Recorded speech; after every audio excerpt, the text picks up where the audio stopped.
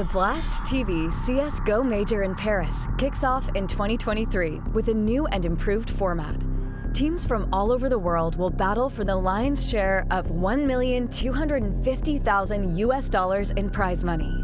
The Major has 3 phases: the qualifications phase, which includes both the RMR qualifiers and the RMRs, a playoff phase consisting of challengers and legends, and a finals phase called champions.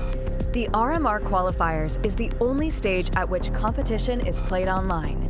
For the RMR qualifiers only, the 3 regions of the CSGO competitive ecosystem are subdivided. This means that for Asia, China, Oceania, and the Middle East, including Africa, Asian qualifier. In the Americas, North America and South America have separate qualifiers. It is only in Europe that competition remains continental with no regional subdivision. Teams that reached the Legend stage at the Rio Major are invited to their region's RMR. All other teams will enter either the open or closed qualifiers for their region's RMR, based on their position in the Valve regional rankings on the 12th of February 2023. For the RMR European qualifiers, the team ranked 1 to 16 advanced directly to the closed qualifier, with all others entering 2 open qualifiers. 8 teams advance from each open qualifier to the closed qualifier, which is played as 2 16-team tournaments with 18 teams advancing to the RMR. For the Americas, the teams ranked 1 to 8 in each subregion are invited to the closed qualifier, with all others entering 2 open qualifiers in each subregion. 4 teams advance from each open qualifier to the closed qualifiers, with 7 teams from each closed qualifier advancing to the RMR. In Asia, the teams ranked 1 to 4 in each subregion are invited to the closed qualifier, with all others entering an open qualifier in each subregion. From the open qualifiers, 4 teams advance to the closed qualifiers, with 2 teams from each closed qualifier advancing to the RMR. The RMRs take place in April and are played offline in each respective region. The European and Americas RMRs are a Swiss format, with the Asian RMR played in a double elimination format. Initial matches are best of 1, while all elimination and qualification matches are best of 3. The Asian RMR is an 8-team tournament with 2 teams advancing to challengers.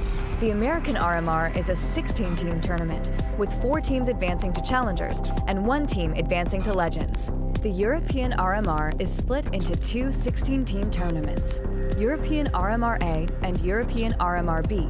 From A, 4 teams advance to challengers and 4 teams advance to legends. From B, 5 teams advance to challengers and 3 teams advance to legends. 1 further team advances to the challenger stage from a last chance playoff. Find schedules, team info, articles, and the best live viewing experience of the Blast TV Paris Major on blast.tv/major.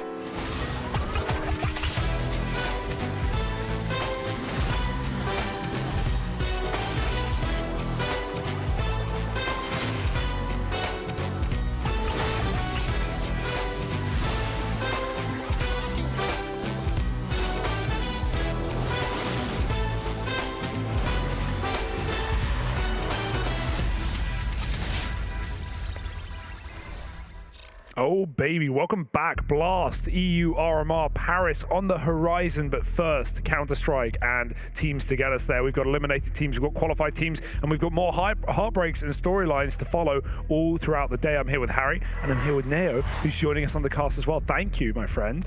Let's break it down though. We've had a few mad days here so far in the EU RMR. Yeah, and we've locked in 2 qualified teams as well. Heroic, I think we can all say an expected team to make it through, but 9, to some, a surprise. Take a look, of course, over towards Heroic. Celebrations all around, but I think for the most part, you know, it's pretty mild for Heroic. They expected to come in towards this RMR 3-0, and I think they weren't really all too tested. There was a couple of moments where it got a little bit shaky, shushing the clutch versus Aurora, really kind of closed them across the line. Even Monte pushed them the distance. However, they still performed the way we'd expect. Yeah, Heroic again proving themselves to be fantastic teams at not getting upset by underdog rosters, and there's something to be said for that with how many crazy upsets we've had at this tournament, and 9 have been a huge part of it. A 2-0 over Vitality yesterday, unbelievable performance, beating G2 in their BO1 opener, and of course Hades with some mad stats as well, not losing any opening fights, dominating both ZywOo and Monte. There's something to be said for this Polish player. Yeah, I do know. I mean, the storyline for 9 and the fact that, you know, Poland has a team to get behind again at the majors, not seen since the VP squad of old, man. It's a very, very cool time to be living in, and it is sick as well. Like for the kind of Hades individual, you know, I don't even want to say redemption arc, but no, I guess it is redemption, redemption. Right? Yeah, back to tier 1. Yeah, back to tier 1 with a Polish squad. So yeah, very, very sick. But while we've also said congratulations to some teams, we've also had to say goodbye to some. iNation down there 0-3, they ended up falling out, and alongside them, perhaps a little more surprisingly to some, Team Spirit. But this is a team that has kind of been in a bit of a decline, in a bit of a free fall as of late. This was sad, man. This was a sad day yesterday. Yeah, it was a sad day. I mean, this is a squad that have had, you know, post kind of the pandemic era, normally had a good track record at majors, right? So to see them not making it through the RMR, it felt a little heartbreaking, and you could tell even to the players. You know, we had that very kind of emotional interview with Magix where you could tell that it was all a bit overwhelming. I think same can be said for iNation. I mean, no one wants to be leaving 0-3. No one wants their run to come to an end like that, but it had to happen to someone, and those are the 2 teams that it happened to first. I think that iNation is more expected, right? I don't think they came in with you know, the highest expectations. They were just happy to be here as the first full Serbian roster. iNation making it to an RMR event. But for Spirit, man, back-to-back playoffs, the previous 2 majors, that's a disappointment. There's definitely something not quite there with Spirit. Something's not clicking anymore, and I think there's definitely a world, and I've seen arguments where people are making conversations about potential changes coming through. I don't know if that's necessarily a needed thing for Spirit, but like, at the end of the day, it's not actually a bad thing as well if that does happen. Spirit have got one of the best academy teams in the world right now. Dunk and Artfrost coming through. They've got the talent already locked into contract, so if needed, they can bring people and start to kind of trial things prior to CS2 and all of the rest. But yeah, credit to iNation. I think for iNation even getting to an RMR, that was a monumental achievement for them. Yeah, and hey, you talk academy teams. Well, we've got some rosters that have been fairly familiar with these young players as well. Nib are one of them here, sitting in our 1-2 matchup for elimination. But who are they playing? None other than the Danes of Astralis. Of course, Config taking on his former team. All the madness of that storyline we'll be breaking down in a minute. But I don't know, guys. What are your big surprises? What are your high highs for the day? FORZE and Monte in that top spot. Cloud9, G2. We've got some crackers today. I've got to say, those top end of the games as well. FORZE Monte, that is kind of a battle of mindsets. Jerry kind of taking on Waro there. Waro very aggressive later in a way, but Jerry likes to be a little bit cool, calm, collected, allow for his youngsters to do all the work. I'm really looking forward to some of those games. I think even the Cloud9 G2 one is a very tough one to call, just because sometimes Shiro can just have one of those days where even G2, even Manesi at his prime, Nico as well, Hunter are going to struggle to stop this guy individually. Axel as well. So that game going to be seriously spicy, and Big and Vitality's around it out as well. With that again, Crimbo started to really step up in towards the table. I mean, who knows? I think you know, one of the sadder things in the bracket is that Aurora are down 1 and 2. I think when you kind of look at the games that they've had, they've all been super close, right? That they've had 2 30-round matches versus Heroic and G2 to find themselves down here, which is, you know, phenomenal performances versus top squads, obviously, especially when you factor in that we know Heroic were able to then bring breeze through the competition 3-0, right? So I think Aurora have had some fantastic results. That's that first matchup over on the other stream, playing versus Eternal Fire. We're going to be looking at Astralis NIP as we keep as we kind of turn our attention towards the teams arriving. Astralis first guys out the truck. And smiles all round. I was in the elevator with Glaive. He seemed to be in high spirits this morning. We had a little chat on his way down. He was bigging up Buzz to me, which was a nice thing. And on the other side, NIP also pulling up Config, chance to play versus his ex-team in Astralis and potentially eliminate them as well. I'm looking forward to this. I mean, it definitely is going to be a continuance of a redemption arc, but I think what we're looking at here is both of these two sides not playing the way that they should be. Both of them massively underperforming. We've been talking about entry starts over towards Astralis quite a lot. It's been a very prevalent factor coming through. And over toward NIP, the kind of inability of certain individuals to really step up to the plate when it matters most. We're still yet to see really what Hedrick can provide and what he can prove of himself in a tier 1 capacity. I think for this NIP side, on paper, there's a lot to love. We just haven't seen them click just yet, and of course it's kind of now or never. Yeah, at least for the names alone, right? I think you have higher expectations of more so on Nip than Astralis. I think Device has been in great form at least, but obviously Harry managed to speak to some of the boys earlier on the Nip side, so let's see what they said. All right, so we're joined with Config now. Obviously, getting the elephant out of the room, you're playing versus your ex-team here. You know, thoughts on kind of today's matchup versus Astralis?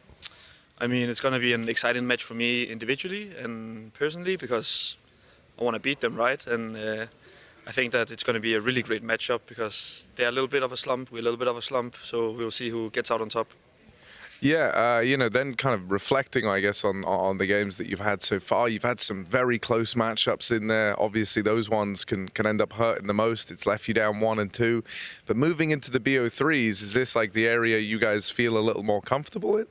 I definitely feel like BO3s give you more leverage of doing plays, and when you have a bad start in a BO1 where you go like 7-1 as we've done a couple of times now, you definitely have more trust in your teammates and trust in your plays. But yeah, I feel like we're more confident in the BO3s. I think every team would be. And I guess like final thought would be, you know, Hedrick within your team, obviously going to go head-to-head today versus Device. There's a stark difference in kind of experience there.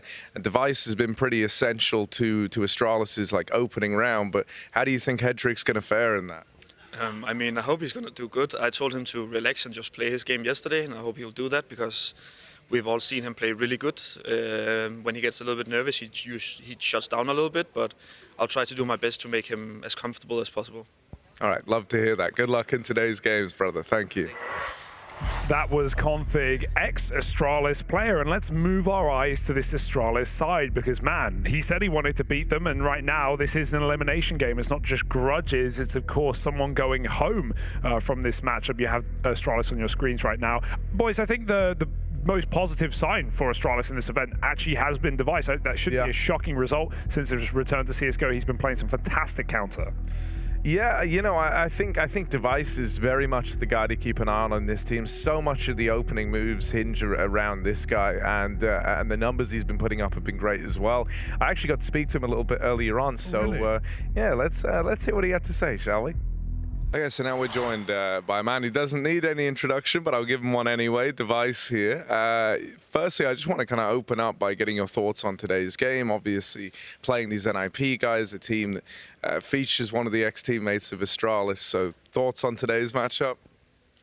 I mean, for me, it's obviously an important game. We play for our tournament lives, as we did yesterday, so no matter who we were going to face, it was going to be really important. I didn't play with Config myself, so it doesn't mean so much to me who we're facing. It's more or less about ourselves and our mentality and that we really want this. And you individually, you've been a kind of big part of the opening moves for Astralis. You sit actually as the top-rated opening player in the event. In spite of that, Astralis have kind of struggled at converting 5v4s whenever you are able to provide them. Could you give us any insight as to maybe why that is, or what you think is maybe going wrong for the 5v4 rate to be a little lackluster right now for you guys? I don't know.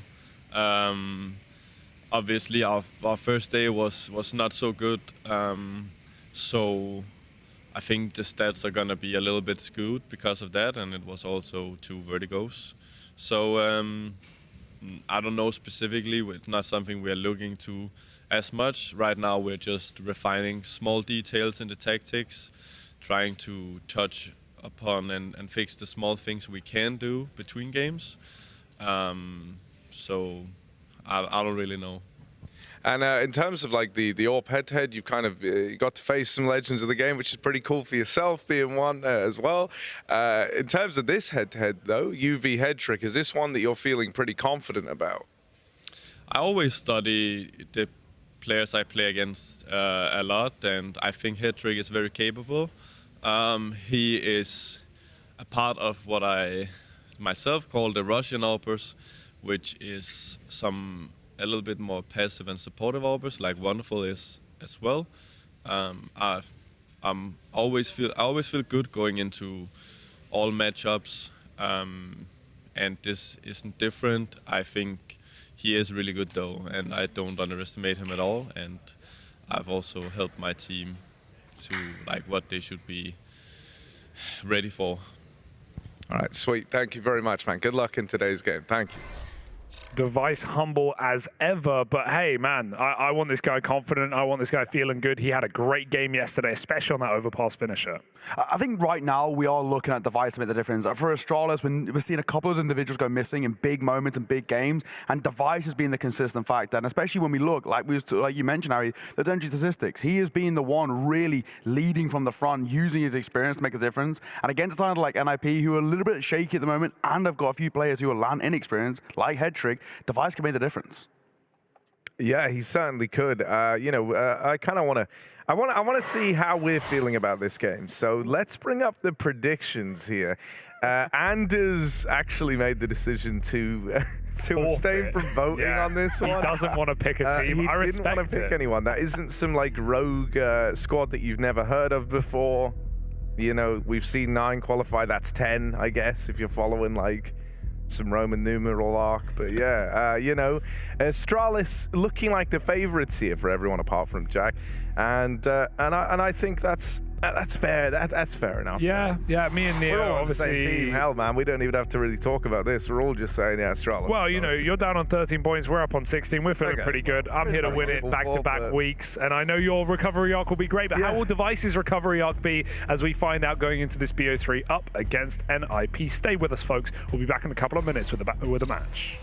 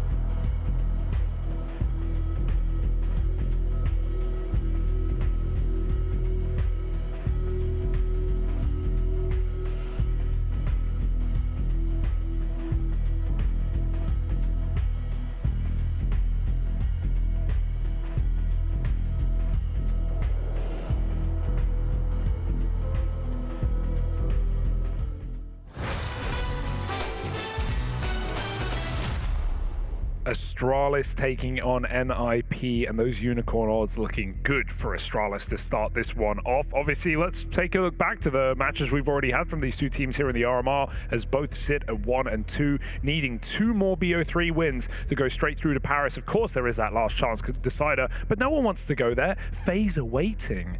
Obviously, with previous results, Astralis taking down Spirit 2-1 yesterday and surviving, starting their attempt at a reverse sweep run after losses to Vitality and Eternal Fire. And of course, NIP also losing to Vitality, but throw a FORZE in there as well. And a win over the Turkish side puts us right here, ready and raring to go. Device looking ready, and always got a good posture, does this guy. Maybe some AWPers should take note. I gotta say, the Veto is pretty interesting as well. I think it's definitely something to bring up in towards the conversation. Nuke, Vertigo, and Overpass. Nuke picked by Astralis, Vertigo picked by Ninjas in Pyjamas, and Overpass is gonna be our decider. This is pretty interesting just how things are panning out overall. These are two maps that both teams at times have not liked playing. Ninjas in Pyjamas don't really like playing Nuke all that much, and Astralis on Vertigo is a little bit of a problem for them. Overpass and a map in which Astralis have a 7-map winning streak on. Right, a Rambo in this pistol. Zip gets that entry. It's Rez pushed back. And Astralis have ramp control. This is a perfect start to a round. They can fall back, try and fake things out, slow it down, drop B. Let's see how NIP respond. 2 go lower immediately. Not much hesitation from Config. When is there ever? He wants to bring the heat. Oh, already, one up close. Blame F to 4, looking for more as well. Caught by Buzz. And now they've got space down towards that B site. And I think, honestly, for Ninjas in Pyjamas, trying to get back down towards B is going to be so difficult. They're going to be locked down in the post plant. They're panicking already, but Astralis want nothing to do with this B bomb site. Back to lobby, back to Glaive, who's been masterminding this whole round, and no one is on upper at the moment. Rez is back in CT, so Astralis could just creep into that A site, and that'll probably be their pistol. Can Rez hit some fine shots with this USP as he rotates in at the right time? He's going to have to stand and deliver. Rez, here they come. He spots them moving in out of the hut, and now they know he's in heaven as well. Can't really re-swing here, but he's going to have to try and find something to get this man up the vent. Alexi flashed for this fight, and he will win it out over Glaive. This turns the tide into the 3v3. Over in lobby, Zip lurking in the back line will deal with Alexi up through the vent, and just Brolin left now in the 1v3. Astralis, they've dealt with this at every turn. Now, one player between them and a decisive pistol round win. They keep 3 alive. They slow it down in the mid-round after getting that ramp control, go back into the A commit, and it ends up working out brilliantly. Good look in the pistol here for Astralis. And, you know, I do hope we can see, you know, it feels really odd to me considering who you have in this team, the kind of legends on Astralis, that when you go and look at it, you know, 4v5s is where this team have kind of had a rough go at it. And I think that's even harsher considering, you know, in terms of the opener here, a lot relies on Device, and he's been doing like a freakishly good job of finding 4v5s for the squad. Flame F in the smoke, gonna get rid of Config. Tried to get into vent very quickly, didn't he? Yeah, I mean, you know, while we say Config was the ex-teammate of Astralis for even longer than that, teammate of Blame F in particular, right? These two have a very long history together, dating back across multiple rosters. Look towards Astralis now. This pretty middling buy, considering what they've brought to the table. It's going to be very difficult. Upgraded pistols, 1 scout for Headstrick over towards Ninjas in Pyjamas and a man disadvantage. Astralis, despite having the couple of MAC-10s, a pretty limited utility, all the room to work with, all the information too. And it's a bit of a gamble stack from NIP over towards ramp. This is itself, it's such a risk. Yeah, just because of how slow Astralis are playing, despite not pushing off of that kill. NIP, I like the stack, right? Just lead everyone together and call a save if Astralis avoid you. Astralis wait a few seconds and they recommit on A. Couple of mollies to clear their corners, and this should be their round. Question is, how much do NIP really want to even dedicate to it? Looks like nothing at all. And that's the right call. Yep. Play this anti-eco, or force buy again rather, than be on flat USPs. There's no need, right? There really isn't any need at all. I think as well for Config, you're looking at him to maybe just keep his funds kind of pretty stocked up as best he can. No real reinvestment back in towards the next round. just make sure, I guess, with Ninjas in Pyjamas, that they aren't hunting on the way up. But then at the same time, Astralis don't really need to hunt. Just make sure their exits are pretty clean. Second round on the board, already T-side, pretty damn good from them. Now, normally when I cast Nuke, I like to say the golden number of 6. If you can get 6 rounds on your T-side, you set yourself up for what is a pretty decent half. Of course, still requires you to kind of come in towards the CT, pick up a pistol, at least make it competitive in the opening 2 rounds of the second half. But 6 rounds is kind of a bare minimum for me. And right now for Astralis, looking pretty damn clean. And this, like we were saying, is a map in which Ninja Pyjamas aren't actually too fond of, both statistically and as we can kind of see with the eye test. Yeah, I think as well, I mean, Go has been getting more and more T-sided the later we get into it with the current meta we're in, with the A1S post-nerf, and some of the maps being changed to accommodate T-sides more. For example, Anubis, very T-sided, not a lot of options for CTs, but as well as Ancient getting widened, we've seen that map close up in time as well. And, you know, I think we've seen a lot of very T-sided games. You know, Nuke is a map where you have so many options, so many variations of smoke walls now, so many different defaults that I think anyone can get any amount of rounds in matches like these. But yeah, 6 is a good place to start. But I wouldn't get worried for Nip, even if it was 7 or 8 for Astralis on the T side. Agreed.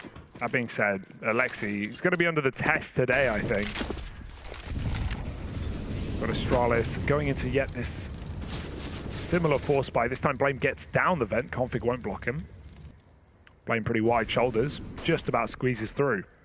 He's going to park up. I like this, right? He doesn't need to do anything. From this position alone, he's got all the room to work with. Anyone rotating is going to get caught in transition. Anybody trying to drop down to join him, going to have a safe route down towards that lower side. I mean, this in itself is such a strong position for Blame to hold, especially considering they know the buy is still going to be pretty low over towards an IP, and they're going to go and join them. This time over towards Secret, but smokes come through. Slight gap to work with, but all things considered, a pretty safe path for the T-side. Yeah, Blame having this early control means Nip cannot rotate down vent, and I think they know that as well. Alexi's trying to flank this last player. That's a great catch onto Device. He won't go for the gun. He's tagged up. Can Glaive grab this weapon? Holding on with the Mac-10, trying to finish the job. They chase this kill, and that's exactly what Alexi wants. These are clean headshots with a 5-7. What a commitment for Buzz to go for this kill right now. If he dies as well, it could be a massive problem, but the grenade lands well.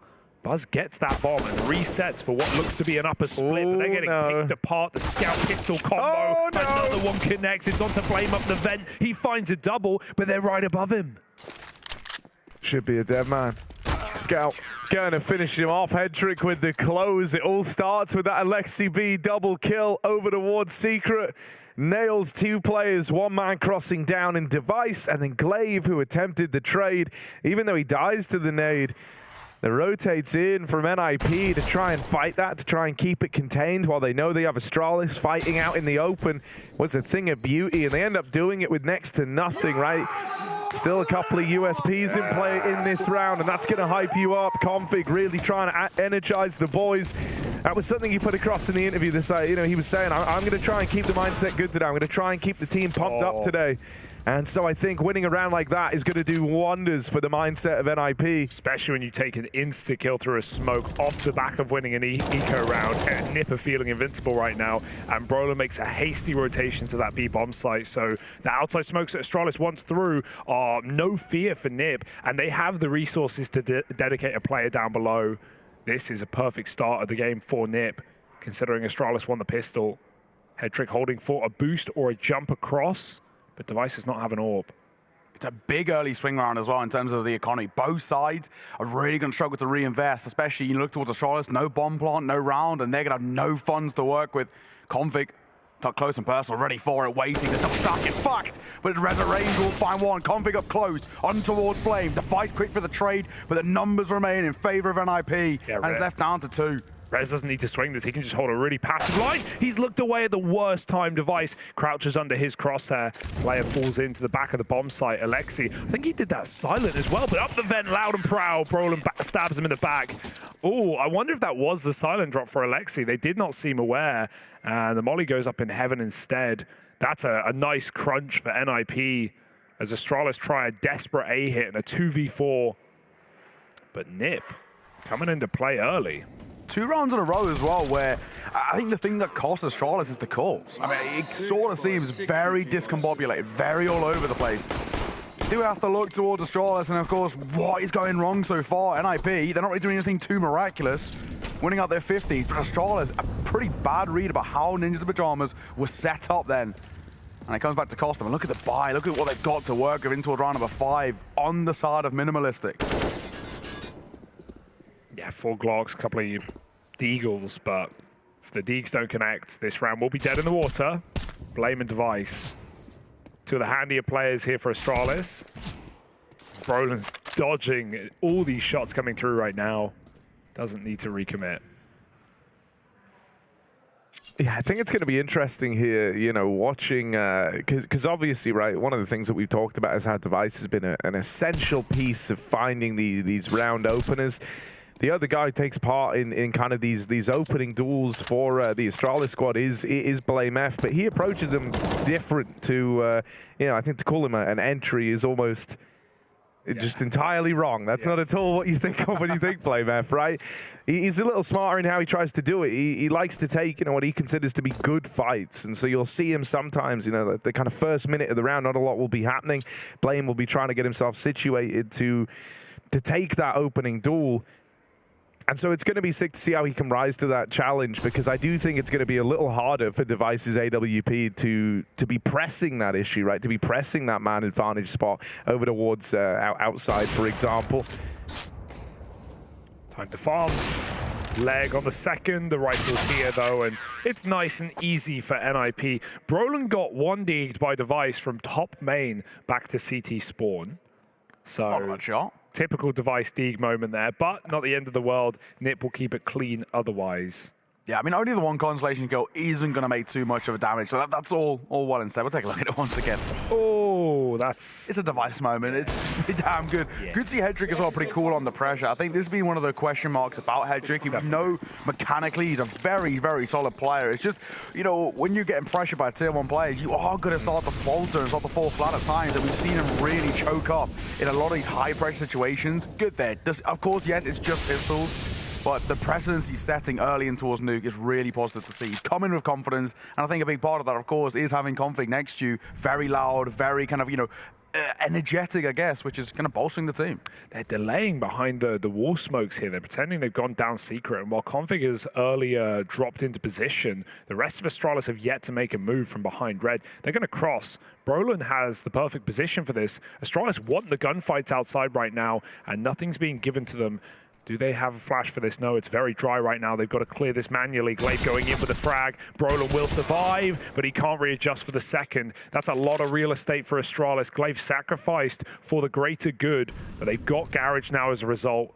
Alexi tries to contain, and Config knows that with them not committing with the smokes, he has room. Device is not holding this play right now. Config will have him on a platter. Bomb dropped, won't overcommit, can trade contact with Alexi B, who's starting to make his move out hell as well. And this has all gone very weird for Astralis. Alexi, I mean, what does he do here? Trying to reclaim a little bit of the space could be awkward. He doesn't want to overstep or overextend, but the bomb being dropped is everything that NIP need right now. Pixel peeking as well. Anyone crossing towards main going to get caught in the crossfires. It's not really looking for kills, it's just information, but especially if Zip's going to park up in the gap, he's going to make it work. Zip will fall, Alexi B, freest kill of his life. 15 seconds, they've got to go now. Rez stops them, and nowhere to go. Config flies up the vent. He's looking very oppressive in this game as Config, unrelenting with the aggression at the right times as well. These vent climbs for Nip have been claustrophobic, but they've been getting the job done. And I like that trade of contact for NIP. Alexi gets all the info with that first kill through the pixel gap and doesn't need any more. His team know exactly where the bomb is going as a result. Right now, things are looking very good for Nip on Astralis' map pick. 4 in a row from them as well, right? I think once again, the point we were bringing up earlier, the question marks about the call, like what is the strategy coming in towards that round? It falls flat. And the second they're forced into a mid-round call too, when the bomb gets dropped over towards red crate, they have no idea. They're all over the place. And NIP, all they have to do is just pump the brakes. It's been some very slow and creeping rounds for Astralis. I hope they have they're able to show us some speedy AXEC in this half, something quick on ramp perhaps with the pistols here. Hedrick's been AWPing it mostly out of spawn, which is not always the case. You sometimes like to have your AWPer take those easy, quote-unquote, easy fights outside, but Astralis frequenting utility. They're going to go for the A-rush. Yeah, straight in, straight out through the hut. Good damage from Glaive, but Rez is going to trade that out still. This isn't contained yet. This one could still spill over. However, Brolin and Rez coming in together. Nice. They look to regain control over this. They put a stop to Device in that 1v3 attempt. And that's now 5 in a row for NIP. That was a super light buy as well. They didn't have a lot behind that. A nade on door, a main smoke, and a couple of flashes is all they brought to the table. But they get 3 kills from it. It's yeah, you know, I think for NIP, this is relieving to see. I think they're going to have to do a lot of their legwork here on the CT half, and they're well in the right direction of doing that now. 5 consecutive rounds, but we do have that AWP for Device finally coming out. And for me, he's been kind of the most important piece of the puzzle for this Astralis squad. So let's see what he's going to try and do with this AW. Hedrick's had a few moments where he stepped up to the plate, but he's mainly been playing over towards ramp. This time, the big fight is going to be between those two. That's going to set an early precedence as well. All in play for both of these two sides. And who comes out on top of that early fight? Swinging through, big flash from Rez, and it allows Alexi the freest kill. Blame F to fall, and Ninjas and Pyjamas, who are 5 in a row, on track for 6. Yeah, and there's that deep molly there that trapped Blame, forced him to eat the flashbang. They go again into Garage. Brolin, that's an unorthodox angle, though. He wasn't holding the main cross, and so Glaive didn't expect it. Device with a missed shot. You're not going to get another chance. Alexi puts distance between himself and the AWPer, and Rez plays behind a smoke with a slight gap. He could see feet coming through. Rez on a headshot angle. I like my chances, but Zip nails the shot on the smoke fade. Molly on the vent, and Astralis have the B site for now. Yeah, Alexi's moving down here over towards ramp. The rest of his team, though, looking for a vent rotate. And right now, this is being held by Astralis. If these players try and vent drop and end up getting churned out by Buzz, and this is going to be a very, very tricky spot for NIP. That 1 kill out of ramp might pull Buzz away from the vent angle, and that's going to allow the second man to sneak in. Head trick. Oh, no, that's only the tag. He will finish the job. Buzz gets out, and Brolin's going to find him. NIP with a convincing retake as they flood down towards lower. And I've got to say, you know, I feel like they've came into today with a great understanding of kind of what the scary parts of an Astralis T-side are and where the limitations lie. I like that Hedrick has been leaning ramp with the AWP. I think considering how essential Device has been in opening fights for Astralis so far, give him as little as possible. Give him as few of those fights outside as possible. Thus far, it's been passive holds over towards the back of Garage. That's kind of been the staple for NIP to open this up. That's going to make Device's life that much harder. He's not going to get given these outside fights. He's going to have to look elsewhere and roam a bit with that AWP. On top of that, you know, for Hedrick, that ramp fight with the AWP is a very comfortable one. You know, you can get a couple of shots off before they close the gap. So I do like what we're seeing from NIP, and I think this is a very effective way of kind of limiting the damage Astralis can do in the early round. And on that note, I think it's extremely important the config dies for Hedrick. They're going down vent first because of where Hedrick's been playing. As soon as Buzz gets that vent kill late, he turns around and Device runs past vent as well. They don't expect the AWPer to come vent late. He doesn't drop. He sneaks down the ladder. He knows he won't be expected. And yeah, it looks a bit scary as he legs Device, but finishes the kill, and a very important one to stop that AWP at the post plant. Nip in full control right now, 6-2. Another wall for Astralis, a wider one, but Brolin's been opting for these outside smoke spams. The 1A, 1S looking for that free damage. He won't find it yet. Config takes an early path towards B again, and he has been keen down the vent in this game. Astralis flash into main, but of course, as you said, Brolin back Garage every single time. Rez catches Blame, who gets through the door, trading positions in the smoke, and it's a bit of a mauling right now. Device very low, and this ramp push is coming. It's comfortable Counter-Strike coming through from Nip. Hedrick, aggressive, I like it. He's been parked up in towards back ramp, this time takes initiative. Device to fall, he's Buzz, the youngster, the new boy, all alone, and he gets deleted by Config. It's such a solid round. Comfortable Counter-Strike being played by Nip right now. That's 7 in a row from them on the CT side, and things that were looking initially pretty good over towards Astralis, now really in a rough spot. And they've called 2 timeouts already, and still the core problems for Astralis haven't been fixed. Yeah. The second their initial plan fails, mid-rounding, they're all over the place. You can see them space out, very, very dejected in terms of what the plan is being brought in towards the round. And I mean, Nip, they're just playing very fundamental Counter-Strike right now. Waiting, crossfires, and it's working. Yeah, Brolin's reposition was great as well. He spams from close main through the smoke, but then he immediately again goes back garage, and Glaive was never ready for it. Glaive is getting bullied by Brolin right now in the yard. Another round where he finds that pick. They will make it down, but Brolin's going to hear these footsteps running amok into B. Alexi trying to get posted. Headtrick needs to be careful because this ramp lurk is in play. Did he see him? I don't think he did. Blame looked like he was on his screen, and Blame's found a perfect timing. He's telling his team to wait. Here's another rotation. Can he just get behind cover? He could not. And Config with that crucial kill leaves Astralis in the mud. That is a real feel-good moment for Config as well. He knows Blame F. He knows how he likes to play. He knows he likes to go for these kind of big plays being made on little gaps and timings being found. And when Config shuts that down in such a decisive manner, right, you know the damage that Blame F could have done from that position, but you just beat him on the timing. And so I think that's going to do wonders for Config. Astralis now 2 players down in this low buy kind of investment. They only have a collection of pistols left between them in this round, falling in favor of NIP. This is dead in the water. Yeah. Upvent, ironically, is their best decision, but yeah, they're going to get mauled if they go. Yeah, exactly. It's just a wild call to make, right? Like, no one wants to dive up the vent with no A control, so you're kind of hamstrung into the B play. You've got to commit here. The Device Eagle, it's always good for something, it feels like. Wallbang him. 1 kill from it. He wants to try his hand at this round still. Device wrapping all the way around, looking for another fight with this Deagle, and he knows he's got a man low in the site, but backstab through Secret. That's the safety net on this round. Headtrick's going to nail that shot, and Zip left in the 1v3, goes hunting for this AWP ramp, but Headtrick's not missing a beat. Nip continue to rack up successes here, and man, I really just can't move past the fact, you know, that it feels like they're kind of perfectly countering the few strengths that Astralis have to rely upon, to depend upon across this game. They've come into this with a very good game plan on the side of NIP.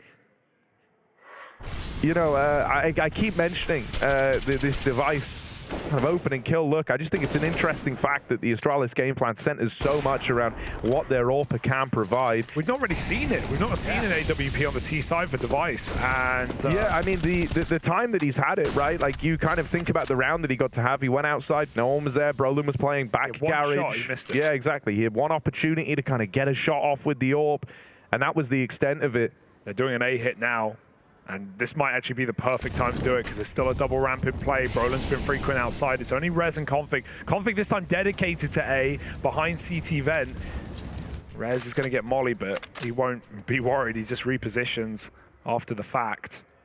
They're going to go for the double pump, a reassessment for Astralis. In comes the util again. Config quickly comes back up the vent. They're here in time. Resin in for a rough spot here. Full blind, there's no idea.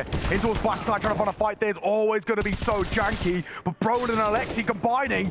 And in doing so, it leaves Blame F all alone. Bomb in hand, 1 versus 3, and he's been spotted 2.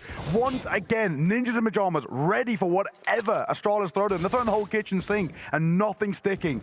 I think one man who's been so consistent, of course, he's doing well in terms of the fragging department, but Brolin, individually, he's been a menace. They're going for a quick A here, but they're leaving one outside to wrap through main, and even still, everything they're trying to do towards outside has been shut down by him individually. Yeah, Brolin's 5-0 in opening fights as well. Wow. Just so many of them coming off of, you know, Glaive, to be honest, getting picked, doing silo drops, running yard, going for these smoke plays. He's been spamming them. A very annoying player to play up against right now, and this tandem between Brolin and Config, the communication has been very good. Config's not been caught out on any lower rotations. It's been looking very nice for Nip. Solid A-hold. Alexi, who was double ramp with Headtrick, gets there just in time off of the second recommit of utility. And Astralis, they've got to be running out of ideas right now. I've got to say as well, I know they've already burned 2 timeouts, but Astralis, they've got to use another one. This is 9 consecutive rounds from Ninjas in Pyjamas, and we're already going to start getting to the place of too little, too late. I mean, if they can't do anything to stop this CT side, there's no way they're going to make it back themselves. Keep in mind, Astralis do not have a tactical coach behind them, right? With their situation, all it's going to do is give them a little bit more time to think, and that goes both ways. Nip can use that time. Sure, they're flowing like butter right now, but you know, this is an example of a time where Astralis would love a tactical coach behind them. Brolin, another opening kill for him as well. That's 6 now. This man in a different position, down towards Secret. It's where he's going to park up. It looks like they want to pop over towards B, and Brolin and Alexi going to combine. Cheeky little door off here for Alexi. when I see this, I always wonder if it's like some mega strat and you've got a lineup, you've done it on purpose. In theory, that could work. Alexi's spotting. He's also fairly safe with his door cover. This is a weird round with the crossfire. They swing one side open, but they're baited into Brolin. That's a nice shot. Device is deagle. The one consistency of this T side right now for Astralis, but is it going to be enough? It certainly doesn't look like it. They just run them down. Nip up to double digits on the CT side. Astralis in the mud still. I need a device AWP on a default going for an opening kill. That's the only thing right now that we haven't seen. This is the beautiful part, though, and this is why I think NIP are even in this position. Like, Device can't get opening kills if you don't give him the opening fight, right? And they've been very, very good at not doing that. We're deep in the game now, and Device has had one opportunity at an opening duel, and he ended up losing it. That was earlier on with an AK as well. That wasn't even with the AWP. You know, I mean, it's not uncommon to see like someone move away from the AWP on Nuke for this T side, but yeah, you know, they're just not really giving you this kind of leverage that you need in the early round. It feels a little brutal here. I mean, he could have got one in this round. He would have been lacking head armor and utility, but yeah. Oh, that's close. They saw the bomb. That's on the map right now. They know the bomb is going lower, and that's huge info for NIP. And Astralis, yeah, when they've been, you know, called, when their bluff has been called on these lower takes and they've gone back up, it's not done them too well either. There's a double lower control again for NIP. They just run the same setup. A little bait and switch, a little crossfire. And Astralis looking for this pick. The boost could be the way in, but Alexi's jumping. It's not an easy kill to offer. Is Device ready? What on earth is that shot for Alexi? Looked like you couldn't see him on Device's side. We saw this yesterday as well, right? At times where no one was stepping up, Alexi will make a difference. He's on for two, looking for more. Alexi's just been a menace down here over towards double doors, and things get worse and worse for Astralis. 11 looming, and Headshake trying to go through at the perfect time. Zip caught blindsided, and leaves Buzz and Blame F in what seems like an impossible 2 versus 5. Yeah, they're out upper, but they haven't even got that bomb yet. And Blame is so low thanks to the nade. Buzz does reposition, but he's got to take a 1v2, and they face together. Blame falls at the same time, and Nip looking ludicrous right now on the CT side. You said Astralis needed 6. Well, they can't even get that at this point. And even though I've had problems with, and NIP have certainly had problems with their T sides in recent times, you saw it as much on Pro League as well.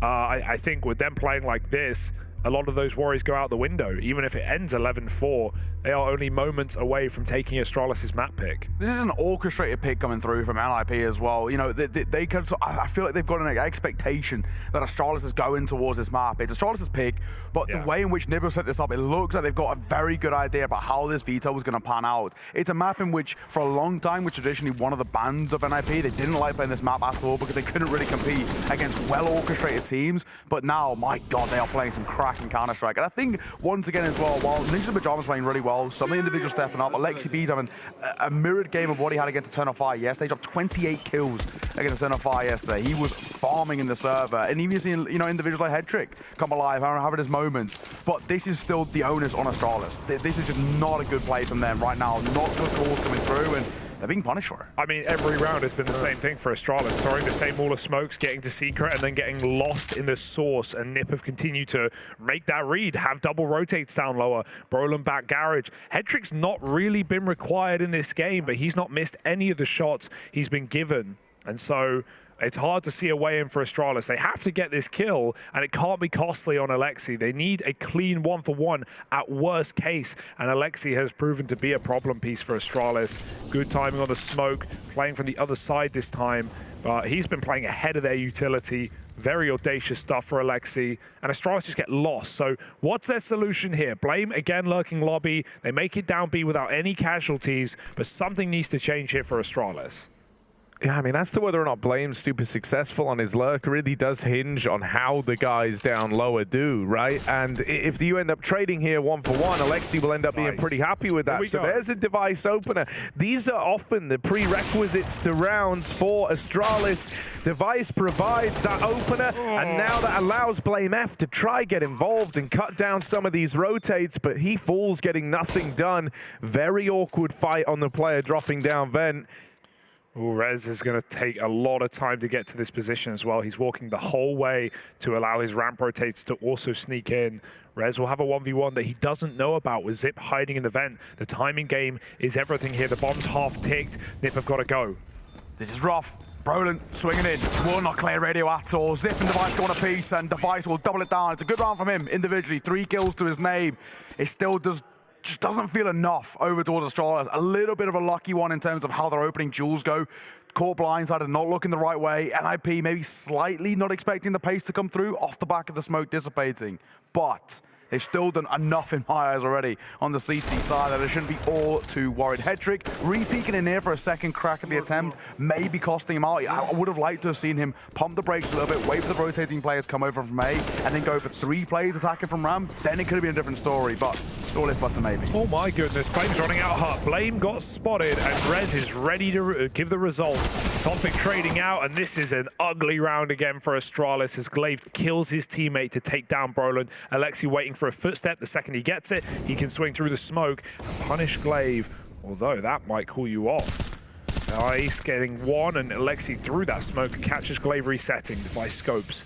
Alexi knows, and he can just tuck in this corner and wait for Device to walk in, but the sword's very quick, however not quick enough. 12-3, NIP with an absolute dominant game right now. We'll have to see if Astralis have anything to show in their map pick of Nuke in a moment.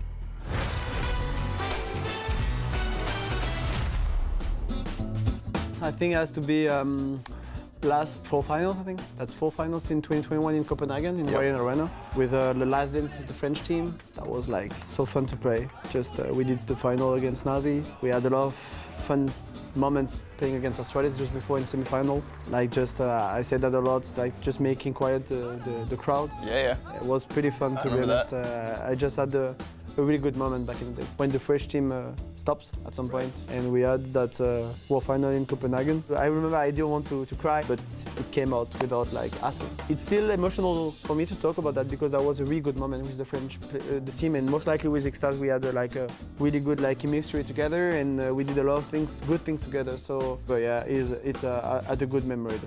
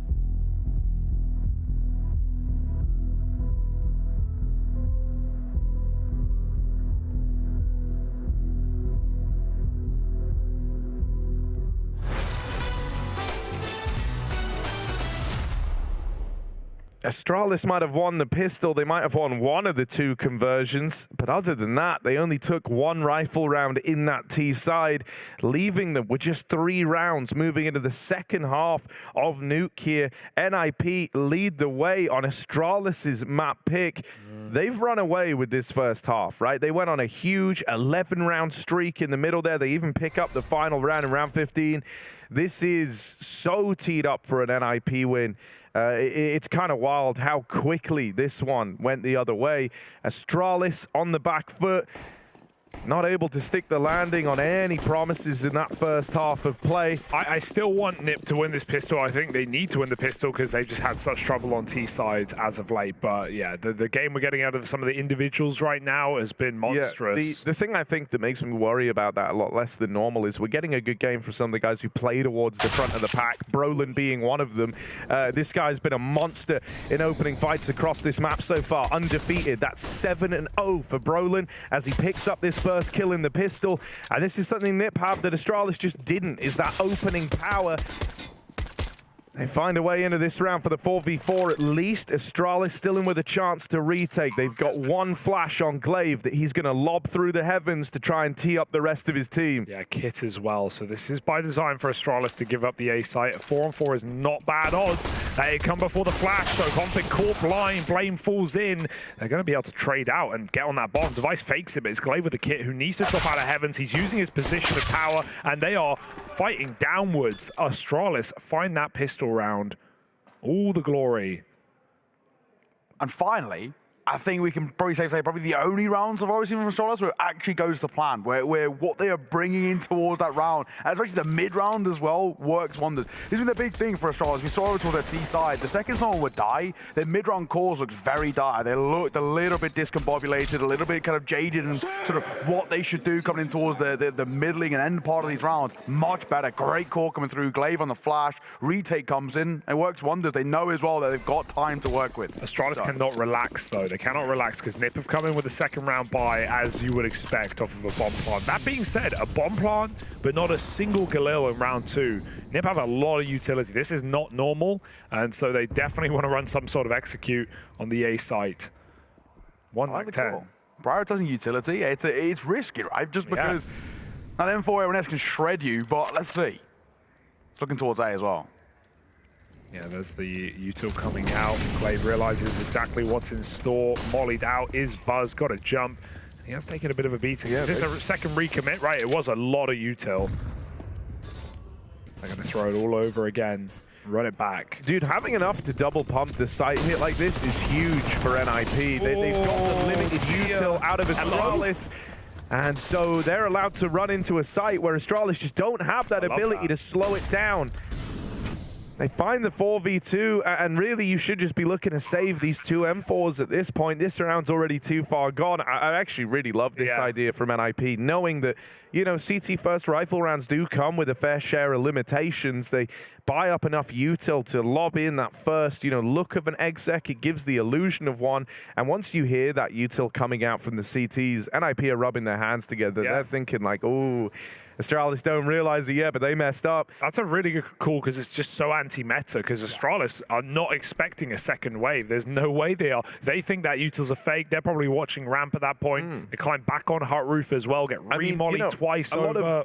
A lot of teams after this, you know, you kind of look to try and bring out Galils and the likes, right? So this round normally is like very strapped for utility at best. You have enough util to throw in 1A exec, and if you get caught by the defensive utility that comes out in response, normally you're just kind of like pop flashing and praying that you can find something. That's a perfect round to make that call on this map and site specifically, because it's a site that is a domino, right? Like you get that first entry on an A rush. It doesn't matter what guns you have. The post plants are so easy to lock down. They can be, at least, and a Nip trade in their favor before the bomb's even planted. So that's a really cool idea from Alexa B, and Nip are set up perfectly now. Defo deserve credit for the game plan that they've come into this game with. You know, I think there's a reason why Astralis are made to look a little silly in this one, and I think it's because Nip have just counted them every single step of the way. You know, that unorthodox second round, the idea behind it is so beautiful, and it works out exactly like they expected. That's a real feel-good moment as well for Alexi, I think, because you make a call like that, you kind of know what you're trying to do, and it all just goes so according to plan. Device with this A1S trying to get stuck in. He has been the one dependable piece. He answers the call with a double, but the response is immediate. Zip dies over towards the stairs, and that's the lower plant wide open now for NIP. Great realization for Config. No hesitation on that quick bomb plant. He didn't even get the reload off. That M4 was out of ammo. Glaive will still find him on a quick backstab. He went down the vent and flanked single door, but there's still a flank on a flank E. Astralis don't know there's a player coming in from above. Sneaking down now is Brolin. Hedrick just needs to buy time.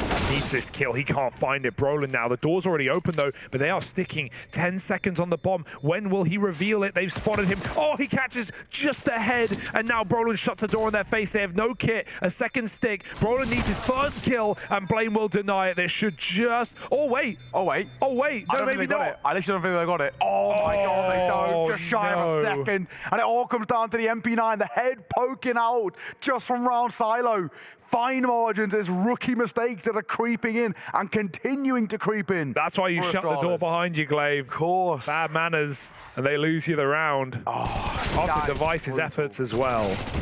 It started so well. And fine margins. 0.76 seconds. And you can see as well, just smiles on the faces. And it's really good to see NIP happy as well. We've seen so far in this tournament, they've not looked really the most pleased with the performance. Even when they won against 10-5, it was still more of a sigh of relief more than anything. Brolin, up close personal, and the wrenchy kill to his impressive tally already. Zip to fall, and this middling buy over towards Astralis is starting to falter pretty quickly. That flick away was very quick. He had almost no time to react to that flashbang, but Brolin not blind. Puts Nip up in a 5v4. Like, think about it for a second. Like, did you have a single round like this in Astralis' T-side where they were still in their very early default and they had a 5-on-4 untraded? And now, like, these are such constricting rounds on CT Nuke where you have to spread very thin anyway and make concessions. Astralis kind of have to gamble. They've lent double ramp, double A. It's going to give Nip full lower control. If Nip, for example, walk down secret, they just win the round. Yeah. So Astralis, yeah, they're going to make a play. It's not a bad call. Glaive going into the lobby, trying to clear things out. There is a player all the way at the back, but Brolin even now has decided to reset. And this is a grimy position to die from, without a doubt. 40 seconds for Astralis. They know it's an outside play. They can read it's going to be a B drop. And so at this point, the realization is kicking in. I think we've lost this round. Could get interesting in this fight, right? Yeah. Not ready for Blame F there. And that's going to bring you back into a 4v4. Worth him going down a lower to at least try and contest for the ground here. Look how late Brolin is, though. Yeah, the late lurk is nice. Although, you know, it is a world where it doesn't carry a lot of impact. Like, if Blame F just multi-kills here, Brolin's never even going to be involved. So, Blame F hiding out. If he stops this plant, could look to win the round, but takes too long to make up his mind. Glaive and Device with the replies, but it is just Device left standing. 1v2. Best man for the job, the one you'd want, and he's led the charge onto Hedrick, but now he's low, he's wounded. And Alexi gonna put him in a casket. 15 for NIP. Map point here on Astralis' map pick, and it's crazy dominant. Nip have come into this with a head screwed on, with a game plan, with a team that is hyping each other up. Config always yelling down the line, really trying to keep the boys in this one. And, you know, I do just think that the huge difference maker here, right, is that Nip, firstly, aren't afraid to take risks. I know that comes with the territory of such a big lead, but my God, they've been taking risks since like round 3, for crying out loud. So, you know, that's one thing. And then they also have like actual opening power in these rounds. They have the ability to open up. Brolin undefeated in opening duels at 9-0. He's won more than double of the opening fights than Astralis have. They currently have what? No, actually, I'm lying to you there. They have 5. He's nearly got double the opening kills of the entire roster. Don't care, doesn't matter. Doesn't matter, does it? 15-4, and this is Nip when their riflers are playing well, and we don't always get this Nip, so let's enjoy it while we have it. I mean, right now, you look over towards Nip, once again, they've got so much time to work with. 1 minute, you know, overall. I think for Astralis, the onus on them to make a difference. FAMAS, MP9 and a Scout, to alleviate some of the pressure. And look at the util too. One decoy, it's all they're relying on. Zip's gonna hit some shots, and we haven't really seen all too much of it in this game. It has been a quiet one, and it continues. Buzz 6 feet under, and I think that's the story for Astralis, because 16-14 is looming. 16-14. I don't think they're going to get anywhere near that close, but take a one away, and maybe it's just that loss. Astralis getting picked apart. It's only Device. He's had a fantastic game, but unfortunately, it does not matter. They don't even give him a chance. Why let the star shine? 20 seconds, they drop down B, and Device is left wandering, left lacking. What a shame to see a legend like this having no support in this map, it's felt like. Drops into the Molotov, and Brolin will end it. 16-4 on Astralis' map pick. A sick start to the series and the day for NIP. They look to eliminate the Danes here in Copenhagen as we move forward to Vertigo.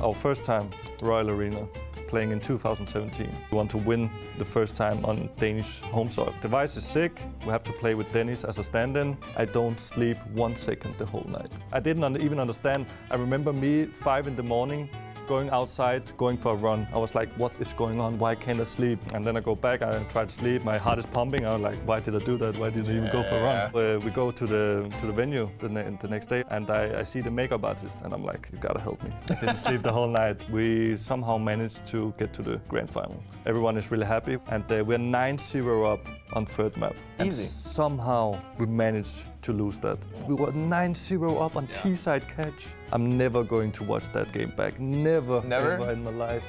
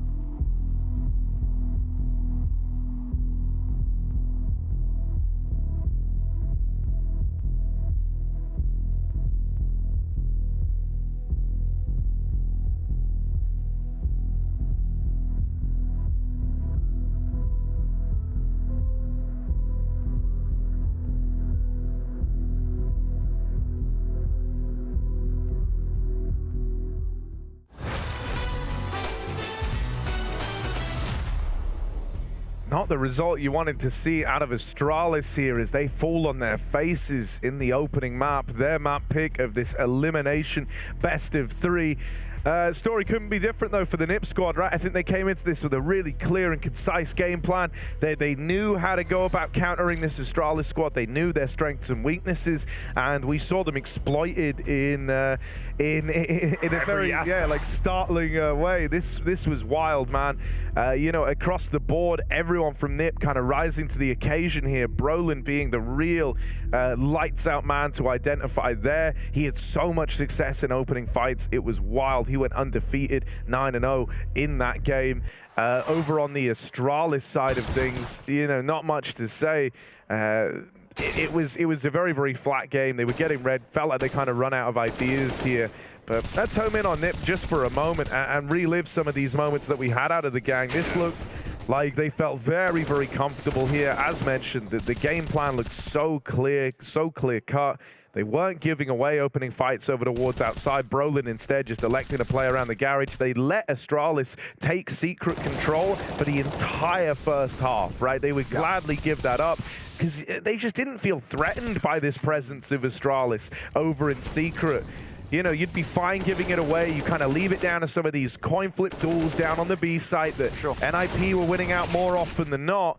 And Astralis never really had the ability to get this map going, it felt like. Yeah, even though Rez and Hedrick played solid and absolutely were not problems for NIP, it felt like a 3v5 game in the sense that like Config, Alexi, and Brolin were just destroying Astralis in the opening sectors of rounds, and Astralis could never get back in. Brolin, you mentioned it in the cast, Harry, 9-0 in opening duels. All of that coming from outside plays, right? Smoke spamming, silo picks, playing back garage and not getting cleared or not getting flashed. This guy was a monster. This is the Brolin that we want to see, that we haven't seen for some time. It was just confidence, right? I think the big thing is that NIP came in with a formulated plan that worked to perfection. Towards outside, Brolin takes the first fight. If they go down secret, which is what they were hoping Astralis would do, Alexi B's down towards double door. And if they double back over towards the A site, Config's playing in and around vent. So we'd always able to double up and meet them there before they can get towards the site. I mean, everything worked perfectly for NIP. There was not a once on towards that CT side where it looked like they got masterfully outplayed. There was no consistency out of Astralis, and now we have to look over towards them heading into NIP's map pick and think, how are they going to dig themselves out of what is an extremely deep grave? And this scoreline 16-4 is even with both pistols for Astralis as well. Sure, they converted the first sort of and then got ecoed by a saving NIP, but then I also want to give credit to Alexi and that call in the second round of the T side, because they lose pistol, they get a bomb plant, they don't buy up Galil armor, which everyone does, and try and duel outside and just hope you trade effectively. They do a double pump exec on A, and Astralis run out of util and get, I can't even blame them, get confused because, you know, I've never seen that before in a second round on Nuke, so they caught them completely off guard. Yeah, it's insane to me that Astralis win both pistol rounds in this game, and this is still the third most dominant win that we've had over here in the Group B of the RMR. The other two games, by the way, are both against iNation, one of those being G2 with a 16-3, and then obviously we had the 16-0, which is kind of a hard one to top, right? So, you know, this was really, really flat from Astralis, and I think they probably would have had better success, greater success, had the preparation from NIP not looked so solid. And you know, I think this is where it's one of these things where it's like, yeah, Astralis might have looked flat and it might have been very disappointing there, but for the NIP squad, I think you have to give them full props for coming into this looking prepped. Real good head on their shoulders. I do just love the way that Brolin was playing over the wards outside. He would never be a source of worry. Also, one of the downsides for Astralis is, like, you know, you kind of got like baited into taking secret control so many times by NIP, who had very good ideas on how to shut that down. And then that, if anything, took away from the 1 or 2 rounds where we saw them go for these faster A plays. Because if you've been throwing the cross smokes every round and crossing secret every round, the rounds where you don't throw them, Brolin would just up and leave outside immediately. And so he would always be there as like a third man to try and assist in those A pops. It felt like wherever you were going, you were running into him. And I think that's because you were making it like pretty damn easy to tell what the look is based on the util you were throwing at the start of the round. So yeah, some huge pitfalls for Astralis, a team that have struggled even in 5v4s, right? Not even that's been enough for them at this event. So when they're starting a man down and those opening picks aren't presenting themselves, of course the ball isn't going to get rolling. I am very nervous for Astralis now, staring elimination dead in the face, just one map away from having their run in the RMRs brought to a close. loads. And let's talk about those opening picks, because this has constantly been the identity issue we've been seeing with Astralis, even before they brought Device back in this team. Like the fact that this team seemingly doesn't have a hard, dedicated entry player, how sometimes it's blamed, but more often than not, we see him, you know, on these kind of inefficient lurks, at least in this game. Yeah. The fact that Astralis seemingly rely on Device to find opening kills in order for them to win rounds is shocking, considering his role. And I mean, I think even in the RMRs, we were looking at stats earlier, like he has 25% attempts on opening duels. That's really high for an AWP player.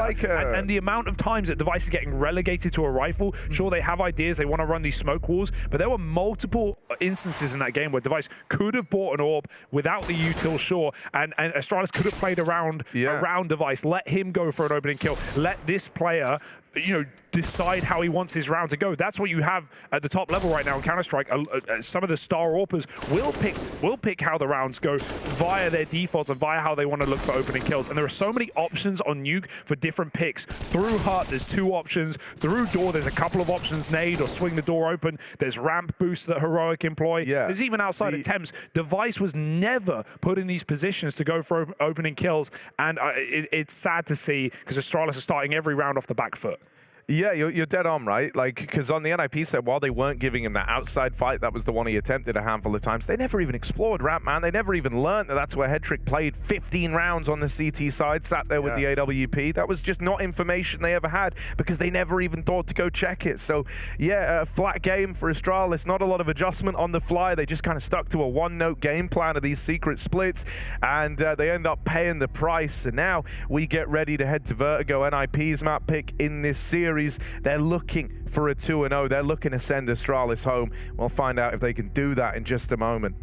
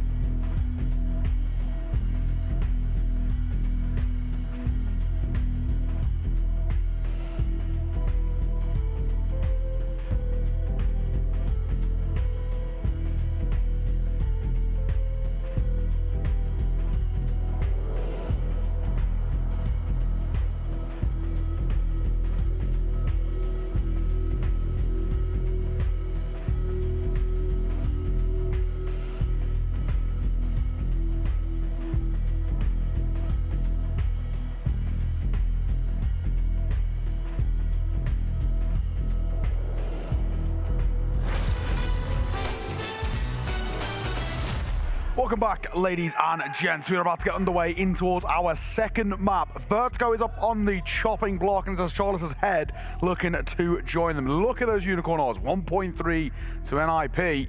And Astralis sitting on a pretty high 3.13. And lads, let's be honest, you can fully understand why. Astralis, apart from Device, never really showed up. And now we go into NRP's pick this series, and their RMR is in complete jeopardy for the Danes. Yeah, map Vertigo, that both these teams have lost to Vitality at this event, but for Astralis, they even lost to Eternal Fire yesterday, and a pretty dominant one at that. So it's certainly not looking good. I think if we do go to 3, there's a world where Astralis actually could argue be favorites for Overpass. Device played a fantastic game, and Blame too yesterday on that map, but we may never get there if it's anything like Nuke. Nip did not let Astralis in, and even look at this pistol round. You know Alexi's done his prep. Nip heading towards B. Buzz is very passive, looking to bully the new boy. Yeah, he is going to be tested here. They might even go for a split here, but this would bounce back against them. There's a big gamble stack coming through from Astralis in towards mid. A lot of util being dropped over towards that B site. And Config, he's going to take the first fight. Head tucked for Zip. Glaive on the angle. Blame F round the corner. Julie pulled out, and it's in for the first. Looking for more as well. Hedrick going to hightail it, and it'll be chased. Blame F, a double to open things up, but the bomb will go down. Rollin squeezes that kill out. He's going to go back for more. Over the top of the smoke, and he finds a second. Blame caught out. Panic firing. There's a quick flank for Device. It's getting hurt, though. Oh, what? How? He wasn't even looking. That's a despicable shot. Glaive in a 1v2 now. Poised by Device, but Brolin has the gun for the job. Glaive needs an instant kill, and it's not going to happen. I want to see that Device shot again. That was despicable, but it still does not matter. Nip with a pistol round, despite that mid-stack. Everything looked good for them as well in terms of how Astralis was setting up. It was the right call. They know there's going to be a split on towards the side. It's a question of is A or B. That shot from Device is absolutely disgusting. So quick from him. But how have Astralis lost that round? I mean, for NIP, getting the bomb down, even that seemed like a massive win in what was going to be a lost round. And somehow they flipped the script and turned it in their favor. Another pistol round going the way of NIP, and look at the buy over towards Astralis. Just a couple of deagles to work with. I'm very worried for Astralis. Just the fact that Nip did that double nade on Tetris and Pistol shows you that they've been, they've been doing their prep, they've been doing their homework, so they're ready for some things here from Astralis. How much, though? Device, death, taxes, and Device hitting 1 deags. He will find a kill. But Nip is still going to run and execute, and the pistols will be made useless here. Buzz grabs like a lil. He's a far shot away. And if Nip fake the bomb, they'll be assured in this round, but they've got the players close to stick it. Nothing can stop this. Even a boost up for Hedrick as well. So this is Nip going 2-0 up. Buzz saving the Galil. And Astralis giving it another go.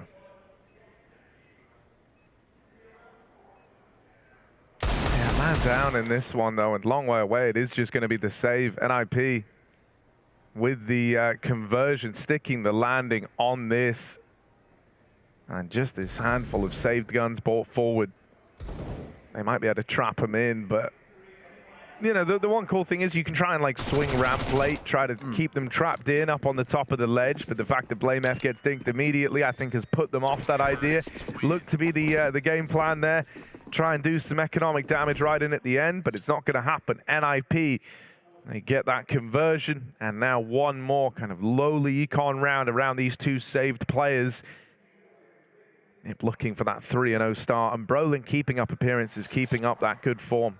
Bodes well for NIP here on their T side of Vertigo. Just to mention as well, while we've been having a very one-sided affair, over on the A stream, Aurora taking on Eternal Fire, 14-13 in map number 1. That one looking like it might go the distance. And this two sides brawling it out, spamming the smoke, rolling out to 52. Opening stats for him were flawless, but not going to be in the case in towards Vertigo. Blame F will find the first, spams the smoke, Brolin to fall. Numbers go in favor of Astralis, but for NIP, technically speaking, we consider this to be a bonus buy. Yeah, they've still got that Mac 10. I'm going for the boost up, won't commit. That's a good sign for Astralis to kill Brolin early, especially with how much of a nuisance he was that previous map. Whether that will remain is still under question. They can throw an exec here, 3 smokes, 2 Molotovs. Options are plentiful for NiP. Astralis, though, look to play ahead of the utility already. Blame's still on short. Device jiggling on the bomb site. They don't really have util for the retake, so Astralis want to thin those numbers early. Device gets one more. Blame going to try and swing with him. He won't find that kill. They're caught off guard. Peek on the short side. Config, perfect timing to take down Glaive and equalize. NiP have suddenly flipped this on its head, but they're uncertain about the utility. 1 Ellie smoke, 1 site smoke. Ugh, awkward molly. An open chasm for Config to fight, and he will find Blame through it. Buzz trying to trade this kill. Config is lights out right now. And there is no recovering this round for Zip. He's got to save, right? Has to keep that M4 in play. There's just no way he can make a 1 versus 3 work, especially considering no util. No util down either. Both sides struggling. Late round there after the bomb goes down with util. But even the T side as well, same we said over towards Ninjas and Pyjamas. If things went south and a retake started to occur, they would have nothing to keep it at bay apart from firepower itself. Well, for Zip, he'll park up. Hope someone rotates over towards mid. He won't be given any love over there.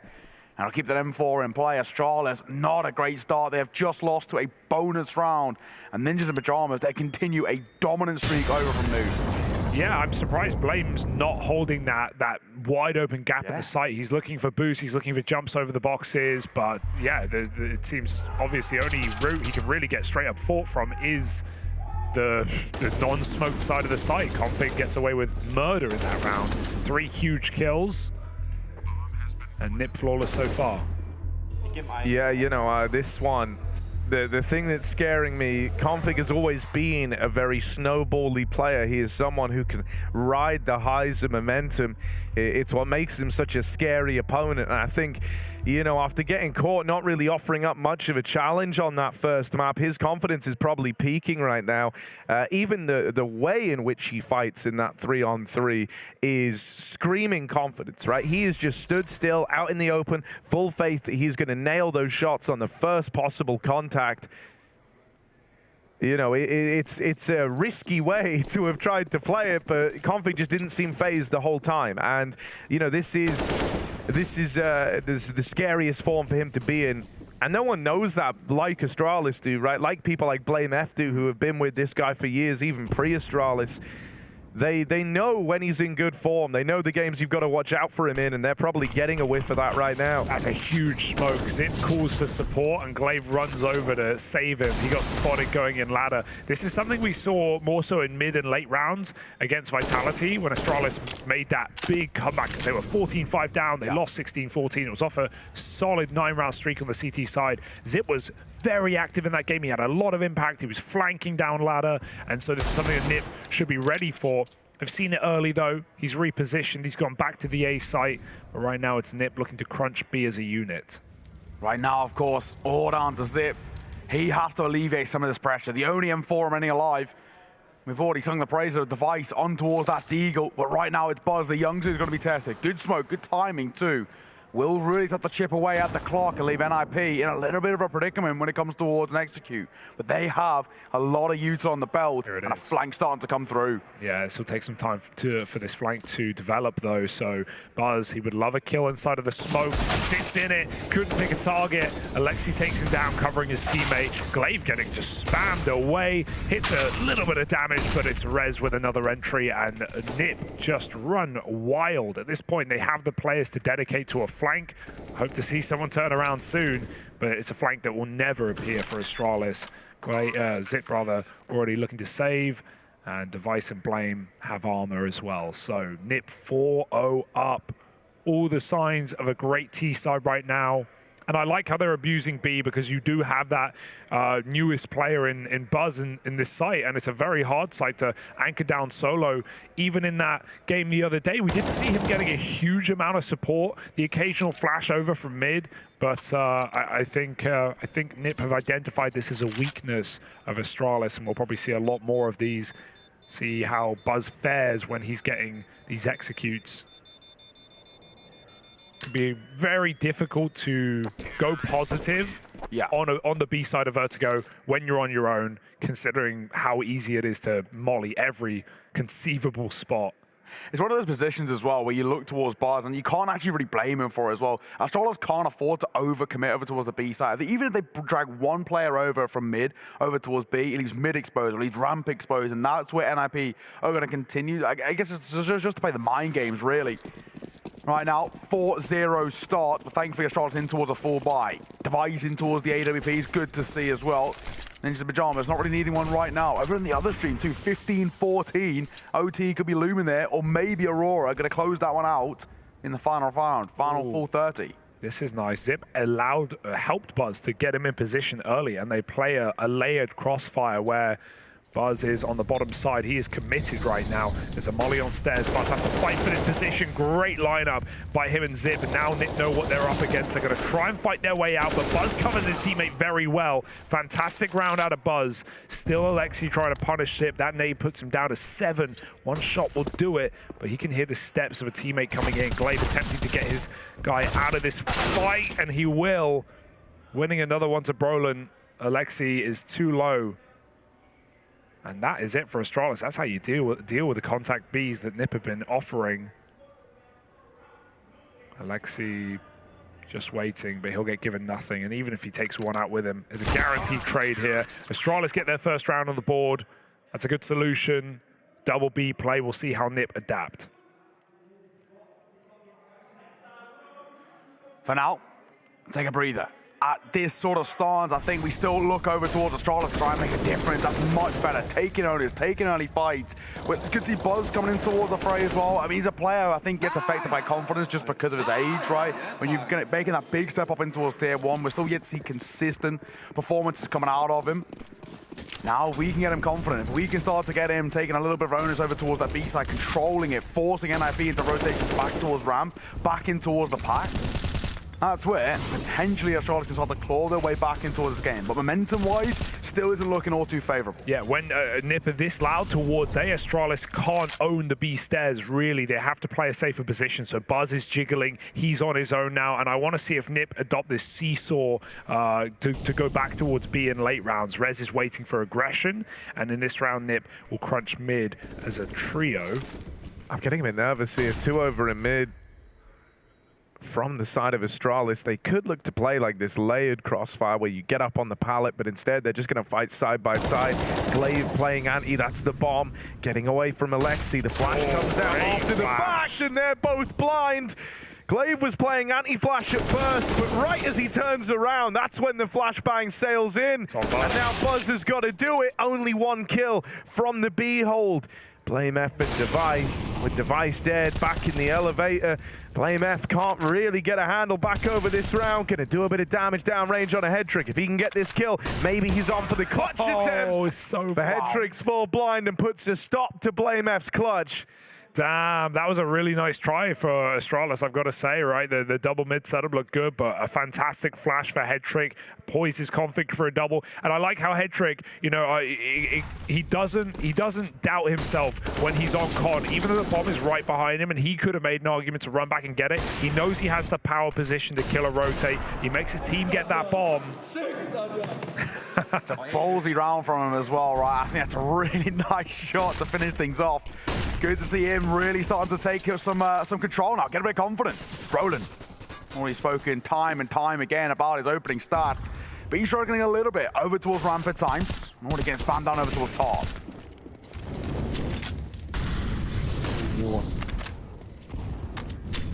NIP, they're more than willing to kind of brawl for this ramp control. And I want you to just kind of bear in mind how NIP are approaching ramp, right? How the kind of look is for them right now, right? Even though there was all this util down, even though Astralis were kind of triple facing, NIP were down a reply with utility of their own, take some risks pushing through it with flashes to try and take this real estate. And just bear that in mind for when we see this Astralis second half, so we can compare and contrast this. Brolin, another opener to his name before Blame F trades it, and he's boxed in over towards the sandbags. That one-way used against him all over again by Alexi B. Love that. Gonna keep the advantage in the NIP squad. Everything slows down now for a moment, but an explosion of contact's about to come through on the short side. Nice. Device only 1. The trade is immediate. Rez pivots.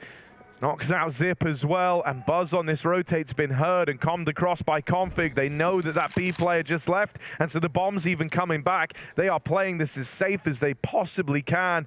Buzz should realize that someone might have slipped past him here. That would be the only reason why you would rotate the bomb out in this situation, and so he decides against going back through the spawn. Plants coming in, and Buzz looking for the save is going to get denied. Man, you know, lights out from Nip here.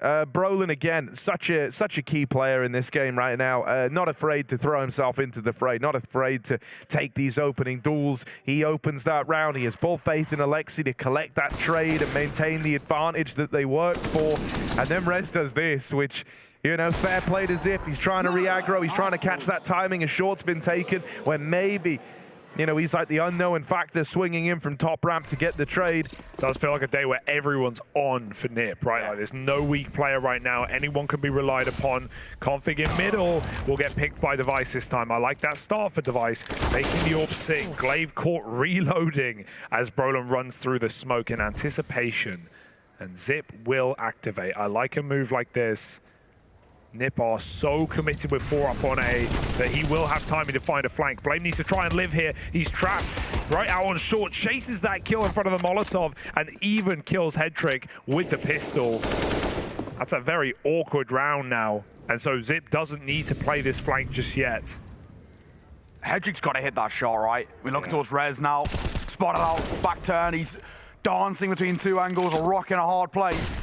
It's all down to Alexi trying to lead from the front with a 4 versus 1. And it will not go his way. Much better round from Astralis. And that comes off the back of the CT side just taking control early doors. We've seen Astralis for the most part of both this map and Nuke. They allow NIP early bits of control, especially over towards Ram. That's to be in the big one. You know, Broly's been getting up towards yellow top, more or less for free. He's taking bits of spam damage, but no one's committing to a fight with him until he's already up in towards his top fight here. But that is much better. They're taking control. Device pushing in towards mid. Zip taking some control as well, wrapping through. That's what we want to see from Astralis. Take map control, get info, and then use that to win rounds. Yeah, the one thing that is kind of nice to hear for Astralis is it's easier for your players who have good success in opening duels to get involved, right? You are going to get given ramp fights. You are going to have angles to try and contest here in the early round where you can kind of do so on your own terms, right?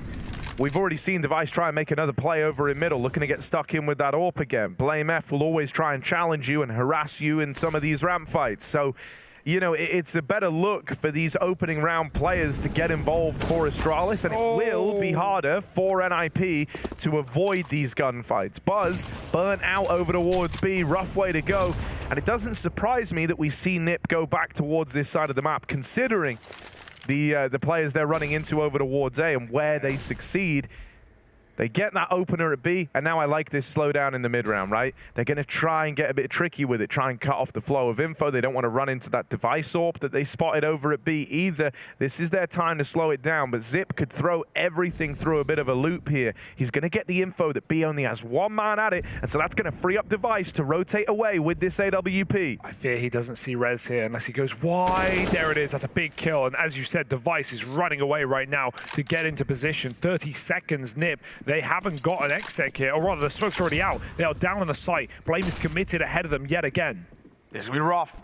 You look over towards NIP, how are they going to make this work? Device through the smoke, finds Headrick, trading on the angle, Config up close. Tech 9 will at least give them some room to work with. The bomb will be planted, but Device knows about the lineup. He finds Brolan spamming through the box, looking for another shot, and time too far gone surely. Alexi trying to get this bomb down, too much pressure, and much better from Astralis. Finally, for the first time this entire series, we're seeing Astralis put consistent, consecutive rounds on the board, and it comes off the back of them once again taking early control. Yeah, Device loves those wall bangs, man. Even for the brief time he was on NIP, he was known for spamming people through that default box on the A side. So great shots coming out from Device.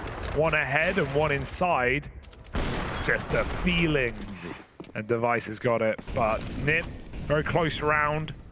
However, not close enough to keep them in it. Their money is broke. Back to pistols up the short side. It's a position that, as you said, Brolin has had a lot of space towards, so Nip will join him there. They can flood out and overwhelm Blame in this round, but he smells armorless players. Still, you know, in a world where he goes down, Device trapped in at the sandbags. This could get very, very wild. Oh, right yeah, now, they're all... Oh, the AWP oh, screwed. The no. AWP screwed. There shouldn't be a way Blame the Device left him. lives. The Blame's left him. Oh, God. Blame's even reloading. They're no. flooding him up through short, and there's Device Oh, blindsided. they're gonna lose That's just so ugly. That is so... You could see that happening before it even happened.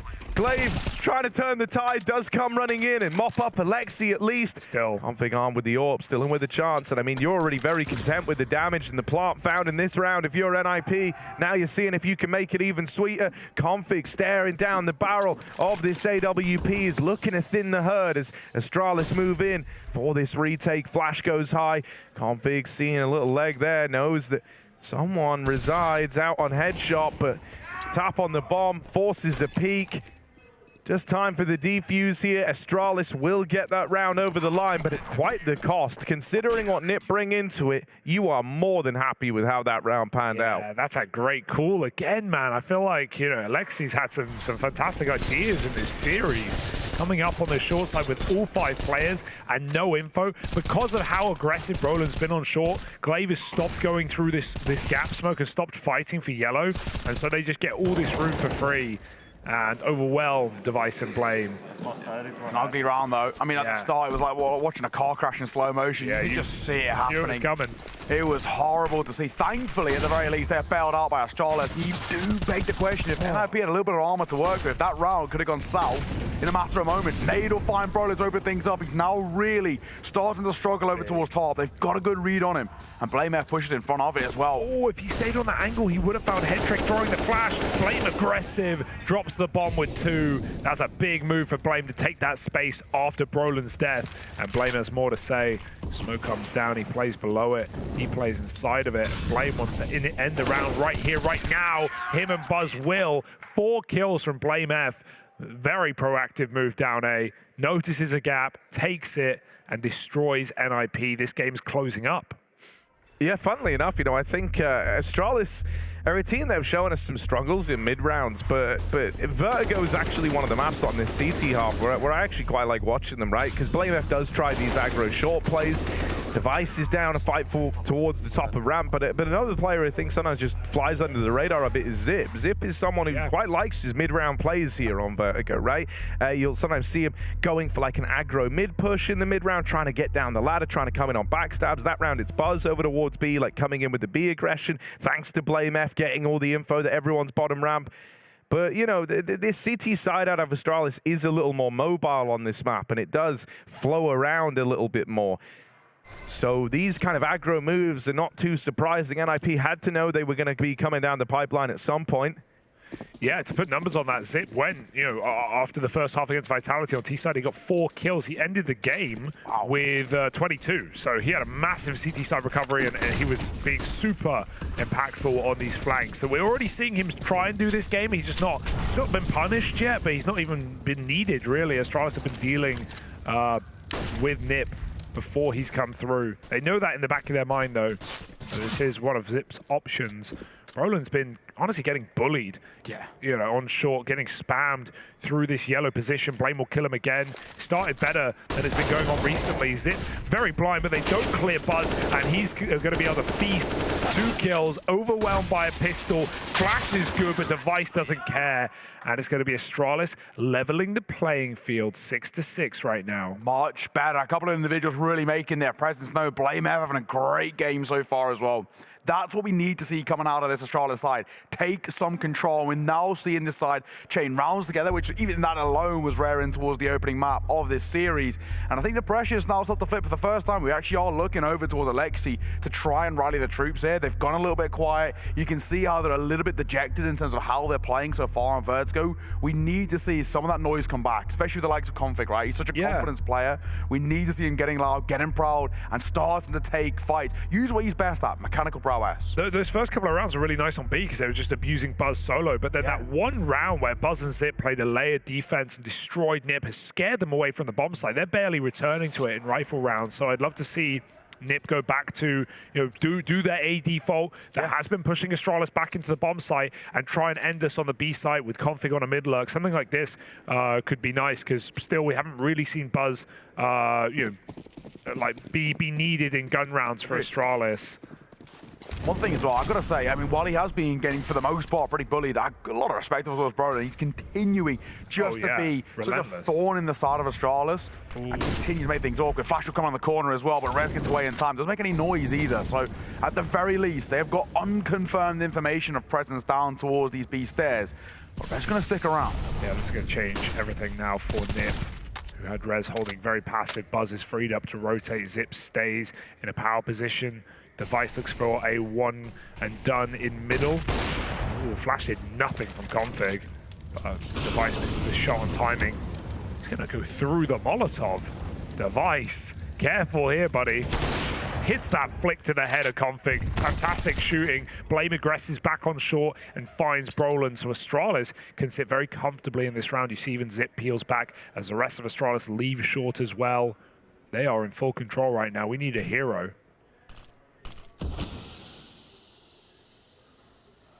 Alexi trying to be a candidate for it, taking a peek up the top of ramp, but deterred by that swing from the man at default. And IP grouping all three players for the A hit, but this re-aggro from Buzz catches a nice little timing, free damage off on the spam as well. Brings Hedrick down very, very low here. Nip are going to struggle to find a way into this round. Astralis, overwhelming numbers in the site. There's even this backstab coming in. Nip don't know it, but they're fully boxed in. It's Zip moving in through the back lines, just going to strike, take Hedrick out of the round, and now Rez really getting pressured, is finished off by that Device AWP. 6 in a row now for Astralis.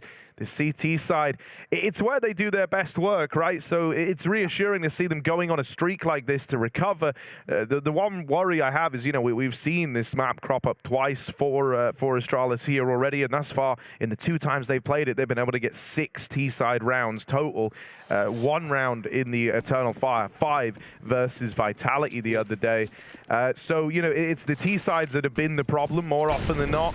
I think you need to complete this kind of run. You need to do the legwork here if you're Astralis in the first half, because if history's anything to go by, this is where they find their successes on this map. Nice double nade there for Astralis as well.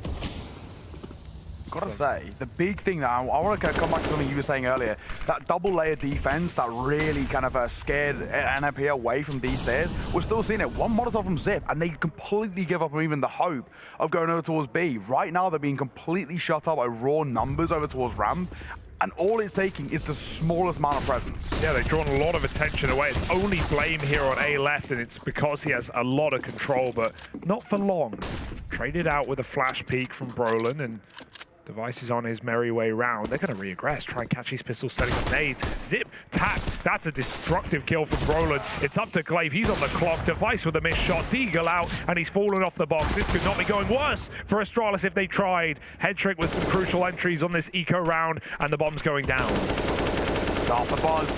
1 versus 3, the youngster needs some magic from him. He's already got the 1 kill, but a quarter clutch needed. Smoke's coming down, there's a wall in front of him. I fucked it okay, Buzz. That's a corker of a shot on towards Hedrick. But in the grand scheme, it does not affect all too much. Finally, NIP back to their winning ways for the first time in 8 rounds played. Yeah, that's quite a streak for Astralis in the middle there. But Nip with an eco.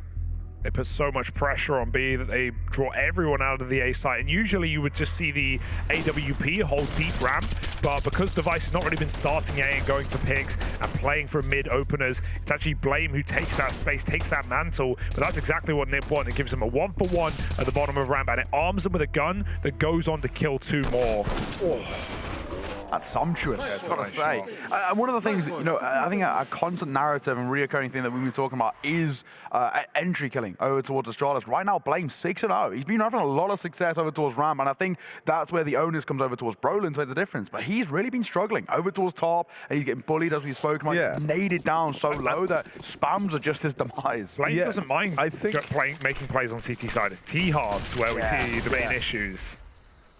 Yeah, you know, I mean, he's always been a great Vertigo ramp player, as Blame. It does seem to suit him. He gets to kind of pick and choose his battles, and he likes to be involved early. Gotta admire Brolin just continuing to stubbornly take short. And yeah, to differing degrees, but the last few times he's been getting peppered through through the smoke and through the wall as well. Headtrick with an opener. That's huge for Nip. They need that right now.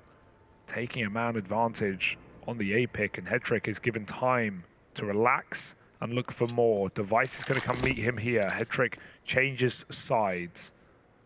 So Device sees nothing right now. Or is Glaive going to give this away? Headtrick moves over. Oh, that was very close, but he saw both players. He's got a lot of info right now on this A site. Headtrick going to try and keep them here while he can. The rest of Nip can go back to this B hit. Buzz in a power position to get one and fall off. It won't remain. They have a double nade available, and they've been using them pretty frequently, so playing Tetris is dangerous, but he's a little bit further back. Let's see what kind of execute Nip go for. I don't think you want a double nade. You just want to contact this right up into the site. Buzz gets the spot at least. He does well to not fall. Now fighting for this. Flashed in by his teammates, but it's getting really awkward. And now this util can come out right. It's telegraphed now, and he burns down Config. Catches him out in the open, but time is of the essence for NIP. They're playing this one down at the buzzer, and Zip doesn't want to let them in. Brolin could be the man in the back line. Zip doing everything, but it's not enough. Alexi knocks him out right at the close. And so that's an NIP round played into the final few seconds for NIP to win out this first half.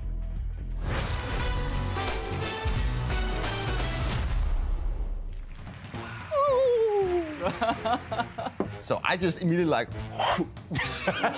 We saw some recruit. He started talking trash a bit about Copenhagen Flames. And oh, no way. Hey, I'm gonna catch one. It's time for the Gauntlet Challenge. What is the Gauntlet? No. It's the f***ing goal! No way, this is last place. It went really badly. Yeah. I wouldn't say it's good, because I would say it was great. Let's go, baby!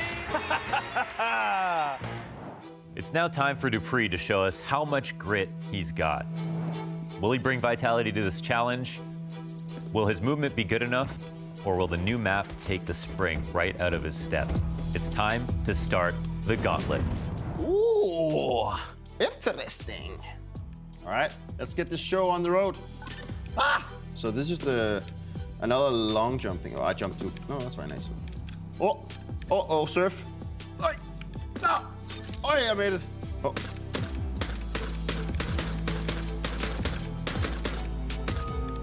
Easy Katka. Hello? It's bugged. Hello? I swear, you need to take at least 3 seconds off the time on that one. Oh my God, what did I just do? I'm literally too slow. Oh, that was close. No! I made it, don't worry about it. Oh, no! Yes! Woo! Can we call S-Attack and get him in here, please? Movement King, A-Core, maybe Alexi B, something like that. I'm pretty old, so movement is not my key thing, but I excelled in the shooting part, so I think that's fine. I think that's okay. Dupree, everyone. Well done. I was watching from the sidelines. Let me shake your hand again. First one, the bravest to set a time on the Gauntlet Challenge. How did you feel about your tries? Started out decent, turned into horrendous, ended up fairly fair. Like any good career, right? Yeah. Pretty much, yes. All right, let's make it official. Let's pull in the leaderboard. Assistant? Beautiful. Let's go ahead and reveal your time as the first official contestant of the Gauntlet. That's right, they finally gave me my own show. Watch the Launder Show exclusively on Blast TV. Let's go, baby! And as always, it's been a blast.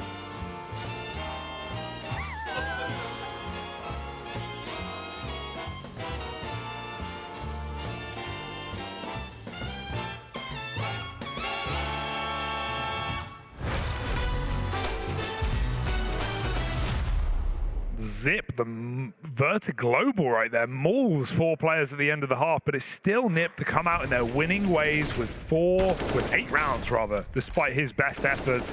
This was a mad half, but one that shows Nip's prep is paying off, and despite some good signs for Astralis, a 7-round CT side on Vertigo, it's not great. I think there's definitely signs to be worried as well. I think we've already mentioned about how Astralis on T-side, they do kind of lose the plot a little bit at times. I mean, Nuke T-side was abysmal from them.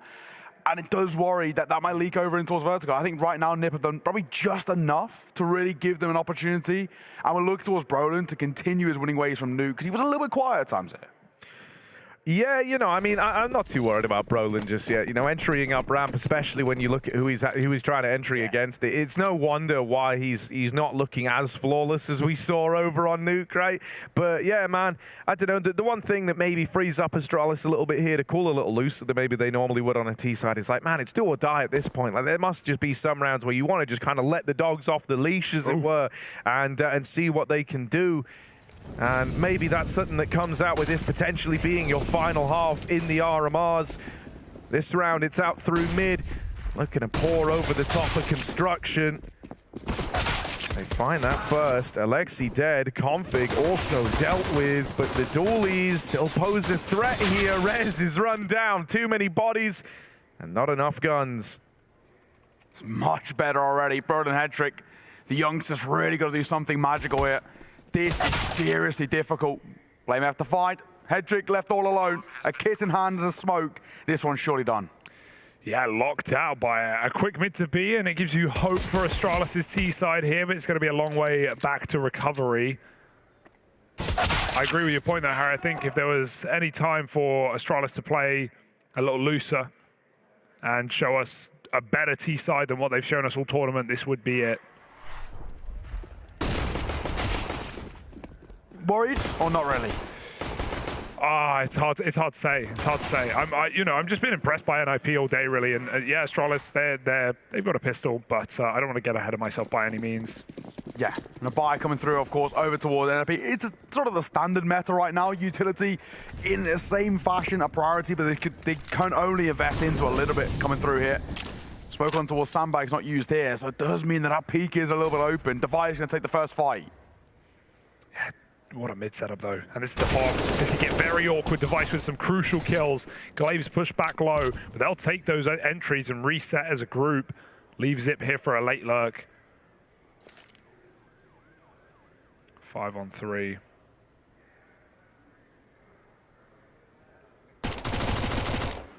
Right now, either way. Zip, Mach 10, finds Config. 5 versus 2 as well, and NIP starts to be put by the wayside. Not a good position to be in. And it'll just continue to fall flat as well. Brolin left all alone. 5-7 for him, and 8 in a smoke, half armor in a 1 versus 5. He might be able to get a couple of consolation kills, but that's essentially just about it. Just reassuring for Astralis to keep rounds like this clean early in the half, build up some money. Although, Brolin, can he change that? He's got a nade, Glaives low.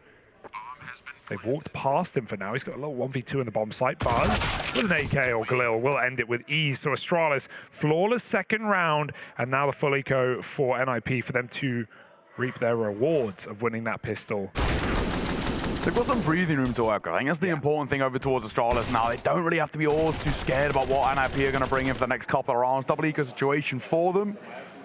So for Astralis, build up at least a little bit of a repertoire over towards that T side where you know you can then start to kind of get a bit funky with it. Start to try and, at the very least, on the full buy rounds, test NIP, test what the defense is going to look like. We saw them do NIP in reverse, that over towards Buzz a few times, but arguably not enough. Question is, how's the ramp control going to look for Nip in these rifle rounds, right? Because for Astralis, given it was very oppressive, right? All this spam, the nade combos, considering it wasn't really device AWPing ramp in gun rounds, Astralis did a good job of keeping Nip honest there. It's going to be a bit of an eco rush. Blame hears him coming, he runs for him. Don't let them get away with the gun though, Device. Don't want anything against you in that next round. Going to face it together. Device doing damage, but he's got teammates on the bomb site, so Nip are not getting out of this one alive. I can confirm that. Just Just about damage here, and Zip denying it. Takes the AK and takes the 10th for Astralis. Here's where the game begins for NIP now. They've got to come in with a statement rifle round to start this half, or Astralis could seriously pull this back. And keep in mind, boys, if we go to overpass, I see Astralis as favorites off that map alone. So things can get hot and heavy very quickly if NIP don't start strong here in the second half. Gotta agree. I mean, one thing for me as well to look forward for this as well, when we look towards Nuke, the big damning factor and kind of the nail in the coffin over towards Astralis was the fact that the bonus rounds are kept being converted by NIP. When you talk about the double bomb execute coming through, we need to see Astralis do a bit of the same from them. Just continue this run of form. Open play for Device is huge. Same can't be said over towards NIP. Just the quintuple rifles for them, prioritizing utility. I do like how we see more and more teams now using lineups for, well, what I call the hamper smoke. Okay. But it's this deep yellow smoke here that you see on the right side. It can be difficult to throw consistently without a lineup. But, you know, someone always theory crafts something. Ooh, Device, he's seen these jumps. Are you really going to give him more? Now he's ready. Finally double scoped and on top of the box, but they've stopped. Still have this top ramp setup. Device sees him cross over. Going to try and hunt this kill while he's got it. Fantastic shot. Brolin's out of the round here. And Astralis, this is what we wanted out of Nuke, right? Whole team plays back, lets Device get to this entry, and now Astralis can try and trade up ramp. Hedrick's got to be careful, they're up yellow. Alexi, that's the bomb found, and he'll take a double out of it, even dropping that molly. They're forced to go and grab the bomb, and that leaves them burning. In that moment, there was a decision poised. There was a question asked of Blame. It's either go forward through the molly, leave it all hinging on a gunfight, or run back and just take the damage. He went with the former. That now leaves the bomb under NIP control. Device adds another to the tally here on this AWP. But NIP, I like this move. They're re-aggroing into the top of ramp. They can hear one man here right now. Device. What is the bomb? Is the bomb out the map? Did the bomb... Oh, no, it's up on shore. It's on shore. Oh, he was freaking me out, man. He was staring at the ground like, where's the bomb?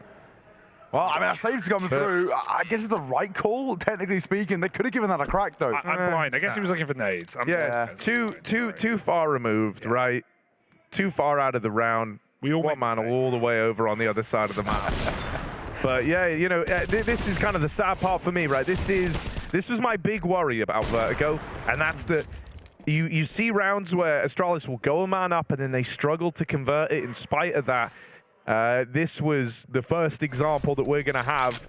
Starts off 5v4, but nice reaction out of Alexi B over towards the short side. And awkward timing for Blame F, that kind of world where you either fight forward and leave it all on the gunfight. He's got faith in his aim and his ability, so you understand where he's coming from, but this round gets off to a dire start. Brolin doubles up. Hedrick's flashes this game have been immaculate, right? Another double set up by Hedrick. Did it on T-side to get config that mid-swing. Do it again for Brolin, and they don't stop after that. They push all the way through, confirming the B hits. Freeing up Brolin to run a rotation. Astralis lobbing in and execute Rez. One kill would go a long way. Rez is well posted. Here's all of this utility. Molotov is going to start to tick on towards his feet. He's going to stick in it for a while, but he's buying time for config, and he's had all the information. Easy double, surely, and that is the case. It's a great call coming through from NIP. Rez just pumping the brakes, keeping them posted over towards stairs. Buys time for config to flank. Another great round. NIP, since the full buys have come out, to look pretty damn flawless. Yeah, the balls to continue down ramp after this double kill, but Brolin knew he put the fear in Astralis. Sends it. And config cleans up the round. And they're getting a lot more hyped. We're not seeing anything of the sort when Astralis pick up rounds. Pretty stoic right now in this server. They can feel the pressure. NIP have the buffer of a one-map lead. Astralis call out another timeout. Yeah, NIP, it might be a tie game, but NIP have the upper hand here. And you know, this is where for Astralis, they're being asked to dig very, very deep, right? Calling in this tack pause, but this is really only a time for Glaive to try and have a little extra time to speak to the boys, right? Yeah. Don't have that man behind them, so it is just kind of his world, his perspective. And you know, for Astralis, this is going to represent steady decline of the org's results across majors since we returned from the pandemic. They actually did fairly well for themselves back in Stockholm, but that was still with Dupree and Magisk in the squad. Then we have Antwerp roll around. They get eliminated in the challenger stage. Hello. Okay, Device will open things up at the very least. NIP, they were looking like they're on a bit of a reign of terror. Device, Elite arching back. Caught blind as well, playing F. He's lucky to stay alive, but the Molotov will force him away. Bit of damage to be dealt in. It'll force him into an engagement, which Alexi was ready for. Brings the numbers back level. And NIP now, they don't need to overextend. Device 5-0 and openers, 3 of them on this T-half alone. Has been making stuff happen for Astralis. Nip are going to crunch middle in the mid-round, akin to what Zip did so many times. And this again will poise Config for a big flank. That one-way smoke is huge for Nip. It's going to buy a few more seconds. Oh, Astralis don't respect it. This is great. They can get ahead of this timing, even though there will be a flank in play. If they can get the bomb down and then check it out, they can just be favored in timings alone. There's nothing worse than coming in on this ramp flank and being spotted at the bottom. Zip has eyes on it right now. Astralis throwing in execute utility. Headtrick trying to delay and deny, and 2 massive kills will do exactly that. Now they don't have the numbers to fight for a flank. Nip are primed and ready. Oh, if Device goes back and loses the bomb, that's the round. Oh. They're already up past him on short. They'll lob the bomb in, but that gets him killed. Rez with the backstab, and this is going to throw Zip's timing off. He is not ready for his second player coming up through shore. What a play. Dude, you know, for me, I really hope that as this game starts to approach a bit of a conclusion, we see Astralis at moments like that. The amount of times I see them with this top ramp control, they kind of have all the makings of an A play. And this is where, you know, for a squad, I mean, hell, even in that Vitality game, it was a good example, right? Vitality aren't afraid to run these rounds where once they get this top ramp control, man, they'll just go, you know, like they will just kind of run amok and try to take the space in the even odds bout, knowing that it's hinging on Nip, like gambled anyway. You know, there was a round towards the end of Astralis' matchup versus Vitality where they got fully blindsided, just around where like Zywoo held W and ran all the way up ramp, and they still had nades out in the site. Astralis don't really like to take those risks, but I hope those risks become something worth considering when you're vying for your tournament life at the RMR in this elimination matchup in the second map of it, and a map down to boot. Just pistols now for the Danes. For Assad as well, they've always been so disciplined. You look towards Astralis, and you hope that they loosen up. Just allow some of the individuals buzz. Just let him free roam. We know he's pretty talented as mechanically. Try and let him find a little bit of form. But this discipline that they're using right now that's been so synonymous with Astralis is actually biting back against them. Because NIP, they themselves are allowing individuals to shine. Speaking of an individual, Buzz, nice shot. Rez gets caught, and in doing so, that B-side starts looking a little bit more vulnerable. They're forced to go and man it now.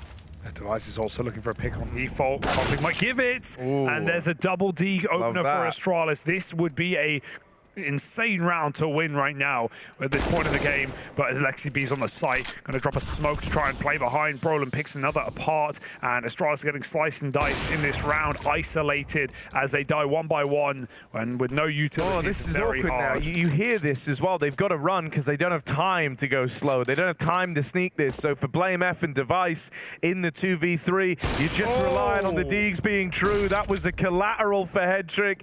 Device tagged by that AWP, and now just looking to get finished off. Headtrick will show some mercy and at least kills him before that timer expires. But Nip answered the call. A couple of nice Deegs to open this one up for Astralis. Started with this from Buzz. The follow-up was this one out of Device. But that was the end of the success found in that round from Astralis. Yeah, Nip trade contact very well. Lexi doesn't overcommit to what could have been, you know, just a deep spray into that triple hold, or triple push rather. He lets Brolin take contact. Astralis aren't able to find any more kills in that round. Death taxes and Device Deegs. I like the way you put it earlier, but I mean, again, he continues to show what he's all about. Astralis full buyout for them, and it must win as well. Once again, we look at the scoreboard, 12-10 with the lead that NIP have got, and how close they are to the all-elusive 16. Astralis, they've not got many force buyers left in them. They need to start converting these. Time is running out. Panic mode. Brolin sees him get through the ramp smoke with that flash, and he has to fall all the way back. Finally, Astralis have ramp for quite a cheap price. have just enough util to run this exec as well. Couple of mollies, sandbag and boost. They could even re-smoke us twice over. Brolin waits, drops off silent, doesn't want to warn Astralis where they are. It's very, very passive for Astralis, holding for Nip to make a move. Will they? Lexi's pushed up on Crane. That can be a flash primed by Brolin. It's level-headed from NIP as well. We've seen them go for these audacious pushes round through B when there's no contact. Right now, they're holding on the fort, but they need a rotation. And the flash comes in quite early, a few seconds later, and I think they kill Glaive, but instead, Glaive knows what's up. Smoke start to come down on the bomb site. 25 seconds, only Alexi ahead of them. Yeah, here's the push. Alexi going to win that first fight. Brolin alongside him tips the scales even further in favor of NIP. Spammed out one by one at a time, and worlds apart. It's left it all on Device and Zip. He's going to use his teammate as a little boost up over the top. Device doing everything he can to keep them in this one, but now all alone in the clutch. Low on health, 1 HP. As low as you can go, and Rez will say goodnight to Device as he sends him packing. Man, you know, this is so wild. 13-10, NIP pulling ahead. And one of the questions, you know, we had coming into this, one of the questions I even asked Device was about this 5v4 win percentage, about how, you know, how do these rounds keep going wrong for Astralis? The thing that's wild is, you know, the scoreline might be super close in a way, like Nip starting to pull ahead. But in terms of the opening fights, it's 17-6 in favor of Astralis. And NIP are winning this game right now, right? That represents just a huge problem. Like, this is not something that should be happening with any team that hopes to be a contender. You know, and in the interview, Device said it wasn't really something they've paid mind to. You know, he thinks it maybe is skewed by the opening day, but man, like, I can tell you now, these are these faster rounds where it's a bit more Hail Mary. Blame F was doing it alone, though, with no support, so they leave it all on hoping he can find something there. That's like a desperation attempt at making and forcing a play to happen at the top of ramp. I don't even hate it, I'll be honest with you. You know, I think desperate times call for desperate measures, but the thing that's concerning for me is that Astralis have struggled winning 5v4 rounds. Even these have been close, and over the last couple, Nip have been the ones picking up the man advantages. They've been starting rounds 5v4. And so for the Danes, you know, the task is monumental here. You've lost Blame F, someone who's played a key role on this map, someone who's been a piece that you can rely on. And with him out of the picture, that responsibility's got to fall down the line to someone else. You lose this round as well, you're essentially playing for overtime. That's the awkward position that Astralis are in right now. NIP getting closer and closer to 16. At the moment, currently sitting on a 5-round winning streak. Headtrick up close and personal. Device just going to shift walk his way past.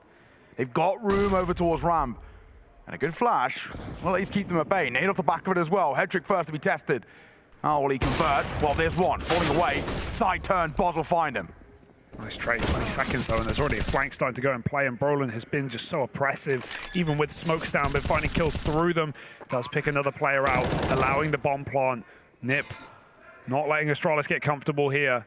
There's still config to worry about. They haven't gone back to check for it. They don't even care at this point. He needs to activate those. Buzz has picked another. Glaive playing a crossfire, and they eviscerate Nip on the retake. Config knows now he has room, but he has to do something with it. Smoke and kit available on this bomb. Out he goes. Might just stick it. Nothing to lose. Everything to gain. 5 seconds on the bomb. They can't stop him, and NIP win the round. That is a robbery from Config. Steals a round away from Astralis, and maybe steals their spot at the major as well. With that ninja defuse, with him just getting on the bomb, sticking it in the 1v2, like, man, I don't know, Astralis are done. That was nearly a 2v4, and it's put to a stop by one man with a defuse kit and a smoke. The guy who used to sit on this team in that jersey has just robbed away 14 rounds for the NIP squad. It may be Config who's the ninja in pajamas, but Astralis are caught sleeping. Oh, unbelievable. they're getting loud as well. You know that Astralis can hear that. It's just tilting. Not only physically are they broken, but mentally as well. This game feels done, boys. This game feels absolutely done. Astralis are out of it in the last few, and then that one is the cherry on top. That's the icing on the cake, and it's sweet taste for NIP. And it's a sad story for Astralis right now. It is. They've at least got a rebuy from the bomb, but my goodness. We said, you know, when we saw Vitality, dupreeh, the only player to make it to every single Go major so far. Zip was there back last time in Rio, or at the RMR, but couldn't make it. They went out in the RMR. They couldn't make it to Rio. In and the Zip joined Shox to, you know, be one of those teams who didn't, rather 3 players. Now there's just 1, is essentially my point. Zip didn't make it through the RMR. Yeah. And now he's going to do it again. Potentially. Wild seeing Zip dead over in mid. Headtrick to find him, and an early 5v4. NIP sat pretty in this moment. It feels all laid out ahead of them. Revenge for Config. Chance to beat down on Device, the ex-AWPer of this team as well.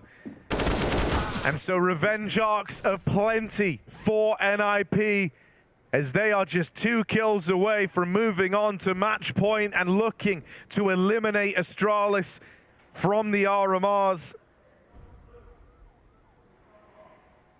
Rez is a stone's throw away from doing exactly that. He's got teammates moving over now. Buzz trying to take room, but as he goes around the corner here, moving into a double hold, or just elect to try and play around this smoke, looking for the gap over the top. This is purposeful, but he is a dead man. Rez finds him. 7 in a row for NIP. Map and series point here as they look to take it over the line.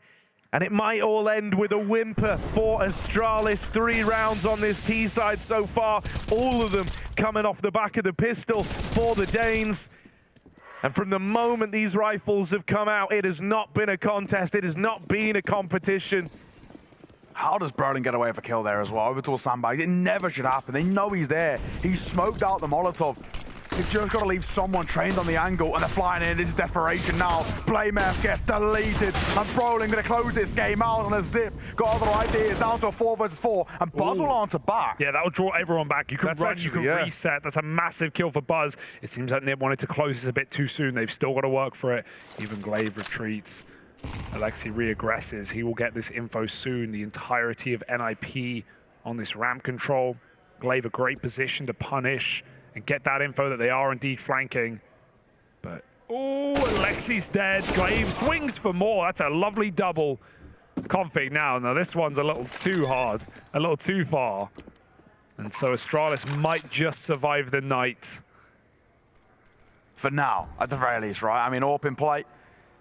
For him, he'll keep it alive and kicking, dropping it over towards Hedrick in towards the next. We still yet to really see him have all that much impact with it. On towards the CT side, but CT side AWPing generally on Vertigo is very difficult. A lot of AWPers don't exactly like playing it. NIP, like you said, I think they just maybe set up the tempo a little bit too quickly. They got very, well, they saw the name in headlights. They saw the end of the tunnel, right? And they just wanted to see it off. Cool, calm, and collected. Astralis survive a scare for now, though. Yeah. And it was a gung-ho top ramp rush, right? They tried to blame a couple of rounds ago. This time it's everyone. But it's so aggressive and it's so fast that it forces a flank. And that's the first time Nip have, just jumped the gun and rushed a flank. Trying to end it was Rez. I like this, right? Take a break, take a breather. Yeah. You can kind of see where these guys are getting very angsty, and because of it, making kind of rookie errors like that, DJ are going to come in and just try and cool some heads, right? I don't think there's any need to be kind of overzealous here. Yeah, I mean, that kind of pacey around from Astralis as well, you could see why Nip were thrown through a loop, right? They're not used to seeing that. You're not used to seeing Astralis committing fast up ramp with numbers. And so maybe, triggers a bit of a kind of a overreactive response out of NIP, right? As it wasn't the entire team. It was just 4 players with that lurk still floating around outside of B. And, Nip, that was like uncharted waters. But you have this idea in the back of your mind that surely they can't just do this for 5 more rounds, right? And as things get more standard, I think Nip can find comfortability in that. For Astralis, they're throwing it all out the window, right? This is Hail Marys to try and make this one work. Prepared to just leave it all out there. They want to at least say they've attempted some of these up-tempo rounds, and I think it's going to leave them looking all the better for it too in the long run. Device attempting. That was a really good chance at the opener. Like, that's actually one of the opening kills that you're a little bit annoyed at yourself with, that you don't get it. He knows how good that chance was.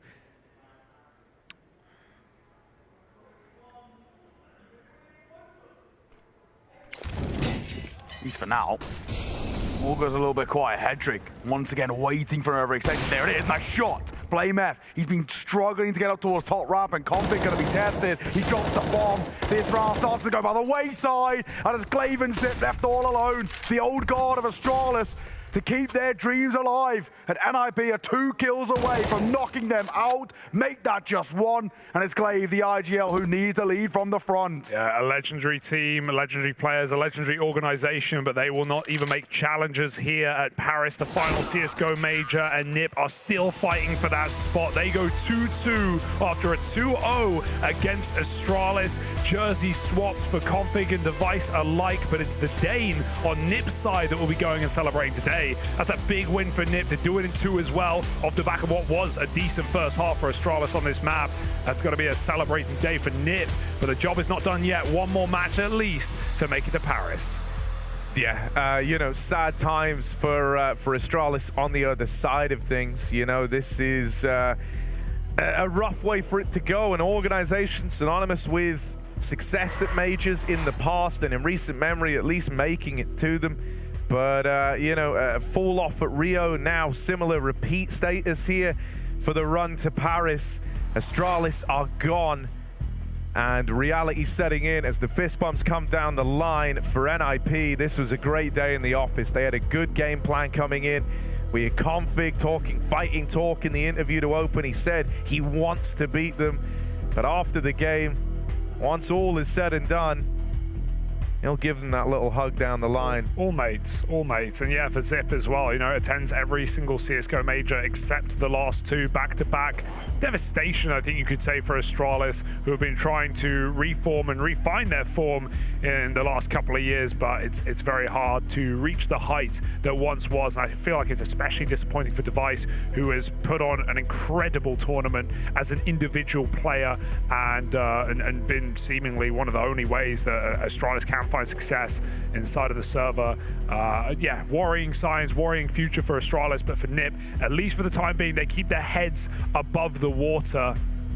Man, this is cutthroat here in Group B of the RMR. So many top teams will be saying goodbye, will be going home, and an emotional end for Glaive as well, who's seen his fair share of major trophies across the years. Yeah, and you look towards this as well, and Device, well, maybe on paper for Astralis, poor showing, as we all know, but Device has a clinic. He's at a really solid tournament, and he's showing that he can still be one of the most prevalent AWPers that we have within Counter-Strike, and it's unfortunate to see. Something's got to give over towards Astralis. Something has to change. We know they've got a couple of diamonds in the rough. Buzz, we know what this guy can do, but we're still not seeing it. And I don't think that's the player. I think it's the system. So something's got to change first in towards CS2. I mean, dude, yeah, you're dead on there, right? Like, even just looking at the results from this last map, just to recap the opening kills, I know it kind of went a bit better for NIP towards the end in terms of winning those opening fights, but 17-10, favoring Astralis. Wow. Enough opening duels, enough 5v4s to have won you that game. Also, Astralis not sticking the landing on a clutch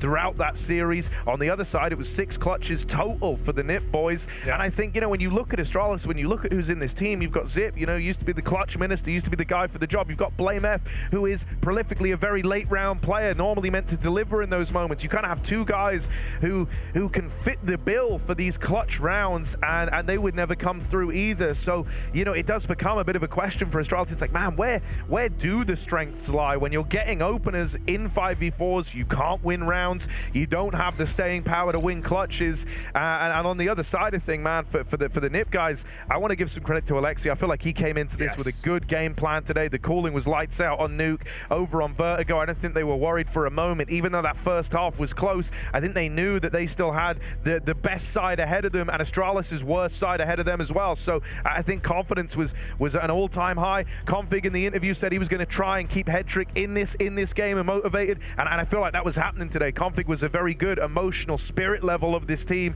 trying to keep everyone engaged. He was bringing energy from the start of the series, from round 3 of Nuke when they won an eco. You can see Config screaming it down, and yeah, individually he's also had a fantastic series here as well. So I think, you know, not just the history between these teams, but the want to make it to Paris for Config and to redeem himself, to rewrite his narrative is very much there. And I think Config, and as well Brolin, a player who we've seen at the highest level but has also dropped off a little bit recently, he put up on a fantastic series. So all round good signs for NiP, and obviously more Counter-Strike coming up, more commiserations, more eliminations, and more qualifications for the rest of the day. Our next game will be FORZE Monte, and so that's us wrapped up for this one, but we'll be back very shortly.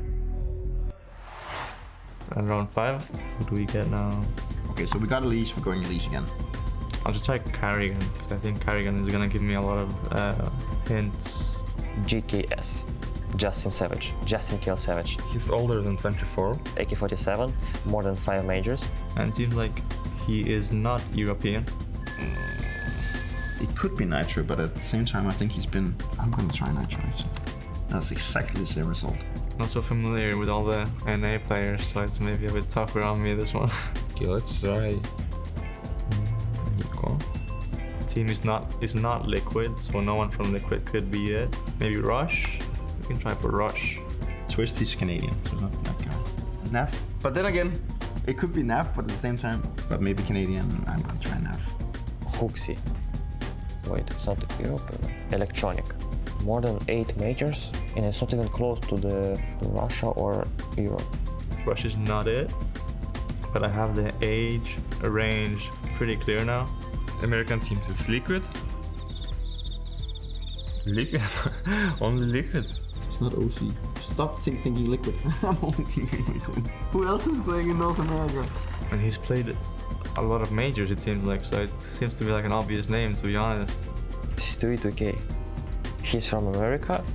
He's retired already. And he's younger than 27. Imagine. Maybe he's playing Valorant. Which was the roster that Cloud9 won the Boston major? Was Stewie, Automatic, Rush, Skadoodle maybe? No, it's because the weapon is AK, so that wouldn't fit. Could it be Tarek? Let's try Tarek. Let's go! Why was that one? That one was really hot. Yes, it's Tarek.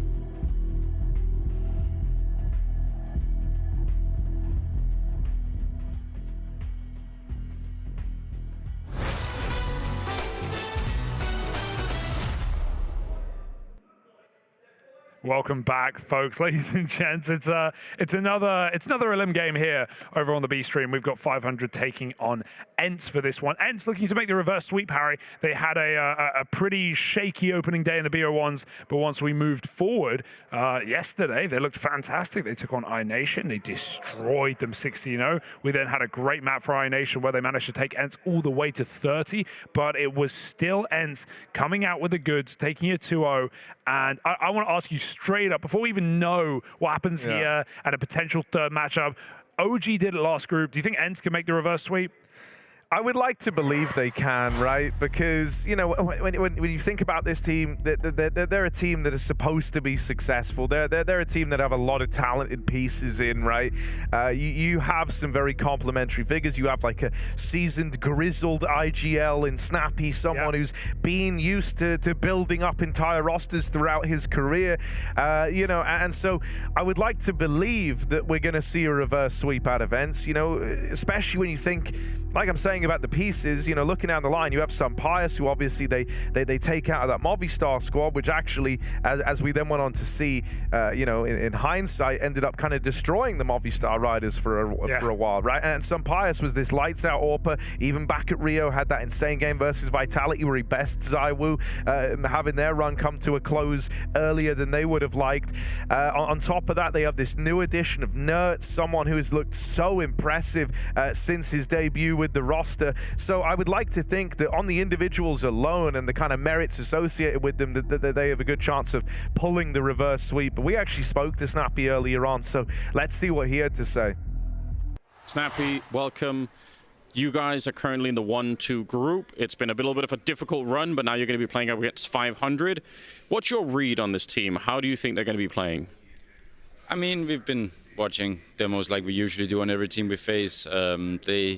These days, I feel like it's hard to find a lot of teams that actually have poor play styles. Most teams, there's so much information out there, so many YouTube videos, so many ideas that you can get for free that most teams are pretty well drilled, and I think these guys are too, so we just have to play our game and play better than them. We just talked to SDY a little bit about this. There's these tier 2 teams that are coming up. Do you think that's the main explanation, is that people have a lot of resources, or is there something else that's happening in the tier 1 scene that's making them a little bit vulnerable to attack from some of the lesser known teams? I mean, the whole partner system is making sure that nobody can really breathe outside of that system, making it, like you could see at the last major, what was it, 6 out of 8 teams were not franchise teams in Blast, right? And it makes it pretty much impossible for these teams to show, but like at the majors, there will always be a ton of upsets because these teams are almost at the same levels as the other teams, and it's very easy to get upset, especially in the best of ones. And I mean, for you guys at Ence, I mean, there's been a lot of roster changes going on. There's been some swapping out. Obviously, you know, kind of getting rid of Hades at one point. How does it feel now? Where's the roster at right now? You guys had a bit of a rough start, but does it feel like the whole project is kind of coming together now? I mean, we played really good at EPL. We had a result we're proud of, and here we still have a chance to get what we want, which is essentially just to qualify for the major. It doesn't really matter much if you go legend or challenger or contender, whatever. You just want to get there, and we still have a chance to do that. So we're going to fight and try to get there today. Yeah, and speaking of which, I mean, there are some people that have a little bit of a theory that actually playing through the challenger stage is almost a bit of an advantage because you're warmed up in the major. You're coming from legend, you're a little bit cold. Is that something you believe in? Maybe, not really. Like, I think it doesn't really matter. That's fair. Any fighting words for 500? You guys going to take them down? How do you feel? We feel good. Like just like yesterday, we have now our backs against the wall, and I think that we played in an elimination game yesterday. 500 didn't, so we already have a bit more experience in that sense than them. So I just think we'll play as we did yesterday, hopefully on the first map, and that should be enough to win today. Nice. Thank you, Snappy. Well, hey, if they played as well as they did versus iNation first map, sure, I can give it to Ence. Another 16-0 perhaps. But yeah, this is definitely a favorable matchup to Ence, but they can't underestimate the Bulgarians. We've been seeing these boys all around the town for a long time. Ship's the more experienced player at a very young age as well, 22. So I think this is not a sleeper game for Ence. It's not going to be as easy as that matchup yesterday. And if iNation can take him to 30 rounds, I certainly think 500 could too. We saw them the other day, Harry. They played Spirit. They managed to actually defeat them, and a very legit win in their pocket on Mirage. We saw some high impact lurking coming out from Ships in that game. Yeah, Ships was very, very cool to watch because it was kind of the purest lurk I think I've seen in a while, right? Yeah. Like every round he would just be left to his own devices, creating his own sort of opportunities and having a lot of impact on lurks. And that was in spite of like a slower start from him. It was one early on where like it felt like he was just missing some of the timings. He wasn't a problem at any point though. When I say like the lurk wasn't having impact, it just wasn't finding a lot of kills and, you know, saving players or influencing how the round played out. It was more like once we got through maybe the first quarter of the game, he really came into his own and was very influential. He was kind of knocking guns out of saves. He was coming in on backstabs and helping, you know, strip apart retaking players and you know, just carrying a lot of impact left purely to his own devices, which was very impressive. We also had a little interview with the man that sits behind 500, so let's see what happens there. You kind of have your backs to the wall on this one. It's closest, you know, last chance here to really do something. Does that motivate the team? Does it make people feel nervous? This is a little bit less of an experienced team. How does the team feel at the moment? I mean, since the beginning, we've been the underdogs in every single matchup, so that takes away a little bit of the pressure, which is great. And yeah, obviously we know that this is our last chance. I mean, we have to stay alive in the tournament if we want to qualify. But yeah, I mean, we just approach the game in the same way we approach the other games. So I think we're just gonna make it through somehow. They have some highlight players that are taking a lot of attention, right? Like somebody like Nerds, for instance, who seems to be like a very strong individual player. Is the motivation to try and sort of take someone like him down, or to try and avoid him in the server and maybe attack somebody else? No, I mean, there's no such thing as avoiding certain players, even if the player in front of you is like a superstar or something. I don't think Ence has like a particular superstar like a Zaiwu or a Simple, but like it really doesn't matter. If our like game plan works, then it doesn't matter who's on the other side. I mean, if we make less mistakes than the enemy, then I don't think it matters. Wonderful. Now, you said you guys have been the underdogs all the way through, but this really has been the tournament of underdogs, and maybe the last major was too in some sense. Do you have some kind of internal feeling of why is that? Why is it happening right now? Why are there so many sort of tier 2 teams that are actually playing really well? Well, because this is European Counter-Strike. I mean, first of all, in Europe at least, the tier 2 teams have so many like tournaments to play and get ready and then get experience and then play time. Well, anyone can beat anyone in that top 30 bracket, so to say. And also, I think, especially with our Group B, those matchups are probably harder than the challenger stage in the major, I think. So. Yeah, it's normal that there can be upsets. It's really high stakes. It's what it is. High stakes indeed for this elimination BO3 between Ence and 500. 500 being one of the many teams who beat Spirit down to that 0-3 bracket. A sad result for Spirit, but hopefully it's given 500 some confidence coming into what is, at least on the Unicorn odds, a very unfavorable game. Ence have a lot to prove in a match like this. They need to make this an efficient win, an efficient 2-0 dub to give themselves that confidence to go through and actually qualify to the major after all. An event they should be at. Yeah, there was one part of the interview that I'm not sure I actually agree with, which is weird because I don't normally. Go on. You know, but the idea that, you know, what was floated was that Ence don't really have a star like a Zaiwu. I don't know. There's kind of two candidates I think that could defo put the bill. Nerds and some Pious there, right? I mean, I think if you end up coming into this at all underestimating the individuals on the Ence squad, you're gonna be in for a bad time. So let's get into this one. 500 with the CT side beginning and Ence going into the A site. As we can see. The bomb's getting planted, and it's a 4v4 in the post as 500 don't have a kit for this retake either. They've got lots of utility. Nade will be nice, but you're not going to get any kills with it here. Snappy sat back by the door. He can take some important kills towards Heaven. He'll swing out for main as well. Snappy taking matters into his own hands. Should not be alive in this round. Not many should be. He will eventually fall on a reface. And Nerds gets that trade. They tap the bomb. There's no kit. They confirm it. Dia knows. No one's sticking. Patrick traded. Dennis Law.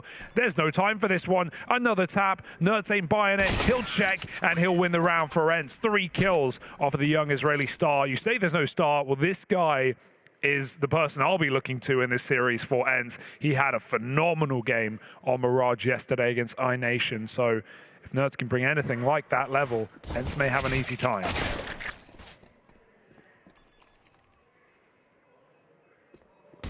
Yeah, I mean, Nerds has just been such a treat to watch. You know, ever since his debut with this Ence squad, he was just immediately eye-catching, right? Normally, you not uncommon to see like a player take a little while to get situated. I know you can have the honeymoon period, sure, but it was just the, you know, sometimes when you watch someone, you can just tell they have the it factor, as it were, and I think that was very, very obvious from the first few times you saw this guy playing under the Ence banner. Oh, he got it. It's a force buy into this 4-500. They have smokes on the hot roof players, so expecting that hot roof molly and having a quick response to it. 2 players on the roof as well, very powerful position. But Ence have crept their way down B. Bomb is in lobby. Let's see how Ence use this control, considering they can't plant lower right now. Making a lot of noise.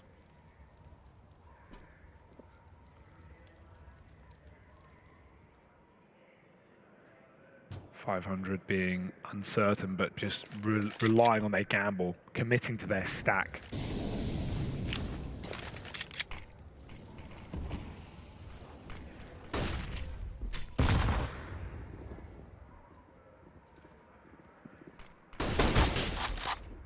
Tag out from the scout. Dennis Law's going to finish the job, and now they're so homed in on him, they weren't ready for Rainwaker, who's just allowed to swing out.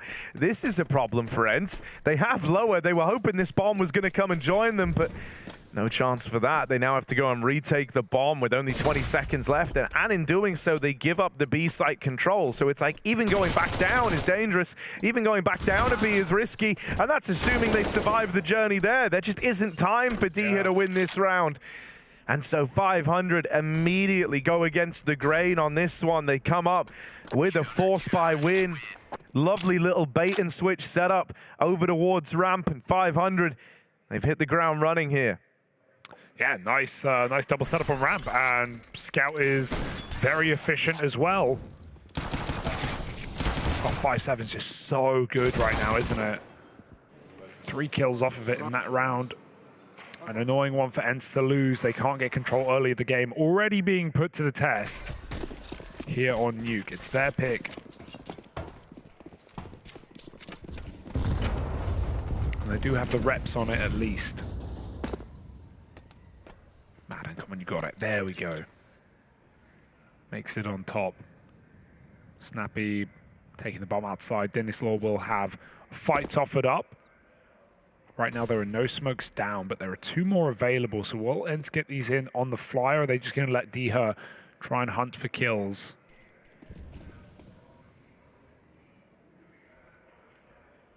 Ship's coming up secret. Diha is waiting for this patiently all round. But Ships is in no hurry.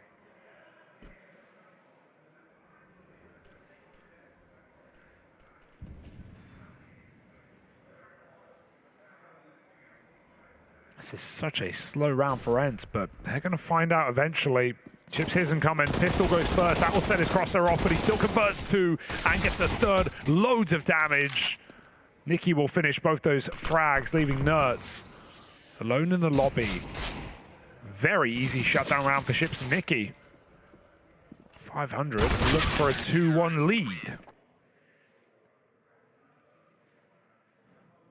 Yeah, unable to match them in the return of forcing, so now we have 500 looking to get a bit of an early berth into this game, looking to go 3-1 up. Lovely round for Nikki and Ships. No surprises that Ships feels comfortable on his own over towards Secret. And so just a Glock round, this is one that should just get breezed over, a chance to make a bit of money as you springboard yourself up onto this 3-1 lead. That is a brutal nade. Diha wanted to actually play this round. I guess that would have been cool for him to get to play the damn game, but brought down to 10 HP immediately at the first hurdle. So, yeah, danger of this round, we'll say minimal at best for Ence. This is an attempt at I think that was a Zeus for some Pyres.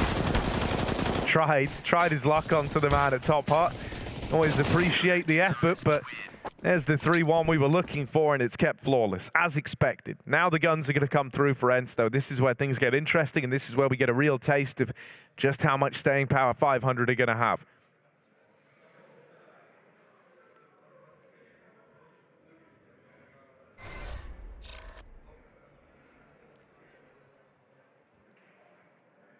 Yeah, Ence have got to start early. Obviously, 500 being one of those gatekeeper grind teams over past their map pick. They've had so many maps played on it. Ence with nowhere near the amount of recent experience. Even the same can be said about Nuke, despite the lackluster win percentage for 500. Full wall for Ence. The ships want to go through. So high risk, high reward play. Flash perhaps for Nicky. Ships right now just holding on as the attention gets drawn. Hoping they... Oh, that's awkward. He was really tight there. Nicky gets rushed off the reload. I love that move for some Pyres, but will still get punished. Ence will make it with the rest down towards B. 3 of them here. Pre-rotation's already come in for Rainwaker. He's gotten set up in the bomb site. Nerds has seen that lobby aggression, but he will just allow it as Ence look to trade out this B player. He can't afford to get a double kill here. That would be a big problem for Ence as they go into their post plant. We're in a really good spot to try and do something here. We'll get checked, cleared by Diha. And Snappy spammed out to bring us back into a 3v3, but in his dying breath, he got that bomb planted to try and tee up Ence for this round. Madden's the only man down on the B site. Nerds having to rotate in through the vent, hoping that Madden can turn the tide, tip the scales. He will at least complete that kill onto Dennis Law, and it leaves Nerds now in the clutch. First kill found. Patrick dead. Ship's normally great when left to his own devices, and he will win that fight out over Nerds. It's gonna be close. I think he's got it though. Gonna be real close. The round just coming through. Last second defuse as Ship steals that one away. A super awkward for Nerds, but I love the rotation that they choose to go for on 500. They go all the way around ramp after spotting Nerds in lobby. They know he's going to be coming late vent to punish and stop them from rotating safe. So while it takes time for them to go all the way around ramp, it works out. They win the 1v1, 0.4 seconds on the defuse. And Ship saves the day. Right now, 500, shaking the boat. Making Ence a little nervous to start this series off.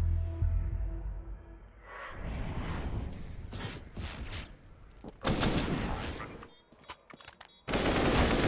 don't think Nerds expected to get run down there, considering Ships never tapped the bomb, didn't try and draw him in. He just rushed him the whole way. Fingers crossed on that defuse. Yeah, I mean, you know, I think if there's one thing that kind of shows in Ships' gameplay, and the fact that he is, you know, such a free player to just kind of roam around the map and play on his own devices, it's that he has a good read of the game, right? And cooking up the results to win that round and put a stop to the Nerds 1v2 feels unsurprising. He's a very safe pair of hands. 4v4. As they do at least equalize this round on the Ence side. However, Diha out on a bit of an island, tagged up. Diha's been talking about how he's struggled with his confidence a little bit here at the RMR, and falling first in this round to Patrick, not going to help him in that venture. Ence now left a man down. They might have some Pyres down on lower, but he's got to make noise to spring the trap. Will still catch Rainwaker in at the ramp, and so that's the route down into the B play, now opened up for the Ence squad. It's a very hard retake yet again, but they've done it before, Harry, and they've got so many nades. Yeah, they managed to make it down the vent as well. At least when you see some Pyres that deep, you know that he can't be holding this vent rotate with the other two spotted at ramp. So it's given way to that slightly faster rotate. Is that going to make the difference? Trade kill onto some pious. Nicky looking for the follow-up. That molly going to force the reposition out of Nerds. They've got him out of ladder, or out of window rather, into the open now. Up on the rafters, Nicky's looking for him. Smoke on the bomb, but Nerds wins that fight out. And for Dennis Law, this isn't worth attempting anymore. With Ence entrenched and that bomb, no time left. He's just got to give this one up. So Ence, they breathe a sigh of relief, right? They're encountering a lot of resistance here, maybe more than they bargained for, but they brawl their way through to a second round. I mean, you know, in the eyes of many, it's even just wild to consider that Ence are in this position to begin with, right? Staring elimination dead in the face with this 1-2 record to open up. Their only win so far being over iNation, and I mean, that's an expected victory. They had a close 30-round game with FORZE that they ended up losing, and they were taken down by Monte in the opening round to begin Monte's tear. Fast drop down the vent for Diha, the rest of the gang in tow. Oh, they Snappy, don't make it down with the bomb. Snappy, the third man, now dead, and the bomb away from Ence. That is worst case scenario for the vent drop. Oh, he saw the shadow as well. They know Madden's on the roof and he's ready to drop in. That is so awkward for Ence. He got stuck. He got caught in the smoke, blocked by the vent, could not find it. And of course, the bomb goes tumbling as far as you could imagine. It's a big kill for Nerds. They drop in, but hiding in main again is Ships. He's been winning these fights left and right. 3 kills in the round already for Ships. Dennis all trapped out behind the vent. Some Pius needs to force a kill right now, and Ships just goes hunting for more. 4 so far. Diha dead as well in the Molotov, and it's going to be Nicky to finish, meaning 500 go 5-2 up. That's so awkward. The round is already essentially lost when they drop that bomb, and Ships really makes it so. Such a great player that's always been on the precipice. But playing inside these Bulgarian teams, we've just not really seen them get this LAN experience at the highest level. Attend these RMRs, qualify for Tier 1 tournaments. But they've always been there, waiting for their chance to strike. And right now, they are not wasting it. Ships with another through the vent. The bomb will make it down this time. That's a big kill on the lurk for Diha. But they've got to plant quick. Rainmaker's already here, and he's going to thin the herd down out on this B site. Adds a set. They can just defuse right now. There's no one here to stop them. There's no one here to have a say in this. Just get on that bomb and you win the round. Doesn't know. They don't know this, however. They're going to wait for that smoke to come out. Nice. And Waker holding Molly in the door. There's no way back into this for Ence. Smoke on the Molotov will not arrive in time.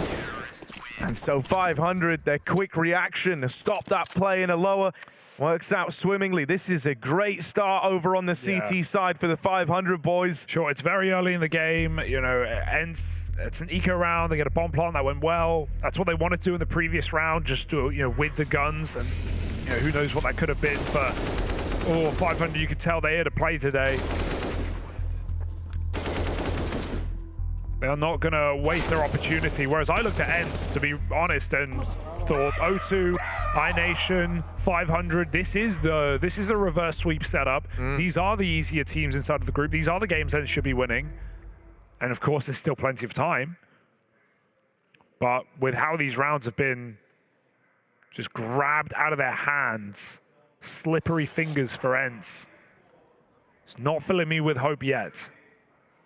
Yeah, you know, even the idea of, like, the fact that we've seen a good few vent drops happen is scary to me, because, you know, this is one where one spam onto, like, the one, you know, the wrong player, you know, that round, they lose Nerds to open. It's like, ooh, what a serious, you know, what a serious man to lack as this game rages on. So I like that they're going to go back to something a little more standard here, something where just smoke spam isn't going to ruin their day. Ships is trying to play around the one way that he's dropped for himself over here in secret, and this is so often good for a freebie. Right, if he can get out with a 5v4. Oh, Ships, he's looking right at him. There we go, plain sailing. Does hang around and try to milk more out of it. I think Ships might have Been served a bit better there. If he looked to drop out, there was a molly in behind him though, so didn't want to risk taking the damage. Overstayed his welcome and gives way to the 4v4. Yeah, Ence have had a very clear game plan, just abusing this B bomb site right now via different routing. And they again are going to get the bomb plant. They've just been losing clutches in the post. That's more like Inerts, a passive lobby hold, and they come to him, feed the beast for 2 more. And that wins you the round if you're Ence. He's going to even go hunting for the orb. 1v4 for Dennis Law, and Bischoff sells him in this round, signs his death certificate, and Sumpires inks it. So, Ence with a very important round. I'm liking the pace out of these rounds. It's been clutches where they've come up short.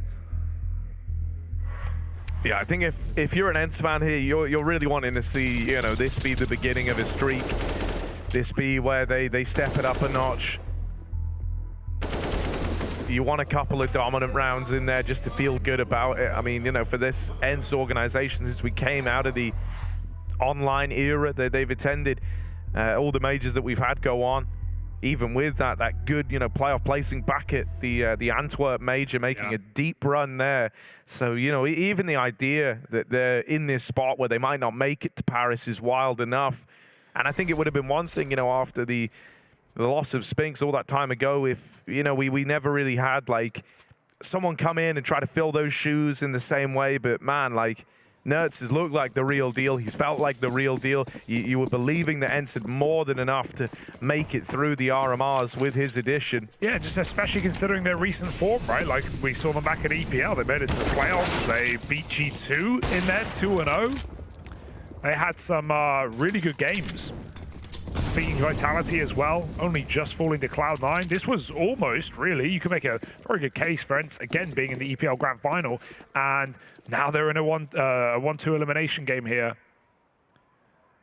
So, just not what we expected from this team. That's the issue, though. Like, those BO1s on day one, slow starts, you lose some pistols, you get eco'd a couple times. Yeah, that day can go very wrong for you. So this is where Ence must redeem themselves. A crucial round here. They've got to keep it clean. And they're doing well so far. 4v3. They've got the outside control. This is a frag. Nicky. Oh, that was a frag, but he jumps instead. That is very awkward. And so Ence now teed up to end this anti-force by Madden. That's a stubborn repeat there, but luckily enough, Sumpires will be here to keep it clean.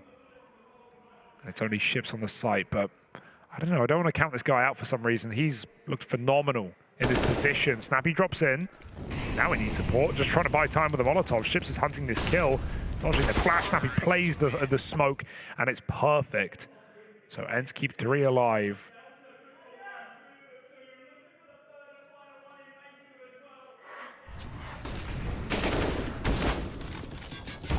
Nertz is warming in, though. Oh, it's just, yeah. Nice, boys. Let's go. Fucking good, boys. Ik ga fully kunnen. Full eco, he said. Full eco? They have full eco. Oh, dear. That's a bad news, boys. They do not have one instinct they have here. I mean, you know, you can understand somewhat. You saw FORZE bought weapons in that last round, but they kept enough in the coffers to pull up with the investment here and now. I mean, already Ence realized at least that that call is wrong because mollies have come out. Still, Madden only armed with the Mac 10 here. Yeah. Came into this expecting to farm up a bit of money. It's really awkward. He is at least kind of used to the W mashing as Madden, so, you know, he's one of the guys who you'd be down to have playing Mac 10 here. He's going to try and take space. Nertz has actually already passed this up player, but Patrick finds him anyway. Nertz doesn't go for the kill that he could have had on a silver platter on top of the hut. He tries to take space in the site push. This one is very quickly getting put through the ringer.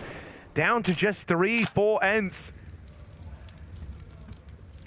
And damage done to Snappy, and trusts him with the AWP.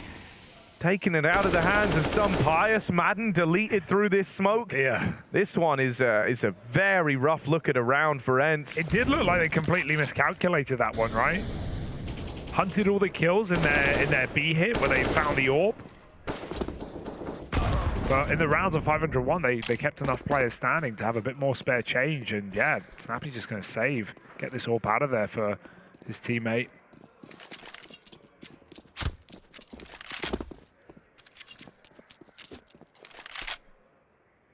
So it's just a very dry round, it seemed like. They wanted to pop out A with a bit of util. D-Her lurking main, not ready for back garage. It's not the spot you play on an eco. Counter-terrorists win. And it's a big round for 500, to Ence's surprise.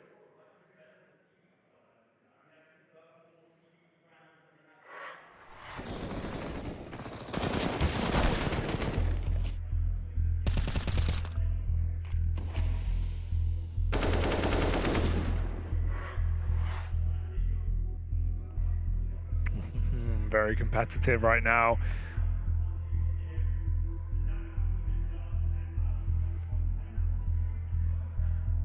Yeah, this is a little worrisome opener from Ence. A couple of flash in the pan rounds, sure, but I mean, you know, I shouldn't need to remind you, this was the map they 16-0'd iNation on yesterday, right? The form looked fantastic. They felt like they couldn't set a foot wrong.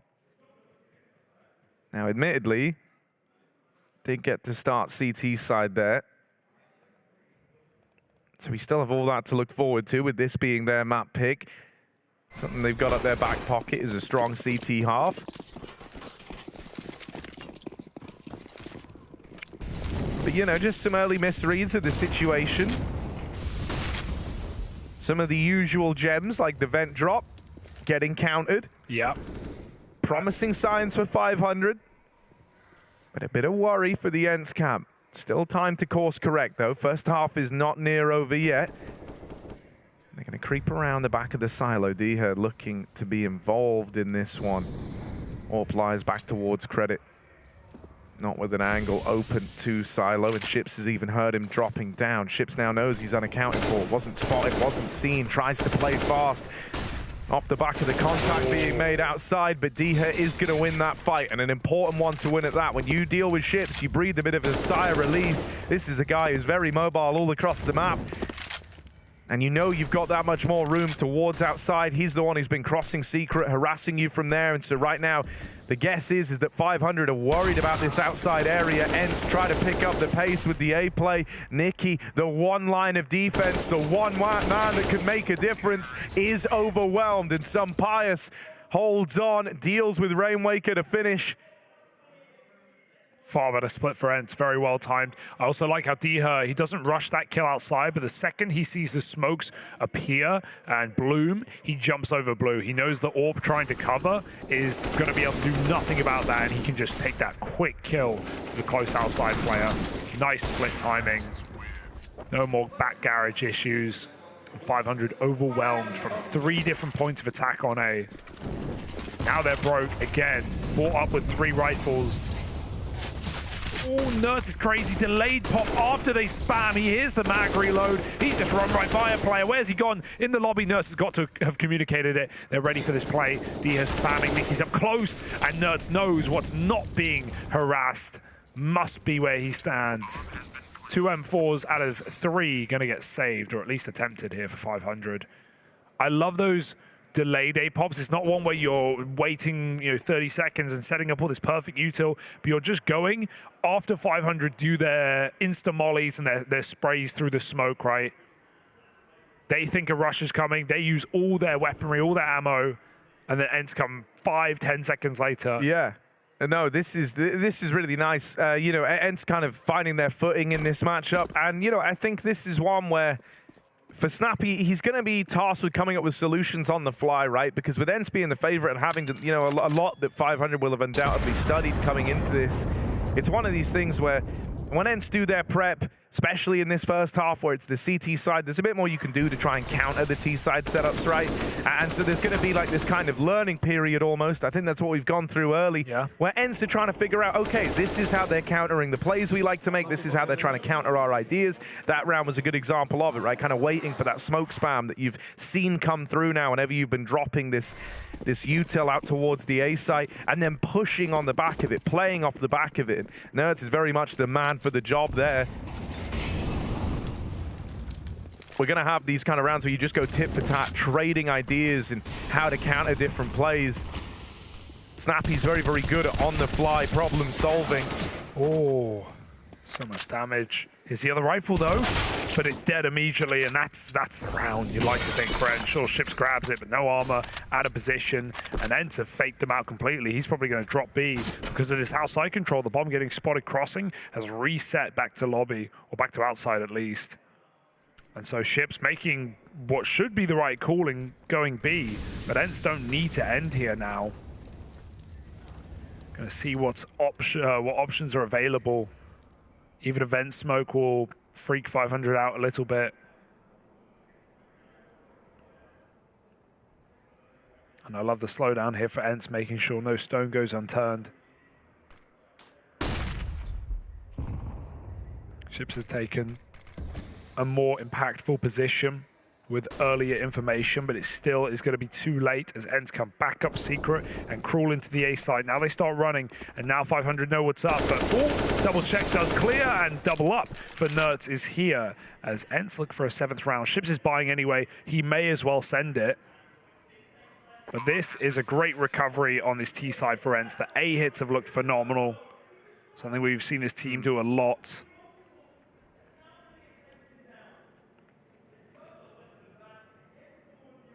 And so Ships can save a bit of extra util perhaps, but only because this round's unwinnable.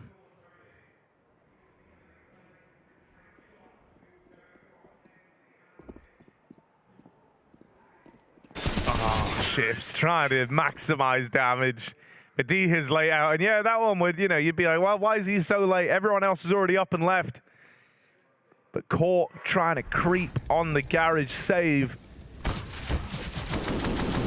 Bloody hell, all right, D. I didn't realize it was that impressive, you know? It looked like just a reaction shot from it. We saw it from the other POV. Full-on smoke spam, just reads the situation well and pieces together what's afoot. Ence can win out the half now, considering how they started with 500 looking very strong out of the gate, very put together. Over time, they've kind of pieced this one together, what they can get away with. Once again, going to try their hand at this vent drop. And successfully this time, they get everyone down. Ships dead at lower. Only good for the 1-for-1, and 500 might have bodies here, but they've got to offer up some resistance now. Would love a nade. That's just the round if you get Snappy off the plant there. 4-on-2 though, as Denizol comes in quick. Sneak down the vent, denied. Man still here, Diho. The wrap round, they know no one's playing this bomb right now, but they're getting flanked, and Diho cuts them at 2. Madden flanked as well. Patrick, no kit right now. Is there one available? Because Diho, the bomb is not for him at the moment. Patrick has all of the trimmings, grenades, and everything. But Diha is not going to expect this play. Patrick moving up close, running out of time, back turn. Diha moves away, and I think he's won it to the clock. The smoke on nothing. Diha's done it. Ence find 8 rounds on their T side. A shaky start to this map, but they close it solid. Meanwhile, Eternal Fire are also fighting Aurora neck and neck, but we'll be back with more after the break.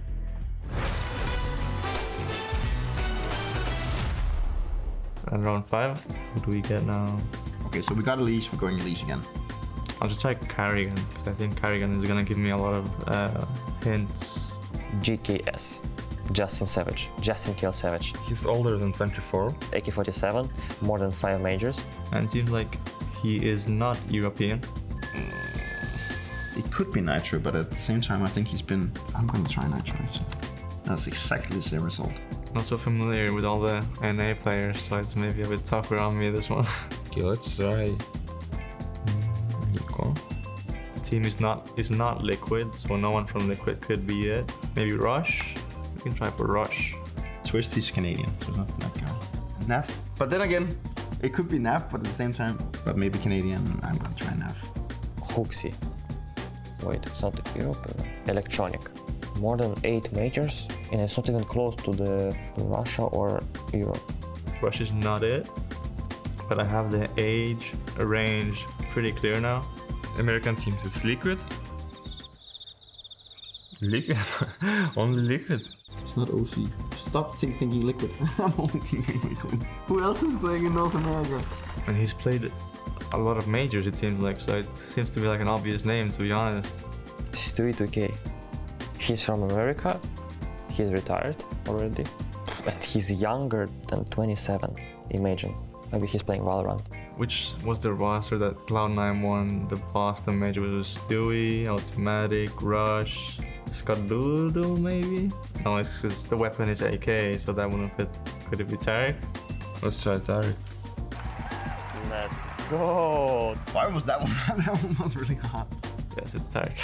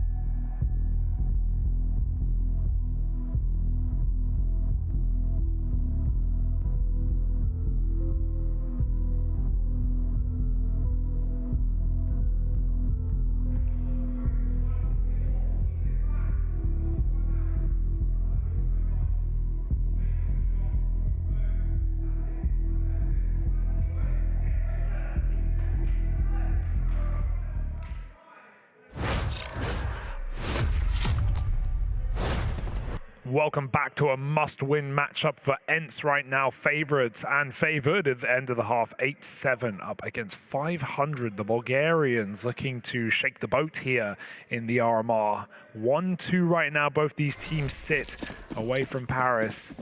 Ence need 2 BO3s. This would be, well, 3 in a row, I guess. This would be the second. Took down iNation yesterday. But 500.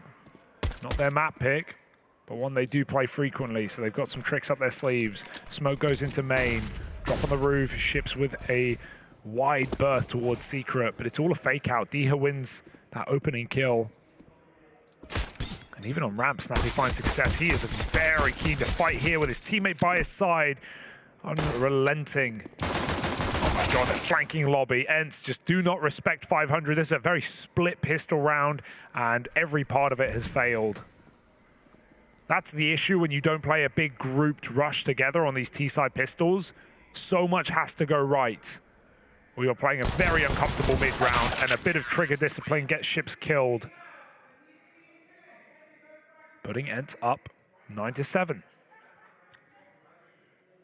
Yeah, I think this was always going to be the trickiest spot for 500. Ence are really well drilled here. They know what they're doing, and Snappy's someone who likes to call a pretty mobile game on this CT side. So, you know, keep your eyes peeled for more of the same, really. I also think, you know, some Pius might have delivered a couple of kills towards Ence that's helped them field this first half, but he gets a hell of a lot more deadly here in the second, I tell you that. So I don't even think, you know, we've seen him carrying his most impactful game just yet. That's about to come down the pipeline now. This round versus just the Glocks. 500 looking to go for an early investment here. They full eco the second. Decision that somewhat has fallen out of favor in the current day. They want to try and bring guns out fast as they can. Yeah, also because they get no bomb plant, right? So just not really a worthy force on T-side Nuke without usually Galil's. Door gets opened. Nerds knows there's something inside. Man's in T-spawn past this door player, and so they get caught off guard as well. Patrick, he has the B side, but he's very lonely. No one to see, nothing to do. And a world filled with danger around every corner.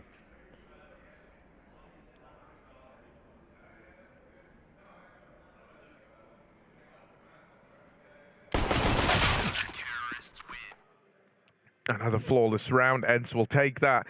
Not supposed to have that one get too expensive, right? This is where they're going to be tested. They're going to be running in with a bonus round up against these rifles on the other side. And so this is the best opportunity 500 are going to have to break through early, right, and to start causing a bit of commotion in this second half. Want to keep an eye on Patrick, someone who is great in these early rounds for the 500 squad. Very much enjoyed watching him as of late and how he conducts himself to try and get some of these openers for his team.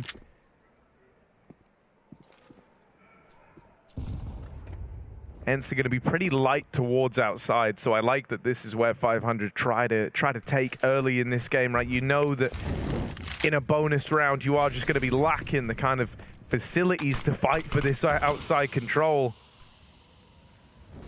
And with Diha smoked off, that is like the one big rifle having itself restricted over towards main. He lands a tag and he hears them running past, so he knows that right now 500 are trying to wrap up into the heavens. The response to this is Ence crunching the lobby and taking this real estate away.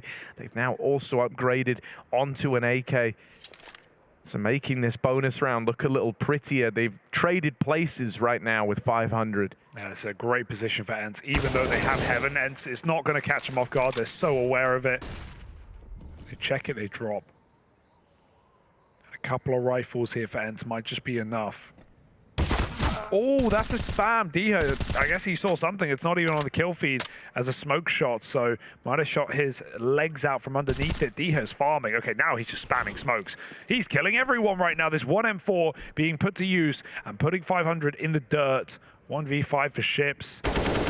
Great player, but too much to ask for. It's all Diha in this bonus round. The SMGs rush lobby, they find a kill, and Diha kills everybody else. There you go. And to think, he tweeted a picture the other day of a Google search that said how to get confidence back. Well, there you go. This round will do it. Don't you feel a little more chipper now, Diha? Love this for this guy. You know, RMR's not the time to be having a crisis of confidence, so it's nice to see him coming into today looking good, looking ready to go.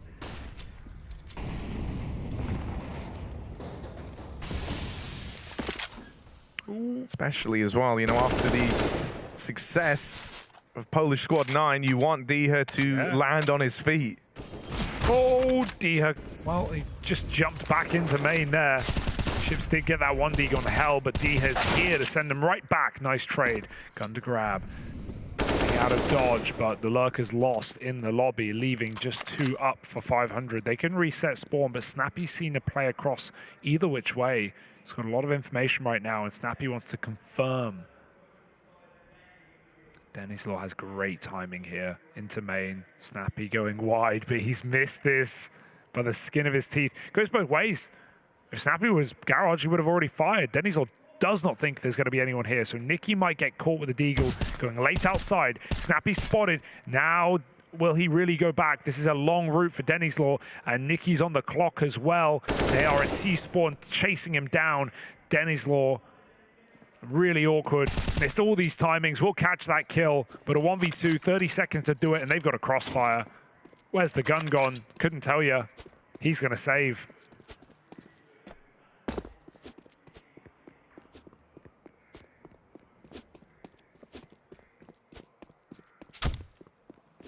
All the way around the world as well. This is madness. I'm trying to think if there's a world he can do this, but no, there isn't. No, just on the time alone, right? Maybe he can find, like he can find a kill at most, but that's the end of the line. You know, I like that he even goes around and just gives it a little look and sees if they are willing to give anything up. But regardless, Ence are really building on this CT side. It's kind of the backbone of their nuke is their ability to pull up the britches and really double down once they get onto this CT half. This was always going to be the most challenging part for 500. They've just got to show us some solutions. Really, you know, now, I was going to say now or never, they're going to have a couple more rifle rounds before this is all said and done, but you don't want to be leaving it down to like 1 rifle round while your opponent sat just 2 rounds away from winning the game, right? So, yeah, now's the most opportune moment for 500 to show their mettle.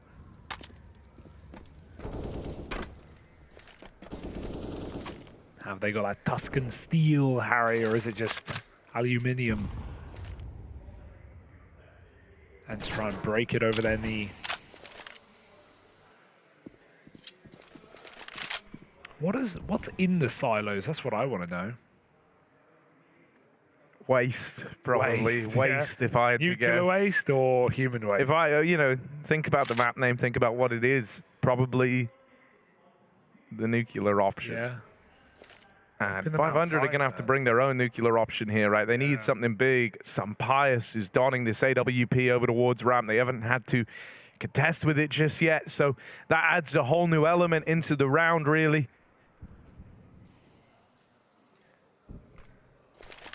Very quiet to begin as they just hold this default. I mean, with how often Ence have aggroed into the lobby, this makes a lot of sense, right? You're just making sure that any opening moves that Ence try to pull get punished. However, you haven't been given those opening moves that you've waited for. Oh, great flash. So the onus is now on 500, and Madden, I don't know how he wins that. It's not going to leave 500 with a lot of time here, nor a lot of room to launch this A play. Very awkward, and so much hinged on being given these openers. With that not happening, this round is stripped away from 500, and some Pius cements it with a fast lobby flank on the AWP. 5 in a row now for Ence. This one is spiraling rapidly out of control.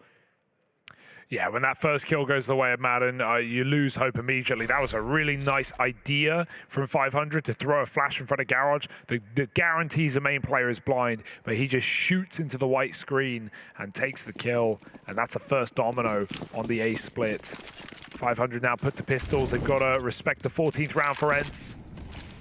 A quick A attack, perhaps, or delayed rather after the Molotovs. That's the damage through the smoke, and even falling behind main for Ships. It's gone from bad to worse. They've heard him. That's really going to suck the tempo out of this round. Hoping a kill comes their way. Hot Roof Molly and Madden just sits in the smoke. Now it catches Rainwaker going for a cross. And they can try and jump out ramp if they want, but Snappy's in a nice patient position.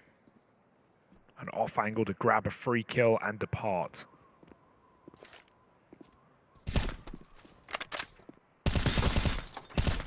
Why leave? Yeah, didn't spot this second player getting out, and Snappy's actually missed that timing, but flicking back, Patrick dead in hopes of doing anything with the pistols here out the window for 500. They're picked apart one by one, and Ships is left up in this alone. They heard him drop main ages ago in this round, so maybe a bit paranoid about outside. But now that they've seen him back in the lobby, they're wasting no time. Like, they're even just holding these more aggro positions over at the door, ready to deal with him on that smoke fade. This is very convincing for Ence. And, this idea of the kind of tit-for-tat nature of Snappy having to figure out what the protocols were and responses to certain strats in the first half, might have left him with a couple of rounds that just sailed on by. But once he, cracked that code, it got really clean for Ence, right? And now in the second half, it's kind of Snappy getting to do the conditioning, getting to be in their heads a little bit. He's called a very aggressive CT side to open, and now that they're getting the respect, now that they're getting these slow burner rounds where 500 are holding a default, waiting for pushes, trying to hold these aggro lines that Ence were taking in the first few rounds of the half, it's wasting so much time off the clock, and it's meaning that Ence, when they're holding onto this util, when they're keeping a couple of chance smokes and mollies in play, that they lob those in at, the 25-second mark, and it feels like GG on the back of that alone. This is going to be a real hard one for 500 to get back into.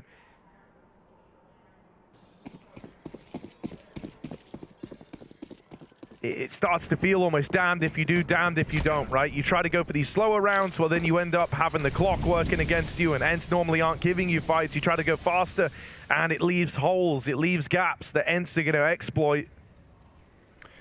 Nice standard AXX will be nice. Ships is going to be, again, just such an important piece of this puzzle, but he's dead immediately, trying to walk up on those smokes behind the wall. Diha swings wide behind them, and he was going to come in through main, and you can see 500 immediately peel back. They don't want to do this strat without their lurk.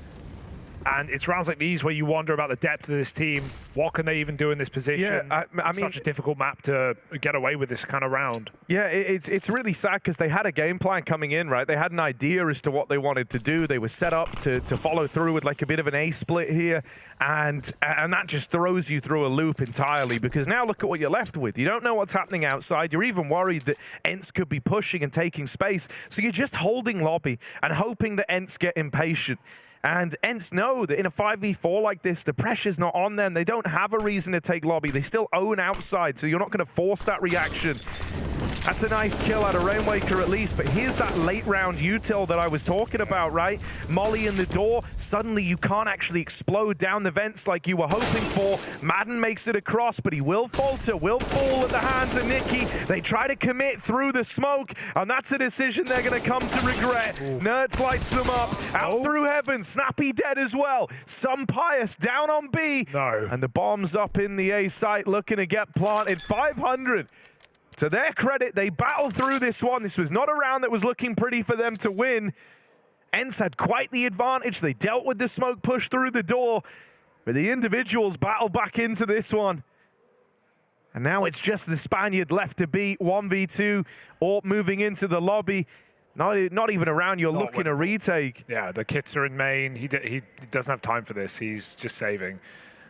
That's a sick trade out. I think if Nerds plays wider, he probably gets more kills there. He tries to make the safe call, the right call, play off his teammates. Rainwaker is able to get a very important trade. Some players even dies. Not a worry about money yet for Ence. Got players on 15k, but that's a big round to keep 500 in this one, mentally and physically.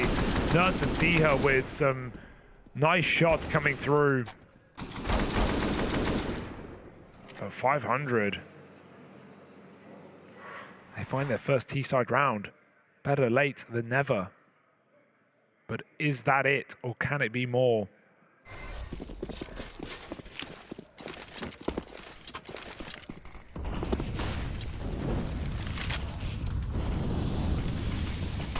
Instant wall, a decisive start to this round. Nikki now lurking alone through the smokes. His ships, he does the same thing. He literally walks into ramp on his own. He does look like the lurker though, so I don't know if Snappy will expect the whole team behind this play.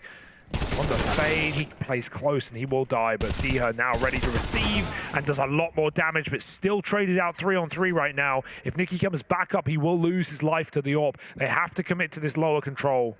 Madden is already in position. They don't like it, they're going back up, but as I said, this AWP is waiting. That being said, it's pulled back. Yeah, I really don't think they're ready for Nikki. You know, once you see ships like that, once you see ships down towards ramp, you think that these outside smokes were a fake. He's so often the guy left there that it's knowing about these tendencies, knowing the positions of where the T's normally end up that might betray Ence. It's given Nikki this kill at least. Some Pious collected back in the spawn, but the bomb dropped over a door. And Nerds, head on a swivel. He's a monster, Harry. He's a bird. He's a monster. He's a bird. Yeah, this guy's sick, man. It's so nice watching him play. Full control on the A site. Always just roaming as well. Like, he's anchoring A, but he's doing it so mobile in mid-rounds, playing in the open and able to just spinning top his way to success. Another multi-kill out of Nerds on A. And 500 just can't put him to bed. Grasshog as well, being very vocal. We've seen he's had a lot to say in interviews. He's actually been giving us some great interviews.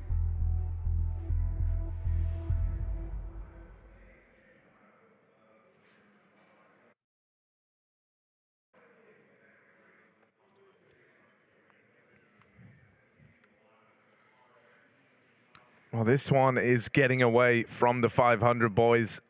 Overpass locked and loaded as the second map, and it's their map pick, 500s that is, in the series. A lot of experience on it, and it's always been a map that these, you know, these Bulgarian teams lean into. So they'll have a lot more ideas for us there, but Nuke seems destined to fall in Ence's favor. This round opens 5v4, they're triple boosting. What a play. It's a nice gimmick, but how sad. No one's in heaven. Has he got something else? Okay. Oh, Molly on the hut roof or backside, but it's not going to change anything. Is that landing on the rafters right below him, so it could potentially force a play around?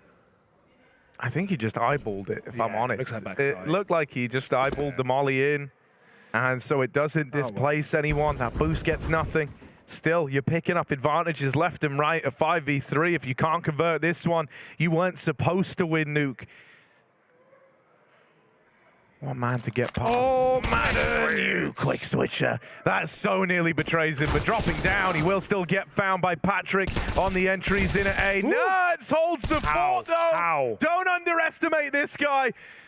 Helped out by Snappy in through the heavens, and a 3v5 looking to come down the pipeline for Ence to close as Ships dies up that ladder. This ship has sailed, and Ence go a map up to open.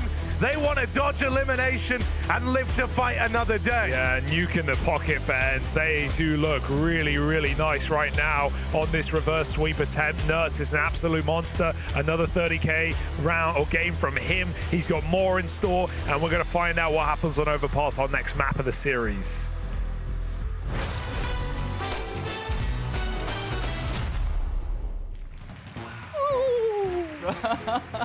So I just immediately like... We saw some recruits. He started talking trash a bit about Copenhagen Flames. Oh, no way. Hey, I'm gonna catch one. It's time for the Gauntlet Challenge. What is the Gauntlet? No. It's the f***ing goal! No way, this is last place. It went really badly. Yeah. I wouldn't say it's good, because I would say it was great. Let's go, baby! As Cadian prepares to take on his toughest challenge yet, let it be known it'll take more than a hero to beat this one. We know he can lead his team to victory, but can he go at it alone? It's time for the Gauntlet Challenge. It's time. It's time. Let's beat Dupree's ass, yeah? Okay, so what does the Launder show have for me here? Rings off, you know. Step one. Let's go. Okay, let's go. This is the one, guys. Off to a good start. We go for the quick entry, no look. What? Buck, everybody saw that. No. It's the f***ing goal! Okay, I think there might be some system to this is where the boxes will hit or what, I'm not sure. Oh, no. No, I failed the bunny hop so bad. We need just a little bit of luck here. Little bit of luck. Let's go, quick. No! That's it. We're done. Dupree, he doesn't know what to do about this time. It's too strong. Yeah, I'm number one now. All right, guys, let's give it up for Cadian. Come on in, Cadian. Well done. Take a bow. Calm down. It was good, but calm down. I'm going to ask for your signature in a second. You were really burning calories on this map. To be completely honest, I was just chilling. I knew that Dupree don't stand a chance. Dupree don't stand a chance. You heard it here already. Well, why don't we make it official? Let's see if he lived out his dream of beating Dupree. To find out, we'll have the assistant, roll out the leaderboard assistant. Come on, let's keep it moving. Don't go out all night. Don't be alarmed by how long it takes me to write this number down. Just be happy it happened. The submission here from Cadian to the Gauntlet Challenge to see if he could beat Dupree. Did he do it, folks? That's right, they finally gave me my own show. Watch the Launder Show exclusively on Blast TV. Let's go, baby! And as always, it's been a blast.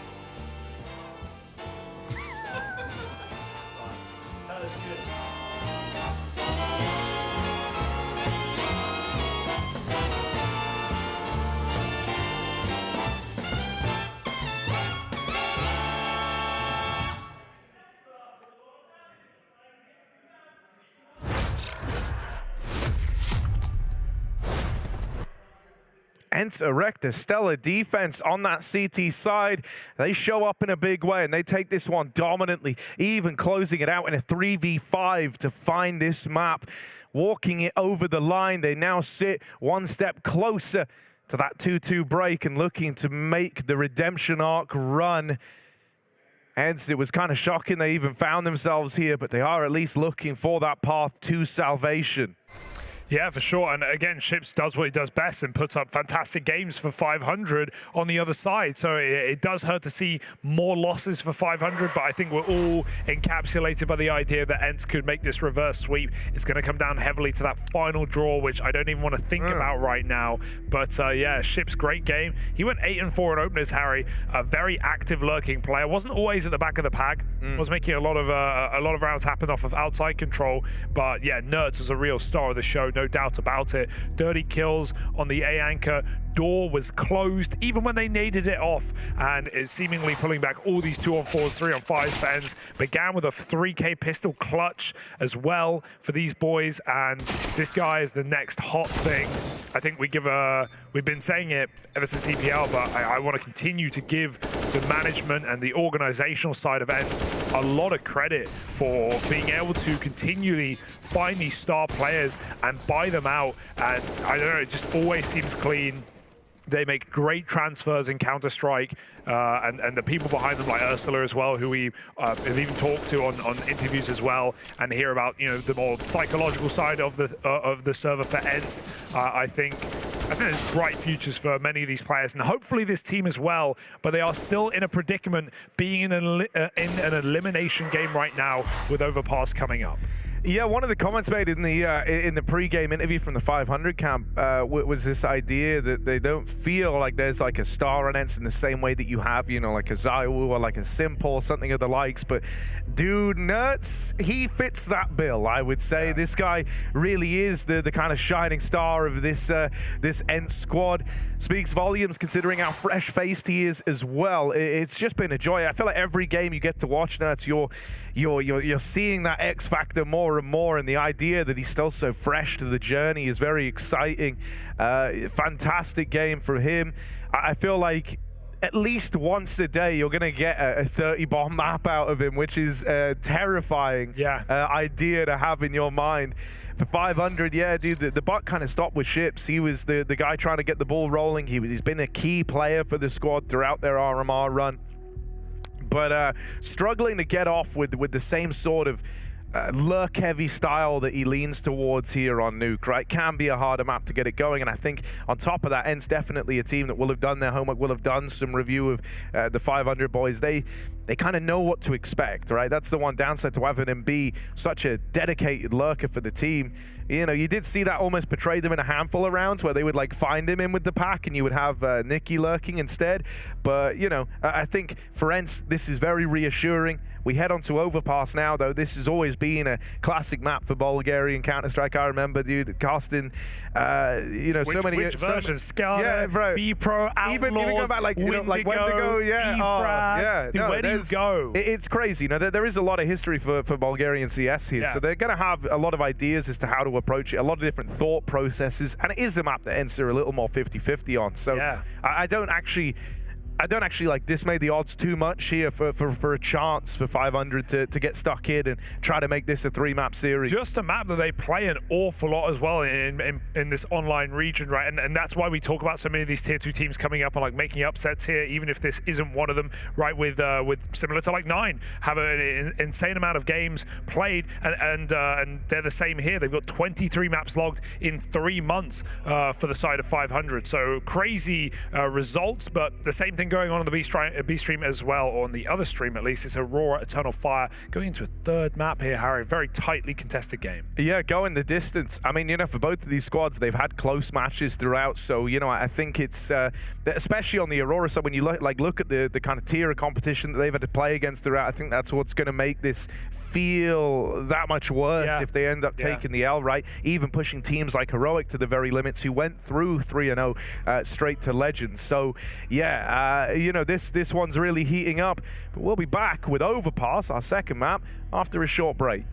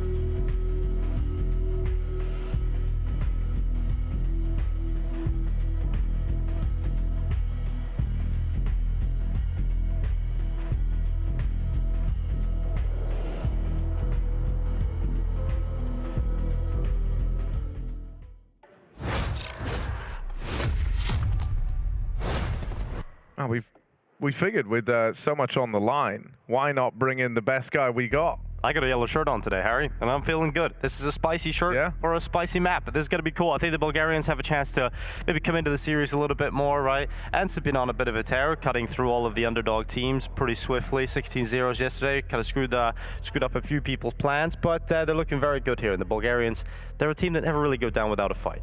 Absolutely, and we saw that as well earlier on, at least putting up a good first half on Nuke. We've got the Unicorn odds on our screen. Ence looking more than favoured, as they should be in a matchup like this, especially with Nerds playing this way, man. He just keeps doing it, Dinko. He keeps doing them dirty. Nerds is incredible, and man, to think that this is just his first few years of Pro CS, I think he has a very bright future ahead of him, and hopefully inside of this Ence team as well, and hopefully even at Paris. Isn't it crazy that he might actually, that Spinks might not be the best Israeli export from Endpoint? Isn't that kind of crazy to think about? That is madness, yeah. You know, Spinks, Flames. I reckon if they just Nerds. made an Israeli team, it would just be one of the best in the world, straight up. There's so many good players in there now. Had some incredible Israeli talent. Yeah, we talked about this recently. Like, you could build like I think a top 10 team out of just Israeli players right now, and I don't think we've been in a position where we have that much talent from that region for so long, but that's awesome to see. And yeah, Nerds keeping it looking good as we go into Overpass.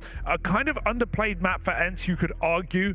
Not amazing results on this. They managed to beat Vitality on it back at EPL, but otherwise, Ence maybe lacking some practice, but I'm sure they knew it was coming through in the Veto today, and as we know, Snappy likes to do his homework. Yeah, I mean, the most recent game against Cloud9, I'd say one of the best Overpass teams in the world when they get it going.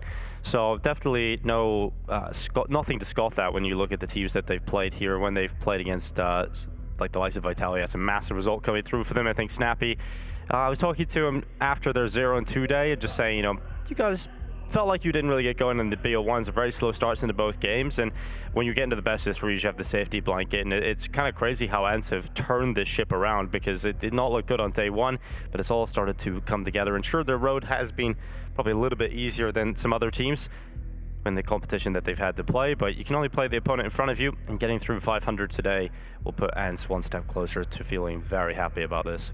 Even just seeing Diha look good outside on Nuke as well. Yeah, that was reassuring. He had a lot of different opening rounds outside. Kind of almost similar to like Brolin playing earlier, right? Getting a lot of smoke spams, playing back garage, being a slippery fish. I think he went 5-0 in opening duels as well in that previous map. So that's reassuring for Diha on the Ence side too. You already talked about, you know, with the Polish representation of 9, Harry, already have made it. I think that lights a fire under Diha. Yeah. To join his brethren. Oh, yeah, 100%. You know, on top of this, I really want to draw attention to Pijamas and how he's going to need to perform. I think if you want this to be an easy time, whenever Ence have won on Overpass, it's normally been predicated with a strong performance from the AWP. We so often say this is a map where your AWP can dominate. Pijamas is one of these players who can take control of the game. Over on Nuke, he was quiet. He finished like bottom of the board, but here's the thing. He didn't really need to step up massively, right? And it was like, I think that Nerds was very much enough there to get the job done. He's still going to be a very influential figure here on Overpass, but I think Pijamas has more he'll be able to offer as a whole in terms of influencing the result of this map. For 500, you know, we've been touching upon it already. Overpass is a map that, in the Bulgarian scene at least, you kind of had to learn to play if you wanted to join any of the top squads. So this is one that these guys should be well versed on. It's one that in online matches leading up to this, they play a hell of a lot. It really is one of these fixture maps of their scene, and so let's see what sort of heat they can bring into the server for this second map, trying to recover and take us the distance. Ence looking to bounce back from the 1 and 2 bracket to put themselves one best of 3 away from qualification for the Paris Major. Up against 500 on the CT side start here, Ence. At 500, they are a team that like to go with some quicker plays. Well, 5 stacking outside of B. This might be the perfect call for Ence, Hugo. Look how they're setting up for this. They're going to crunch short water together through the connector and through the runway. Rain Waker running away as well, but Madden will hunt that kill. They give up the B-bomb site, but they're going to be very quick to respond here. Everyone coming through to Brawl, and the Glock comes through with 3 for Dennis Law. Pijamas wants to steal this round away. The bomb is open. He's put a lot of damage down range, but now he's into the clutch. Some Pius slips on out, gets caught by ships. And what a great recovery from Denislaw, because Ence seemed to have the perfect read on the call that was going to come through in that pistol. They had everybody in the right position, and then it came down and just fights. And Denislaw wins most of it. Yeah, if he could grab that second player off the plant, maybe there's a world, maybe there's a way. But instead, a hyper-important pistol round coming through for 500. You want me to talk fears for Ence? For me, at least, moving forward, if they win this game? Obviously, they can't draw any of the teams they played in the BO1s in Monte and FORZE, so they face a world where they could even face the loser of the Cloud9 G2 matchup, maybe a Vitality. There are some scary teams that Ence could run into once we hit BO3s. I think that's something to really think about once we're in that 2-2 matchup. Yeah. The question is, can they get there? That's why you don't want to lose any of those best of ones, right? And why it's so risky to get off to a slow start in the RMR system. You just end up having to play difficult opponents on your way to the major, if you even make it there. Yeah, I mean, that's something that, you know, to Ence has been no surprise. We obviously saw them at Rio with some difficult draws in that challenger stage, falling to Maus, of course, in the final matchup, but having to even play in BO3's Vitality as well. It never gets easier.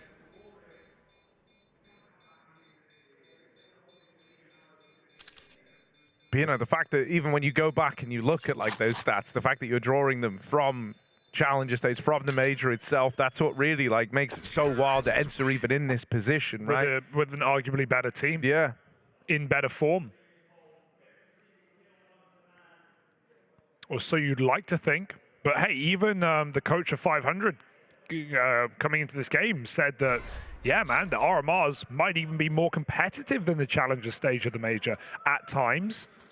And I think while that can seem almost ridiculous, I think it's highlighted by the fact that many Tier 1 teams clearly have underestimated some of the challenging teams here. I think also the Tier 1 teams don't want to show a lot when it comes to the RMRs, right? They want to try and get through the RMRs with this most simple Counter-Strike possible. They want to save strats for the major, shall we say, right? Yeah. So you do see the smaller teams throwing everything they've got at trying to qualify, and the bigger teams sort of hold back a little bit, and that can cost them in some of these BO1s. They don't get by with the most simple of CS, and then they're put into best of 3 positions. And teams like FaZe, for example, who finished last at the previous major in the challenger state, or had to come through, right, and look pretty rough when it came into the RMRs when they head into the best of 3. So definitely some questions to be raised about how the RMRs are approached. And the smaller teams see it as the biggest opportunity of the year, and you can see so many of them already. I mean, into the breach legends at the major, that's just completely wild to think about. Yeah. And FaZe haven't even made it, and they might not. Yeah, and they had a similar situation to what we're talking about with Ence. Obviously, these 2 matchups, they come in as favorites, as they should, but yeah, I was going to say spam the site. But for FaZe, they lose 2 opening BO1s. Think about their BO3s. Who they get? They get Na'Vi, they get B&E, and they get Maus. Yeah. Like, those are insane draws. Those are really hard games. Yeah, but then think of Maus's run too, right? They had a really tough run throughout the event as well. So you have definitely 2 sides of the story. Definitely. I mean, there's no easy pickings. That's to be said for sure here at these RMRs. And right now, Ence getting dealt a heavy-handed start, but they started slow on Nuke as well. And they still managed to come back into the fray. So how will this first rifle round field on the CT side? Some Pius' AWP, some faster rounds out of 500. They've still got this MAC-10 in place, so they can keep it grooving. Ships with the opener in this round. Snappy will trade him out, and so this, I was going to say, this might slow down for a moment, but dude, they're just walking these smokes. They are looking for these gunfights. Yeah, that's a pretty rough round. I don't know how they've got it into a 2 versus 2. This wasn't the prettiest round at all for the T side, but you've got to be pretty happy you got it in the 2v2 here. You know, I think in the top level of how this map is played, it is, you know, very respect-based for the most part. Yes. I think that's why when you look at the trends, the CT side is like massively favored in top 10. But each time you drop that ranking filter down a little bit, that kind of moves into more of a parity between C and T sides. Nerds with the backstab should still have this round safeguarded. With that kill onto Rainwaker, the bomb gets away from 500. Denislaw. 1v2. 500 took a lot of risks to try and make this round happen, and now it's on to one man to deliver it to him. Out towards the bomb, will catch Nerds, flicking back into the heavens. Thank goodness Pijamas recovers. Stern face on him as that round just barely falls in Ence's favor. I like that point you make, though, Harry, about the respect between teams, because you just know often with how tight the CT setups are typically going to be, you can't get away with kind of mad plays. But right in that round, what happens? Ships goes for a monster entry, continues to push, dies, then Denislaw gets a kill on short, then Patrick walks through a monster smoke. Like, these aren't cohesive setup execute plays. These are just individuals feeling confident right now at 3-0. And if they work, man, this could have been a steamroll start to the map on the T side of Overpass. But Ence, fortunately for their sake, managed to show a better face and hold on. And a big flank as well coming out from Nerds to finish that round. I think Ence want to try and tighten it up a little bit too, right? You want to try and figure out how you're going to deal with a lot of these one-for-one trades that are coming in, because shouldn't have really been the 2v2 in the end. So quick timeout ahead of this gun round, realizing that 500 will still have some weapons available to them. It's the 2 MAC-10s for Patrick and Nicky, alongside the 3 AK-47s. Plenty of utility for the T side as well. Might be something quick because of these MAC-10s. Ooh, yeah, just going full onslaught of util into a fast B play, real up tempo here. All smoke down over towards spawn as well, makes life hard for the rotates. Patrick knocks out Snappy in the air, and Ships follows up on a Diha. Yeah, I think Ence, once again, this is going to be a bit of a test for Snappy, problem solving on the fly, right? This is going to feel like a very different game to the Overpass matches you're used to playing. Nerds with another backstab looking to come in. This time 500 are ready for it. Yeah, Ships is just looking for that flank around Monster. It's not easy for Nerds to activate. He wants to try and draw attention away, and Rainwaker ready for the boost, reads that potential, and Ships cuts off that flank. Nerds can't do anything about it. Madden has to drop away, pick up an AWP for some Pijamas, or just for the Ence squad, because they have barely any cash left over. And 500 keep it simple. A B rush out of spawn. It's kind of the Bulgarian bulldozer running through the B site. Ooh, I like that. Yeah, I mean, we've actually got a good amount of experience. We talk a lot about Ships because he is the star of the show and the roles he plays in this team, how exciting they are. But Nicky, man, this is a guy who's been around for even longer than Ships. He's a decade older, and we've seen him across basically every relevant Bulgarian team pretty much since about 2015. So post EFRAG kind of time, but he's been in Outlaws, MK, B Pro, Fate. Dude, I can't believe that Ships is only 22 years old. I know, that's shocking, isn't it? He's been playing pro since he was about 16. It's crazy. Well, here's a chance for Ence. The Pijamas does get the AWP. And everybody else on the Deagles. Still, you can win a round like this if you're Ence, but you gotta win this first fight, and Nerds does not connect the Deagle shot, runs into the bathrooms, and actually finds Ships. Wanted to pick up the AK, but didn't get the chance to do it. Now it's just trying to dodge death for as long as possible. Behind him. And the flank around the backside from Denislaw will confirm the trade kill on Nerds. Bought a bit of time and got a lot of info as the numbers towards A. Good luck getting into the site here, though. What was that spam? Looking for anything. Dude, I mean, this is already a banging T side, right? Diha, even though he's good for that first, don't know if this is going to entice someone like Pijamas to try and make moves with the AWP. And as the numbers get thinned out even more, this AWP is very, very close to the danger zone here, right? Run now. Yeah, you got to get away. You get caught by the bomb blast radius, or you're just going to go down to one of these rifles. So on 100 health, he can hide in CT, I'm pretty sure. Yeah, he can get away here. He's made the right move to get out of dodge. They are hunting it. Yeah, fast through short. They know the impact that taking the AWP out's going to have. Pijamas shouldn't fall down to it, right? He's safe back in CT, so he is going to get out with the AWP intact at least. But I mean, already arriving at this many rounds on the T side, it's a great way to open. It plays into this idea that, for this team, they feel right at home on this map. And, I like it because that they're playing a very up-tempo game right now. You know, I think the temptation with Overpass at the top level is it is almost like a map that really tests how strong your default is. There's a lot of respect moves where it's kind of, you know, just going tit for tat in terms of trading util out across the map. Usually you'll get like a swing kill happen and then a big slowdown from the T side as they try to choose right in terms of which side to hit. But with this 500 squad, a lot of little set pieces, far faster rounds, playing a grouped game right now. I think that's the way they have to play to get round wins, right? And building this T side up really quickly. This is a perfect sort of start for them, getting into that low economy battle, winning a lot of these B rushes. Just gives you a nice buffer on this first half. And you know, Snappy's no fool. He knows that this is already a dangerous scoreline, right? The idea that this is 5-1 is like already there's some alarm bells going off. And so your time to turn it around is now, because if it falls on deaf ears and you have 500 maintain this power position where every round they win leaves Ence with a partial bye at best to follow, they are going to be in such a good spot to open up this map. If this goes 7-1, which it really could, if they win this rifle round, you know, that might already be the game too far gone. Bit slower this time from 500, but here comes that artillery strike towards the boost.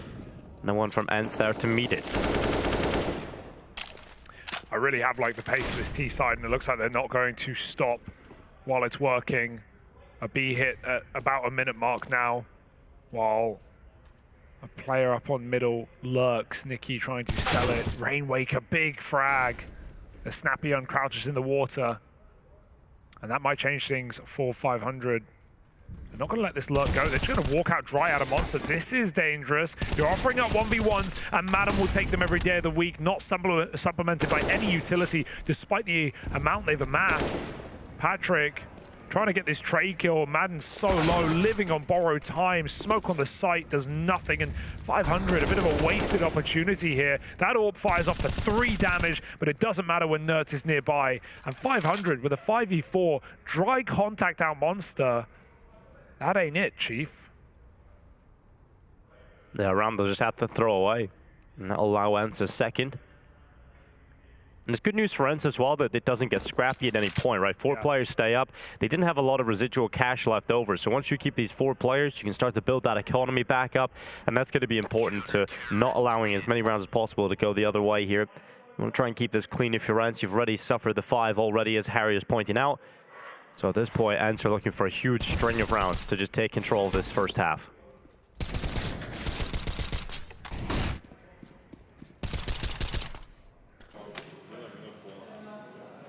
Ideal round that can change the pace very quickly. We were at a similar spot back at the start of Nuke, about 6-3, with 500 winning these clutch rounds, and then Ence suddenly just got it going and ended up winning the half with a dominant finish as well. Well, you can have your vote on Blast.tv. Nertz with a 30 bomb in the last map. Can he top frag again? Most people are believing in that. Yeah. You go among them. I voted. So you can go over to Blast.tv and vote as well. Patrick, ooh, not going to enjoy that. You can see a little shake of frustration. Doesn't want to be damaged down this early. He's a good player to attack up early on as well, because he's one of these like space creating players for 500, and so forcing him to be a little bit more tame, right, is good news for Ence.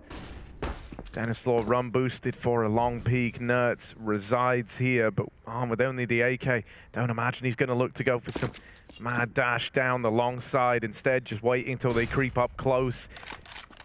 Here's that flash come out. That might tempt him. Timing's going to be everything here, as Denislaw just has util out. There's a world where if Nertz had peeked that would have been the opener. Instead, he swings it late, and he gets the info that this util raining over long is nothing more than a ruse. Snappy's feeling the B play. And it is going to land right on towards Nicky. Doesn't do a whole lot of damage in the end. Bounces a little bit too far. 28 seconds left. No secret where we know 500 are heading. And Ence seem to be aware of it as well. Snappy swings into Monster. Just gets the 1 from that fight. 20 seconds now. And Madden positions himself in the barrels. It's a bit and switch. Dihad's going to take the initial attention, but Madden's going to be forced away, and Dihad taken out through the wall. Luckily, Madden gets a double, and it's clean on the 3K. Lovely stuff from the barrels. That's sick. Full focus, staring at his feet, and I think it's a realization that this util has been a miss on the B hits, right? It was fine early when they were going for just pop plays with a flash, but no molly on barrels right there. I thought they were setting up a molly for the barrels. Went in the back of the pit. It's not a bad Molotov, but they just never saw him on barrels. He's played it basically every round of the game. And so they don't clear it. He comes up with 3 kills, and that's a tilt of a round to lose. You can see 500 realizing that this lead is slipping away very quickly. Even Ships buys a hero AK into this eco. Money's not in a great spot. Let's see what Ships can do then. Oh, that's a much better nade. That's going to land right on top of Nicky. His naked body damaged up to 8 health. Supple.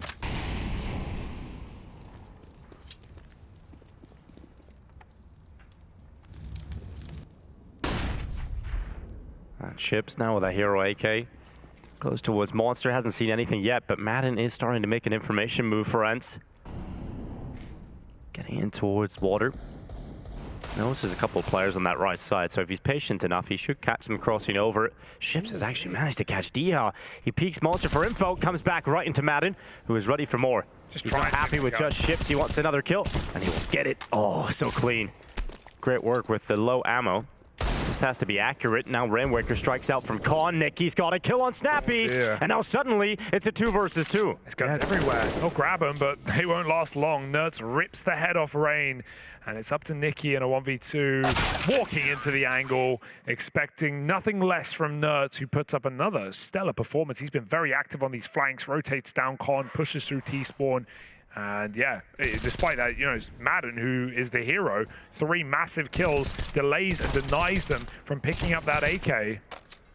It's just the mag that runs dry. That's one of those rounds where, like, if you're Madden watching from beyond the grave, your heart rate calms down right at the end. But for the longest time, you were believing that in spite of your 3K, that round was still going to get out of hand, still going to fall apart. Thankfully, Nerds holds on to it for Ence. Once again, grouped for a B hit, R500. They seem to have their idea as to how they want to break in here.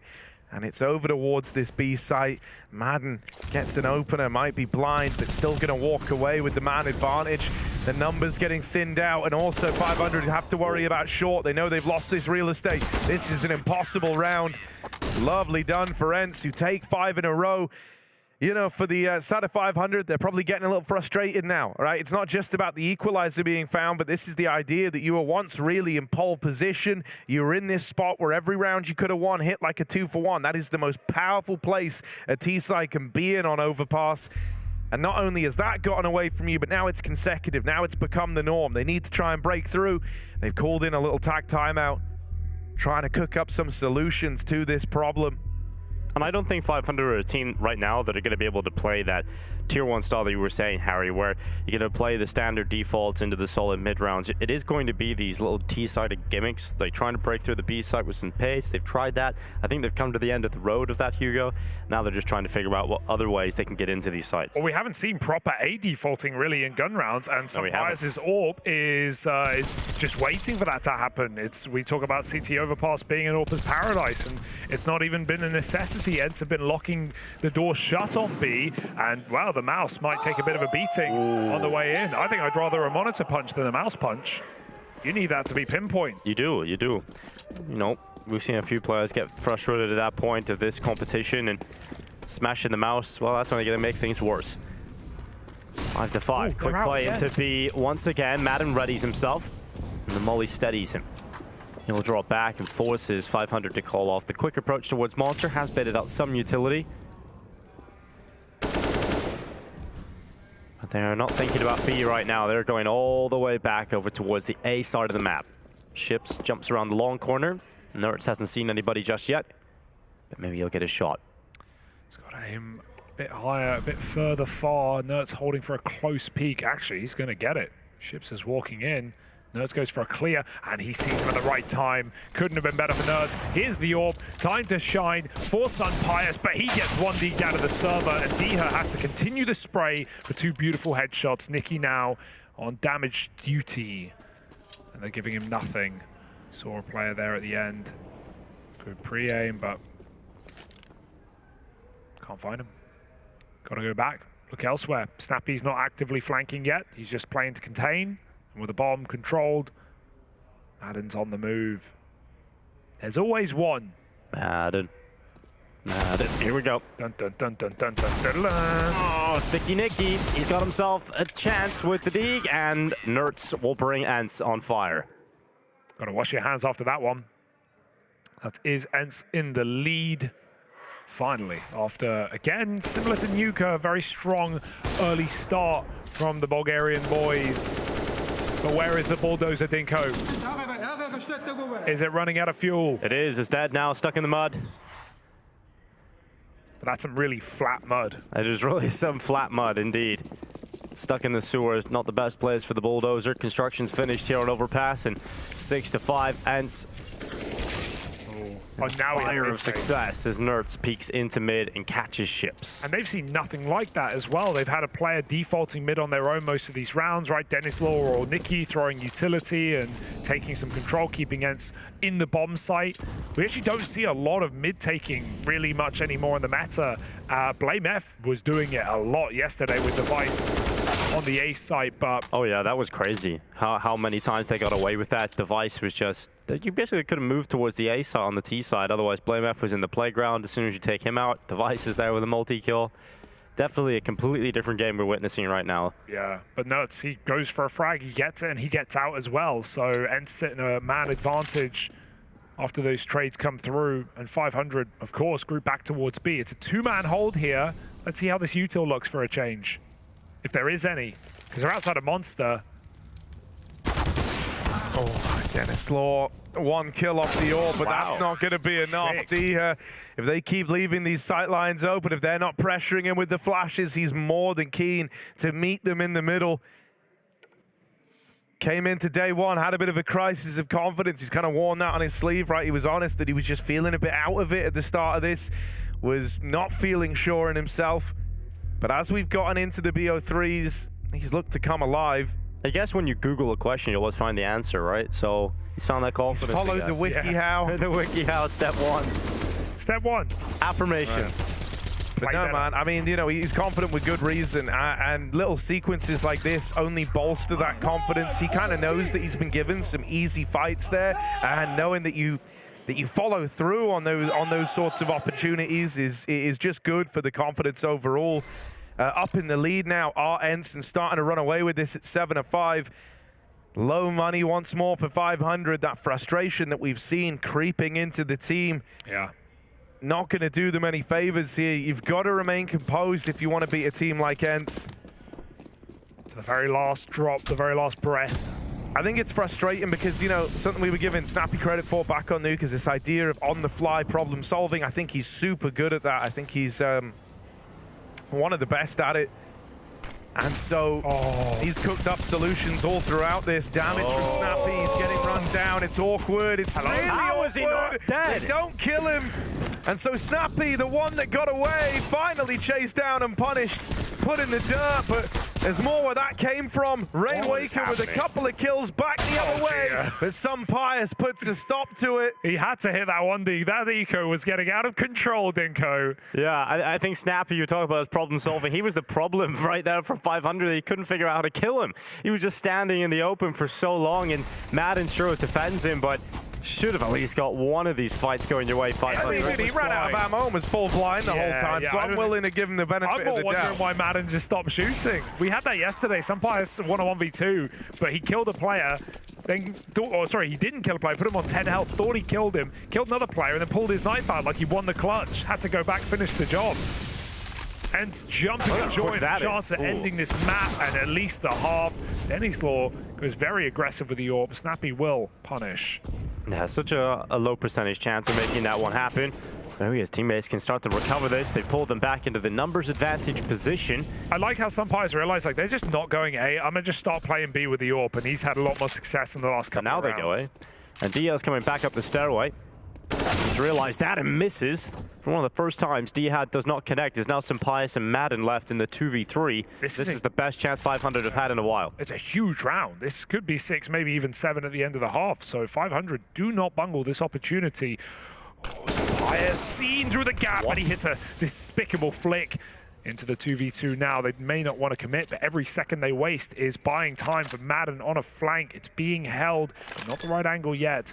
Nicky, oh, he's going to hear every step now, running through the toilet. Madden starts walking, but it's already too little too late. Nicky with a freebie, he'll take it. Now it's some Pius. No reason to save. You've got money for the last of the half. Give it a go. Throw yourself in.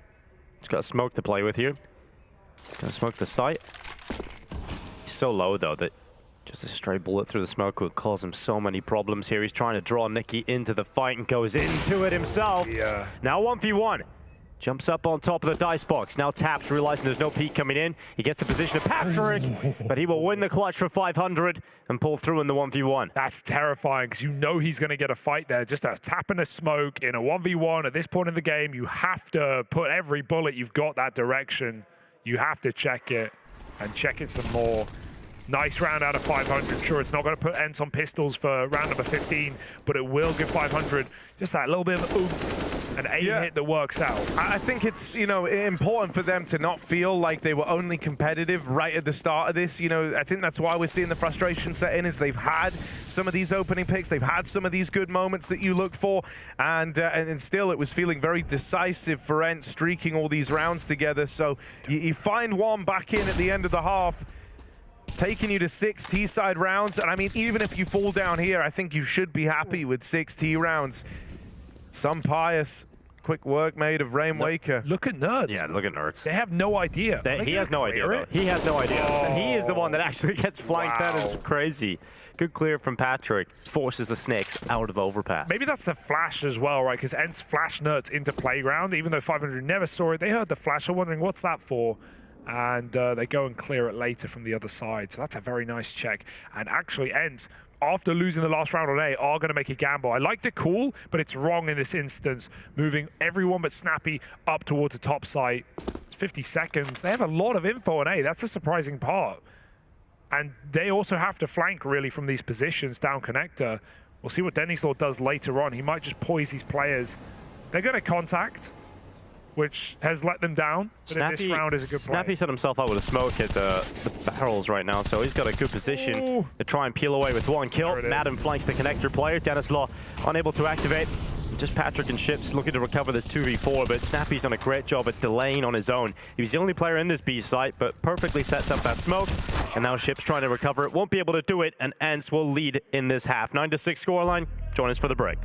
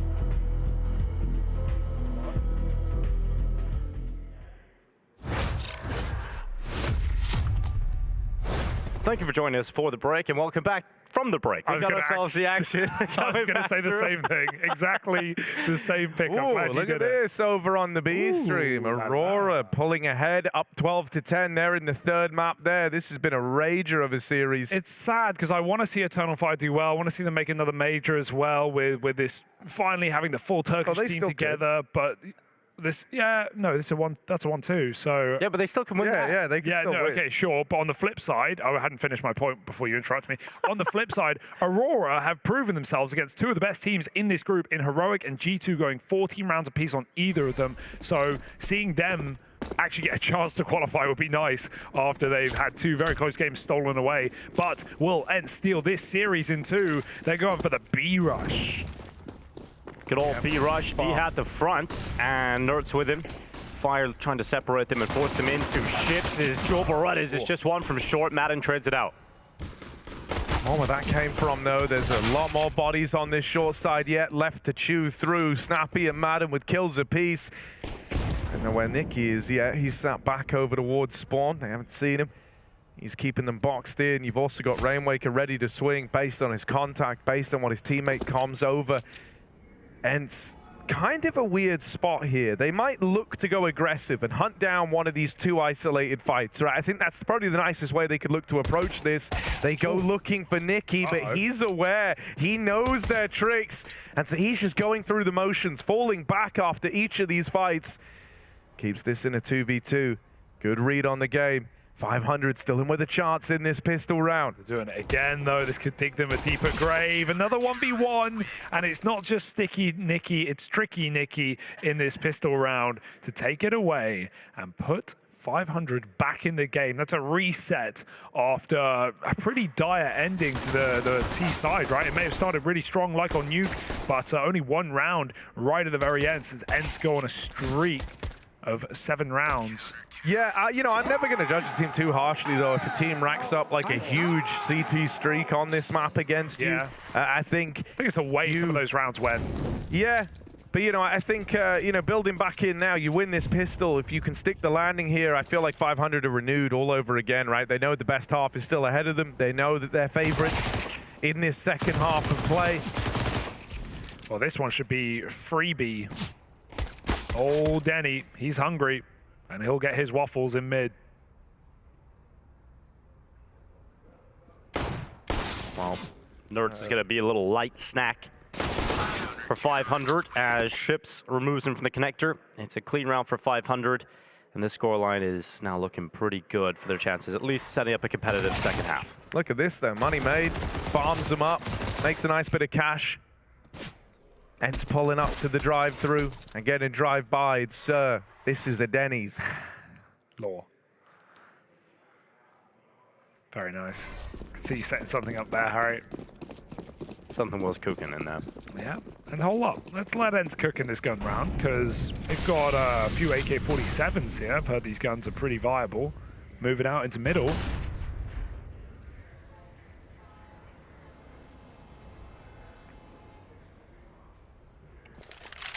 Madden. Quick switch really upsets me. Who was it in Group A, the quick switch? I remember Harry, they did it like 3 times in a map and killed them every time. I don't want to remember. I know exactly what you're talking about, but I don't even want to think about it. There was someone. I need to call them out. Was it Body? Body. It was Body. Yeah. Yeah, was it Body? It was I want to say it was Body. Because he kept inspecting as well when he ran around corners. Inspecting, maybe clearing decals. It was Jacob. Oh, it was Jacob. It was Jacob. He did it like 3 times. 3 times on overpass, and like it killed him every single time. It was just insane. So yeah, don't quick switch, kids. Not even once. Right now, Nicky's on the clock. Nicky, the steps. He's going to turn back. Can't you see? Sometimes your words just hypnotize me. Anyway, they hit the B side. They love these flashy plays going down towards the B side. They're trying to come up. Trump's in this push. There was only one man here leaping into the site. Rainwaker trying to put a stop to the B play is overrun. And so this should just be a round on the back of that. Getting out, saving the MP9 and M4, the best case for 500. Ence, double digits locked in. They bring out the rifles early in this T half. There's an upgrade at least. onto double rifle, but yeah, it's still going to be Ence. Starting on the right foot forward in their gun round, double digs.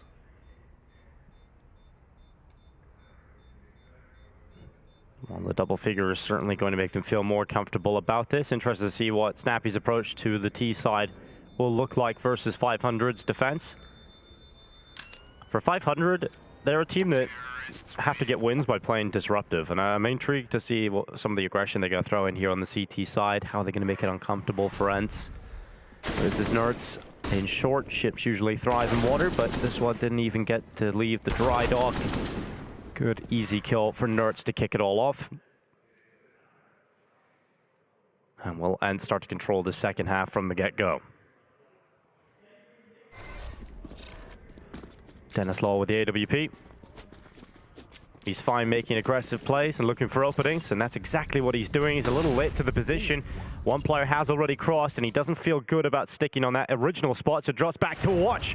And the party walkout, or rather playground for Madden, ends up being his final destination. Yeah, got caught in the sand trap. Now it's Ence heading down to the doldrums. And even a fourth rotation coming through for 500. That AWP is staying mobile. Oh, boost is coming up, but the jump spot boost, they're not going to hit that on a pre-aim, even though Nerds was close. They just try and get a little bit of info. Ence know they're probably playing passive on the site there, but they don't make anything happen.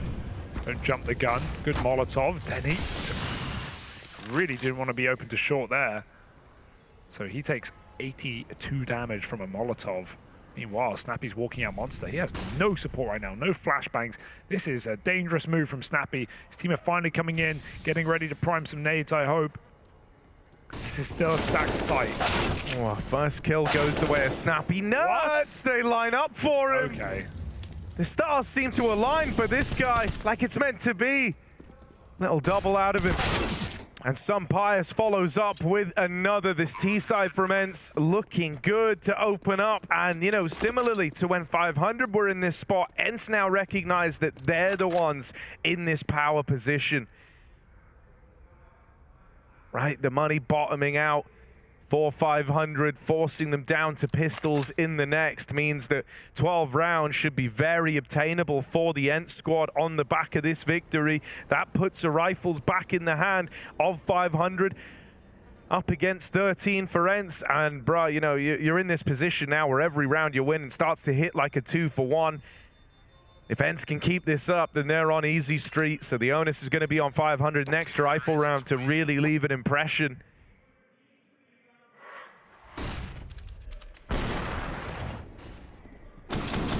Look at this. Like, it just felt destined. Like, they crossed paths. They fed him that double.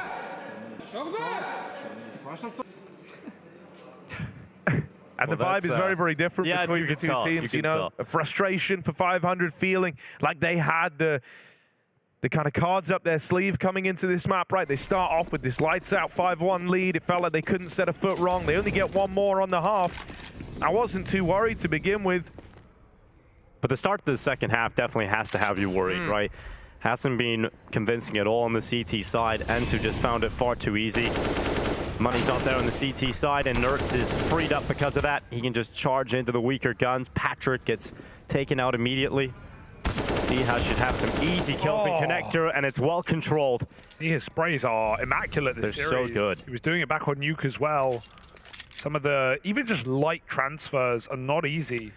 Yeah, you know, I think for D-Head, the kind of soft performances from him across the first few days, and then the fact that, you know, as we've spoken about, Nine finding all this success, it's probably lit a bit of a fire underneath him. I don't think you kind of put yourself out there and say, like, look, I've not felt confident, but that's going to change. You know, he was trying to kind of address it early, and it feels like it's lit a bit of a fire underneath him to really stand and deliver across these remaining games. He's been a big-time player across this BO3 now. Had a good performance from him on that previous map of Nuke, and he's keeping up appearances. Him and Nerds is this terrifying duo here on Overpass.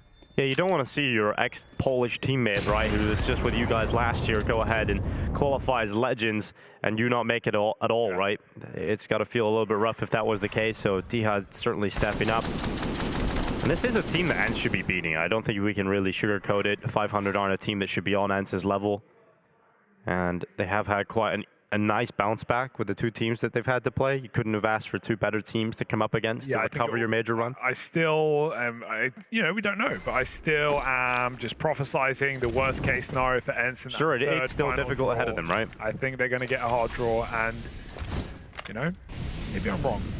Yeah, they could get like a big, perhaps. I don't know who big are playing today, but I think that'll be a pretty fair matchup. You know, it's impossible to use that major IEB with that properly, because no matter what you predict, it's never going to go that way, right? Exactly. So it's just so hard to know when there's 3 games left today. And it's a different beast actually playing in this format, because you don't have time to prepare for your opponents. So teams that are really solid at preparing and anti-stratting, they don't get that advantage in this competition. It's all about on-the-fly calling. You said that Snappy, very good at that. We'll see if this call works out for the B play. Nerds just runs in. Not covered by any utility. Flashes came a little bit late, and so it's completely fallen flat here for Ence. Really good hold coming in for 500. Seemed like a nade set up, but the only thing that actually goes in is a heaven smoke and one flash, which, as you said, was after Nerds was already into the bomb site. So would have loved a little bit more. Barrels Molly, this whole map has been non-existent. It's wild. It's the most common piece of utility on Overpass. It's one you have to throw. And it's a spot getting used by both teams, abused by Madden. Patrick here, just the same. Well, if you're not going to burn it out, of course you get to play it, right? You're going to get punished for not doing that. Diha, we'll see how many he can take with him down to the grave. Comes out a monster. Nice sees the head of Patrick. First victim offered up. But really shouldn't be getting too much more here, Diha. Yeah, chill out, buddy. 1v5? Nah. No. Oh, okay. They're going to stop him. They're going to stop him after 2. All right. So a little more damage found right at the end. Here's the thing, right?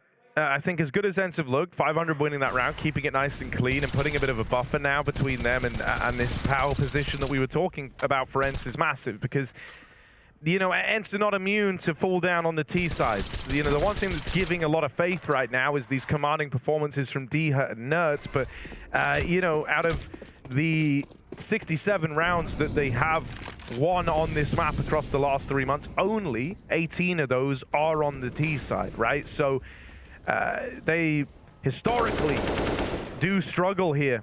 Oh no. And it's really not uncommon at the top level.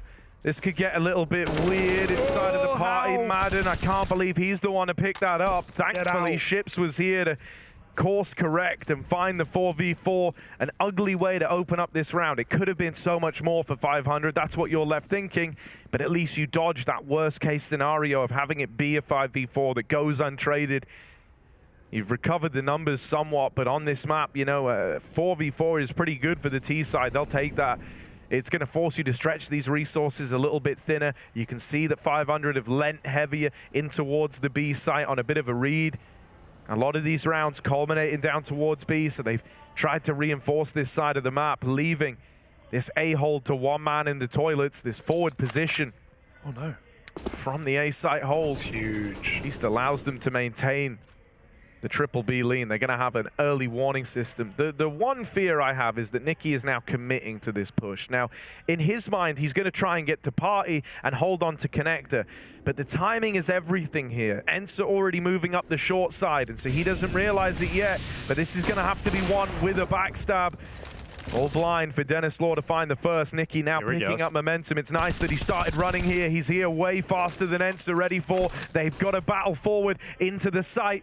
Nicky holds off on the backstab, and with just 10 seconds left, nades raining in. Ence need kills. They need them now. The pressure's on, and winning this to time is the answer for 500.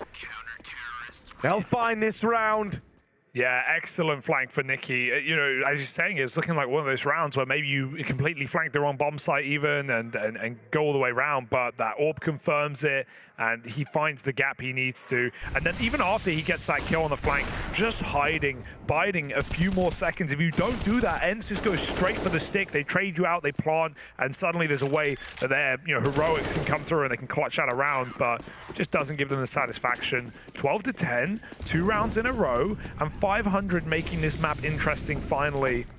Yeah, and they've got the money down to the final sort of purchases here for Ence. Nicky once again let off the leash into the playground. He's looking to throw down some insults, and he's found some Pyjamas and the second in it. Oh, Nicky, you're so fine. Yeah, he blows their minds. Nerds needs a response, but they're all trained in, and he eats a shot as well. They're even being proactive. Sure, it's a risky play, but it shows their mindset right now. They're feeling invincible, invulnerable, and Diha is the only one to live to tell the tale. It's not going to last long, though. Ships is in spawn, and Diha is surrounded.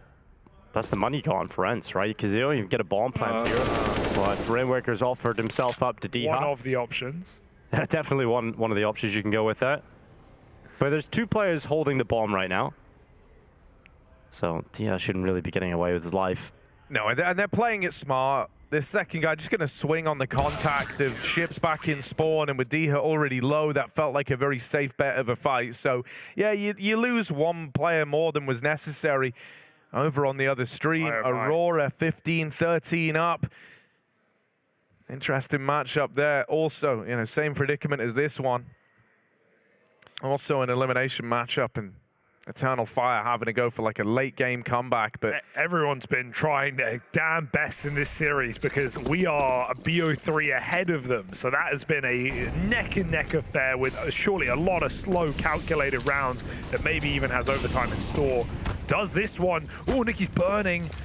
Ence starting to lose focus near the end of this map. It might get stolen away, but that kill is everything. Nerds finds what is typically the star of the show in ships. He will fall first. Patrick getting aggressive. Curiosity does not kill the Pat, but Madden does have a response. 3-on-3, cycles the guns back to his unarmed teammates, and they even contact out B. There's a rifle all trained on this angle. Madden needs the kill. He's been the one guy to rely on for Ence. Yeah, he's been good at these openers. He's trying to secure the B site right now, but locked in a fight with the man down in pit and low on ammo. Rainwaker swings him, deals with him. He has draw and rotates down towards B at least. And so Ence are trying to take advantage of this, but some Pyjamas, this is your round to try and make a play. Far ahead of his teammate. Yeah, he throws the bomb back because he doesn't want to lose it so deep and make this completely unwinnable. And he's going to try and pull this kill back on Nicky. Does exactly that. Takes damage from the bank, but it's not enough to bring down some Pyjamas.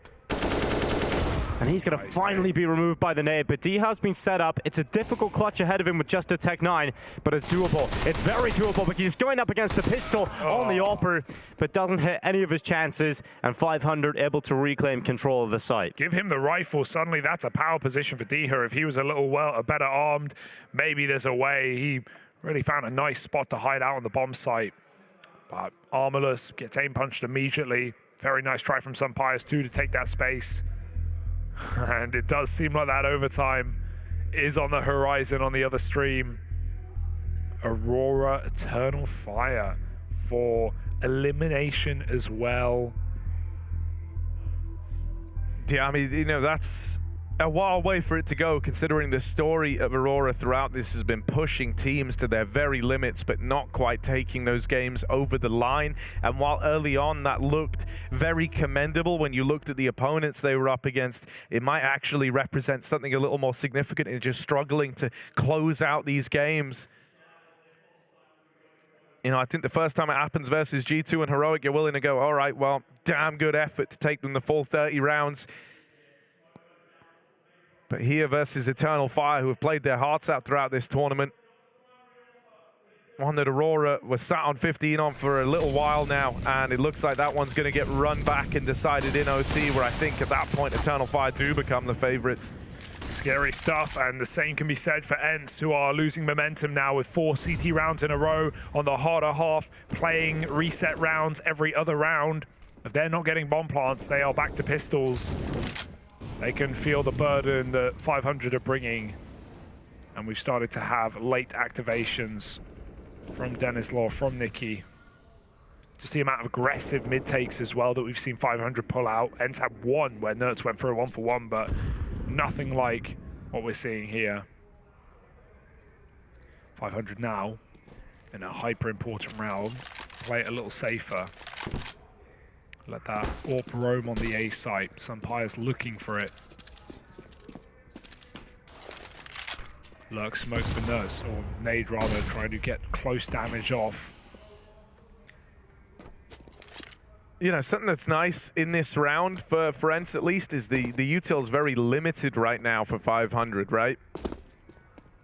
Rainmaker with a full belt, Nicky with a couple of pieces of util of his own, but 35 seconds left to as well. really slow down this push, right? And So that's what much you would info. love. Dennis Law with that spot at least calls for the rotates. Everyone from 500 making their way up, but this might come down to a retake unless Nicky can hold the line. Overran, they come through the smoke, they drop the bomb. No way. They're fighting for this control of the site. No It will way. get retrieved. Snappy, last second bomb plant coming through, and a 3v3 ensues. Ence trying to back up, trying to play around the toilets for this post plant. That feeds Snappy to Rainmaker. Tips the scales in favor of 500. This is the round that could break the back of Ence, could do them in and set 500 up for the win. Oh, they overwhelm some Pius. Smoke on the bomb. Diha with a nade, gonna lob that in, but a little early. No one on it yet. Diha tagged and finished off by Patrick. The retake is landed by 500, and with that round they leap into the lead. They take 5 in a row.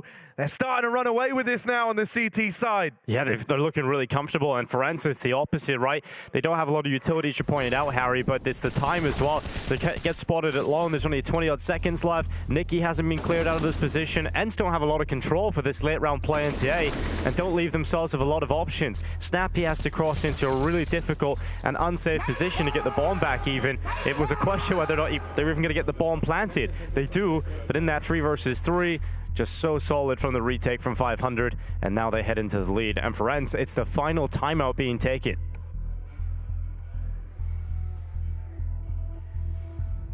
Snappy, deep in thought, tried to figure out the answers to this puzzle because this T side has not looked clean, and it's not like they're going to have anything extra than they had in the previous round. If anything, it's going to get more difficult for them. Yeah, some really calculated retakes coming out from 500, and B has looked off limits really for both teams in this map.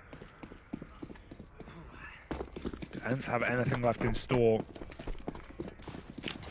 Or will this be the decider of Mirage that 500 take us to? Kicking and screaming.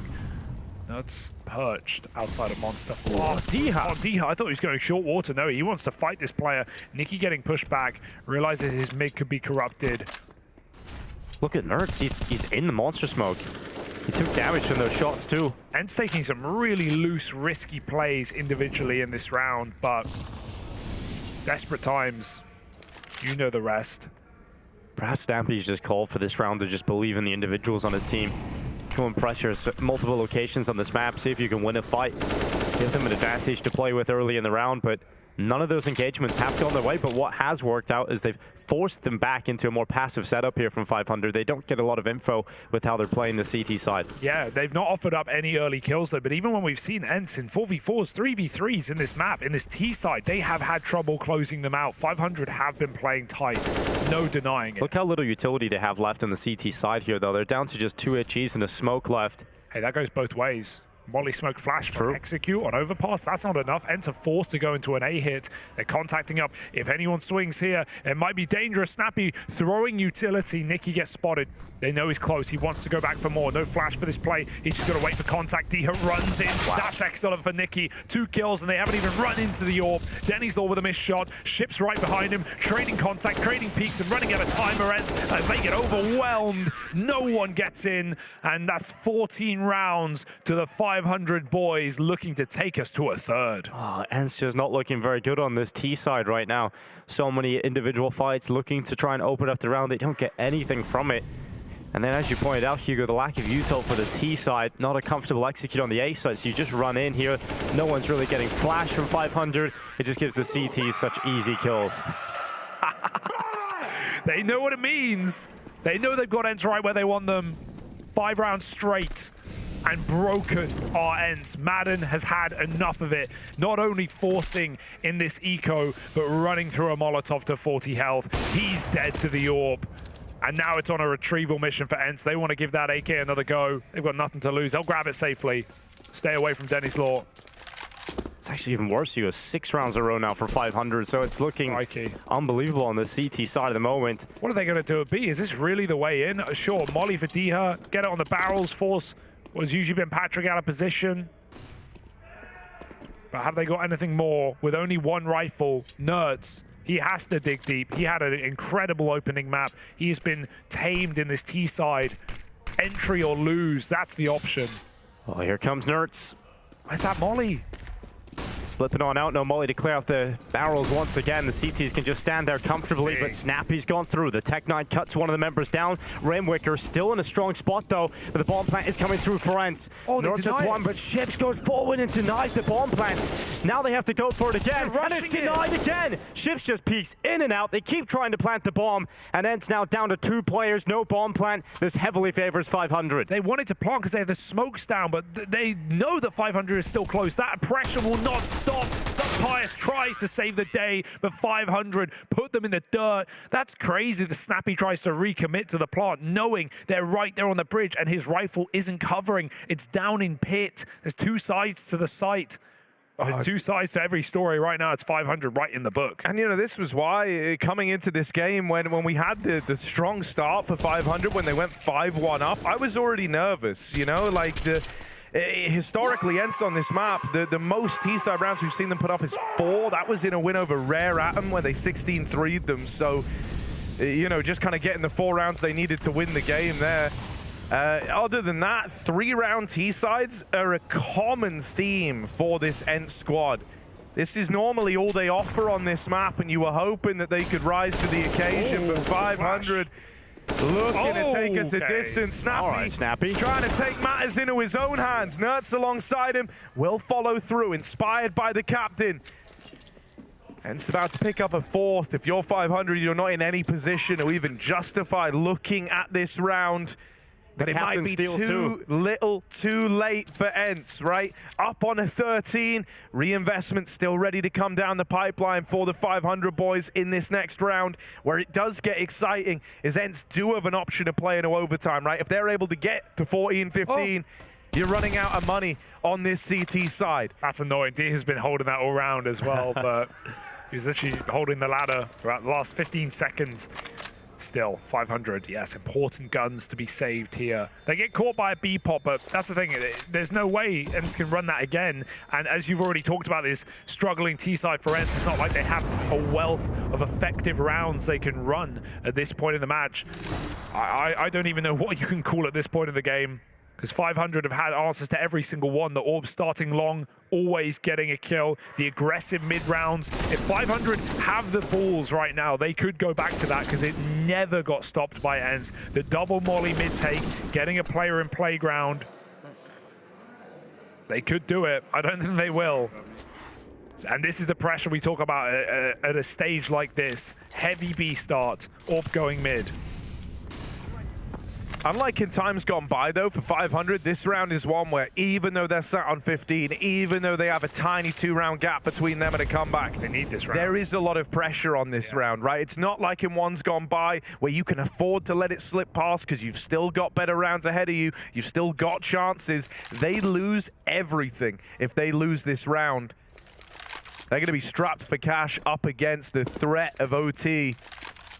Does he have 2 mollies or just grab another one on the ground? Well, they come towards Denislow. He's been having such a good game. This is the player you want him to run into, but is he going to be ready for it? Molly forces him further and further back, and Ence are committing. He's in the fire. He's burning away. Oh, no way. Snappy just burns him to a crisp. Nicky had no idea with the back connecting on his teammate. And Denislow burns to a crisp for Ence's 14. Disaster strikes in the site. Hang on, wait, because this round there's still a lot of impact that can happen from the hunt here, right? And I do hope that Ence go hunting, because that is how they can win this game. If they take these guns out, that's the reason why this whole round came down to one fight. If this wasn't a situation where 500 are broke, you're still giving this a look and you're still giving it a try. Ence, once they know that enough time has elapsed for this bomb, this round to go off and be theirs, I hope we see them throw some bodies at the problem here. Even taking 2 guns out of this ruins the follow-up round for 500. They are going hunting. They are going looking for them. These are weapons that you have to save. You've got to get away with. And it looks like 500 will manage that, getting out of the round with most of the guns in tow. That at least gives them something to fight back with here to try and end this in round 30. Look at this execute, man, as well. Double molly on the site. There is literally nowhere to play for that AWP. That's a perfect read for Ence. They were going to leave the AWP alone on top site after a brutal B hit, conditioned to start 4B, and no one is up in A in time to help Dennis Law. And he was caught by a team flash as well, the Nick here throwing up. Really? So he actually got blinded. That's where he's blind from. So he's standing in the fire and just burning away to it.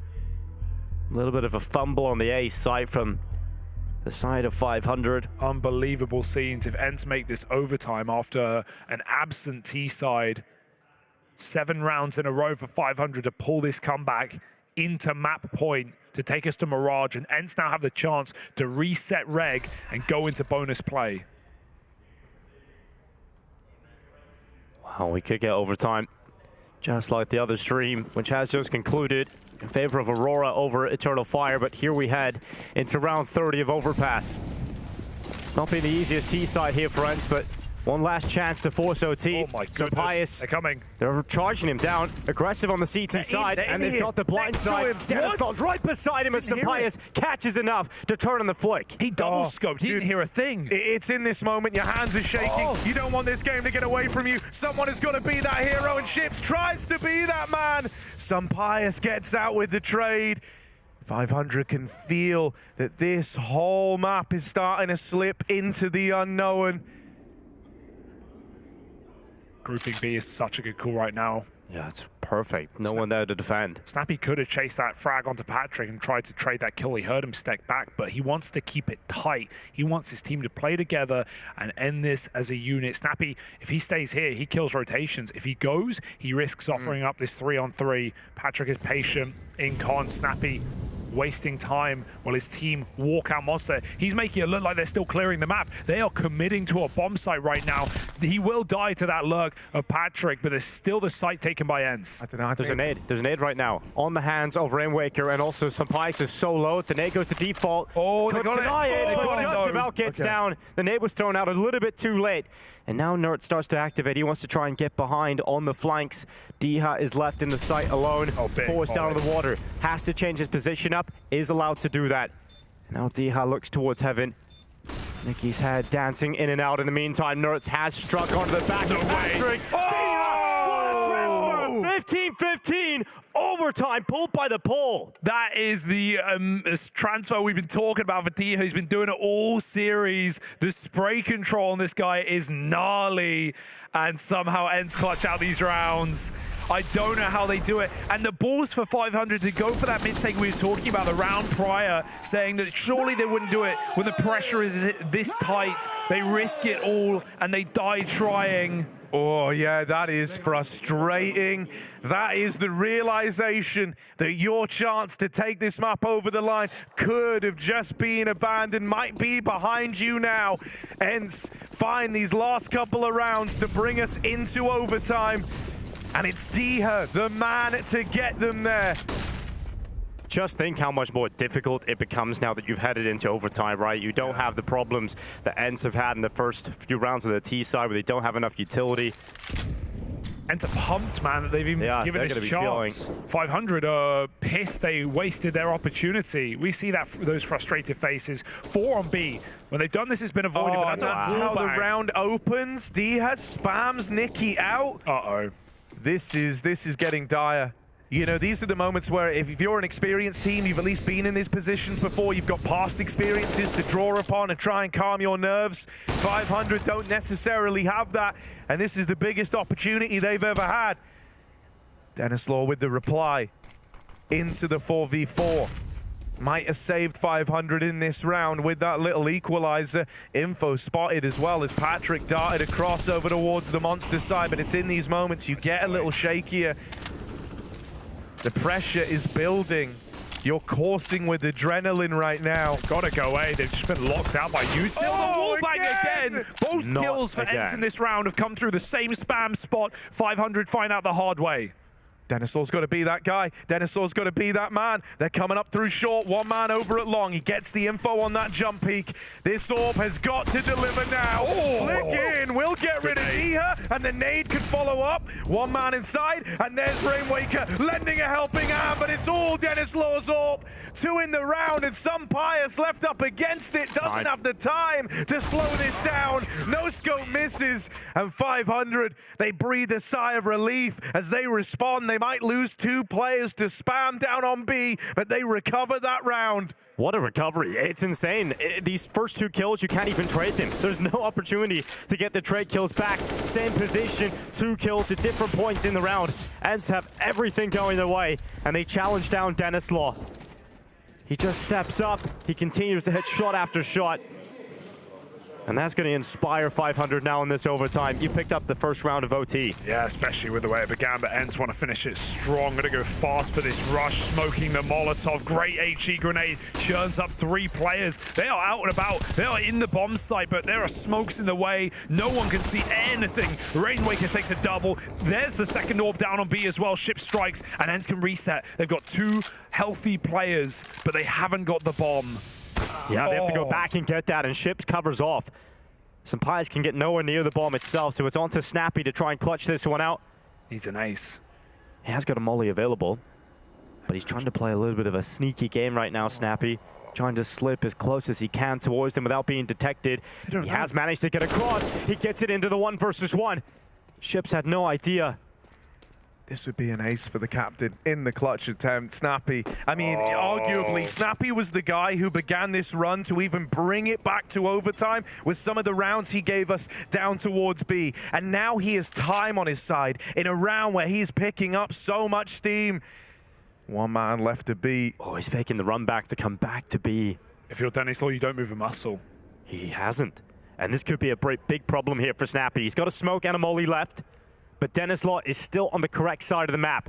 Does that go through Snappy's brain in this moment? Smoke. Where does it go? On the side. Snappy pawns the side. He doesn't know which choke point to trust, and where the danger lies, he can pull back. Dennis Law is now feeling the pressure. Smoking kit available. He creeps in, Cyclops up. Snappy plays the other side of the pillar, and Dennis Law has no idea where to look. This might be his moment. This might be his round. Snappy was the one to forge this comeback, and he needed all 5, and he's gonna get it. The ace for the captain in the clutch, and if that doesn't spur Ence on, then what will? Second in OT, taken by just 1 man. Take a bow, Snappy. He earns it. He's had some incredible rounds up against map point, where Ence found that streak of 3 to manage to get to overtime. It was Snappy on a Hail Mary B rush to get that double entry. He has done so much for the team. An in-game leader that can put up the numbers when required, when desired, and right now we're 1-1 in overtime. And on the other side of things, man, for Dennis Law, like in that 1v1, you're not favored anymore. Right, you're up against the guy who's on his roll. There's no slowing down. Your entire team has sat there knowing that this 1 player has just stripped this round away from you, and they're all watching from beyond the grave as you try and put a stop to it. It's not going to happen. And so Ence still in with a chance to win out this first half of OT on their T side. What a stark contrast that would be from how this went down in regulation. Dennis Law, missed opportunity. The idea of rounds gonna miss, could be's but not haves, having come up for 500. That pressure starting to mount. Dennis Law will cook up a response, finds this advantage, but it's swiftly returned. Snappy is clean. He wants this win, doesn't want to leave it to chance, but now he's got to rely on his teammates, and they're falling like flies. They have the B side, but they have no bomb. There's time for this. If they give Nuts the room, ducked below. Hello? No one's seen this, and some Pies could sneak off, but Dennis catches him on the flank, and Nuts knife out, not ready for a response. It's 17-16. Nothing to be ashamed of for Ence, but they are still down by 1 as they head back into their CT side. Yeah, such a flat round coming in, unfortunately, there for Ence, right off the back of one that's going to hype you up. To go right into a round loss, that's a little bit tough. And it is Snappy that's doing everything at the moment. He's top of the team. You got to look to some of these other players to make some differences. Dennis Law, once again, gets a good timing around the back of some Pius. And that ends the chances of even thinking about recovering that round. 500 still ahead, even though Ence have had the more highlight rounds, have had the bigger moments. 500 still in the lead right now. Who knows what's going on here? Holding for the 5-man boost. Anything is possible. in an overtime like this. 500 certainly do have that orb, but they don't put it on the top. They take it the long, quick. Patrick leading. I like this pace set. Nerds won't know, but he will start walking. The danger is like 500 quite like these grouped rounds. So right now, Nerds is out on an island, but a missed shot from the AWPer, and some Pius from all the way down on that B site. He's here so quickly to keep this in the advantage. Ence, little ugly for Nerds, but he will complete the kill. Traded by Ship, sure, but you'll take that. Ship shape found for Ence as they sit 4v2 up. Last two remaining players for 500, both in the bathroom side by side. All they've got is each other here. They're trying to make it happen. Some Pius fought down low, but another man at low. Ready to deal with this. They don't know about Diha. Oh! The turn from Rainwaker. 500 is still in this round. How have they turned this back? 4v2 to even odds yet again. Nice molly. And Ship's forced out of position, but will not die. 44 seconds left in this round. Both of the Ence players coming from the same position. 500 are almost favored in this setup, but Ship crosses into the open and offers himself up to Snappy. It has to be Rainwaker, and he's got the first, just one more, but Madden knows exactly where his victim is and is able to compose himself to win the 1v1. I mean, Ence had to win that round just with how it began. Exactly. It is not clean. It is not pretty. That's not a round that you win and you celebrate. You don't feel good about how close that gets. Ence are still sweating. They know this game is still up in the air. A great round from Rainwaker. Sad to see it fall apart at the final man, right? The last player to find. If only he held that shot. He didn't get cleared. That could have been something, but 2 health. You're just taking whatever comes to you. 17 apiece. First to 19. Or we balance and go again. Look at Nerds. He's getting a lot of info from this play, and he's actually just going to hang around. Flash. 500 are pressuring the spot, and he's blinded, crossing in the open. Very lucky to get away with one there. Very lucky to stay alive that long. Don't know if he knew where that flash was popping. He got team blinded, and then he committed. He could have tried to hide. Patrick sees the B push coming, and the fence hold is perfect. There's a response, but there's so many more Ts, and Madden overcommits to the spray, leaving Diha in the hot seat. If he wants to use util, he can stop them right now. But alternatively, getting into Monster just in time. Diha has to deliver. More than one here. First kill is collected, but quick switches. Why has he done that? He's now been put into a ridiculous position here, Pius. Having to push Ence forward to map point. Smoke is up in the middle of the site. The Spanish sniper wraps around the right side. One more kill to try and recover this mess for Ence. And he's done it! Pius is perfect in the 1v2. The Movi star of Ence shines again, and 18 rounds, they get their first chance to close. They get their match point, and they look to eliminate 500 after a tantalizing game. The same as yesterday. This is so wild. 500 must be scarred by how some of these rounds have gone. Fantastic individual moments, a few slip-ups here and there, but there's always someone from Ence willing to rise to the occasion and meet them in the middle. Last time out called in. 500, this is the last breather they get. If they run this back into another OT, they won't have any left. And they're looking devastated as well, right? We've been seeing the rage come through all series long for this team, and now it's never been worse. It's never been harder to bear the brunt of an Ence that are on this comeback. And surging through their minds, man, it's all these rounds, all these could-haves, all these clutches that have come up in favor of Ence. The 1v2 ace from Snappy, the 1v1 lost out, the Rainwaker nearly 4Ks in. And now that one, 2v1 versus some Pius. As this game has raged on, Ence keeps stepping up to the level that is required to take down this Bulgarian squad in OT. I mean, it's 4 clutches to 1 in the entire map, right? Like, that's speak for itself, and this is what you want from Ence. These are the players you expect to perform and to put the impossible rounds in your pocket. A slow start, but maybe a strong finish for Ence.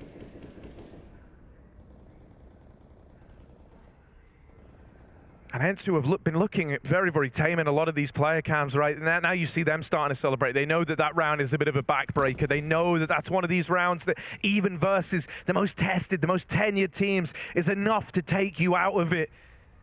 Yeah, quite simply, those are the rounds that make the differences on the major circuit. And those rounds are the differences between dreams being crushed and dreams being made.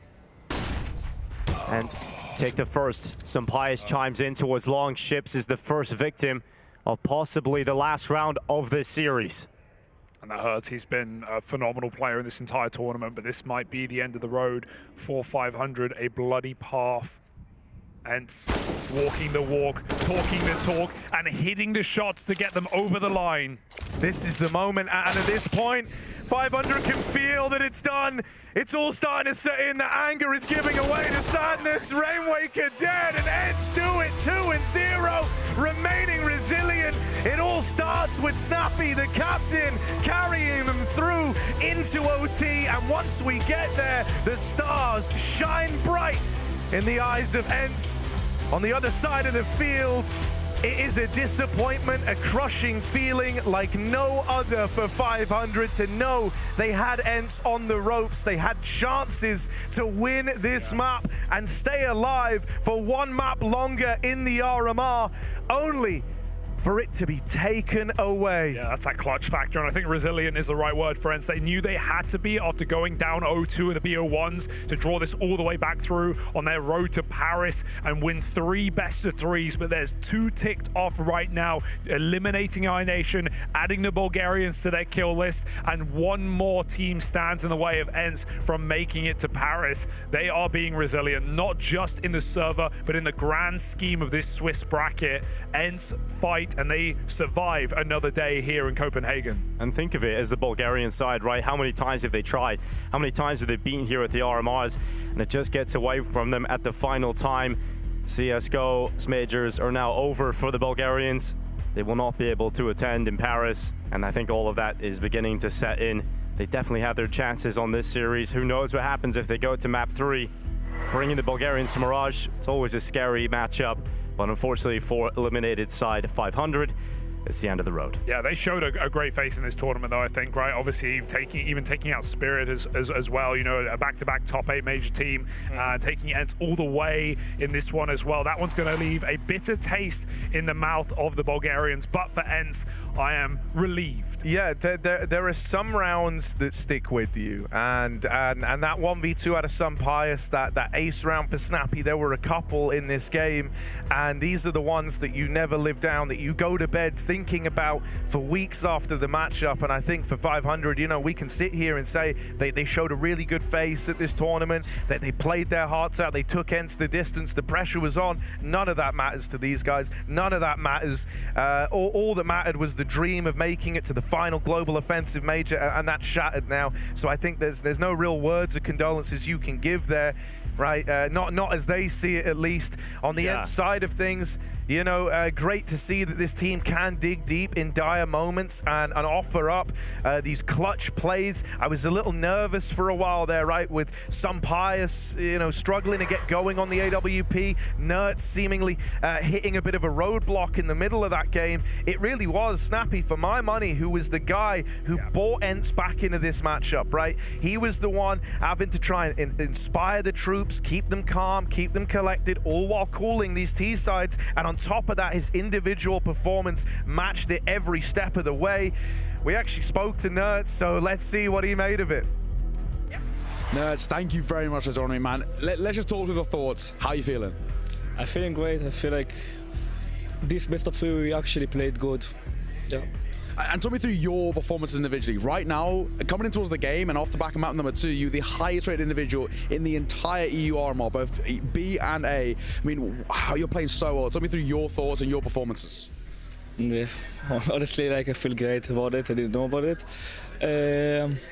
I mean, we're trying to cheer everybody.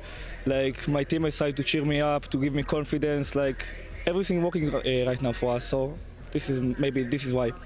And of course, you're still new to Ence as well, but it seems like you've adapted to the Tier 1 circuit really well. You had your stint in Endpoint for a while where you were the highest rated player for a long time. How comfortable have you felt coming into this Ence team? Because you look really, really solid.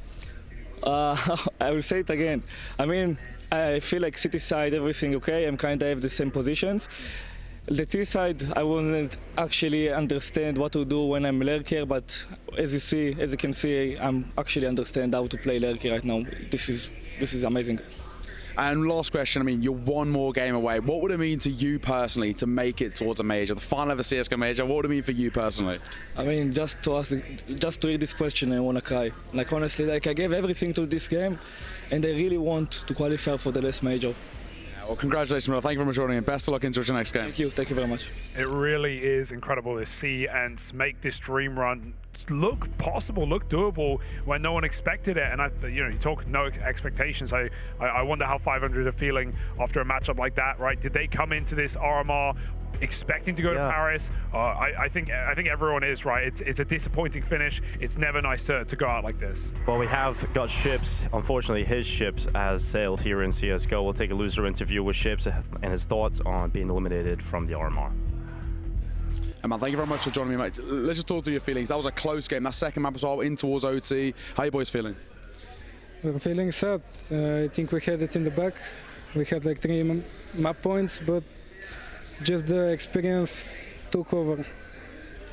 And talk me through 500 as well. I think a lot of people, when you came in towards this tournament, maybe overlooked, but you have proven that you are here to hang with some of the biggest teams. You're putting on monster performances, great performances against tier 1 teams as well. Are you now starting to believe that you guys have enough to step out of tier 1 and really climb higher and higher? We always believe in ourselves, otherwise we wouldn't be playing together. That's it. I mean, nothing else. And I mean, just a final question before I leave you. Of course, it's commiseration to see you guys drop out, but is there anything you want to say to your fans? You've had a massive loyal support the entire way through the RMR. Is there anything you want to say to them? I want to thank them for the support and to keep supporting us. Even if we win, even if we lose, it's important for us. Thank you for joining, man. Commiserations today. I said thank you. Thank you. Sorry, man. Well, it's always tough to hear, but man, great performances from the 500 camp anyway. Ence taking them down at 2-0. We have a couple more games to run through for completion before all is said and done. Starting things off over here for us, it's going to be that big Vitality matchup that everyone's been talking about. Yeah, huge game as well. Another 2-1 matchup where Vitality, pressure certainly on for them to get to Paris, with Falcons down in the LCQ. But I think Big have looked like a real threat so far, so they're not going to have that one come easily. Obviously, meanwhile going on is FORZE Monte on the other stream, so go check that out as well at the same time. That's us done for now, though. We'll be back in a few minutes with Big versus Vitality, so don't go anywhere.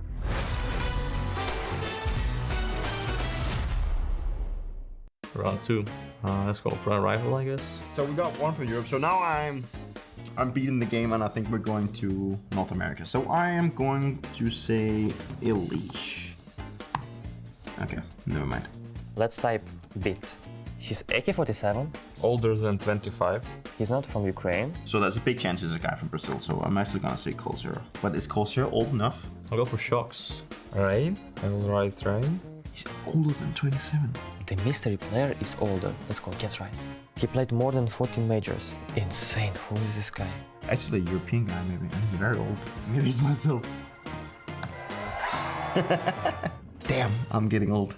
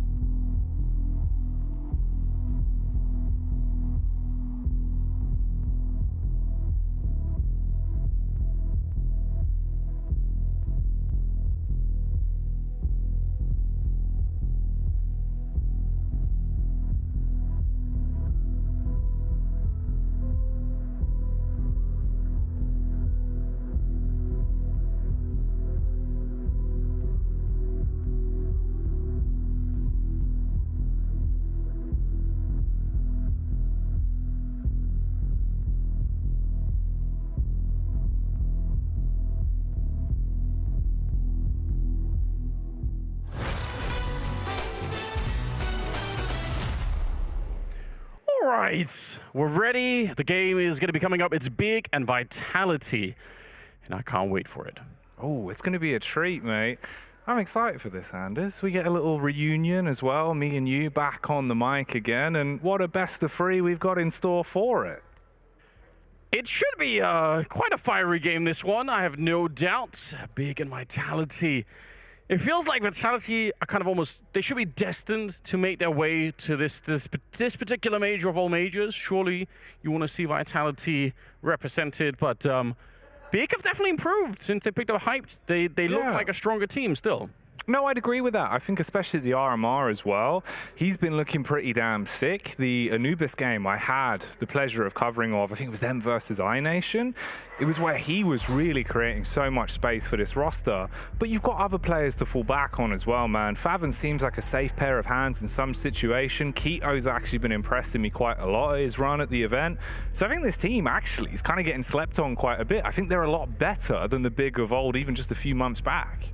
They definitely seem to be that way, because the Big of old really were the team to kind of upset one team every third tournament, it felt like, and you know, maybe have something to say, but not reliably. I feel like Big now, they're playing pretty close matches, and they're going to have to turn up for today's game anyway. I think Hyped is just looking like a really fun AWP player. Keto's had some really great games, obviously, you can tell, so it's been exciting. No, it has been cool. And man, hopefully if we do get to see that level of energy coming out from Hyped, that would be the dream scenario, because you're right, he is one of those more sort of aggressive, flashy AWPers at times, and I like that. That's the kind of AWPer I enjoy seeing, right? We kind of went through that period where it was all about the slow, methodical, calculated AWP. Put that in the bin, Anders. I like my aggressive AWPers. Yeah, I do too. Now, luckily, we have a little bit of an interview with Tabson to hear if they are going to be ready for this game, so let's truck it over to that. Tabson, thank you very much for joining me, brother. Now, let's talk thoughts coming in towards the game. Vitality, a very tough opponent, but a known opponent as well. Talk me through your your preparations and your thoughts coming in towards this game. Yeah, it's a little bit interesting because of the Veto, since they didn't play so many maps. It's pretty hard to predict what they will pick and which we are going to pick. But we're looking forward to the game, and we had our own preparation, just focusing on ourselves and just to remind ourselves what we did good, what we did bad, and what we can try to improve on. And yeah, we will see what we will deliver. And talk me through Hyped as well. I think he's really started to find his form. He's a very solid player, hitting a lot of good shots as well. But how well is he kind of slotting himself into the team and kind of working into yourself and God B's kind of master plan, your calling strats? How well is he slotting in? He's getting there. Obviously, he's not really fitted in, but he's getting there for sure. He's grinding a lot. He's trying to improve a lot. He's a good mentality within the game, also outside of the game. Other than that, yeah, he's trying to find his form, which I think he can play much better. That he showed he's capable of doing as well. But yeah, we will see. So far, we are proud of him because it's his first RMR, obviously, it's his major tournament, but he's doing good. And of course for yourself as well, with Hyped, it seems like he's very loose in his play style. He's a very, very unbelievable aimer, right? Cracked mechanically. Are you kind of covering for him when it comes towards, you know, allowing him to free roam a little bit and you kind of plug the gaps here and there? It's depending. It's depending on the situation, but most of the time, obviously, we have like our strict game plan where we are trying to focus on it. Where here it's also some freedom, where it's also maybe some status, maybe it's more team-oriented. But obviously, he has some freedom, yeah. And looking towards Crimbo as well, give me your thoughts on how he's playing so well. I mean, at the moment, he is on fire. What are you doing to help him? What has really made him come into his own? Yeah, as you said, like, I'm really proud of him. He's playing out of his mind. He's playing really good. He's really stable, consistent. And what I'm doing is I just keep on supporting and trying to give us like some bites that he's always getting there. He's trying to stay positive, hyped and stuff. But he's playing really good, and he's really important for a game. Finally, any fighting words over towards Vitality? They're a familiar foe. Any fighting words there? Not really, just a good game. Love to see it, man. Best of luck. Thank you very much. Thank you, brother. Good luck, man. Just a good game. Tabson, he's way too nice. Now, they're going to be facing up against Vitality. We've got Cyber, Spinks, Magus, Dupree, and Apex, and it's going to be one hell of a matchup, this one. And we did get a chance to hear as well from Apex before we got into the game, so let's see what he had to say. Apex, thank you very much for joining me, mate. Let's start with a little bit of a negative note. Of course, yesterday's game, it was very, very close, but Nine put up a good performance. Give me your thoughts off the back of the game. Well, first of all, they deserve the win. They played really well, and we didn't, so props to them to play that well with such a rookie team, I would say. And the other side, we fucked up so bad. And on the left side, in the mental part, in the individual part, in the team part, I mean, that was a disaster the way we played. We had a long tour yesterday because it's no way we do that again. I prefer losing when the team is better than us than losing that way. They were better than us today. All credit to them, but we didn't show up, that's for sure. So today is a really different day for us, and we have to show up for sure. And just talk me through kind of you boys as a team, and of course I guess you as the leader, right? How do you bounce back from a loss like that? What do you do to kind of get the boys kind of back to kind of a full mental reset, bring up the morale once again, back into another best of three? What's kind of your tactics? Well, I think you have to be full honest with each other, with people that fucked up or people that didn't fucked up, and you have to be full honest and telling the truth to each other to reset, to be able to feel good yourself because you have nothing on your back, and to the guys that know that they were right with you, and you deserve what they said. So it's all about that, and I think we've done good on that part. And talk me through coming towards Big, right? A familiar opponent, you're a team that you know, and you've played against multitude of times. What's the preparation, and what's kind of the thoughts coming in towards this game as well? Well, obviously, Big is always a tough opponent. They've been really good, most likely tactically, and they have some good individuals as well. It's never been an easy game for us, so I think, I mean, for me, opponents doesn't matter that much. I know they're just a good team, and actually at RMR, a lot of teams are really good, so we take this game like the others. They will play good for sure, and we're going to give everything to win and qualify for the major. And final question as well, over towards Big, of course, they got the new signing of Hype, the youngster coming through from the academy team. What sort of your thoughts and kind of your kind of best process coming in towards this game of, is he a threat to you guys on a big level, or is he still sort of an experience where you know you can kind of take it to him? No, of course he's a threat. He's using the most OP weapon in the game, and he's been playing well, I think. I've been watching a few games of them, and he's been playing quite well. So I think it can be a really good big threat, but like all of them, I think they're all really good players. So I'm not waiting for an easy game for sure. I know it's going to be tough, and we're going to give our best. Love to see it, man. Thank you for joining me. Best of luck. Thank you. There's nothing quite like having Apex for an interview, Anders. It really sets the stage and gets you excited, man. Especially what looks like sort of, battle-hardened Apex. I really like the view, that, like the look that it has now, the little mustache and everything. It all sort of comes together. You believe that he's like the veteran captain of this team. Like he has the whole look for it. It's fantastic. All we need to do is get him a little captain's hat, right? Yeah. That'd be the play. Maybe for Paris if they get there. They're close. They're close now.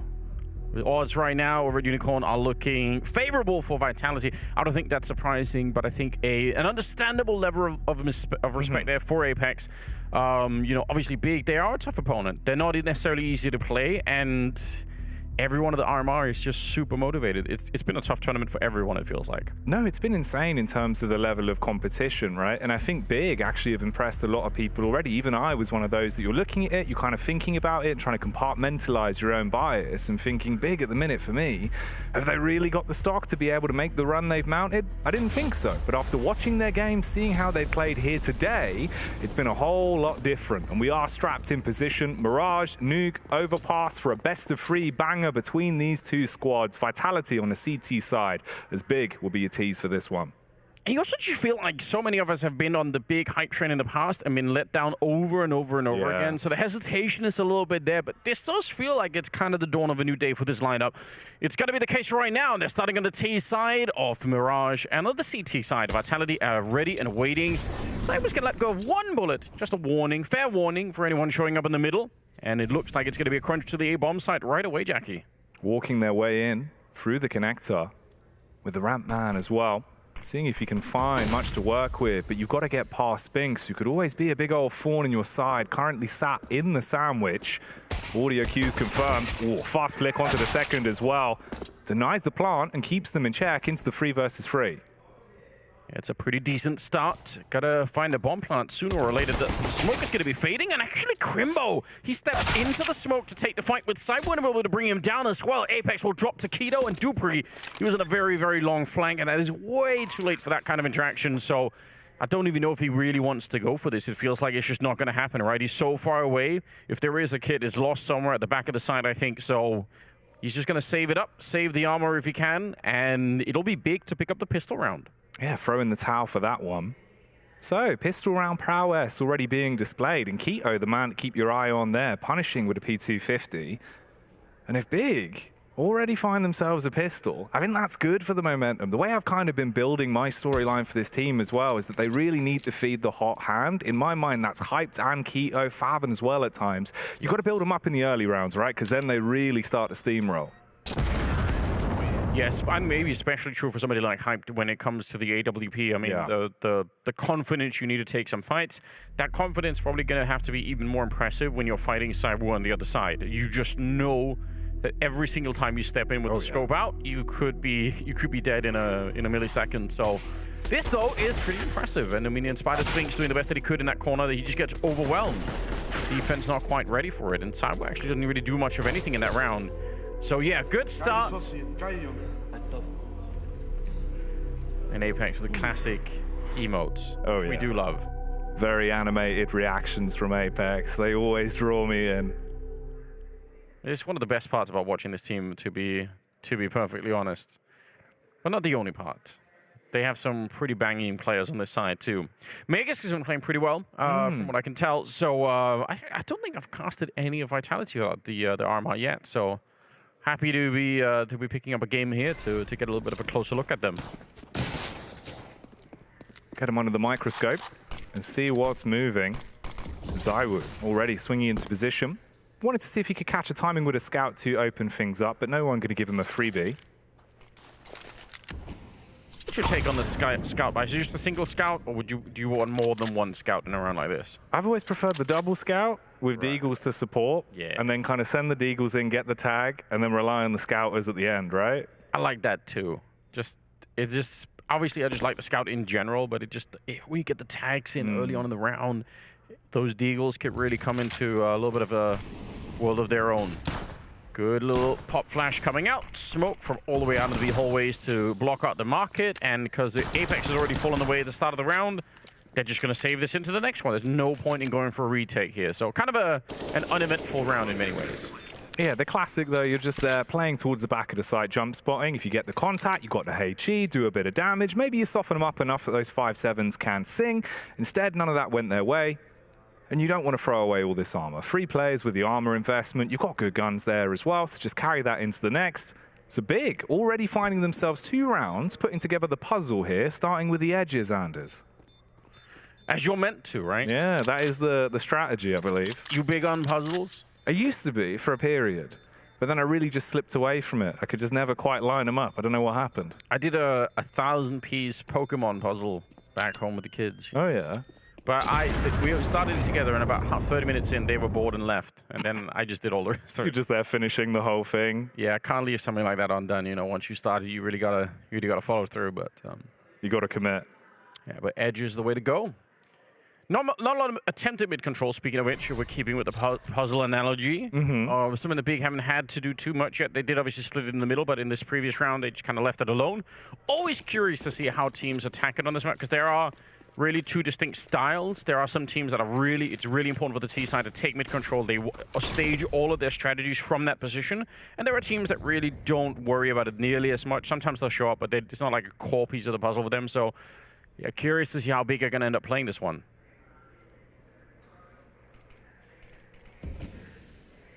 Bit of a push early on. Crimbo's been able to weave his way through underpass. Faven's there to support, so the mid-crunch really is going to be quite heavy-handed. You put Dupree on a pedestal early, he's got the FAMAS, and he's looking for contact on short here. Taps him with the bomb as well. At least passes that back before he goes for the info play, and doesn't just get the info, finds the frag. Trade game 1 out by Hyped as well. Yeah, that was... It looked like Dupree was ducking under as soon as Tabson went out, so I'm kind of a little bit surprised that Tabson actually got the kill, because that can be very tricky when you don't actually see anyone in the box there to begin with. ZywOo on the scout, and he will take down Farm, and that's a little bit worrisome. Hype is already tagged up, and he'll miss the second opportunity there, but maybe it's close. If he would have hit Hype there, that's an instant 2 versus 3. Deagle in the back from Aegis. He's pretty good with that weapon, but the bomb is going to be making its way over here, and Crimbo, what a great spot out. He should be able, even at range, with the Mac 10 here, favored, I think, and it's certainly that one, no armor there, so instant blow up for ZywOo, and I think Apex, oh, he might actually have the timing, but he's a little bit slow on the trigger. He looked like he was waiting to land the instant headshot, and somehow Crimbo's able to pick it up. That is, that's a difficult round to lose. I think Vitality had a couple of chances here. It's frustrating. because suddenly it's racing through your mind as well, especially in those dying moments there where he goes down. Could have been a bit of a different story if he stays alive. More so for ZywOo. It feels like he was sold down the river, right? You're thinking you can rotate back to B, back turned, confident that it's clear. Suddenly, just turns out there's been a man lurking in the bomb site the whole time. This is the one saving grace, though, at least. Nice little AK there to be scavenged. You can hold on to the Kalashnikov. Yeah, and you'll take that. It's a pretty powerful weapon to bring into the next one, and yeah, some of their players are going to be a little bit low on money, so you might as well you get the extra grenades to play around with and all the rest of it. It's a bonus at least. But Big are off to a good start. They're going to be celebrating the beginning of this one as they pick up a third round here. This is a little bit unfortunate, but I'm shocked that he picked up the second one there. That was definitely not meant to be. See him here. Oh, just spotted it. Well done from Crimbo, honestly. Good reactions. He always seems like the movement in those sort of rounds is what wins him little plays as well. He's really good at kind of manipulating his hitbox. If he's ever in an awkward angle, I've always noticed that about him. He knows how to tuck himself down, make it really uncomfortable for you in the fights. It's definitely something to keep an eye on the longer this game develops, but at least for Vitality now, you've got the reinvestment. ZywOo coming in with the AWP. M4s across the board, other than the scavenged rifle that Magis brought in from the prior round. And this could be a bit of a scrap. Want to set themselves up for the A play a little bit later on. They've got all the bells and whistles for it, and dupreeh could be tested. Yeah, and he just has to stay away because his teammates are clearing out middle. They're having this very aggressive push to try and take top mid control. So if he fights it on his own, that's probably a mistake. Kino is nearly dead behind that one. They're trying to get through, but that's also a mistake. Tabson will take him right down, and they're in a lot of trouble here. They're going for a deep flank with Spinks going to be running through T-spawn, but unless they can hold this CT spawn position, the flank will be pretty much useless. Oh, wow. They might even call it off here. That's a difficult call to make. It's a 4-on-5. You have the flank in. You have a lot of people already kind of in CT spawn, and you decide almost instantly to pull the plug on this round. Let's see how it plays out. I mean, the way to judge this is to say, what is Vitality's economy going to be like, 2 or 3 rounds from now? That's when you'll know whether or not this was worth it, really. Crimbo's still attempting to make it costly as well. He had weaved his way in through underpass, but luckily for Spinks, he not only finds the frag in T-spawn, but can also shut down Crimbo. So the reinvestment has to come out there. Don't think that's going to bother them. Fat stacks across the board for Big. Their rap careers paying off with the savings they were able to amass. And talking of saves, yeah, that was a quick throw-in of the tower, right? Immediately after losing those frags, like you were saying, you were kind of set up to build yourself back into the round. I was already in my mind thinking Spinks is about to go on there to be really the backbreaker. Yes. Just didn't happen. And it's not the meta that we've been seeing throughout the RMR so far. It feels like almost all teams are ready to fight to the death for every single part of the map, no matter what. So yeah, it's been happening a lot. Curious to see Vitality pull in, not necessarily old meta, but certainly this saving CT side weapons is, something that we saw a lot more out of in the last major. So it doesn't mean it won't work. It's just, it is risky if you end up losing everything in this round, then you just kind of gave up the previous round, maybe for nothing. Instant smoke there to try and save himself a little bit of space. He got some teammates with him that are going to be able to help out. So I think it's just some good info right now for the Big side of things. And Hype might be put up in a position here to get an easy kill. Yeah. Vegas walking right into that one. 4 versus 5 to begin with, and they're not committed to anything. Luxury for Big at the moment. That's one of the nice things to see from Big as well. They're not really overcommitting into any of these rounds. They're being able to play split and pick, rely on players like Hype to get that first entry, and then decide after they've cut time if they want to work with it. But here, Spinks, he goes down, extinct, off of the contact there. So already 2 opening picks. This is looking uncomfortable. They're backing off, trying to poise themselves towards B. Ooh, this could get rough in the late round, actually, with the rotation coming in as well. Final 30 seconds, Anders, and they're actually going to be going for the raw B play. Yeah. Could be messy. Yeah, this is a time it really is a great calculation for Vitality. You're basically saying if they come B, we could probably win the 3-on-5 over here. And if they don't, then we'll just save the rifles. But we'll see. Crimbo's made the jump down sideways. To the back, they can't not commit. Oh, and the spray down. dupreeh with a double headshot, and the round is won in a 3-on-5 by Vitality. They made it easy at the end. And that is because of that dice roll. You just say, let's hope they go. They did, and it was an absolute shutdown. So Big, really well played up until that point in time, but they needed a little bit more time, because if they had another 20 seconds, they could have sent Crimbo in to discover that there were people on the B bomb side like that, and maybe he just says, all right, it's fine, guys, just run underpass to the A bomb side instead. It's already Apex, feeling that energy. God, I do wonder what it would be like to live a life in the day of Apex and like feel that sort of emotion every damn day, man. I feel like I'd just be such a different human. It'd be good. Possibly quite exhausting at the end of the day too, but it's a real roller coaster ride as well when you see Apex, because he's hyped when they're winning, but you know, anything goes wrong. Even when they are winning, they could be up 10 rounds in a row, but if they lose even one, Apex is immediately looking very frustrated, very dejected. So yeah, real roller coaster of emotions. Wears his heart on his sleeve. That's why we all love him. But here, no love. It's all about who can punish the most. Minute and 20 on the clock into the 6th round. Fairly default from the setup. No real aggression too early from Big, like they've been trying into the prior rounds. They love really using Hyped as the first sort of 30-second playmaker to see if he can get those picks off the back of spawns. Here wasn't really a possibility for it. So he holds towards top mid, now groups up with a pack, and they've got the util for this as well. Yeah, it's a very classic way of thinking about the AWP as sort of an entry tool to try, especially on an open map like this. Could be a little bit tricky on some of the maps that have some smaller choke points, but on this one you definitely can try and wheel that AWP in first. They're going to be going pretty hard at it here as well. 3 of them coming up the ramp. Keto, that looked like almost run and gun, sprays down Apex with a wall bang, and they just keep going. All headshots all the way through, including the Galil. And Cyber and Dupree, they're not even going to take a step closer to the bomb side. Why would you at this point in time? Wow, that's pretty devastating. It really does feel like if you flip the names, you could be led to believe, right, that this is kind of Vitality with the opening gambit, with the way that it's being played out. Boy, okay, so another save, just holding on to the orbs that Zywoo still has it in his possession, but Big, they're starting to get that hot hand that I was talking about. If they warm up early, it feels like it follows them throughout the game. And here on Mirage, looking pretty damn good. Quality T side already, right? You've grabbed yourself 5 rounds. It's an interesting vote happening over at Blast TV. All CSGO majors for Dupree, about 2/3 is saying yes.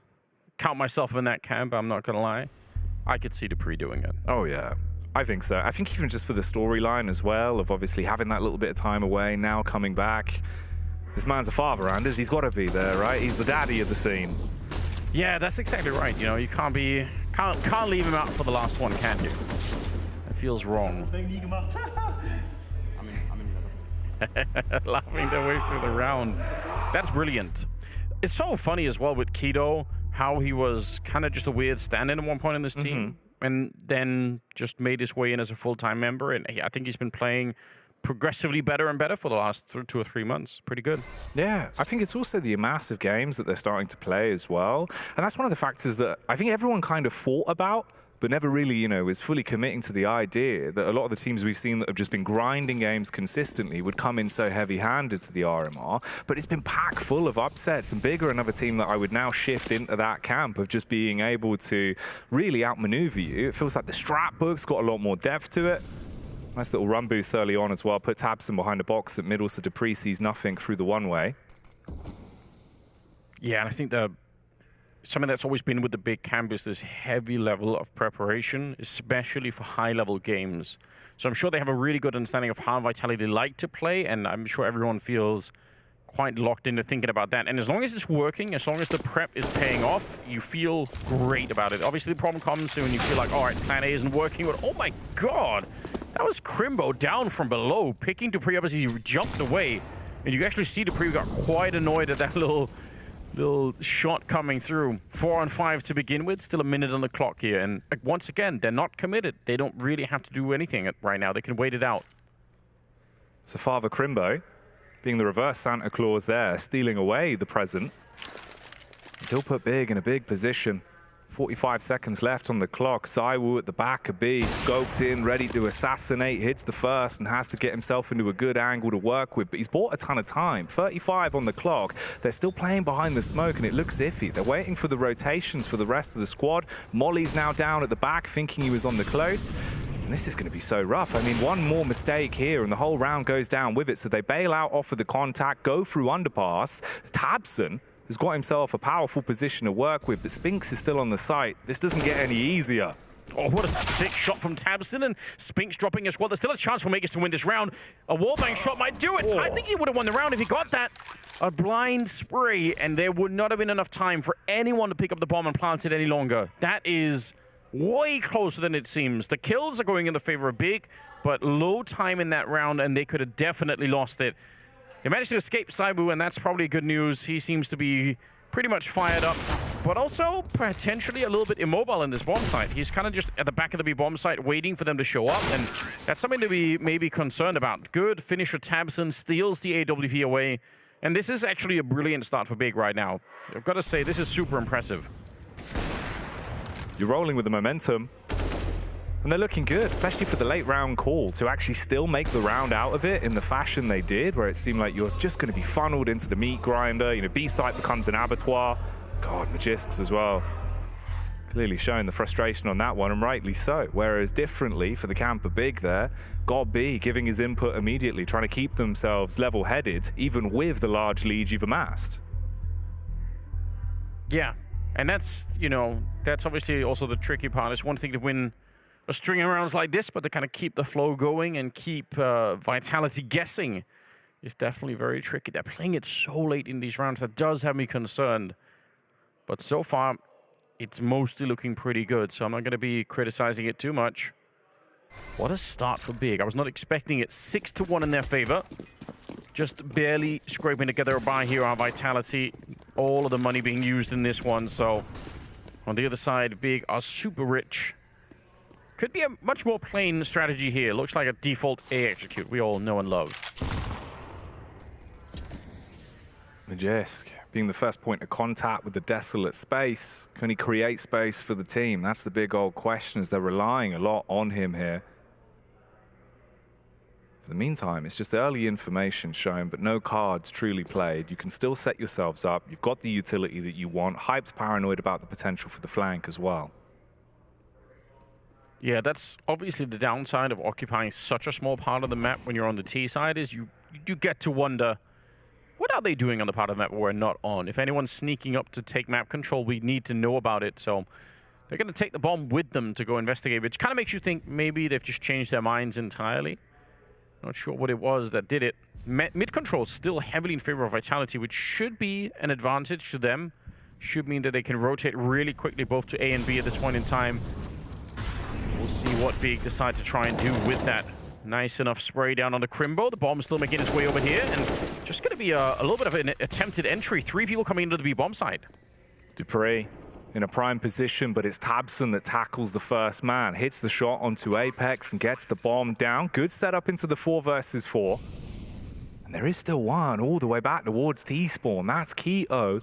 He's got a bit of a fun run to make, a marathon, if you will, to arrive on the scene of the crime. Meanwhile, dupreeh drops bombs onto tabseN. Spinks, he's slithering up in the rear, sees the head of Hyped, and is able to hard commit to the frag. It just goes down to Fav, and really the full frontal assault doesn't work out. That's the double kill, and because of the timing, they could jump on this. They've got the read, smoke out for Keto, but it would have to be insane. Bomb about to be defused, and that one slips through the fingertips.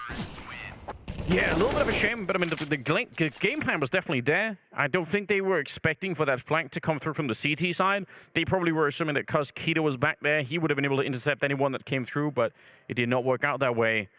An important round for Vitality, no doubt about it. They need to start turning this into their favor. Yeah, that was a good grenade out there. Yeah, this move from Spinks here is a huge difference maker. Okay, 6-2. And for the money as well, they need to keep on winning. They've got to find a way to slow Big down. It's been way too much of a good start.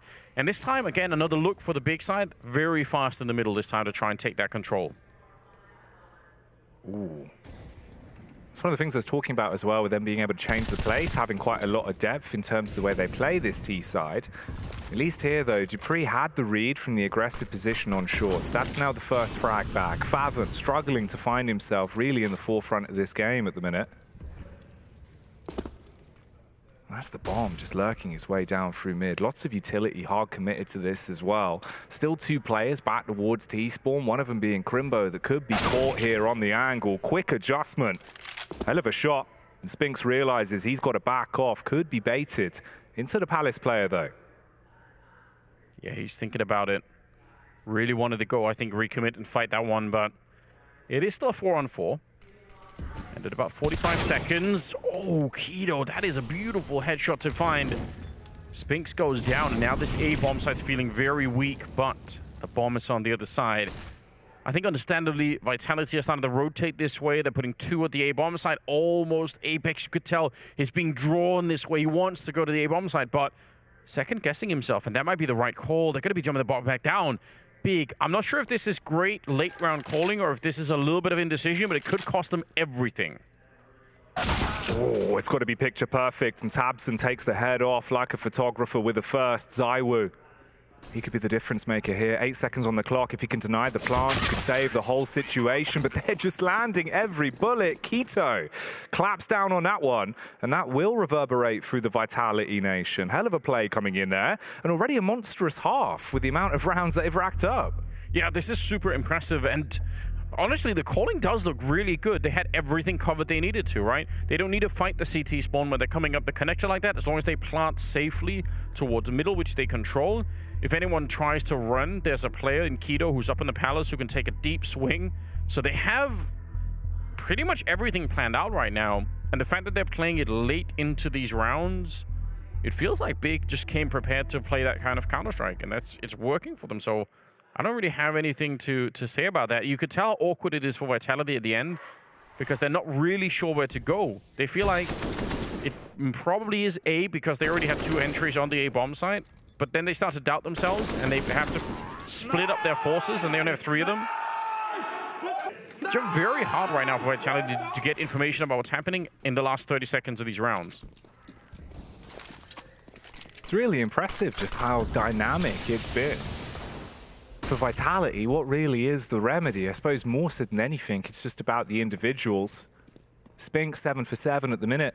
Some of the other key players haven't really ever been in a position where they can actually take the firefights they want. ZywOo's felt like he's been so isolated or stationed at the wrong site when the pushes come in. Here, hyped. Tried to commit to the frag with the AWP, wanted to open things up on the A site, but Magist finds the timing, picks up the pieces, and if they could recover that, could be a hell of a bolster to the arsenal. Yeah, they don't know it yet, but they definitely can. ZywOo could take a step forward and pick up that AWP, although he hasn't really done it yet. Probably afraid that someone is waiting for him on the other side. Bomb is still back in T-spawn right now, so Big lurking for another good opening if they can get one. 4 on 5 here to begin with, and the spray for Meg is not really working out this time. Farman will take him down. Instead, did survive on 3 health, so it was really, really close. But that's the opening that Big need to get back into. That's going to disjoint that defense a little bit. You can see they're moving away from the middle and gravitating towards the A side of the map. But the bomb, once again, is making its way to the other side. Big just have a very good feel for what's happening here. Tabson, though, needed eyes in the back of his head to be aware of that one. So Apex instead wins out with the SMG. Crimbo clacks back, blows the brain straight off of Dupree, and leaves us in a 3 versus 3 then. So Apex making his move through the underpass, the one that's armed with the Kalashnikov. ZywOo finally takes space in Palace as well to grab the AWP. He can run off, save that. Spinks also finding the M4. That's additional benefit for Apex. No idea that Favon is on top of the countertop. That is not food safe, and as there is going to be mud all over the counter. That's true. I don't know if I'd be making any food in that kitchen. It looks a bit rough. It does. Yeah, very grimy kitchen. Pots up there, never been cleaned ever before. It's just, it's not an easy time. So, you know, we'll take the kill. We'll make dinner some other time. Wow. I'm not sure what Apex wanted to accomplish there. No, I mean, I suppose at that point, right, you've got the AK, especially with the other 2 players being able to save in the fashion they did. Could have just also backed off, gone for the game plan. Instead, seeing if he could make it a bit costly, but just wasn't ready for the left-hand angle, the left-hand turn. He's been driving on the non-European roads. True. Very confusing every time. Every time I end up in a country where that's the case, I'm always afraid that I'm just going to walk straight into traffic. Take the wrong turn immediately. I did that once when we were driving to LAN, and our in-game leader drove onto the motorway the wrong way, and we all immediately realized what had happened, and luckily slammed the brakes on in time to reverse. Not a good time. Not a good time. Wow. I think that was the third time being used by Vitality. It's really, we're still in the first half. Yeah. We're still 10 rounds deep, and they are burning through those breaks really quickly. That's also a bit of a worrying sign. You look at the scoreboard here, and it's Apex on 1. It's Magus on 2 kills, Cyber on 4. Again, it's had the AWP a couple of rounds, but he's been somewhat passive with it. So whenever they show up, he gets a couple of kills, but this time they're going to try and see if they can change the speed of the round again. A lot of different variation here for Big. Apex will get a second kill finally. He's taken down. Oh no, that was Dupree on the other side. Apex is still here. He could make this a bit of a round now. Good job, and smoking it off to wait for the reinforcements. Talk of smoke plays. Look at Tabson walking in to slay. No protection there for Spinks. Apex at the back of the bomb site. He was trying to find himself in a position to punish, but hyped. Again, flicks to the head and blows him away. So it's down to the battle of the Orping superstars now. Playing around the pillar, also gets contact and information there, but ZywOo swings from it. Molotov dashed out. He's got a second one in the pocket. He can burn him off the bomb and waste enough time, even diving out through the window. Magist jumps on the back. ZywOo! All right, scope attached for max precision, and he blows him to bits. Business now for Vitality, keeping them in that one. First of all, what a sick move from Tabson to even get out and actually pick that way to flank, but ultimately ran into the AWP. And if ZywOo misses that shot, they just lose the round, presumably. Yeah. So kind of tricky. Also, the Molotov, it bounced off the wall. Tabson's a great idea, but it kind of bounced the wrong way. So that's a little bit unfortunate. Nice! They win the round, but really only barely. That's not a confidence-building round if you're on the Vitality side. I mean, you're probably happy to take it. They've picked up another AWP, so double opening in this one. They need to win every single round. This has to be an 8-7 half right now for the Vitality side, and it's at least a good start. Blood painted on the back wall there in the middle. Opening kill goes the way of ZywOo. So they poised themselves early towards B. One of the things I have seen them do quite commonly as well is use hype again just to try and find that first pick, right? You go for the jump spot. If he hits the shot, you play contact off the back of it. If you don't, you bail out of the round. So they really use him kind of as a gauging tool to see if he can find the early space for them. Always good for the late round, though. This guy can be quite crisp, and he's going to be sneaking his way up towards Connector. Could be some prime opposition for him here. I really like the initiative the hype will take in some of these rounds, although flashed in, it's so efficient. Spinks just check-marking everyone. There's 1, 2, 3. I'm just going for the list easily. And Farvan is alone. That looked just mechanically so crisp. And you like to see that. The flash setup as well to make that extra easy. What a delightful little triple for him. And that, now we're talking about building a little bit of confidence. This should be the kind of thing where Vitality can just remind themselves of what they're here to do. Look down at the jersey. Remember where they are. Yeah. That's important, right? This is these teams are 2-1 right now. So if you win here, you qualify. Huge weight off your back if you're Vitality. On the other side of things, though, if you don't, you go into that 2-2 group, and Lord only knows what's going to happen down there. That'll be wild. Nobody wants to experience that. No, the murky waters of the way some of those games in the bracket are going to go, especially with some of the results we'll get towards the end of today. When you start thinking about the last chance qualifier, there is so much that could get awkward. So you want to win it when it's on your terms, and that's exactly what this is. It's a fresh best of 3. Even with Big being in the lead, you can always come back from that, and it seems like Vitality now are starting to find themselves more in that mindset, right? ZywOo playing on angles that favor him a little bit more, not just tucked back at B, feeling like he's kind of on an island for the late round. And Spinks, when he comes alive, Anders, the whole damn dynamic changes. Yeah, they need something like that. Again, it's been kind of quiet even on the fragging front for the Vitality side, so something to pick it up, something to change how they feel, and that just very well might be it. Flash assist from Apex on every single one of those kills, so really, really good flash to be throwing into the middle. Classic jump down here for Tabson. Through the smoke, flashed in. They're going to keep on going. This is all about speed, but Cyber's on the other side.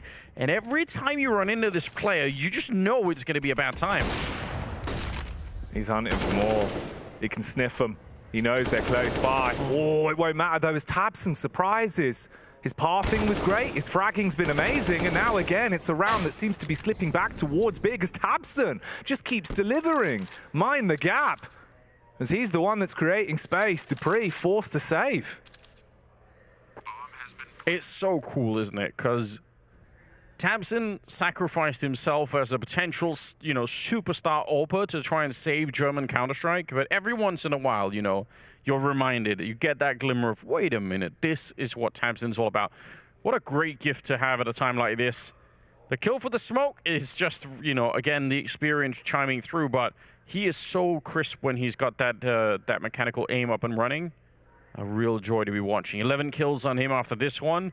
And it comes at a perfect time as well, because Vitality were starting to get a bit of momentum, starting to gather themselves. They'll have the money still in the next round, but just they were starting to feel a little bit better, you could tell. And now they're getting run down. Tabson to find the last one, a quad kill on him in this one. I think it stings that little bit more because it is the manner in which Tabson basically just goes absolutely off to win that round, right? There's probably a sigh of relief in the team speak when ZywOo gets the opening pick towards Connector. You're thinking, okay, build off the back of this, should be able to play the trade now, it's in our hands. And I will say, throughout the RMR, actually, Tabson really has been looking mechanically super good, which has been nice to see. Because, of course, if you've got all 5 fingers on one hand working together in tandem, it's a way a lot better. You can hold things, you can grip stuff. It is designed that way, many could say. Yeah. I suppose if you take the thumb off, everything would just fall straight off. Definitely not a favorable position, I'm not going to lie. Could be an advantage in other situations, Jackie, but Spinks, he's straight down. It's Tabson to find another opening through the smoke. ZywOo, though, quick on the return. And it is a 4-on-4. Still keeping a lot of people here. It's Keto. Kind of almost 3 people near the A-bomb site, while the rest of them are making a rotation towards Apex, who's not had the best game yet, but he'll be put to the test right here. Ooh. Goes for the swing off the back of the audio cue, and he does tackle against Crimbo. Big tag as well onto Hype that could apply a bit of pressure to the man, but Bavon, he wants to stand tall. Gets into the back, lines that one up, knows Apex has no vision, hits the head, leaves him lifeless, and it drops us down into a 3 versus 3. Awkward encounter on the A site with Keto on the rotates. dupreeh spots that one out, and they know there's just 2 now. Yeah, they definitely do, but they don't have any of the important grenades. They need a smoke right now. They have kits, but just to block off that AWP, that's going to be the tricky part. What a lineup here for Hype. Missing the first one and actually revealing his position. Let's see. Maybe they could find him with a nade again. dupreeh able to get that one, and Farman is practically dead. Deep grenade on top of it. They don't have the smoke to get rid. Time is running low, but I think they should have enough time. He needs to die right here, and they are instantly on the defuse. Really close call here at the end, but it will be Vitality to pick up a 5th round. It's Vitality scraping through that one by the skin of their teeth. And it's not how you would really expect this game to go on paper. The 9-5 scoreline, the way these rounds are being won, the manner in which it is, you're thinking that would be attributed a lot more towards Big. But right now, they're playing some quality counter. The individuals are looking good. And even in situations like this, they're keeping it close. For Favon, off the back of the frag he had there from Apex, I was really thinking he had secured the deal. But they found the flanker on the A site, and it all started to unravel. Now, back towards A on the early default. Oh, ZywOo. Man's getting his confidence back, and as he controls the Palace. And just a bit of aggression, I really like it. I like to see him be just a tiny bit more active, because he's certainly got the skill to back it up. They're on the ramp, and actually they're getting flanked already. dupreeh's just going to keep on going. ZywOo into getting overrun. This is dangerous, but he's up for the task. A headshot to take down Farman. It's a 3 versus 5, and actually dupreeh's going to give up on the flank. He's saying, you know what, I'm just going to come back to the Palace. No real flick coming out there. I think he was just way too flashed. It's going to be Tabson going down, leaving Crimbo and Hyped. And already Hyped has got a little bit of an inkling that something is going on in that Palace. No bomb plant, because that bomb is in CT spawn. Tabson must have brought it over. It trickled all the way down the stairs. Crimbo is going to be going down, not quite ready for it. And now Hyped there really are no wrong choices here. Whatever you do, you're probably going to be in a lot of trouble. So might as well just take the fight and see if you can come out on top somehow. Not going to happen. Magisk will take him down. 9-6 at the end of the half in favor of Beak. What a great start for the German side. We'll see if they can continue after this.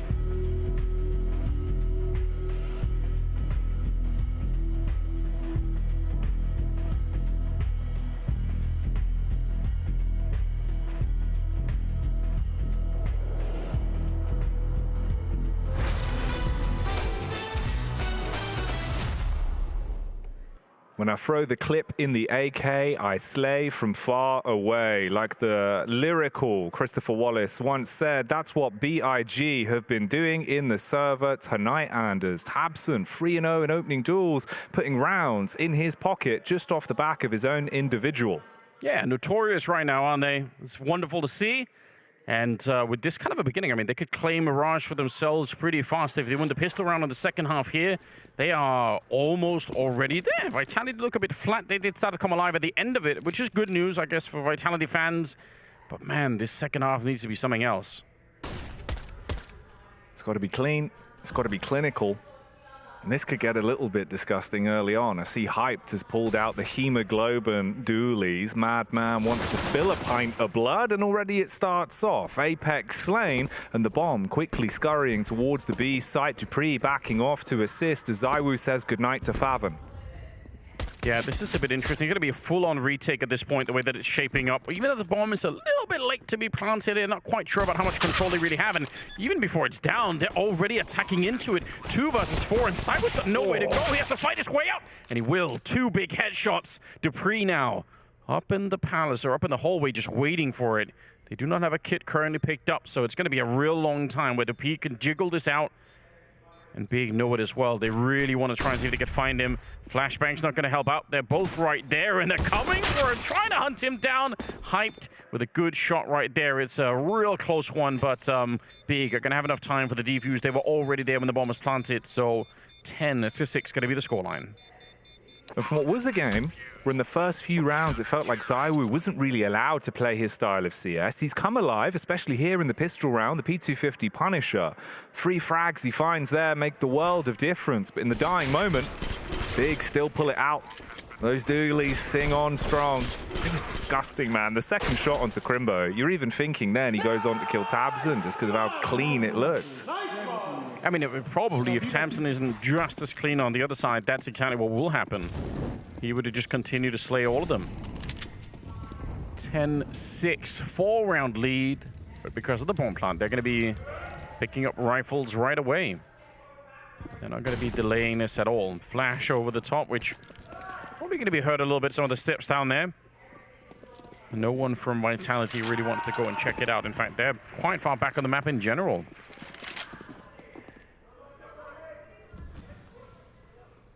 FAMAS's and MP9s. Always feels like a bad dream. You're going to wake up in cold sweats, look down and go, oh, it was an M4, not a FAMAS. I feel way better. But here, it is a reality, Anders. Those really are the weapons you've got to contend with into this round as the push is coming towards you on the B site. In the back line, Faven takes first contact, dashes out the Molotov, and here comes the rest of the squad. They're running straight in, but I love this angle from Crimbo up on top. They can't see you over the edge of the smoke. He strikes onto the Sphinx. Dupree with the Galil, good for one, but it's not really enough until ZywOo pulls up to the party. Hard commits on the bomb plant, though, and Crimbo got a gap on the edge. He can strike against him, leaving it all up to Apex to prove that he's the best. Yeah, he's got a huge chance against the first one here. If he can pick it up, then... Oh, he's getting shot in the back at range, and the panic, it's all-consuming. Keto will take him down in a classic Apex emote there at the end. Oh, man, he had no idea where they were, and the fact that Crimbo was inside of the smoke at the end, they just never realized. They probably thought they already killed him, because he was on the boost earlier. My God, that is such a close round. Really down to the wire here. And some of these 1vx's. And it's that raw passion as well that's so exciting. The fact we've got the contrast, right, of Tabson kind of really going in. Apex as well with the emotes. And you could see him kind of saying to him, he's pointing to his head saying, guys, we need to think. Oh, that's super rough, isn't it? But because it ends in a one-on-one with the bomb plant, it makes a lot of sense to force up into this round. You know the CT side economy is not going to be that great. So you might as well just keep the pressure on. 11-6. This is actually still a super winnable map for Vitality. So I wouldn't be too concerned. As long as they can keep the economy low and Big, there's always a way back. Wow, no fear at all from Apex. Running right through the MAC-10. They should be able to get Crimbo here. That's fine. Valuable trade. In fact, they're going to keep going. This is a little bit wild. Farben, quick headshot to slow things down. Spinks is in trouble as well, and they're just getting chewed up. Farben with excellent defense. 3 kills, and it's getting Tabson hyped up now. Tabson yelling, you know something's going right for Big, and the scoreline supports that fact. But yeah, surprising as well, the pace that Vitality took into that when the Molly was supposed to split them and they had actually got through it. I was thinking maybe they do just have a tempo off of this, right? You get a couple of frags, but not going to happen. Big right now, very heavy with the hand. Deny any sort of shenanigans, and they move 6 rounds away. 12-6 being the scoreline. It's just the deco for Vitality. Going to be some banging headshots to make this round work. They're in the middle fighting, so they're going to have an opportunity. Big have sort of said, okay, we'll make it fair. At least we'll come to you. Spinks will find one more. They keep going. I don't know why. This whole army of Deagles up at top mid just stop fighting them. Tabson goes down next, and it's a 4 versus 2, but still winnable here, given the armor situation. No head armor, so the MP9 can do quite a bit. Crimbo's up close, and he will explode Apex on that one. They should still be in a decent position, even if it's a scary start. Is there any more pistol punishment? Or finally, will they be on the receiving end of what they've done here into the 19th? They're grouping up for the walk-in towards B, but this is Crimbo's land. He has the lease for this apartment, and you are not allowed in. Turns the key for the first frag onto ZywOo. Backs off to play the numbers game as well. You love to see this. Yeah, very smart. A little bit of a jump. He actually took a lot of damage. Just don't do it again. They're waiting for you right up there. 40 seconds, and he's right underneath, catching them as they fall into his arms.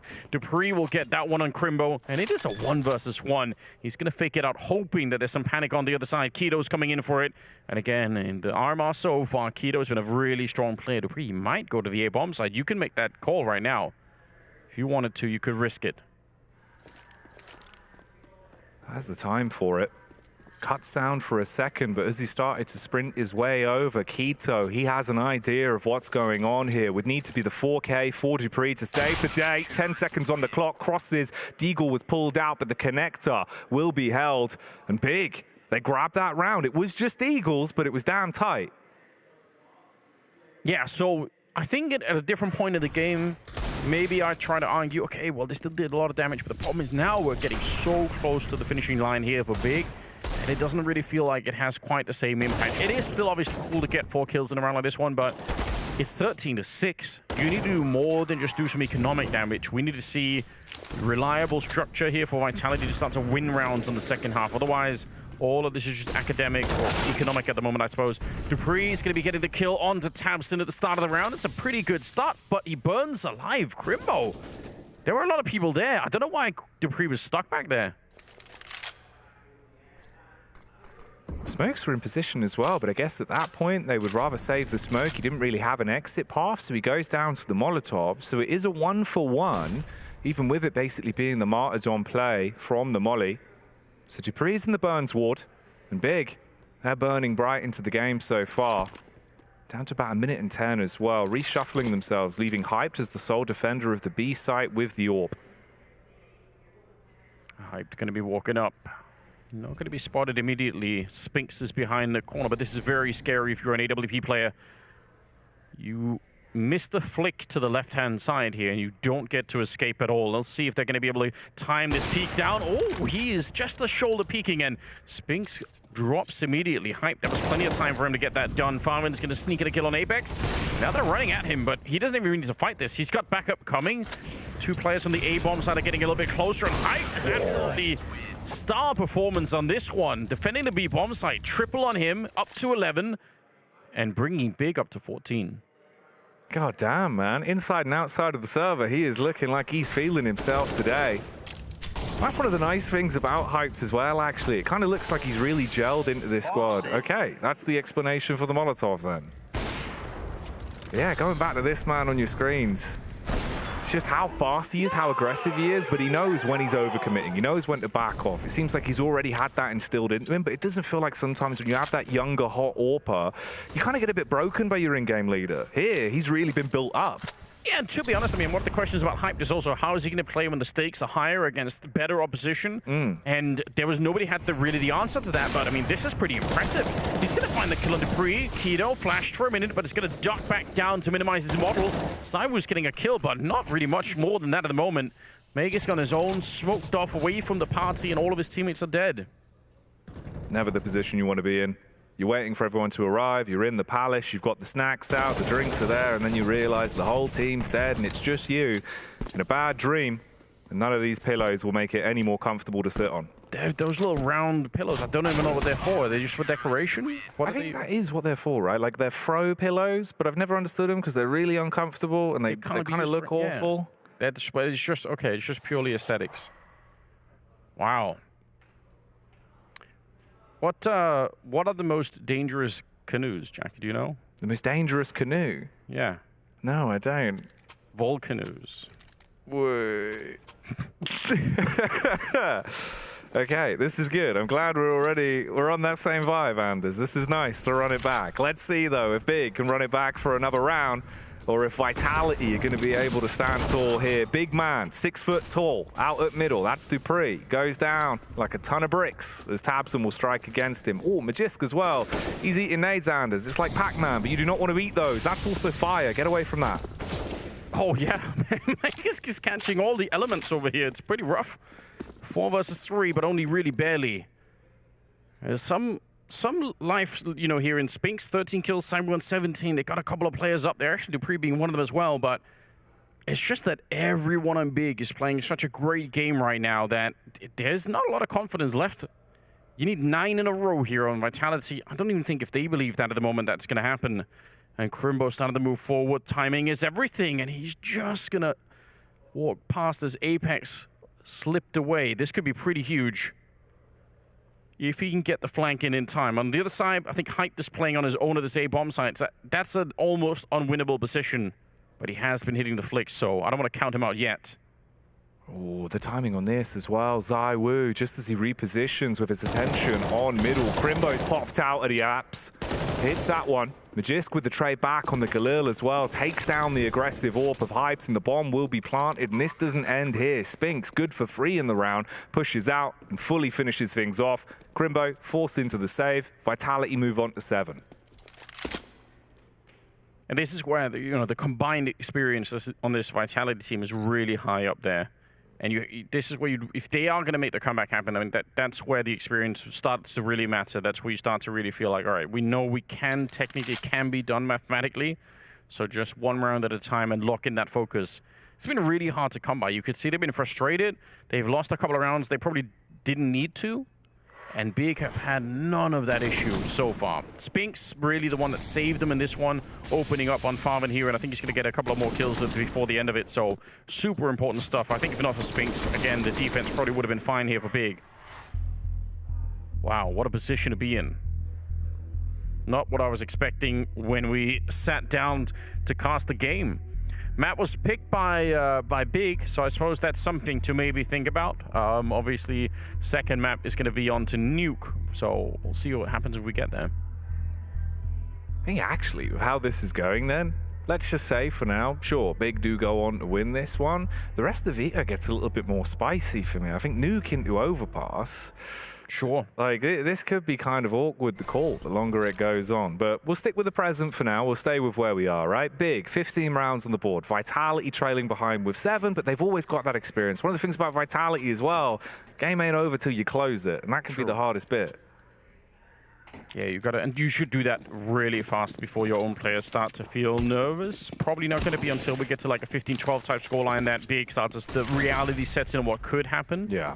Overpass is the third map, though. You're going to be feeling pretty good about that for Big's point of view. I don't think they're going to be too sad about that being the third one. So let's just find out. Cyber's there, and he's going to find more kills. It feels like that's just how it is. Every time you come and try and battle him, probably will end up that way. 4 on 5 to start with. Curious. Big just need one round. I wouldn't be surprised if we try and see a couple of more risky rounds coming out from them, because all it takes, double push to the A ramp, even a 3-man push to top mid, whatever it takes, because if you win even one of those risks, that's it. The map is done and you can rest easy. What do you think, Jackie? You give us a prediction here. Vitality comeback gonna happen? I'd say 16-10 Big, based off what I've seen here. That would be my safe hand if I went for it. So they walk it back and everyone's real happy and it's all good. Yeah. I'm calling it 100% comeback for Vitality. Oh, yeah? All right, this is good. Straight into overtime. There you go. Now there's a bit of pressure on the line. We're both going to be like really invested to see if we get the right prediction. It's more fun that way, you know? I'm seeing Spinks really come alive, you know? That makes me happy. He seems to be taking some initiative. Although a round like this is kind of hard to judge anything off of because they do get the opening kind of for free, right? Not that I'm blaming Big, but it's just a lot easier to play a 4 on 5 when you kind of get the first AWP kill like that. Ooh, you talk about AWP kills as well. The AWPer has been slain here. Hyped really wanted to hold on to that one. Instead, now he's been thrown to the wayside, and it's just Faven that will get through for the save. One gun, not as effective with the low econ that they've got on the Big side. And for Vitality as well, the main thing that I'm thinking is all of the pieces are now starting to wake up. Like Magisk went from kind of never really having his name said, and now he's starting to get a bit of a groove on, right? 8 frags to his name, had a bit of impact here, and he was a key player for this team, I think, throughout the RMR so far. It looked like he's had some big impact. So if he's awake and everyone's here for Vitality, then school could be in session, Anders. Yeah, he is an incredible momentum player as well. He's, you know, you've seen the frustration in some of the rounds that he lost there, but man, when he's up and running, he's just an unstoppable force. And Big will have to dig really deep to try and bring down some of these players. That's also why, from Big's point of view, like that 16-10 scoreline That's a really comfortable way to close it before you get into that thing. I don't think it's there yet. I don't think they really are worried at the moment. They're out of money, so that's a bit of concern. But I think overall, they're probably quite in the zone. I don't think tabseN's freaking out. They're just going to be saying, don't worry about it, guys. We know what the plan is here. We're going to get one of these rounds, and then we're off. But eventually, that fear can start to set in. And, I mean, some teams just do not handle that well. No, you notice with a lot of squads as well, especially in these kind of matchups, the longer they go on, the more experienced, the more favorite side is always the one that seems to be able to pull it out, sort of string those rounds together, feel like they're the ones in control of the pace. Whereas you, staring one round down, can't quite seem to get it. The little mistakes creep in, the seed of doubt in the back of your mind as well. So yeah, the longer this goes on, the worse it will be for the big mental game. But right now, we've actually got full bite to work with. So the Orc back out on Hyped. I like the fact he's been roaming a lot as well. He's trying to keep you guessing with how he's going to approach these rounds. Something that we saw from him hanging out at the showdown was the fact that even when he was having a tough game, he would continue to try and find openings, which is really admirable because it can be very easy as an AWP player to give up on your aggressive AWP play and just kind of like disappear in the match and you don't do anything. Maybe you don't die nearly as much, but you also don't have any impact on any rounds. And I felt like Hyped kept trying to find openings, which the only thing you don't know at that point in time is whether or not it'll work against tier 1 opposition when the stakes are really high, because that can be punished really badly. I mean, some AWPers, like the Saiwu Light, the Modesty, could get away with it, but not everyone can be that kind of player. And I would say openly, we just don't know about Hyped yet. But I appreciate the fact that he's trying a lot and going for it. And this could be one of the real, asset tests for him, is can he actually do it? You can do it right here, right now. Would mean a whole lot in terms of the RMR, but it's the Org from Quito that is getting loud. The Spartans battling back there as the Augur wins out on the encounter, and we fall into a 2 versus 3. Bomb planted, Apex up towards Palace. Zywoo backs off on the ramp. They do not have a defuse kit, which is kind of, there's a long rotation for having a 10-second defuse on the hands right now. Zywoo's got a great read, going to be taking down tabseN's right back into a 2-on-2, and they're going to be backing on out. I can't believe it.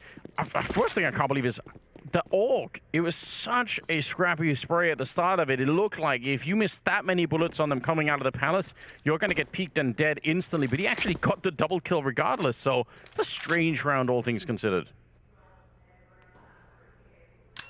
Now, here's the scary bit. That 15-10 scoreline, I said, it's here. It's arrived. So Zywoo and the boys pulling into a power position. 5 rounds away from potentially forcing us to an overtime. And here is Quito's Org. Man that's slayed him down towards the site. I think in their minds again as well, that's a round where suddenly you're thinking, right, we've actually got a big advantage to work with for the first time again. Feels like we've been losing a lot of the opening duels. Here we can build off this, and we got to save.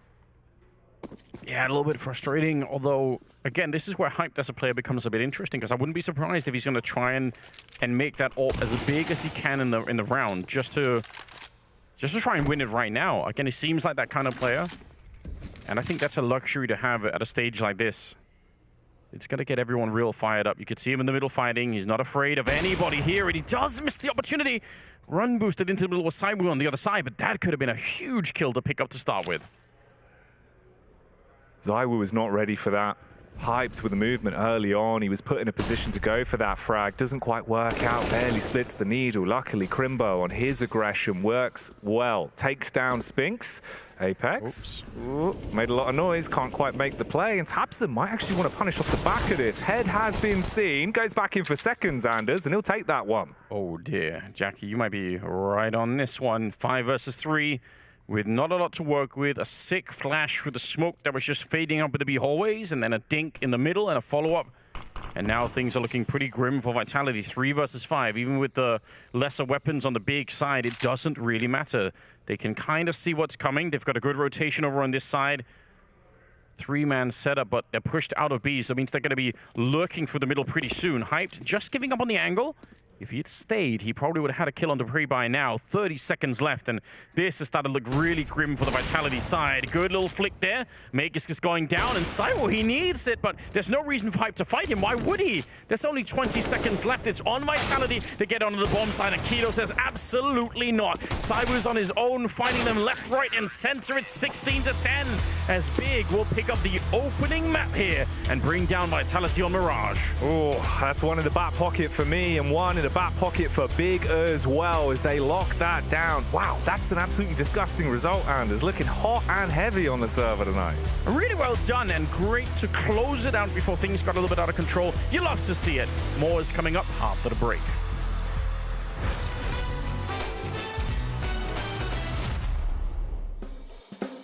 I remember more Monte clutches. Right, yeah. You know, it's weird. It happened in Abu Dhabi. Obviously, last year, he starts with that, like, MIBR clutch. Yeah. But, you know, in Abu Dhabi, he had, like, a similar clutch from the same position and nearly the exact same kills versus outsiders. Right, Yeah, I thought that was so weird, where I was like, I've seen this exact moment before, right? He had a one good clutch against FaZe as well. For me, that one is the best because he played it out the best.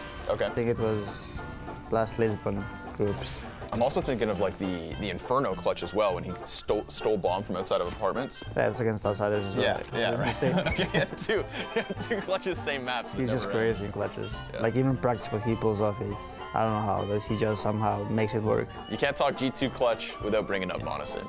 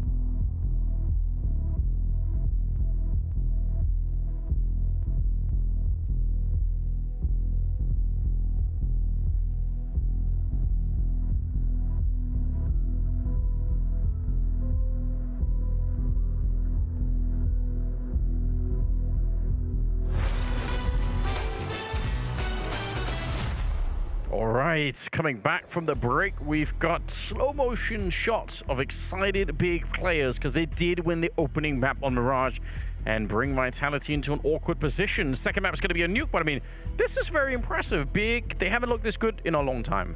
No, I think this is bringing a lot of love and a lot of excitement back to potentially some big fans that had sort of fallen out of keeping up with the team, right? Because they're really commanding respect with the run they've had at the RMR in terms of the team play and the individuals alone. And we had some individual pop-offs there from Big, man. Looking back at the scoreboard, close grouping on the top three, 20 frags for Crimbo and Tabson, by the way, who had a great game, 4-0 in opening duels. He was commanding respect, Anders. He really was. There's something almost artful about what Tabson is doing in the server, and it always has been. There's this very sort of clean and efficient way of just handling some of these fights. It looks so sick. He's, you know, like that 3-bullet spray, pretty quick. It's just wonderful to see. So yeah, one hell of a game for Tabson. There's no question about it. And a 16-10 scoreline. So really good stuff. Now, Nuke is coming up as second map, obviously. Probably going to be a lot more tricky, you have to assume. This is a very good map for Vitality. But then again, third map's Overpass, so that could also go in Big's favor ultimately. This is could be an all three mapper. Could be a very tough game for both teams. Yeah, I think the part of my brain that's had all the experience from CS is telling me that we should end up with 3 maps. But the part in my heart, Anders, is telling me that actually maybe there's a chance Big just 2-0 this. Ooh, okay. That would be something. Yeah. What a headline that would be. Big qualify for Paris over Vitality and send them down into the 2-2 bracket. I don't know how many people want to see that, but it could happen. I bet you there are a lot of French fans out there that would love to see Vitality on that stage. So we'll see. They're gonna have to qualify first. That's how it is.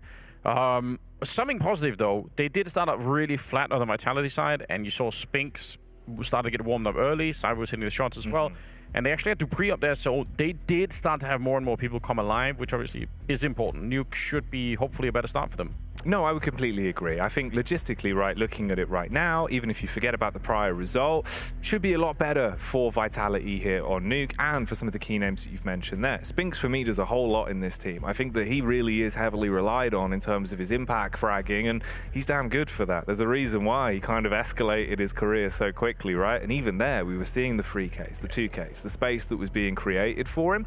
You could mirror that coming into Nuke. This could be a pretty sick opener for them.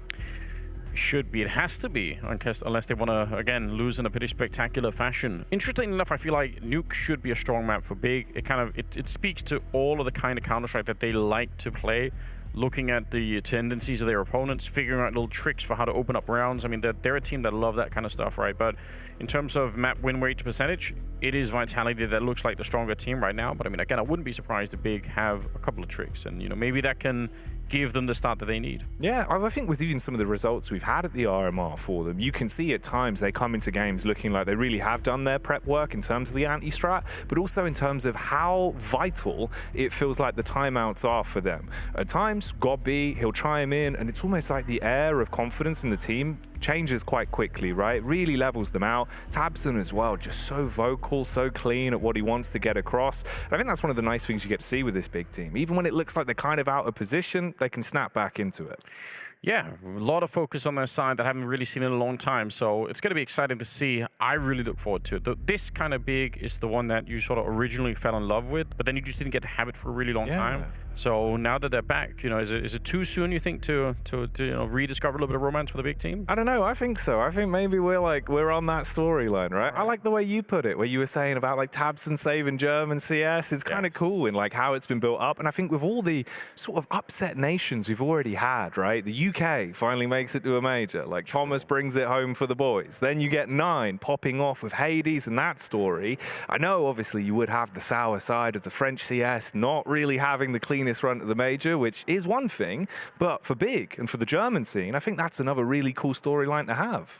Yeah, there was so much criticism around tabseN when that was happening, because a lot of people really felt like what he was doing was not so much saving German Counter-Strike, he was more kind of throwing away his potential star career. A lot of people were saying, why is he even playing in Germany? Why doesn't he just go to a European mixed team and become some kind of superstar, right? And for a good long while, it's really felt that way. But I mean, the long investment here, you're seeing the tail end of it now, and it does look really impressive. So, maybe he knew it all along. Yeah, and I think it bodes well as well, even like if we think towards the future, obviously this being the last global offensive major, then you start to set your focus towards Counter-Strike too. You've got so many talented young guns that have been developed in a really healthy way. I think we've seen these players only getting better. Sometimes you have younger talent that comes in with so much confidence where you get that stripped out of you. You have to play more methodical, numbered-based CS. Doesn't really seem like that's the case here. It feels like they've nurtured the talent they've got and said, look, if you want to go for those more aggressive peaks, you feel like you're going to win it, visualize that frag and do it. Yeah, I think a really great structure. I mean, they seem like they knew what they were doing pretty much every single round. Some of the rounds they lost, they just kind of lost the opening duels and then weren't able to recover the round. But I mean, whenever they got a little bit of an edge, they had such a great plan. They had a lot of late round calls as well, where they sort of could edge out the defense when they were on the T side. They managed to sort of figure out where the stacks were and pretty much guessed right almost every single time. I think one time they walked into the 3-man stack at B, but that was about it. Every other time, tactically, they were a step ahead of Vitality, which is hard to be. No, it is. So the calling's been good, the fragging's been good, and I'd say even in terms of the utility usage, that's actually one of the things that I think have given Big a bit of an extra edge in some of the 1v1s. Yes. Seen great plays with the Molotovs and the nades, being able to use them in quick succession, make smart decisions. So we'll see how that goes, as this is going to be a bit of a banging best of 3. Come back when we step into Nuke and see if Vitality can tussle straight back.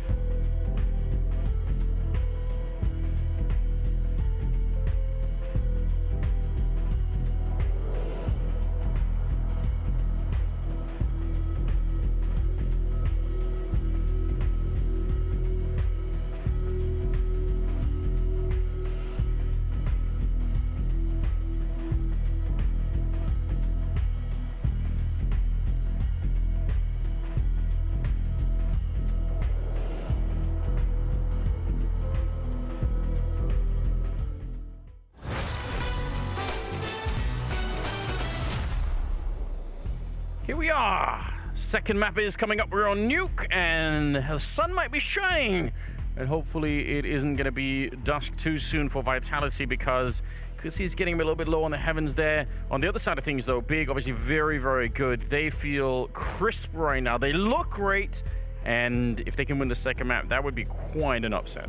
Yeah, if they go on to take down Vitality in 2, at this point in the bracket, all the storylines behind the two teams, it would be a hell of a feat, Anders, but you've already done the hard part, right? You've got one map under your belt. You have a safety net to fall back on. Yeah, that's definitely true. And you know what? They're being rewarded a little bit. Unicorn odds there showing us that now Big are the favorites. Obviously didn't start out that way. But they've convinced more people, and they're looking impressive right now. Second map is Nuke. Third map is Overpass if we get there. But I've got to say, I'm still feeling pretty hopeful for Vitality. They do look more warmed up at the end of the map than they did at the beginning. And a little bit of a good start here, and I think they can roll this into a nice map for themselves. You want to see Spinks continue. You want to see Saiwu doing what he always does. And then what do you need, really? I mean, Magus or Dupree or both, any one of those two, stepping up. Apex, not usually the top frag, although there are games where that happens. But, we're not looking for him to necessarily fulfill that role. They don't need that much, and I think they're going to be able to fight Big in a good way on Nuke. Yeah, I'd hope they also feel a lot more comfortable just in terms of the map, right? You come into Nuke, you're feeling a little bit more lively, and the faces already look a little bit happier, right? Sometimes all you need is that 5 minutes outside, reset through the LAN, and it can do wonders for the mental. It can feel like it's a whole new best of one. You take it a map at a time now from this point forward, and Magisk already trying to fire up the squad. This is what you want to see from Vitality, right? Yeah, definitely, absolutely. He is an energetic person to be around, so I could imagine that he's going to be good for that kind of thing. Obviously, Apex being the other one on the team. Let's see how this goes. Second map is coming up. It's Big starting on the CT side, Vitality on the T side, and a chance here for Big to walk into the major if they can pick up this map. It's a great start, but oh my god, he is knocking them out. Townsend will follow 4 headshots to cut down Vitality. Oh my goodness. If there was ever a way to prove your point in the pistol round, this is certainly it. 2 frags apiece to open things up for Big, and Crimbo comes in like the Kimbo slice at the end to box the man out the server and give them the big opening pistol round they wanted. Is this even live, Anders? That was like, what, 5 seconds? That was really, really quick. Look at this jump down. He's actually so unfavored in that. The jump down, the running into the corner, he's doing a little bit of a double take, saying, oh my god, they're already attacking. And then boom, it's done. Farmers are very, very crisp beginnings there. And Big are on the board to begin with. Yeah, that's really, really impressive. And as always with pistol rounds, that first kill especially, a little bit of a hiccup here. That first kill especially is so critical, because everything from the T side gets slowed down behind that first kill. And if it goes the way of the T side, then the defense just gets blown wide open. So the fact that it goes to Big like that, and especially the follow-up as well, just a huge vector for the rest of the round. And I think for momentum, that can definitely play a huge part of Big's success. It feels like they feed off it a lot. Sometimes you come in from the first map victory, and because you've had that bit of a break, you're still thinking, all right, we should be in good form to win this one. Your mouse is a little bit shaky and it all tumbles away. There, having the additional benefit of taking the pistol round, your mental game stays at a good high. You feel like you're crisp, you've got a couple of rounds to play with. It's just about avoiding the anti-eco, and that's where things could get a bit sticky. So we'll see if that could be a situation we have to deal with as we do head back into the game. They're not too worried in this one. Got a single smoke there on Vitality, but no real investment into this one. Obviously, no bomb planters. They just got destroyed in the hut, so there was no way to make your way out to anything. Crimbo quite far back. Committed position on this one if they really rush him down, but with the 30 bullets of the M4A4, he's probably thinking, it's fine. I can get the kills if I need to. Let's see if he's going to be right about that. Smoke's been set up already, but it's all the way from T-spawn. Let's see where it actually lands. There we go. One random smoke. Not going to draw anyone back, it feels like. They're both here by Hell. They might be able to get down below, but I don't think they're going to get a bomb plant. There's already 2 people from the Big team that are waiting for them. Tabson. Ooh, trying to break the glass in case of an emergency, but he's been dinked down. Keto, though, does not give a damn. Runs straight through the smoke, brutalizes them with the MP9, leaves it up to Zaiwu, who has upgraded his gun. 50 seconds on the clock, so he can play for a bit more control in this. Wants to aggress towards the door. He's trying to win the round. This is kind of sick. I think he might have got stuck in the door. I don't think he could find his way out. Farvan's going to get him down, and it's unfortunate. I actually think Cyber wanted to run in towards Decon there to try and see if he could get the kill when they were reloading, and just got stuck on the frame of the door, so a little bit unfortunate. Also, there was no head armor on Tabson. What a scary thought in a round where they just have Glocks, so gotta be careful about that. It does make a difference at the end of the day. That looked like a round that could have been a lot more for Vitality, but Big are probably happy with it the way that it's played out, and third round is coming up. They look good on the eye test initially. Is there an M4 in spawn? Am I losing my mind? There was something in spawn, I think. Was it a second scout? I'm very much confused. We'll find out, I'm sure. Somebody's on the job. Okay, could be something to have in the back of our minds there. But we are into the third. And from the eye test, it's looking a lot better for Vitality already, based off what we've seen in the initial couple of rounds. Not really the pistol, more what we had in the prior one. Here, though, you've got the smokes to work with, so smoke wall can go up outside. You can play off the back of it, create a bit of space. The scout, though, of Hyped, always crisp and clean. Tabson getting a bit mean as well. Swings in, and Magisk is the only one to put the doorstop down. Oh, Hype just thinking about it. He'd love for that smoke to just fade and to get one more headshot. Nicely done, though. I mean, Tabson stepping out into the open when they're basically just shooting through the smoke, and he's able to pick up at least one kill. 3 versus 4. Plenty of time still for Vitality to make up their minds. They're going to be walking into the hut, giving up on the outside position. 3 people are here for Big. That's kind of interesting. Or nearly, at least. Could be a close rotation coming in from the other side. Actually, this might be a really good timing. A little bit of a boost on top. Do they see it? They do, but they can't win the fight. And now that rotation from Ramp needs to get in a little bit early. Hyped, not a headshot this time. He needs to take one more down, but he's getting overwhelmed. And that rotation never really happened. I thought that was going to be a little bit closer, but 2 versus 3 instead. And the bomb does get planted. Down to the retake. 2 low players, sure, but one of them's a big baller. And that's going to be Spinks waiting to Moya, pushed up in the hut. He's waiting for Crimbo to come walking in, and this is going to split them. Finds the first frag, all the pressure, slips back onto Keto, realizes it's basically an unwinnable position, so has to give up the goose on that one. Vitality with a first round that looked like it should have actually been Biggs. I mean, Hyped on the scout, 2 low players, the luck of the draw, it was unfortunate for him, didn't hit the head, gets traded upon, and there just wasn't the rotation they needed. Yeah, and I guess in fairness to Big, maybe the problem is that fight happens basically on the bomb side. They're so deep in there, and they don't have any grenades to slow down the push, so maybe that's why Crimbo just couldn't get there from the ramp quick enough. Either way, it's a pretty decent start here. Picking up that round should give some confidence over the Vitality side and make them feel like, all right, some part of the plan is working already. Yeah, this little boost here is real interesting. Looked like his weapon could have nearly blocked the point of view there. Good job. Nice. Some relief on Apex. 2-1 the scoreline. And they're going to have the M4 and not much else. Yeah, supported by the 2 nades, one being the smoke that's already dashed out, and the other, the Molotov for a little bit later on into the round. Just USPs for the rest. So Big's chances at an all-time low in this one. Vitality looking to link 2 rounds back-to-back.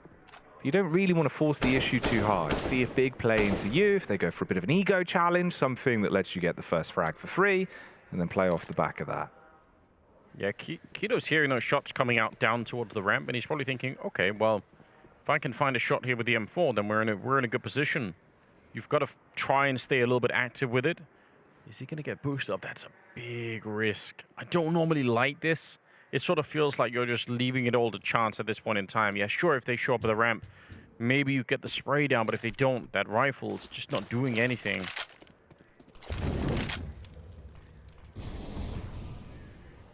Okay. First casualty of the round is Tabson walking right into Spinks, and they've got a bit of stack on the bomb side, but with all USPs, it doesn't really matter that much. It's going to be hard to find anything. The M4 now committed to the site, so they're going to be down in the back here, but there's nowhere to step. They try and swing, and Spinks will spray them all down. That is kind of the problem with being back there. Is just there's no real estate for you to really live on. Just trapped. And sometimes, when it's a caged animal, with its back against a wall, it feels like it has no escape route. That's when it really does go ruthless, Anders. That's when they're at their most dangerous. But in this situation, the animal handler was Spinks. He's got his license, comes in, cleans up, rehomes them, gives them guns, and lets them play out another round as the game goes 2-2. Yeah, not really that much effect for the M4 vent drop to be thrown in there. You love to see it. It's one of my favorite parts about this map. Does make it very confusing. First of all, because the CTs need to figure out, they need to be sure. They actually preferably want to count on how many people dropped. I think they're gonna have an idea. I mean, they're gonna know that the vent was blown open, so they probably know that much. But no one's rotated down yet, so really scary position to be in if you're on the CT side here. You can see Tabson is down looking for it. He's gonna try and see if he can hunt anyone down. Cyber drops through the smoke, so still a good start after all for Big. Oh, wow. He actually found that straight through. Comes back, taps him with a double headshot. And they're just going to ignore Spinks down here, saying, you know what? You can take the lower part of the map, but we'll take everything else. Tabson, unbelievably clean on this one. Boy, oh boy. I mean, we've been complimentary to Spinks, but again, Tabson's the one that wants to be the talk of the town, mirroring his stats, but with one less death off the back of his hat trick into this round, playing off of the info that was commed across towards outside. And that's fantastic, man. Almost getting the quad here. Magus is going to be crouching in to try and find him. Grenade, it's not going to kill him, but may want to fall back just to make sure you don't lose too much. Oh, it's a team kill, in fact, but it doesn't matter too much. I think still really good job. Well, a good way to handle the fact that you lose control of the lower part of the map. They didn't look like they were panicked, which I think is that's the thing that really kills that CT defense, is when people just start running all over the place, which can easily happen. But this is very smooth indeed. Especially this fight here, back onto Spinks. You're thinking he has the angle for this one. We know how quick he can be. Apex showing the emotion again as well. Okay, also this is fun. Height. He's got the funds. He's invested it into an AWP. And he's going to be stationed towards ramp. But heavy grouping from Vitality outside early. To be perfectly honest, I mean, Apex and Debris are both on 0 kills. Magus is on 1. So it's Spinks and Cyberwood that have really done anything so far. The fact that Vitality even have 2 rounds, when you look at that, is kind of interesting. Oh, this is making me nervous. Just a little bit nervous. I'm feeling you. This is already starting to be a bit squeaky bum time-esque with how it's played out. So 1 minute and 10 on the clock. Utility finally pulled. Outside smoke wall goes up. Trying to sell the idea you really want to take and fight for that, but the bomb is stationed back towards lobby with their focus set potentially towards ramp or the A site. Talking about tricks, that little boost up out in the garage. They're actually going to get the kill on Apex to follow it up. Tito hugging that silo, but he's going to get treated immediately. Crimbo just holding the angle, and it's a 3-on-3, but the bomb should be following here. Quite a few grenades really on the big side to try and retake this with. This might not be a bad position.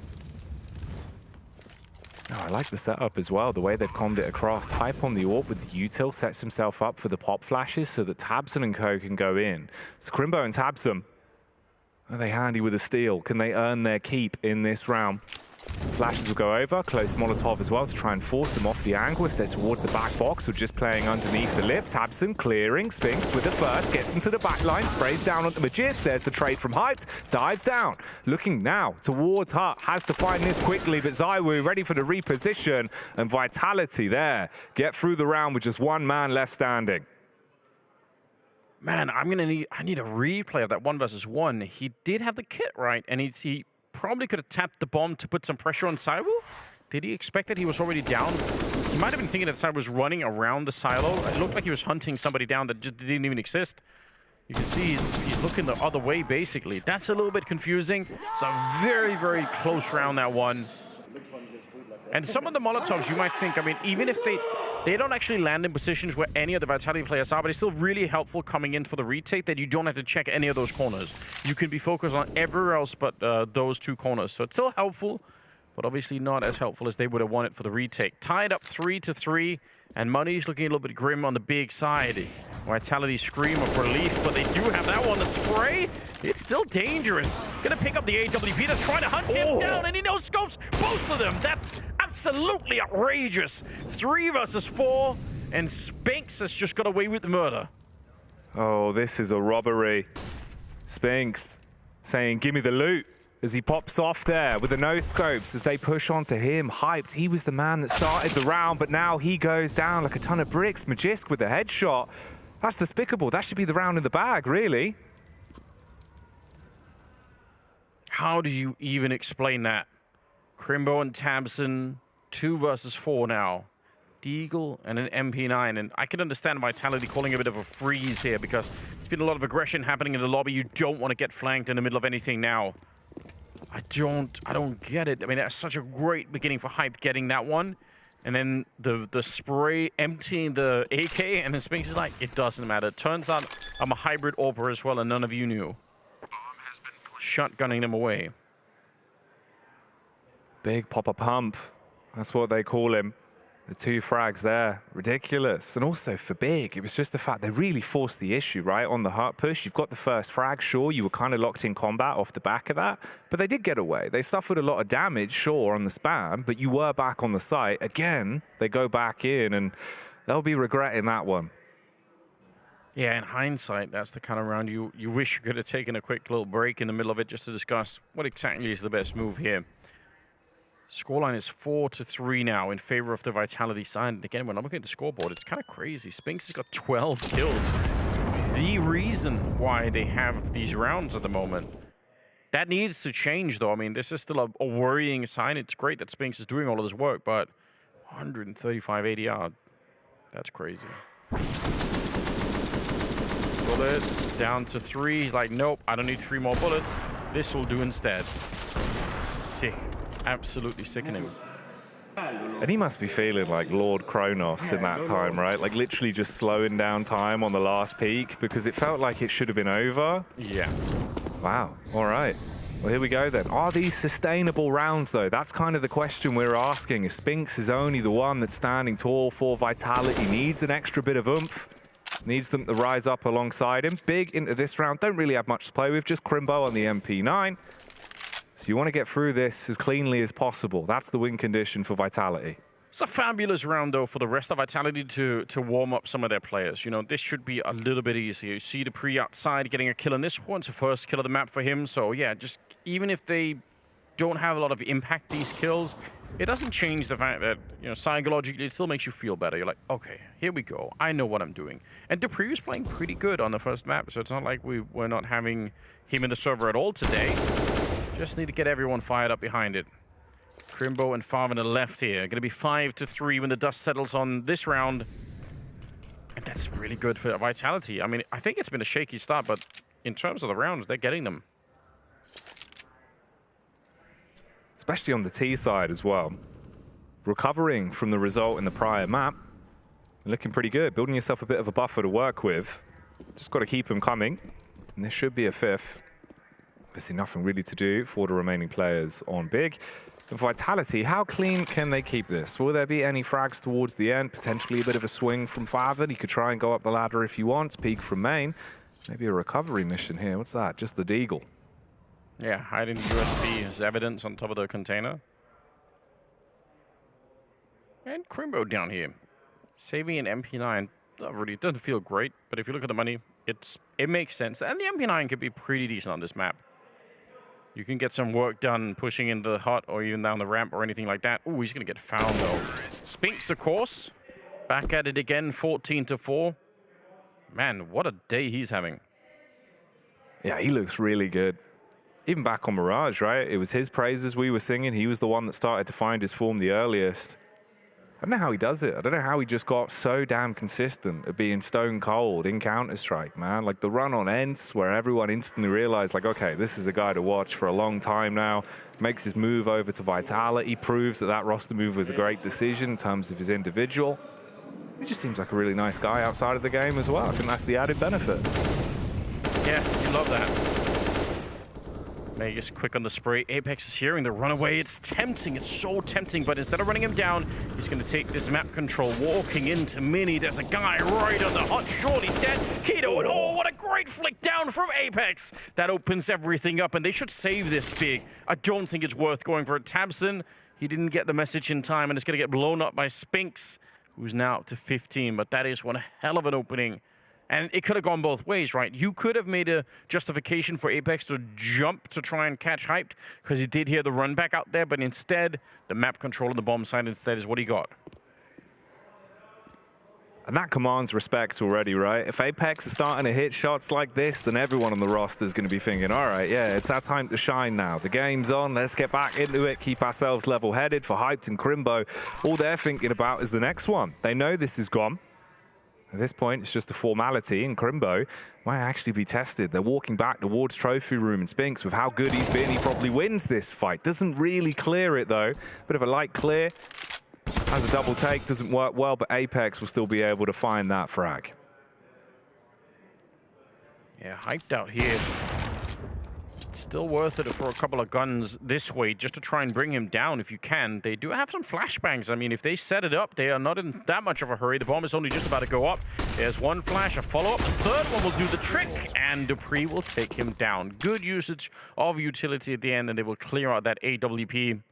And yeah, the way that Spinks was speaking in that corner, Jordan Nothing Gilbert once sort of made a distinction between peeking with or without intent. And I think that's a really good way to think about it. Sometimes you're just kind of going through the motions and you're like, oh, I'm looking here, I'm looking here. I'll just, but yeah, peeking a corner with intent looks and feels different, and the result is usually quite different as well. So keep that in mind.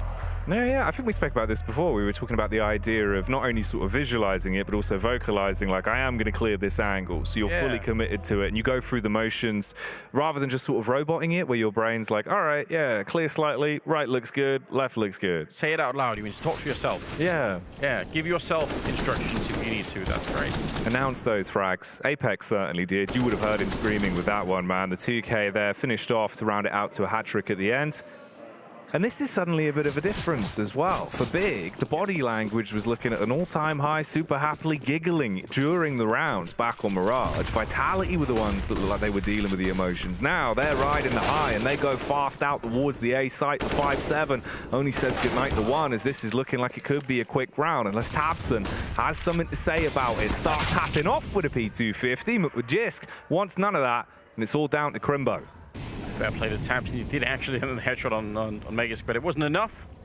Crimbo 1 versus 3, and unlikely to win this round. Get a surprise kill, getting a little bit close, but they've got everything covered at the moment. Aggressive push, the kind you love to do when you know that the CT side won't have Molotovs and HEs to stop you at the squeaky door. So that's why it's such a good tactical play to do it exactly in that round.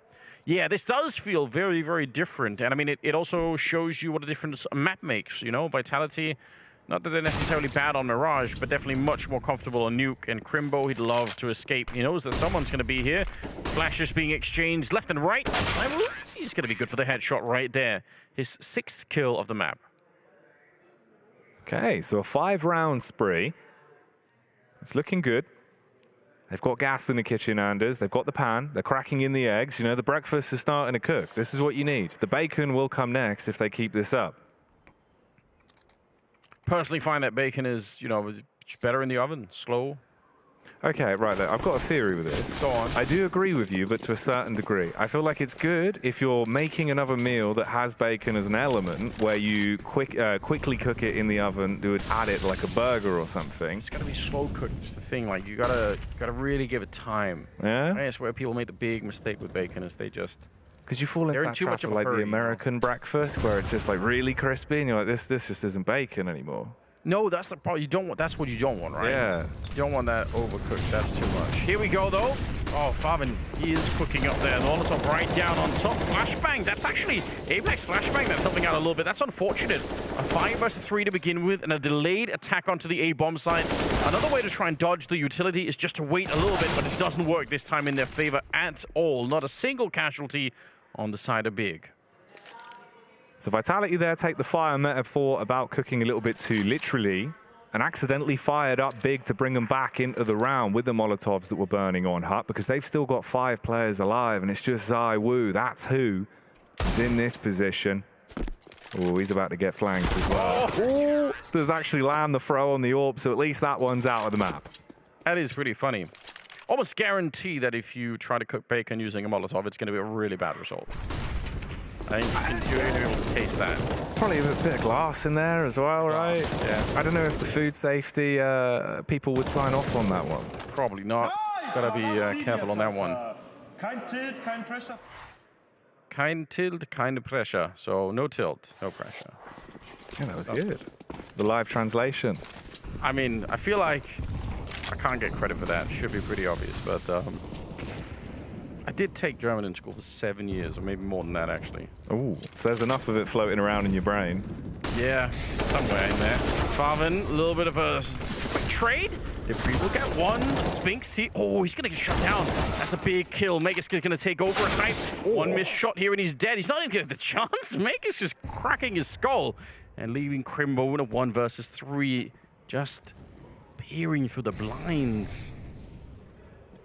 In the dead of night, Jackie. He's outside the window, Anders, and he's looking on in. I don't think he likes what he sees, though.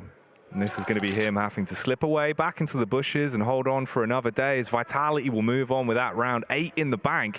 And this is a whole new squad again now, right? This is looking a lot more like the sort of matchup we expected. Now we can start building that narrative. We can start talking about the French team going to the major. We can start thinking big picture here.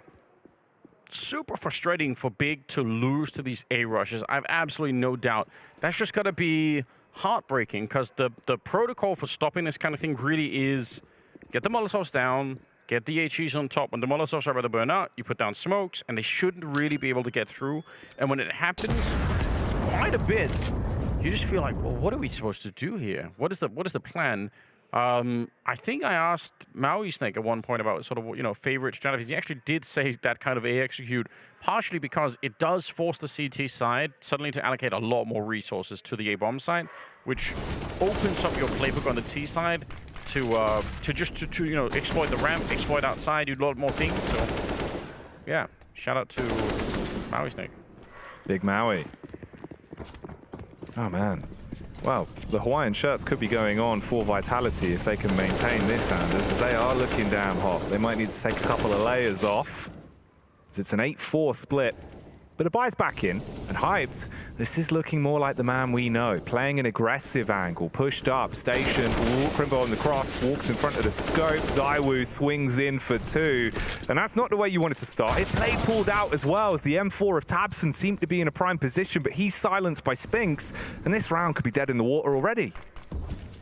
Yeah, I mean, that is exactly what we just talked about. The suddenly showing up somewhere else and just being absolutely ready for it. They are, wherever they go right now, they seem to find success. They've had the outside drop in a minute. They have the straight rushes to the bomb side. They have the vent drop, and now this time they push ramp. The whole map right now is one giant playground for them. Also a nuclear power plant, but that's second, Yeah, one the swing set is the most important bit. You know, famously what they say, one man's nuclear power plant is another man's playground. It's a classic saying. It's a good quote. I heard it a lot growing up. It makes sense.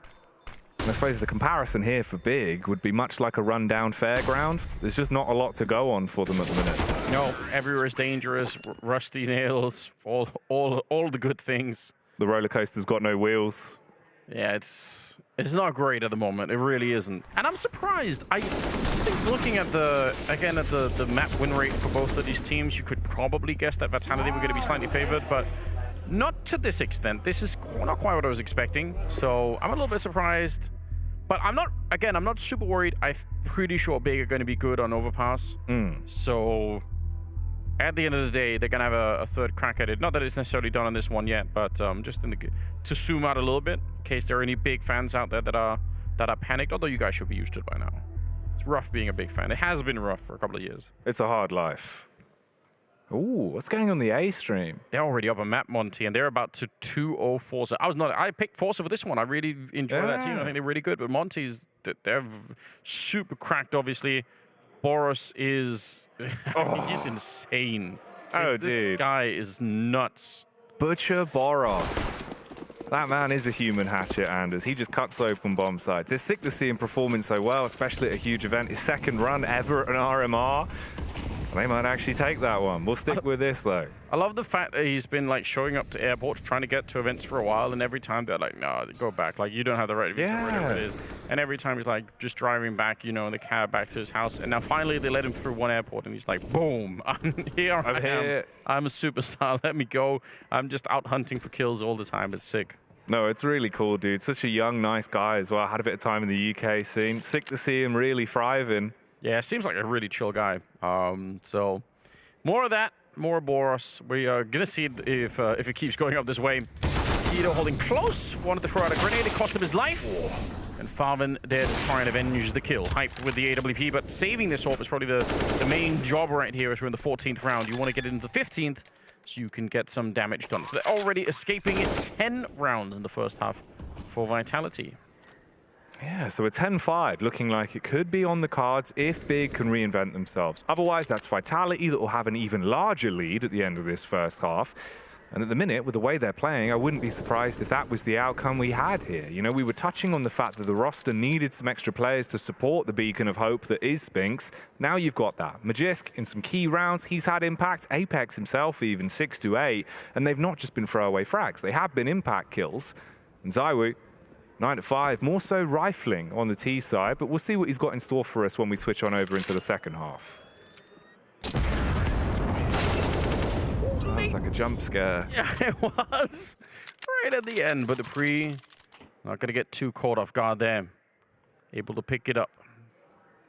Wow, what a great way to revive the team here for the Vitality side. Even in the beginning, it was all Spinks for the first 7 rounds, I want to say. Scoreline was like 4-3 at one point, and Spinks had 12 or 13 kills. He was doing everything that they needed to do. But now, he's got some backup. He's still playing very well. He's up to 18. Actually really stupid, isn't it? My God, look at everybody else. Nobody's even at 10. He's just so far ahead. So crisp, so clinical, but hyped. Always looking to try and find those opening fights again. Yeah. Lands the right hook, right? Takes one out of commission. Couldn't he have a second for free? Ooh. I see that you've played hide on the silo before. Tabson, he's played hide in plain sight as well, and they're going to be roaming through outside. They drop down in front of him as well. Oh, Tabson with 2. A surprising affair, leaving it just down to Spinks and Zywoo. What a genius play from Tabson. Unbelievably high risk, but the reward is practically a triple kill. Might as well. I'm going to say that. This is Tabson's triple kill. Doesn't matter who gets the last one. That is so sick. The trigger discipline to make sure you don't jump too quick. And it's 10-5 at the end of the half in favor of Vitality. Second half is coming up after the break.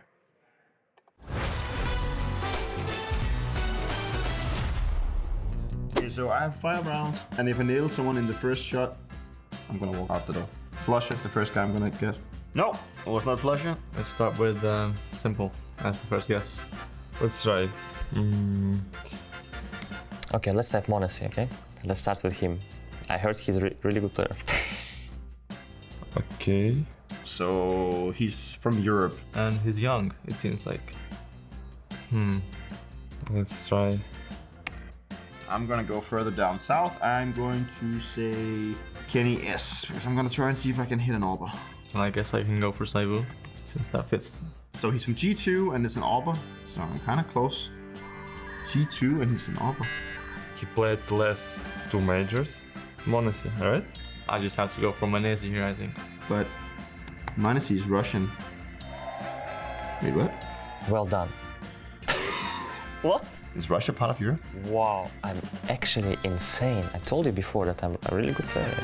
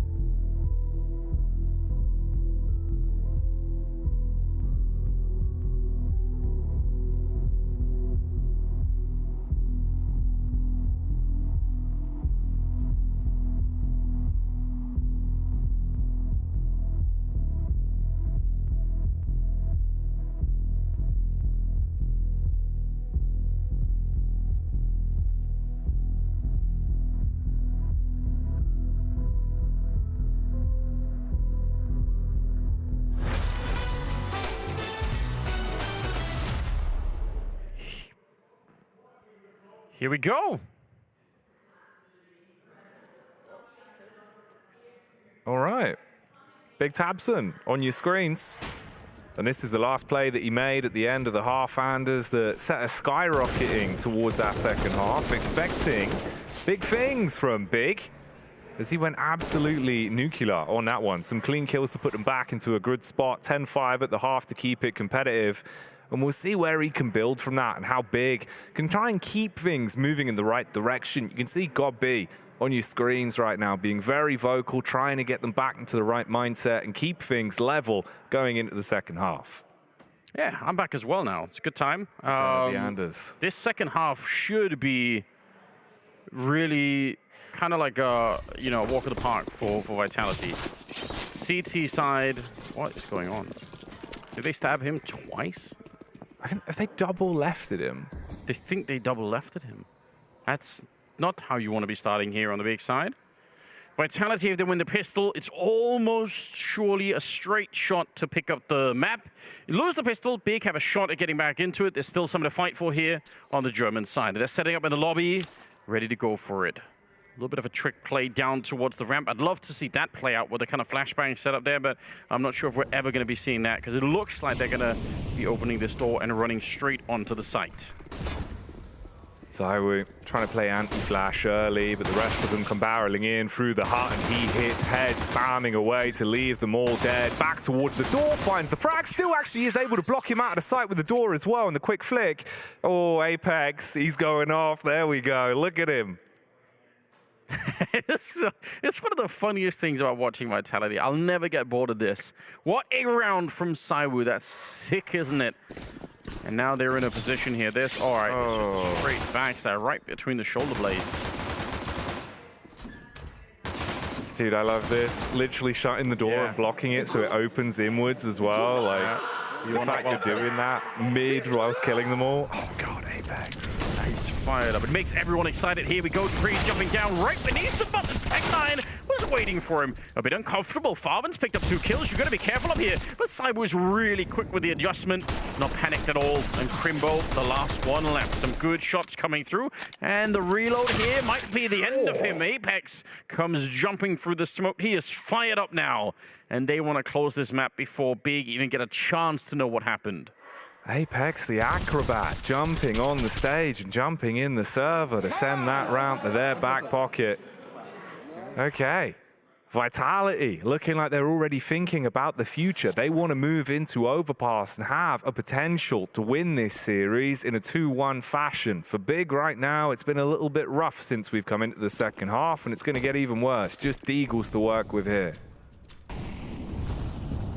Yeah, the fact that ZywOo started to join Spinks up there at the top of the scoreboard is overall really bad news. And I mean, to be honest, as well on the Big side, they don't have that many kills. Tabson's still pretty good at 14. Farvan is at 11, but it kind of is a big drop after that, down to the other 3. And that's not going to be working in the long term here. Nice. Just straight banged out Magus down to the bottom of ramp. Spinks happy to get a little bit of an assist. He probably would have won that fight anyway. Good burst fire out in the yard. It's good pastime activity. Bit of burst firing in the back garden. Yeah, you know, it's a safe environment out there. Bullets probably contained, hopefully. In the garden fence. Yeah, exactly. That wood's quite thick. But here, it's the Deagle that needs to find resounding success in the back garden as they are out towards our side. Crimbo waiting for a peek, and Spinks is low. One lucky bullet would have been the difference, but instead, Farvan, he opened up the round. Yeah, they're all coming out here. It's not his milkshake, but his MP9 that brings all the boys to the yard. Farvan, okay, that's something. A little bit of damage. It would, again, be more exciting if they weren't this far behind in rounds, because then the economic damage is going to be probably a little bit more impactful, but so good. I mean, so far so good for Farvan, right? 14 kills now. Essentially in a 1 versus 4 that he's turned into a 1 versus 2. And if he had more time, it'd be really exciting for him to try and do it, but he just realized it can't be done at this point. So it'll still be 13-5 in favor of Vitality. Nice from Farvan.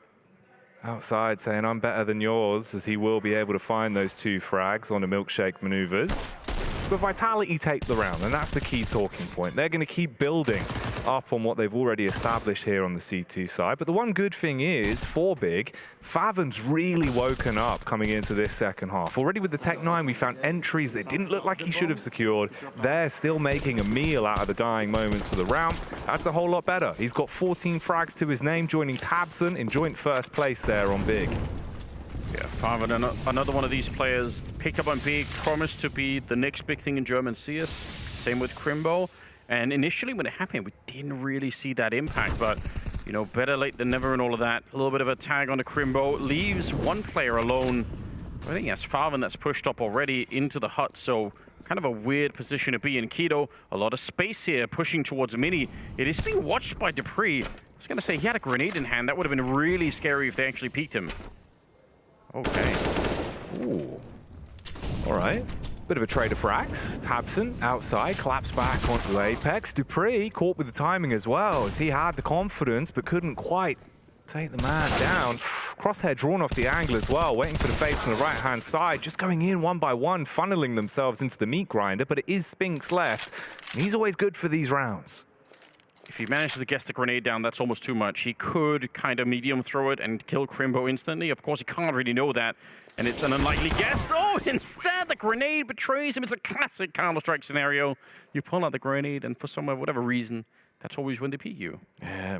The timing of Counter-Strike is a very fickle mistress, Anders, and the second that pin was pulled, his pants were taken clean off him as they swing in and grab themselves another one. So Big with 6, at least finding something to build off, a little bit of confidence even as well. Because even if Vitality do shut this down in a fairly dominant fashion, if you can get a couple rounds back, start to reset the mental a little bit, it can do a lot for you in the third map. Yeah, I agree. That is always something to be fighting for. You don't ever want to leave a map thinking, wow, we just got, especially if it's mechanically, we just got no kills. We just got destroyed. You want to have a feeling that, okay, we had a slow start, and that's forgivable. But if we had, you know, the kind of ending, if we started that way, if we actually managed to do that next time, we're going to be fine. Keto, Molotov, Apex hiding in the corner. A little bit of a spam with the Deagle. And the old one would have got that kill. The new one, maybe not so much. Dupree on a CZ. I really don't like the fact we're starting to see more CZs creeping back in, man. Like, makes you worried? Yeah, it makes me feel so uncomfortable because you see situations where it's like, yeah, you've got the flank, you're in a good spot. That CZ's just always going to let you down.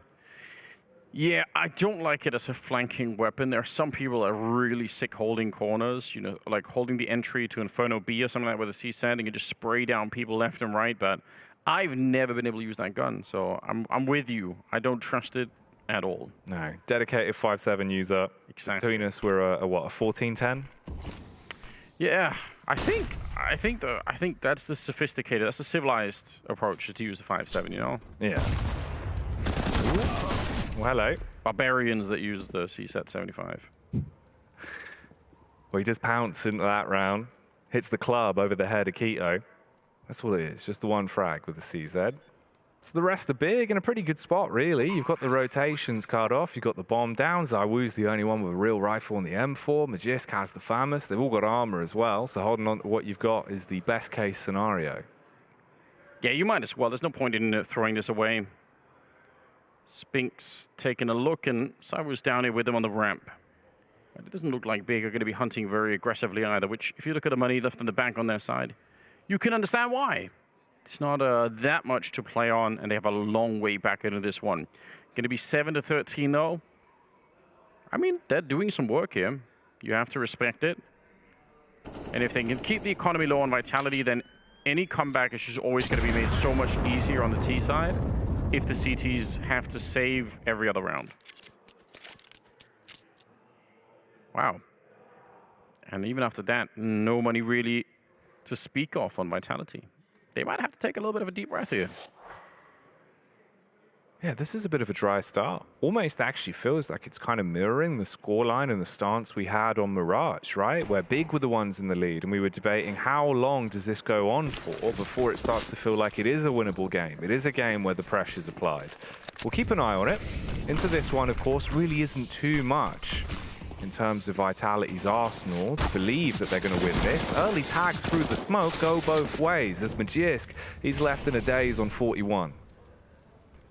difficult fight with the FAMAS. Obviously, this is why the M4A1 is preferred. If you all don't know the traces coming through, you can't really see them, except for a couple of bullets every once in a while. But FAMAS, much easier to guess what's happening on the other side. Flash and an M4 on Saiwu, so maybe if they can wheel him into a good position, he's in the middle of the bomb site right now, so they're going to be close to a fight. Map control. Slowly being taken towards outside, but Big really dying this one into the bleeding moments of the clock. Keto on the reposition as well. He's got control of Secrets, but Spinks is down there, and Magisk, he's been lurking this entire time. Finally plays his card as he peeks out, tackles Tabson, and Spinks, he's got the info now. He's walking in, the Prince stream. But will it be a stream of kills? Oh, the timing might be real good. Flanking with the Deagle. They are kind of watching for it. Crimbo. That's really great awareness. You don't want to be giving up a round like this one. 30 seconds left, though, and they need to get on a bomb plant. This is kind of... I'm still really a bit worried. That M4 is at the back of the bomb site. They don't have the grenades. They have the Molotovs to get rid of him. Magus is going to be going down, but look at the setup here with the USPs in front, taking all of the attention away. Saiwu just has to swing, and there's the one. He still has 7 bullets left, and Keto's on the other side, low on health, and Saiwu, it's an easy pickup. 3 for him, and a huge steal for Vitality. 7 bullets might as well be an additional magazine for Saiwu with how crisp he's been. Hitting heads there, great crosshair placement, good read on the round. Mechanics through the roof, and Vitality, they grabbed that round, Anders. It was looking scary, but even just with a solo M4, it works wonders. Yeah, that double setup of the USP, and it's because of the angling, right? You got that elevation boost behind, but when you peek into the first USP, you're exposed to the second one. It's just such a distraction. It's very hard to deal with. Expecting a vent drop, perhaps, or at least would have been ready for it. 14-7, as Vitality are 2 rounds away from pushing this best of 3 onto a third map. 10 kills, and we could end up on Overpass. That's what we're looking towards. For Big, they're still living in the moment. Keto outside, tapping with the M4, the AK rather, as he will slay the first man. Hits the bullet straight between the eyes of Magisk. So okay, you've got a bit of an edge here. I mean, Apex is on 7 HP as well, but Saiwu, he's roaming. He dropped through the vent early, peeks up through Secret, but it is no secret how good he can be. How did Tabson get here? He's just managed to walk all the way around. He's up in heaven at the moment. This is easily a round-winning position if they make even a single mistake here on the CT side. They're down below with 2 out of 3 players for the defense, expecting that this is where the bomb is going to be, and they're not wrong about it either. They managed to put themselves in a good position, still worried about the potential flank from Tabson later on, but I think he's gone back down. I think he's just... Yeah, he's going to go back and see if he could join them, so no real flank happening from that side. Interesting that he didn't see a single person from that entire push. And now the smoke is up. They've got to get this space to get the bomb down. There we go on the right side of the silo. It's all worked out so far. Spinks will get 1 before he's instantly traded. Clean connection from Crimbo, but it's Dupree that we should be worried about as Tabson. More like Tabson in this instance, hyped as well with another frag to close that one down. So Big, even if you think they could be out of the game, they're still showing that they've got stock. They've got room to breathe. Oh, Tabson is... This game has been crazy for him. He was so good on Mirage. And on this one, he's doing the same thing. I think he's up to 19 kills right now. If you're on the big side here and you're hoping for some sort of a late comeback, I mean, you're putting all your hopes on Tabson to keep playing this way and for Farmer to join him just as much. 19-15 on Tabson. It's pretty impressive.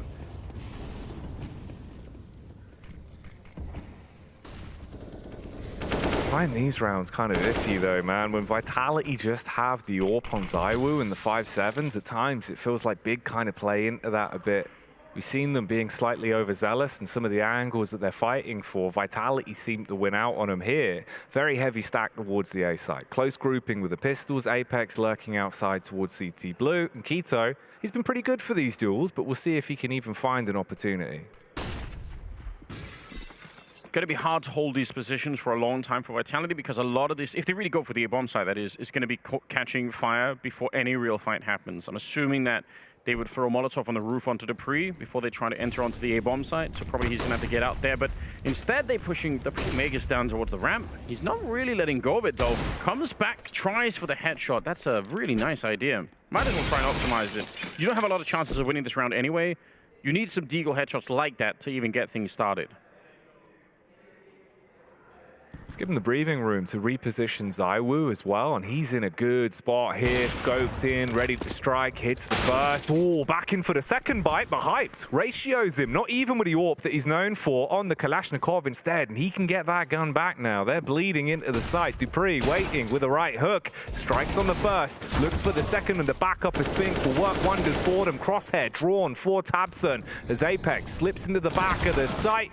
Couldn't hold the line, and it's all on Magisk in the 1v2. Oh, they give him a fighting chance, but Keto turns. Man, that got close. Not a lot had to go wrong there. I think if Magus could have been a little bit closer, then him and Apex could have worked together for the sandwich, or he could have just hit the headshot there. Either way, it's close, but not quite close enough. Big will still pick up the round, and they must be feeling the pressure now. 9-14. Vitality, they've had a couple of rounds here where it's been not the greatest buy, not the most equipment. Scary stuff when you hear that Deagle bullet just whiz right by. And they still just have the USPs here. They did buy everything in the previous one, so it's a way back in here for Big. Classic boost outside with these 4 people. Rather than the tank, they've gone for more of the half track. 2 on the bottom, 2 on the top. True. Nothing there. Ooh, all right. Hello.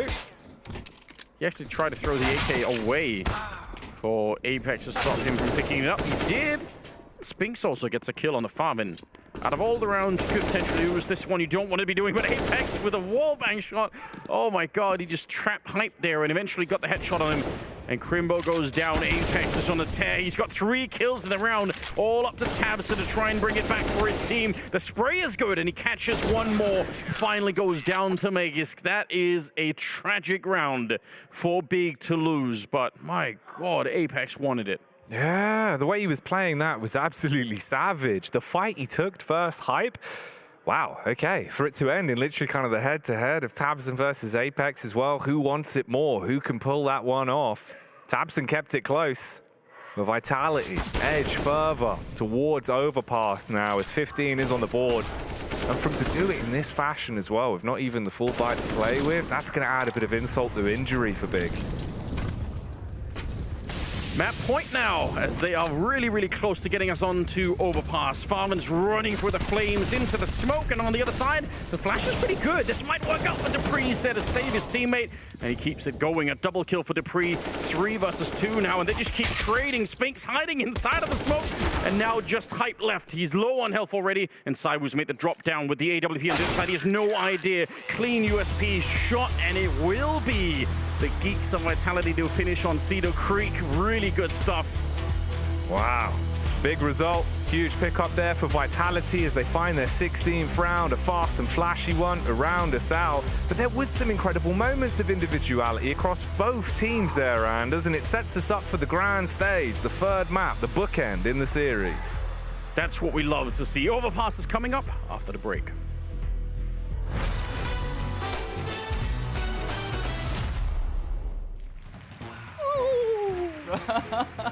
So I just immediately like... We saw some recruits. He started talking trash a bit about Copenhagen Flames. Oh, no way. Hey, I'm gonna catch one. It's time for the Gauntlet Challenge. What is the Gauntlet? No. It's the f***ing goal! No way, this is last place. It went really badly. Yeah. I wouldn't say it's good, because I would say it was great. Let's go, baby! As Cadian prepares to take on his toughest challenge yet, let it be known it'll take more than a hero to beat this one. We know he can lead his team to victory, but can he go at it alone? It's time for the Gauntlet Challenge. It's time. It's time. Let's beat Dupree's ass, yeah? Okay, so what does the Launder show have for me here? Rings off, you know. Step 1. Let's go. Okay, let's go. This is the one, guys. Off to a good start. We go for the quick entry. No look. What? Bug. Everybody saw that. No. Yes, let's go! Okay, I think there might be some system to this is where the boxes will hit or what. I'm not sure. Oh no. No, I failed the bunny hop so bad. We need a little bit of, just a little bit of luck here. Little bit of luck. Let's go, quick. No! That's it. We're done. Dupree, he doesn't know what to do about this time. It's too strong. Yeah, I'm number 1 now. All right, guys, let's give it up for Cadian. Come on in, Cadian. Well done. Take a bow. Calm down. It was good, but calm down. I'm going to ask for your signature in a second. You were really burning calories on this map. To be completely honest, I was just chilling. I knew that Dupree don't stand a chance. Dupree don't stand a chance. You heard it here already. Well, why don't we make it official? Let's see if he lived out his dream of beating Dupree. To find out, we'll have the assistant, roll out the leaderboard assistant. Come on, let's keep it moving. Don't go out all night. Don't be alarmed by how long it takes me to write this number down. Just be happy it happened. The submission here from Cadian to the Gauntlet Challenge to see if he could beat Dupree. Did he do it, folks? That's right, they finally gave me my own show. Watch the Launder Show exclusively on Blast TV. Let's go, baby! And as always, it's been a blast.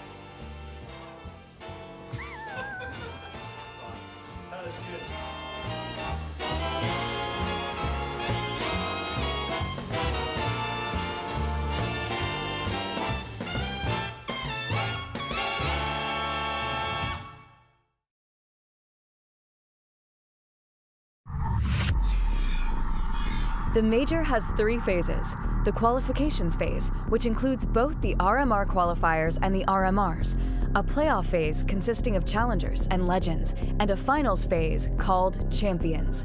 The RMRs take place in April and are played offline in each respective region. The European and Americas RMRs are a Swiss format, with the Asian RMR played in a double elimination format. Initial matches are best of 1, while all elimination and qualification matches are best of 3. The Asian RMR is an 8-team tournament with 2 teams advancing to challengers. The American RMR is a 16-team tournament with 4 teams advancing to challengers and 1 team advancing to legends. The European RMR is split into 2 16-team tournaments, European RMR A and European RMR B. From A, 4 teams advance to challengers and 4 teams advance to legends. From B, 5 teams advance to challengers and 3 teams advance to legends. 1 further team advances to the challenger stage from a last chance playoff. Stay tuned to see who will advance from the RMRs to the playoffs phase in Paris. Find the full format explainer, along with schedules, team info, articles, and the best live viewing experience of the Blast TV Paris Major on blast.tv/major. Finally, it's coming. For a long time, it's a dream for me to play in front of the home crowd in Paris. The dream is coming true. The majors winner will always be remembered. To win a major would mean everything. It will be the most exciting major ever.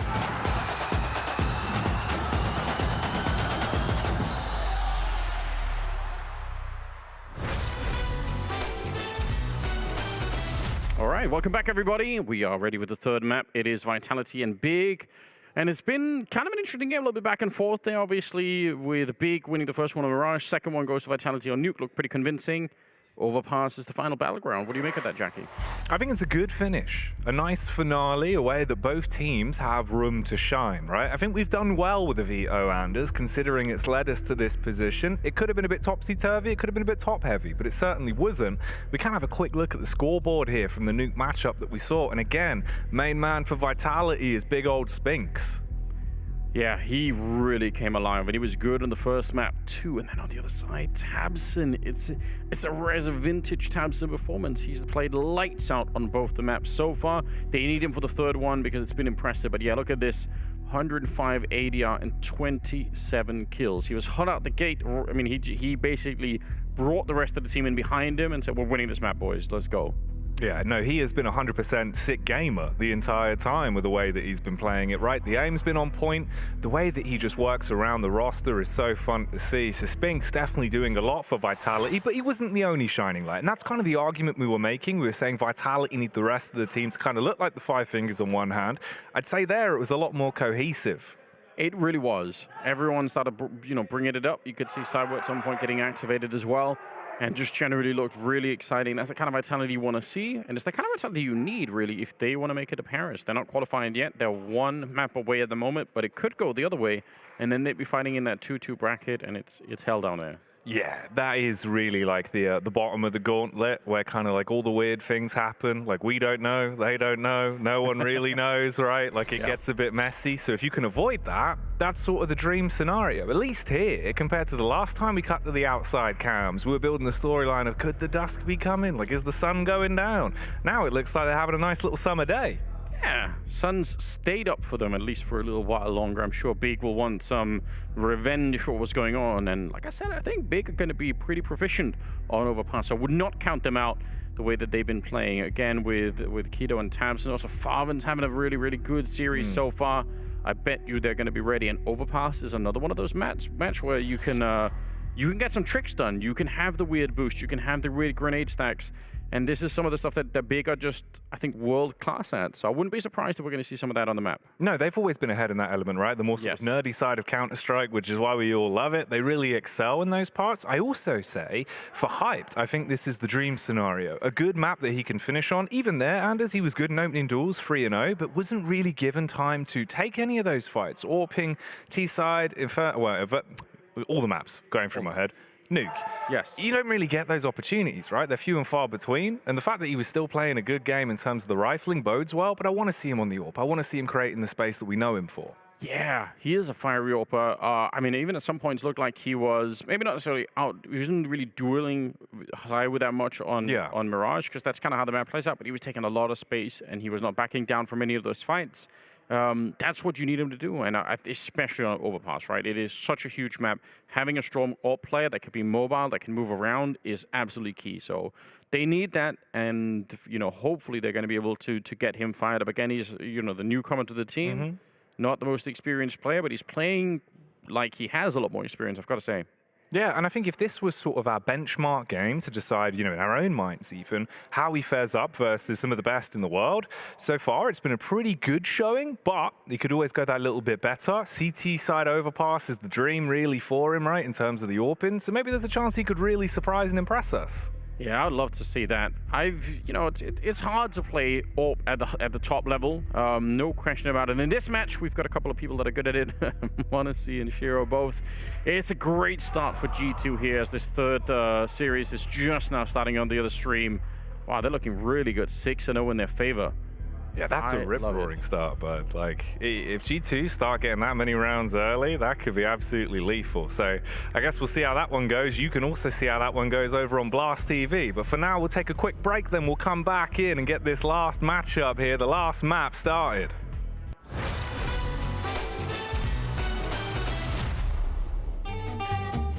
Our first time, Royal Arena. Playing in 2017. We want to win the first time on Danish home soil. Device is sick. We have to play with Dennis as a stand-in. I don't sleep 1 second the whole night. I didn't even understand. I remember me 5 in the morning, going outside, going for a run. I was like, what is going on? Why can't I sleep? And then I go back, I try to sleep. My heart is pumping. I was like, why did I do that? Why didn't I even go for a run? We go to the venue the next day, and I see the makeup artist, and I'm like, you gotta help me. I didn't sleep the whole night. We somehow managed to get to the grand final. Everyone is really happy, and we're 9-0 up on third map. And somehow we managed to lose that. We were 9-0 up on T-side catch. I'm never going to watch that game back. Never ever in my life.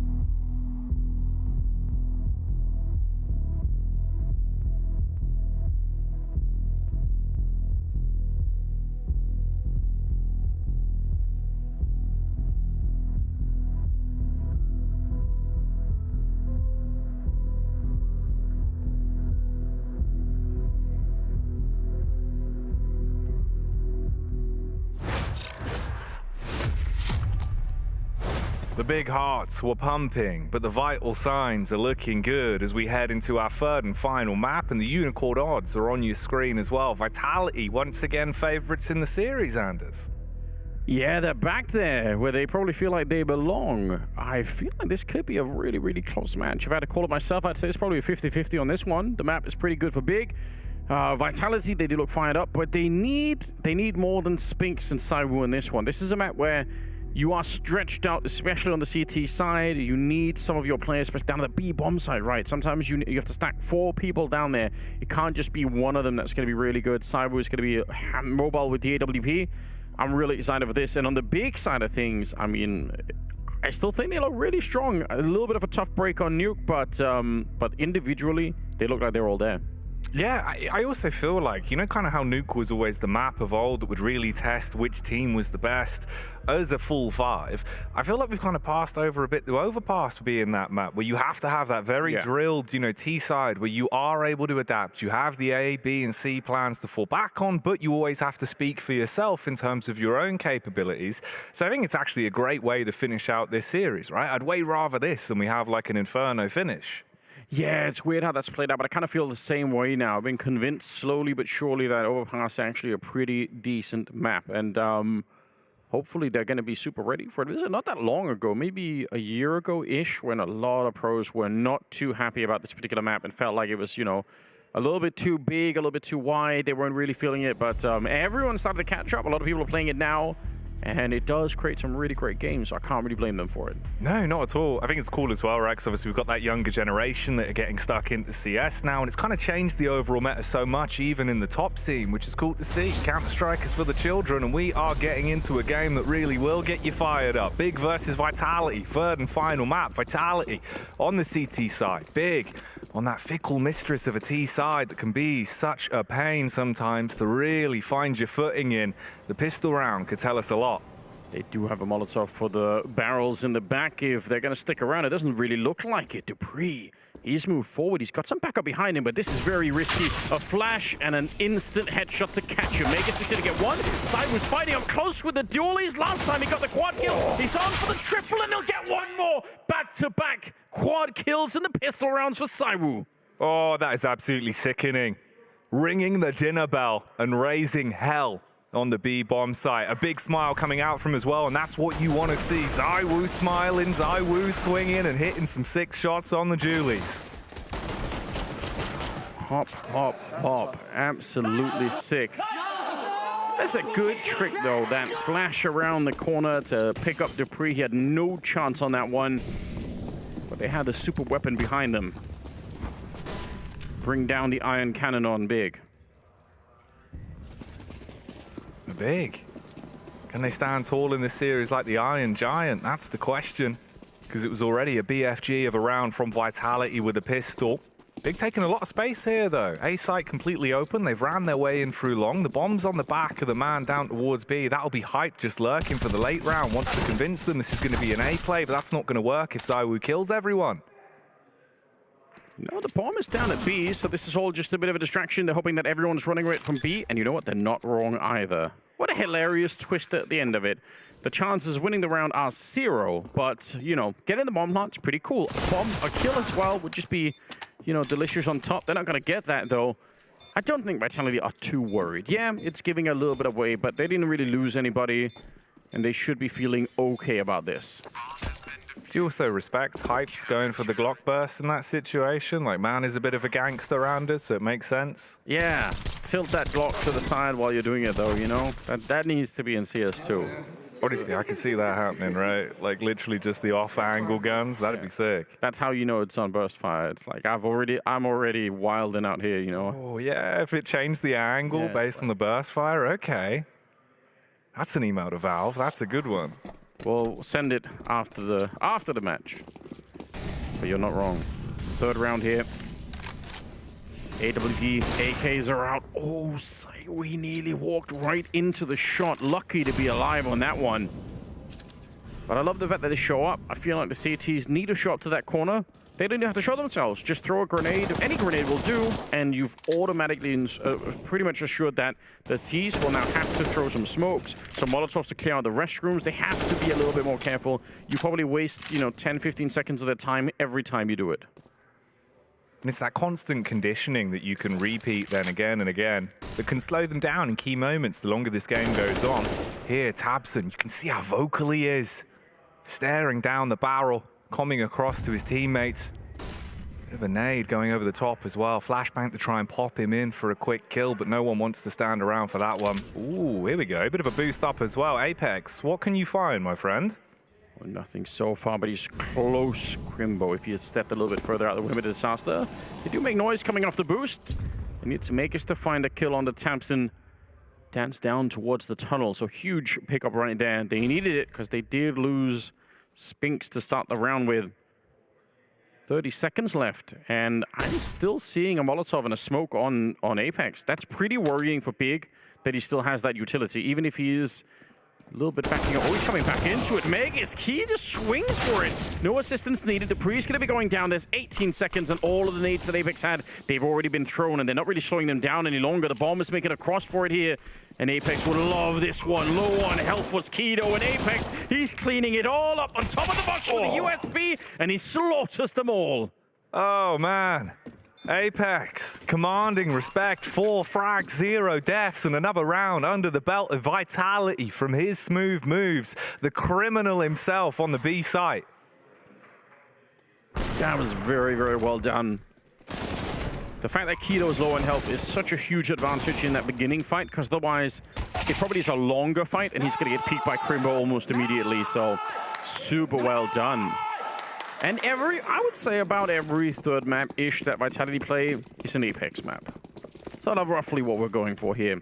And those Apex maps are really fun to watch, where he just goes completely nuclear and drops, 25 kills. Yeah, because then it brings everyone else up so much more as well, right? Like, the energy level just reaches that new high. Once everyone's going Super Saiyan, things will get really damn spicy. Here it is a bit of a mixed bag of a buy as well. Big went to the car boot sale in the freeze time, and Apex, you said, he's going to have a bit of a third map spectacular. Already here, he's good for 2 as they just farm their way through Big. Interesting, I think double Mac 10, some deagles, and I mean, it's kind of like a weird half-type situation, I guess, with the round loss bonus they're about to experience, especially if they could have got a bomb plant. Probably set them up pretty nicely, so that's what they were gunning for, but it's a flawless round coming up for Vitality. And a 4-0 lead pretty quickly, pretty smoothly right now. I think even more importantly, they are successfully defending the B bomb site, even if it's not the most well-equipped attacks that are coming this way. One of the ways in which the CT side can really collapse on a map like Overpass is when you can't defend B and you keep having to put more and more people down there, to the point where at some point you almost have 4 people and the 5th guy is on the back of the A bomb site ready to rotate. That really happens sometimes, and it means you're defensively kind of at the bottom of the barrel there. There's not a lot going on. So if you can defend B early, makes everything a little bit easier.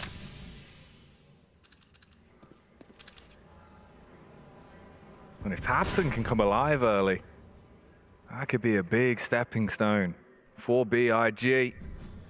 He's currently 0-4. He's been found in tons of form throughout this series, but here, it's a 3-man setup towards deep mid. I think that was a little bit of a bait almost. I think Keto was jumping on the slide back there, and I think he spotted Saibu, and they went for the peek, and there was just 3 people on the other side ready and waiting. That's a little bit unfortunate. Apex looks like he's in a losing position here, but he's going to manage to escape. They didn't feel comfortable peeking him, again, probably because they did know that Saibu's out there with the AWP, and now there's a flank coming in from Spinks. Oh, this is perfectly timed. He shoots Hyped and the balloon behind him. Can you ask for more? Pops them both. And this is a prime time position. I mean, you're in a 5 versus 2. Bomb cold on the ground as well. You'll be terrified about the idea of Spinks mauling you if you go back to attempt to contest for that. So they've got to clear out a pathway for themselves. That'll be Tabson going through the connector. And he could be walking right into his crosshair, and as hook, line, and sinker, he's being reeled in. Yeah. I mean, it's impossible to check all of this, really. Does actually get an impressive dink up on Spinks, but it's too late. Crimbo. 1 versus 5. Obviously not to win the round, but to try and do some damage or to try and take the gun. Either one will do. And they're not really hunting that aggressively. They're just happy to take the money and leave this one. is what it looks like. 5-0 in favor of Vitality. This is such an insane start for them right here. Sideway hasn't really died yet. Apex hasn't died yet. They're both at 7 kills. That's too much smooth sailing at the beginning. 14-0 then for the home ground heroes, wanting to be back in that environment they thrive in. But for Big, this has been a really slow start, not the same level of footing that we had seen in the prior maps, even where they have been struggling in the opening moments. The problem is as well, you factor in that T-side overpass, especially when you have no money. It just feels like there really is nothing you can do. No space you can create, no breathing room, and all that does is builds more hype up behind the Vitality roster, letting ZywOo feel like he can take more fights. Interesting moment there. No Molotov thrown from the CT side, like it's kind of tradition on the map. But you're not feeling happy about that when you're on the T side, because all you're thinking is it probably means that ZywOo is holding the angle with the AWP. So it's kind of clear for them, but they don't really want to go behind it. dupreeh down here by the pillar. They're actually really deep in, but he sees the shadow on the ground. It's such a huge advantage. And he's going to spray both of them down. Not at all bad. And now we can wait for a flashbang if he wants to peek it again. He's still kind of just solo a little bit on the site. There's the backup from Apex all the way in the back of the site. And Tabson's making all the noise in the world. Running through the middle. Makes did not hear it. Thunderfooting away as Corey Dunn would have said at one point in time. Spinks to take him down at the end. And this is snowballing quite quickly for the CT side of Vitality here. Far cleaner than what we had in any of the maps we've had in this series so far. Mirage was big, dominant. Nuke was a tight affair with Vitality peeling away. Here, it's just the Vitality show again and again, round in, round out. Bit of a difference maker here, though. Hype donning the AWP. What's he got in store with the Big Green? There are 5 kills on Big right now in the first 6 rounds. I mean, both Apex and ZywOo individually have more than that combined. So there's a lot of evidence. Oh, that's how you do it. Get back in the round like that. dupreeh getting banged out inside of the B-bomb site, and 4 and 5 to begin with. All right, that should get people a little bit excited. You know, they need that right now. Somehow things are just looking really slow for Big. I don't understand why. You got that first pick to play with, especially in the manner you did. You're thinking the tempo would have been there off the back of it, but it's been a bit slow. They're going to group up, use that utility, try and command respect towards the toilets, but you're also giving tons of info over to Vitality at the minute. Ooh, hyped as well. Looking if he can catch a shot, let it rip like a dust-in disc if they go for the peak again. Classic reference. I like the fact that Hype, you see, he actually turned for the flashbang and was ready for the peek. I mean, he's got a really good sense of what's happening here. Already scoped up, but Spinks crouches right underneath, and he takes down Tabson. How's he allowed to get away with it?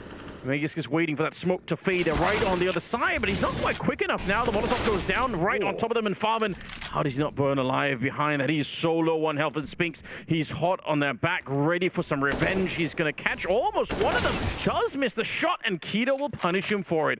We had an awkward round on all sides as ZywOo is on his own. ZywOo, the 1 versus 3, has a kit.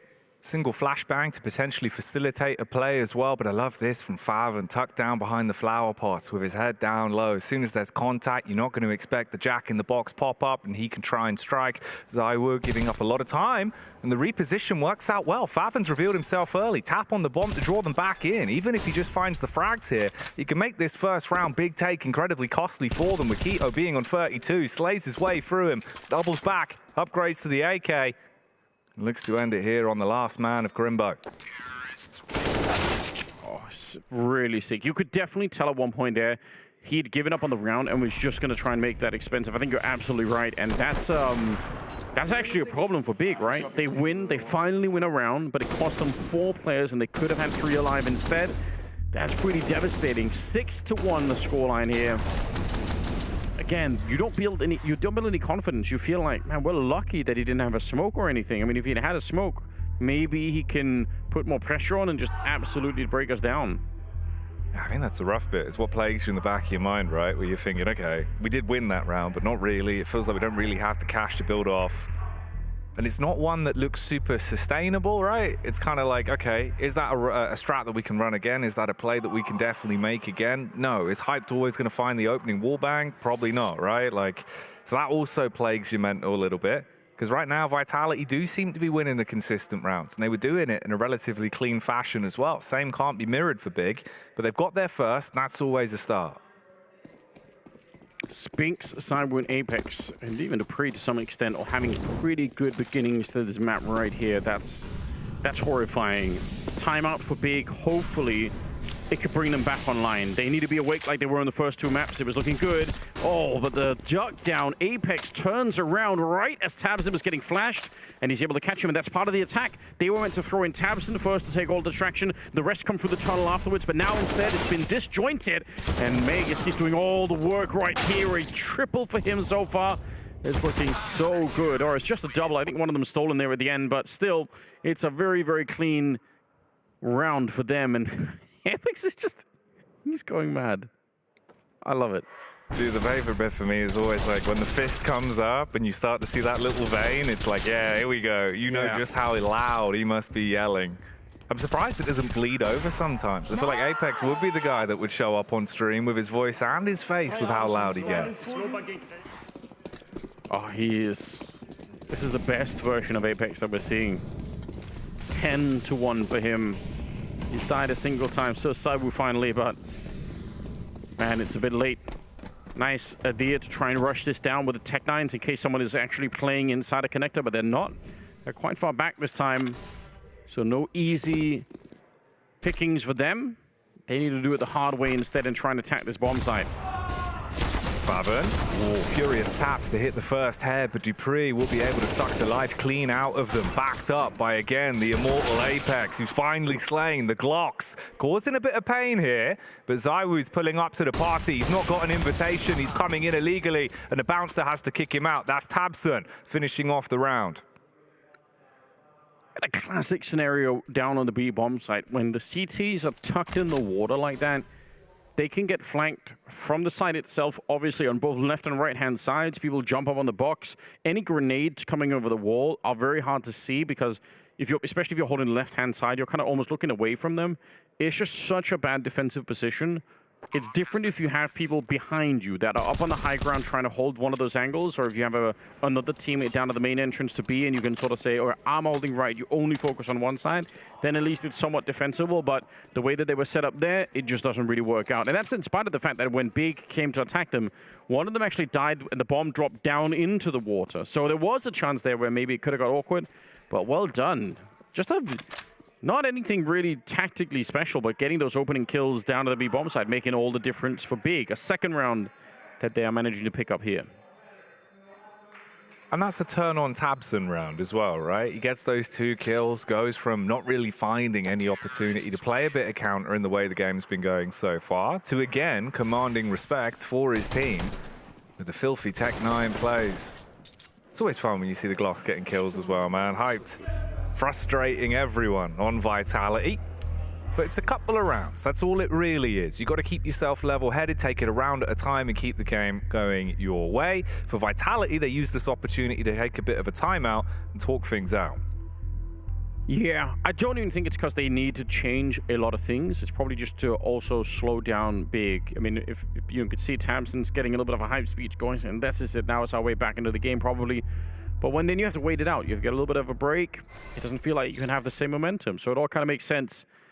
They will have money to buy, and even if they lose this round, they will have money to buy again Vitality. So that's the other big obstacle that they have to overcome, because they have so few kills on the Big side that Vitality are just disgustingly rich. Loads of money. So the Skrilla will be spent, and the buy will be back out. Zywoo donning the AWP once more. Same can be said for Hyped. He had that beautiful opener, but what more has he got in terms of consistency? Will he be able to be a huge key player for them into the round? They wanted to go for a bit of a play outside of Monster initially. Good timing as well here on the tuck back in for FORZE, or it could have been Spinks grabbing the opening frag immediately. Yeah, I don't know where that grenade went. I thought that was going to do more damage. tabseN taking a risk, but I love this play walking through the tunnel. So he just took one step back and slapped him out of the round. That looks ridiculous, doesn't it? hyped here. A must-win shot. Otherwise, he was going to die. But he will get it. 4 versus 3 now. Still a minute on the clock, just about. Man, I think that play from Tamsin is so good. That naked walk through the tunnel, it works more often than not, I feel like. I think it probably would have worked if it was anyone but ZywOo with the way he hit that shot, right? Just on the fadeaway, the instant back pedal. Crazy how fast he was with the adjustment. And for Big, they've had to adjust with the ebb and flow of the round. They group up, they take control towards long, they set their focus on a bit of a speedier push in towards the A site. They gamble on hoping they can find the entry. Apex is in the back line with this, has a flashbang and a HE to work with. Right now just looking, see if he can get contact, dash the HE and play for the rotation of his teammates. Yeah, just not dying here is really the only thing that matters. Oh, he managed to slow them down on the grenade. Incredible timing. Wow. 67 damage on that one. dupree's going to find the headshot on Farvin, and whatever they were trying to do out long here, it's been absolutely denied. Apex is rolling back into the round. He got the timing so good. I guess they were pushing out of connector at the same time, so they might have just felt like, well, they're not outside of B, they're not in the middle by the restrooms. They really only can be long. Wow, that is such a flick. Tabson probably should have been favored to win that one, but instead it's 8-2 in favor of Vitality, and wow. That's some frustration. Damn. The human element of Counter-Strike on display there. And those emotions can be hard to deal with in an environment like this. Even just having the timeout to actually breathe for a few seconds could be majorly beneficial for you, because we've seen how hard it can be when you start to slip into that mental game and you can't quite reset yourself. Here, Tabson and Gob as well, having the stern words with each other. I actually think that's one of the important parts about using those timeouts sometimes a little bit earlier than maybe people will want, because one of the worst experiences is losing a half and you actually, once you get to the 14th, 15th round, in your brain you're just thinking, how did it go by so quick? Yeah. I feel like we just started this map and it's now we're just getting wrecked immediately. So I think it makes sense to try and slow it down so that your players have you know, more of a sense of, all right, we can adjust. This isn't done already. We can make up for this course correction here and see if we could do something. Technical pause now, as they're getting a little bit of a chance to catch up on everything. Man, what a start for Vitality on the third map. I really was expecting that there was going to be more tricks and maybe more success early on from the big camp. And we haven't seen it yet. And the problem is, even if they have got those tricks up their sleeve, saving onto them for the CT side, you still need to build more of a buffer before you get there. So this half has a lot more to deliver. We are into the 11th round. Double AWP set up as well for Vitality. One on Spinks, the other on the main man of ZywOo, who takes a quick peek at mid. Doesn't really like what he sees, misses the opening shot, backs off just with the info he's gathered.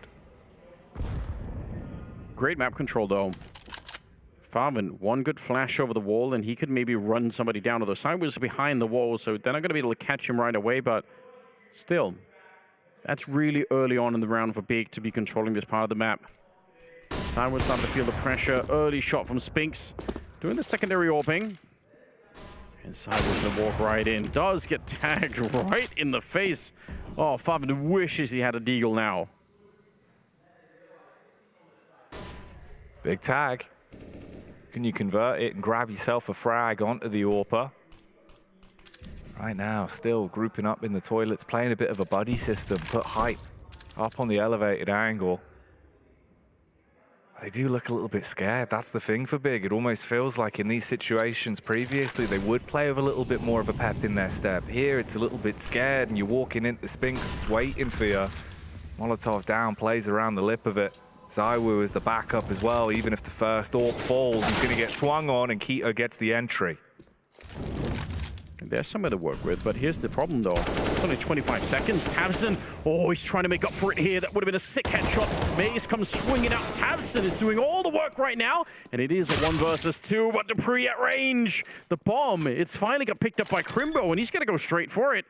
But dupreeh, he knows where he is behind those boxes, and Crimbo not going to hesitate. That's dangerous. Walks right into it, confidence, and he's going to take that round. They absolutely needed this one big. They are falling dangerously far behind, but Great win for them here. And sick as well for the individual that won it, right? I think for Crimbo, the way he looked on the replay when we cut to the cameras previously, really frustrated, really upset with himself and with the game. But there, huge play. You're the one that feels like you're commanding respect again. You're the playmaker. You can forget about those negative thoughts, put yourself back in it. The rest of the squad has to follow in his footsteps, though. Highest frags on the scoreboard is still 5 and 5 for Crimbo and Tabson in joint first. Behind that, it's just 3 for Faven. You need the rest of the roster to step up a little bit, take a piece out of Vitality's book. Yeah, that's needed, absolutely. Faven's taking heavy damage with the wallbang. Crimbo also. It's an uncomfortable beginning to a round when two of your players, without really seeing much of anything, just get tagged down. Half health on both at the moment. Not what they're looking for here. An aggressive stance for the Vitality side, not just pushing in the connector, but also pushing out of the B-bomb side to try and help that connector play. And Spinks, look at how hungry he is. Finding the kill on Faven and putting up the smoke behind him. Map control was there for Big in the last round. This time it's completely swung back. Look at how aggressive Vitality are. They're forcing every issue. Ooh, Zaiwu with the flick back. A little bit scared. Keto just pops up in the scope. Hits the bullet as well and takes the man down. Still good for a second as he roams into the site. Windmilling takes the head off of Apex. Rotation's coming around. Dupree being the point man. Hyped, clearing out back towards B as well. They found a huge opening. He can slip on in and get that planted. If he does it now, they won't even know. They're going to think it's the A-bomb site, surely. Sneaking up is Keto. He's got to be careful. The longer he can stay alive, the more important. They still don't know. They still think this is an A plant. They got Spinks flanking it. Maybe now they're starting to realize, and Keto was going to be found. Great check for Dupree. What a huge check. If they don't do that, then they lose the round of Keto every single time. Now it's on Hype to really show us what he's got here. 1 versus 3 to try and keep Bic in this matchup. They are dangerously far behind and already being run down. Dupree just able to swing wide on that one. Absolutely well done. And Vitality, they're looking fiery hot at the moment. 9-3 the scoreline, denying the round for Big. Again, every time Big look like they get thrown a bit of a bone, a bit of a chance to get back into the round. It's the individual of Vitality that are stepping up in the dying moments. Awkward instances there as well in the toilets. The Zaiwu clip playing back in my mind, thinking about that pop-up. In reality, focusing on Big, you can see again just how annoying these rounds really are going to be to receive this late into the game, this late into the series. And God B, trying to command respect here, get the whole roster's heads back together. Yeah, if anyone could. Trusted in the game plan. They've been prepping for this, and objectively speaking, this half could still be recovered for Big. They still have the room to try and get the rounds on the board that they need. 9-6 should be quite a stretch, but I mean, that's amazing. I still think if they get like 5 rounds, it's still pretty doable. They can still make it back in the second half. I'm not going to rule them out at all. So focus right now. You need it. Whoever wins this map is going to be qualifying for the major. And that's everything to both these teams, I have no doubt. I'll boost up.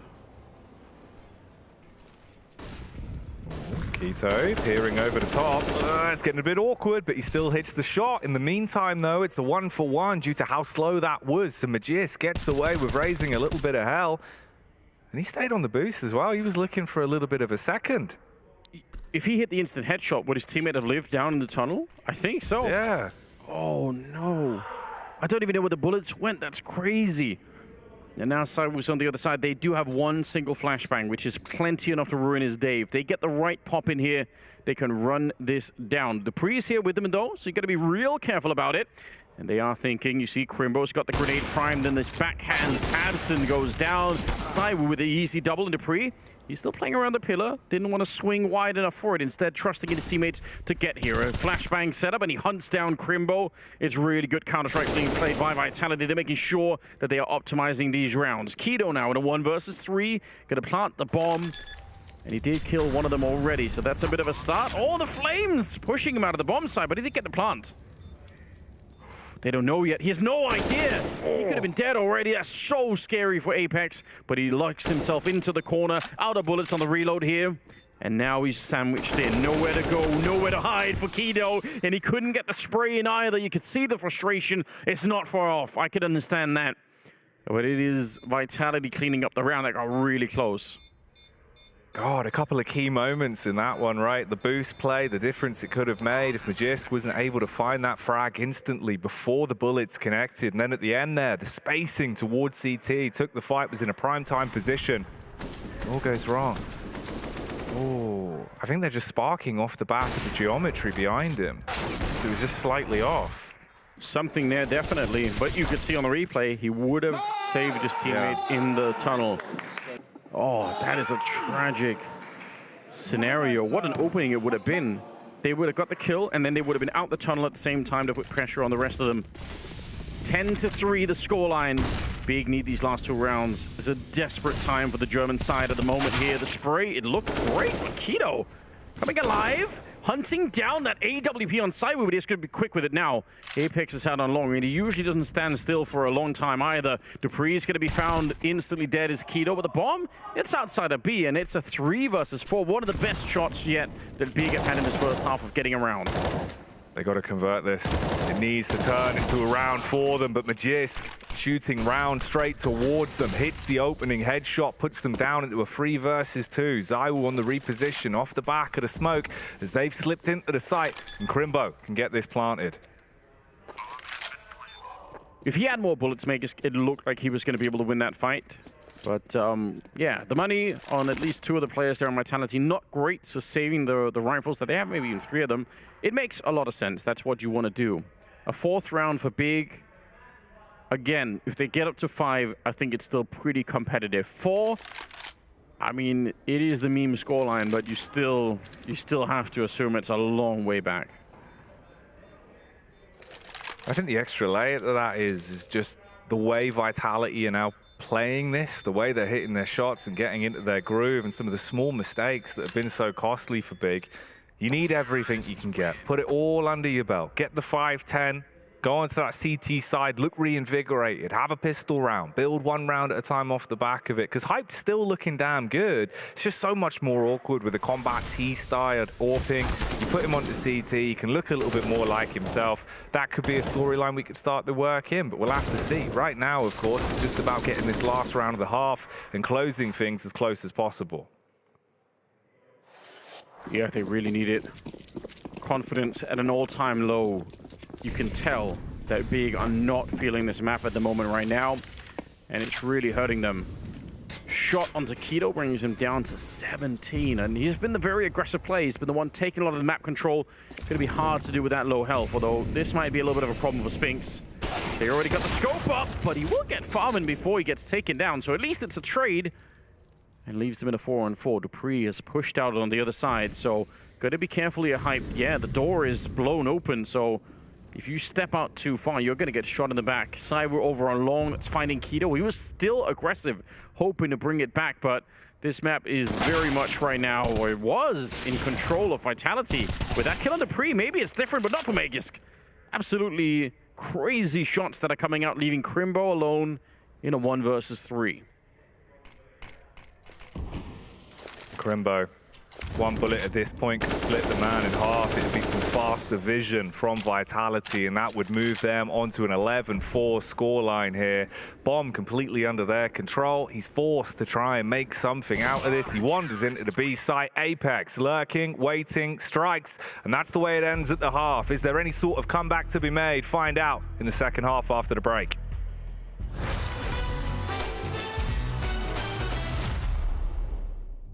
Okay, so I have 5 rounds, and if I nail someone in the first shot, I'm gonna walk out the door. Flusher is the first guy I'm gonna get. No, it was not Flusher. Let's start with Simple as the first guess. Let's try. Okay, let's type Monte, okay? Let's start with him. I heard he's a really good player. Okay. So he's from Europe. And he's young, it seems like. Let's try. I'm gonna go further down south. I'm going to say Kenny S, because I'm gonna try and see if I can hit an AWPer. I guess I can go for Zywoo. since that fits. So he's from G2 and it's an ARBA, so I'm kind of close. G2 and he's an ARBA. He played the last 2 majors. Monte, right? I just have to go for Monte here, I think. But Monte is Russian. Wait, what? Well done. What? Is Russia part of Europe? Wow, I'm actually insane. I told you before that I'm a really good player.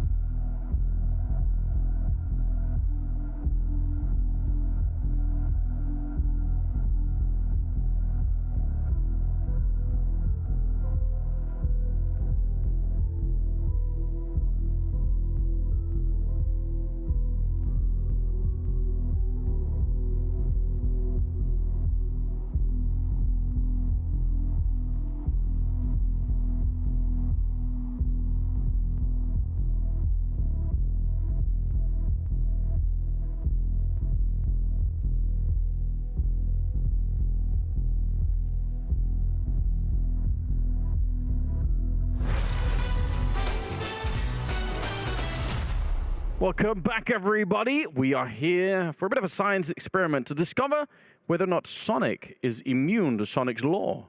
It's an 11-4 scoreline. There is a chance. Do you think he could beat his own curse potentially? I see. Is it like, 2 negatives make something like that? Make a positive, right? It's math for you. Yeah. That's how it works. So double negative. I think there's something to that. They know it could happen. They know it's coming. I'm sure Sonic is not celebrating any kind of victory yet and keeping everyone real focused on this one. Man, big. I wish we could have comparison shots from map 1 to 3 right now. It's a very different mood. No, yeah, the time lapse of the big player faces of how they've been looking throughout this one would be an interesting sight to behold. And talking of sights, it'll be down to the B-bomb site, it seems, with the way they poise themselves in the opening moments here. Dupree trapped on an island at middle, and all right. Hyped has already got himself an AWP, Pandas. It's just smaller. If he would have stayed alive 3 more seconds, he would have heard them running over long, and they would have instantly gone. They're going to go anyway, but they would have had so much confirmation that there was only 2 people down here. Let's see if they can actually hold the bomb side.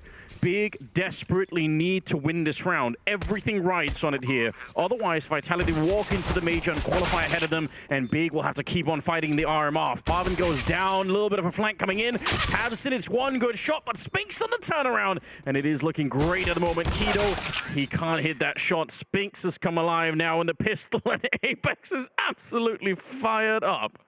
Oh, man. All right, here we go. Apex yelling, all the boys smiling. He's dropping the claps as well. He's keeping their minds in the right space here. They've been able to pick themselves up an absolutely sickening pistol. I wanted to see this, man. Spinks' frags just look ridiculous. Just don't replay the Apex celebration in slow motion. Don't do that. Here we go. 12-4, and the 17th round, we do have the 1 flash on Tabson. I'm always a fan. $200 investment. It's always worth it, I feel like. It's worth a shot. Wow. The spray's through. I think Seized, the first player that I ever saw do that. A little bit of a throwback. Yeah, rolling earlier years, man. No, it does make sense though, right? I've always enjoyed it myself. It feels like you go from the difference of not being able to win a round where you just have a full eco to maybe being able to at least do some economic damage, or if you're really lucky, win the round. Here, All right, it's just the 1-for-1. I was thinking maybe that was just going to be the spray down. Instead, Keto does actually get the free upgrade on the AK. Not the worst case in the world. No, and you should just save that now. Bring it into the next one. Tamsin. Oh, you let one of them pass. The sound of that collision with the helmet is so brutal. But it doesn't quite get the kill. dupreeh lucky to be alive after that one. And you could see Keto is quite far with the AK. He doesn't really want to give it up. Oh, hyped, trying to sneak on through. Yeah. There's pressures over here, you know? Yeah, dude. He is a bit of a sneaky beaver. I do like the way Hyped always sort of plays his own game. If he sees a smoke go down, he's like, yeah, all right, I'll try to use this to my advantage. Grimbo, only 22 HP. If he can get the kill onto Apex, he'd be laughing all the way to the bank. But instead, he actually gives them a bit more bank. The Mac 10 finding that frag, so that's a cash injection at the end of the round. 1 versus 4, and can't carry more than one gun into the round, so doesn't really matter too much just to try and stay alive back here.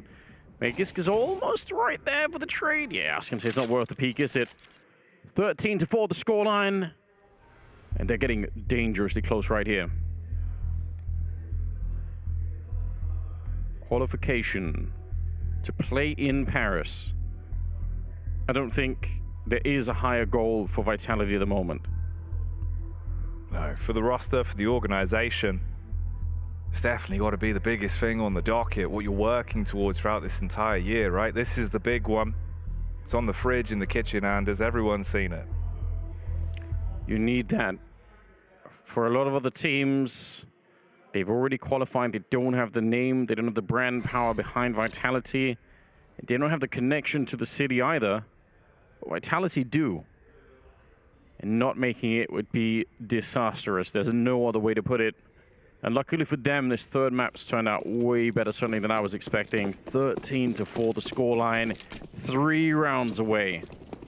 And for Big, it means playing in the 2-2 bracket, and we don't know what's happening down there. It's going to be crazy, if no doubt about it. Deep nade, that's a lot of damage. And Tamsin taking a peek, but they're going to take the long way around through the playground.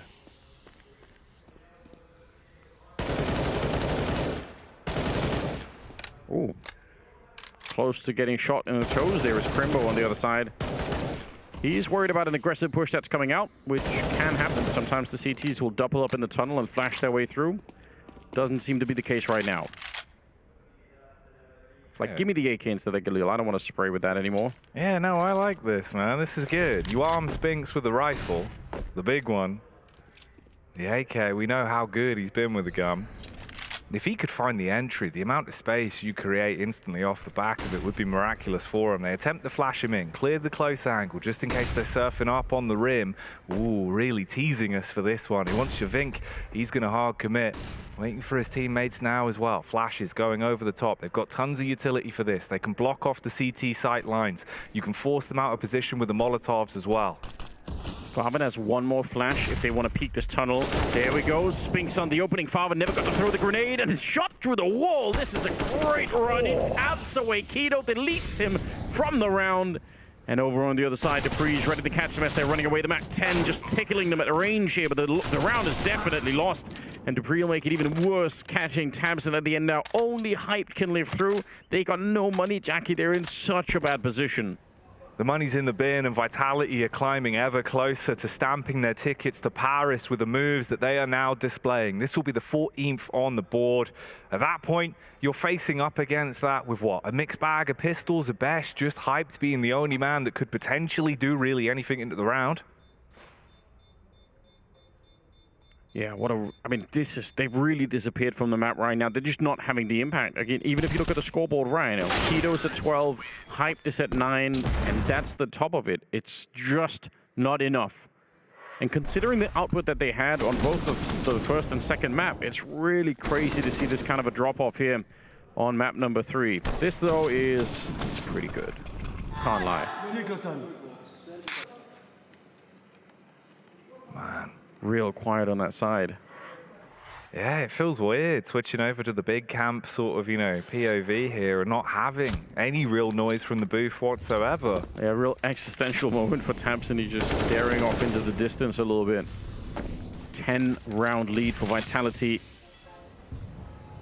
don't even know what it would take for Big to make this kind of a comeback. This feels like the kind of thing you could only do if somebody wins a 1 versus 4 and everyone just gets so hyped up. It has to be some monumental switch of the game. Just clawing away slowly back, winning one-on-one duels. I don't think it will do it at this point. Ooh, hyped with the scout as well. If there was any chance of him being a surprise into the round, that had to be it. Needed to get 1 frag for free, be able to fall back. Instead, gives up a lot of map control towards the toilets, deviates towards the site. And pressure's going to be applied on tabseN as well. He's not been as clean as he was in previous maps in this series, and he really is going to be tested as Vitality group up for this. Do like the play, though. Boost up on top. Magisk slapped down to 29. Yeah, that's annoying, right?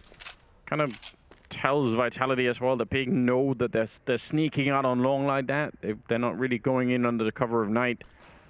Spinks, I think, is also holding the back line. They're not sure if anyone's pushed out of the B-bomb site. We can tell that they haven't, except for the sewers outside, but seems like they just want to go for it. Whether it's known or not, they're going to be walking right into the stack and throwing the round away is what it looks like. Absolutely mowed down. Double kill on the scout. I guess they must have been trusting in the utility and just assuming that the deep Molotov and the double smoke towards bank and stairs were enough, but all of Big were in front of that. None of them were really affected by any of it. Maybe the pop flashes were a bit annoying, but man, that's a lot of trust in the grenades there. Maybe too much. It's a lot of rifles given away for free as well. Ooh. Like Big walking out of that round with a far better buy than they ever went into it with. But it's one round of many that they have to find consistently. At least they do deny the match point as well. Couldn't have come at a better time from that standpoint at the very least. Mentally, it does feel way easier playing a game where your opponent's still on 14 than it does when you're staring 15 in the face for the next 10 rounds. Yeah, absolutely. It is just a better story to tell your teammates. Say, you know, we're going to stop them here, and this is the last round they get. They're not going to get another one. Got to speak confidently like that. 3 out of 4 timeouts used on the Vitality side. Yeah, slow everyone down. I don't think they're going to feel too panicked about losing that round, but I mean, again, keeping the mental part of the game in check is definitely important here. 2 rounds more, and Vitality can book their tickets. Apex having one of those games, 19-6. He's still really, really sick, isn't it? Certified lip ripper in the opening half, and here we're still waxing lyrical about him because of how good Apex has looked today. Supported by a strong roster around him as well. Everyone's fragging on Vitality right now, and Apex, he looks to open up the round, but tabseN coming back, commanding respect once again. He was demonic in the series up to this point, but he fell off. Now finds 250 damage to open up with the first 2 frags in the 20th round. I love that. Solo mission, really good flash to set it up, but some assertive play being made. And instead of waiting around for Vitality to sort of creep up on them and for Spinks to eventually open up a bomb site, you go and you take it away from them. 3 versus 4 now. And Hype is going to be walking up pretty close to them here. This is dangerous. If he gets blown up, the map is wide open. They've double pushed out of the B-bomb side. If he is successful in just staying alive, they have them locked in. And on the other side, Keto, he's got to live. He can't go down. It's going to open up the whole round. There's the headshot on to Hyped. And now I'm getting worried. They still need Keto here. He just has to live. Don't really fight them. It's not worth it. You've got the double flank coming in. He's out in the open, making the transfer. Oh my god, that's scary. Okay, Crimbo's managed to walk his way back, and actually that flank is really far away. I thought Big were going to be more aggressive because they walked the whole way there. And now it's a 3-on-3 with 30 seconds left. Vitality, they've cut noise completely. They're trying to slow pace in the round before they re-aggress into it, but the Molotov's going to buy a ton of time that is vital that they do not have. 19 seconds on the clock. Keto in the one-and-done angle. He's got to find impact here as they start to brim their way in. Quick flick onto the head. Crimbo with a trade on the second, doubles up onto Magisk, makes him disappear, and starves off the 15th round once again. Okay, that was way more clean than I was expecting. What a nice turnaround from the last flashbang that was thrown there. Keto just not impressed at all. Obviously tabseN with the start here, but there's a moment right now where it looks really scary for them. Well done though. Crimbo to follow it up.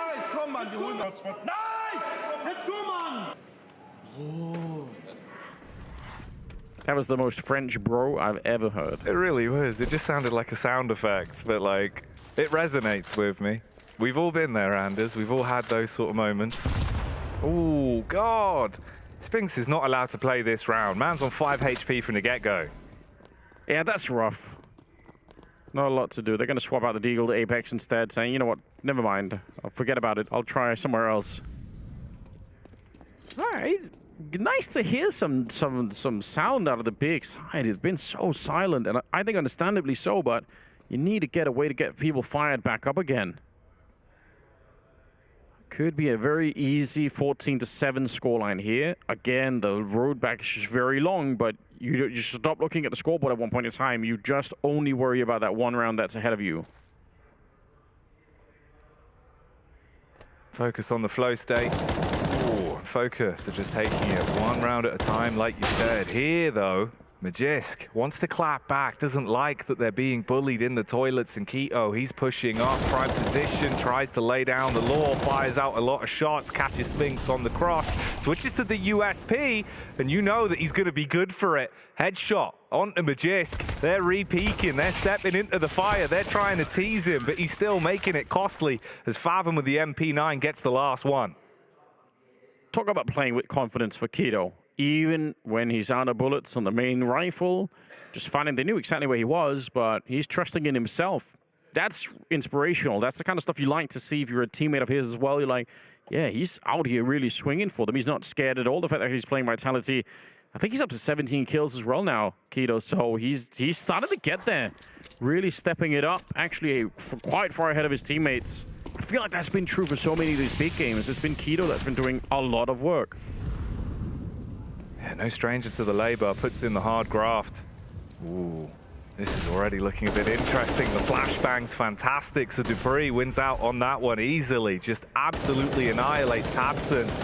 And that could be a huge first frag, especially when you add in the damage done on the Crimbo before he's even spotted. Hyped has to have a huge round here. Oh, and it's getting real scary. They're up close. If he misses a shot, a little bit of a flick, but they know where he is. And instead of falling back, he's trying to see if he can maybe cheat him, move forward when they were expecting something else. But instead, they just waited out. Nobody really wanted to fight that, it seemed like.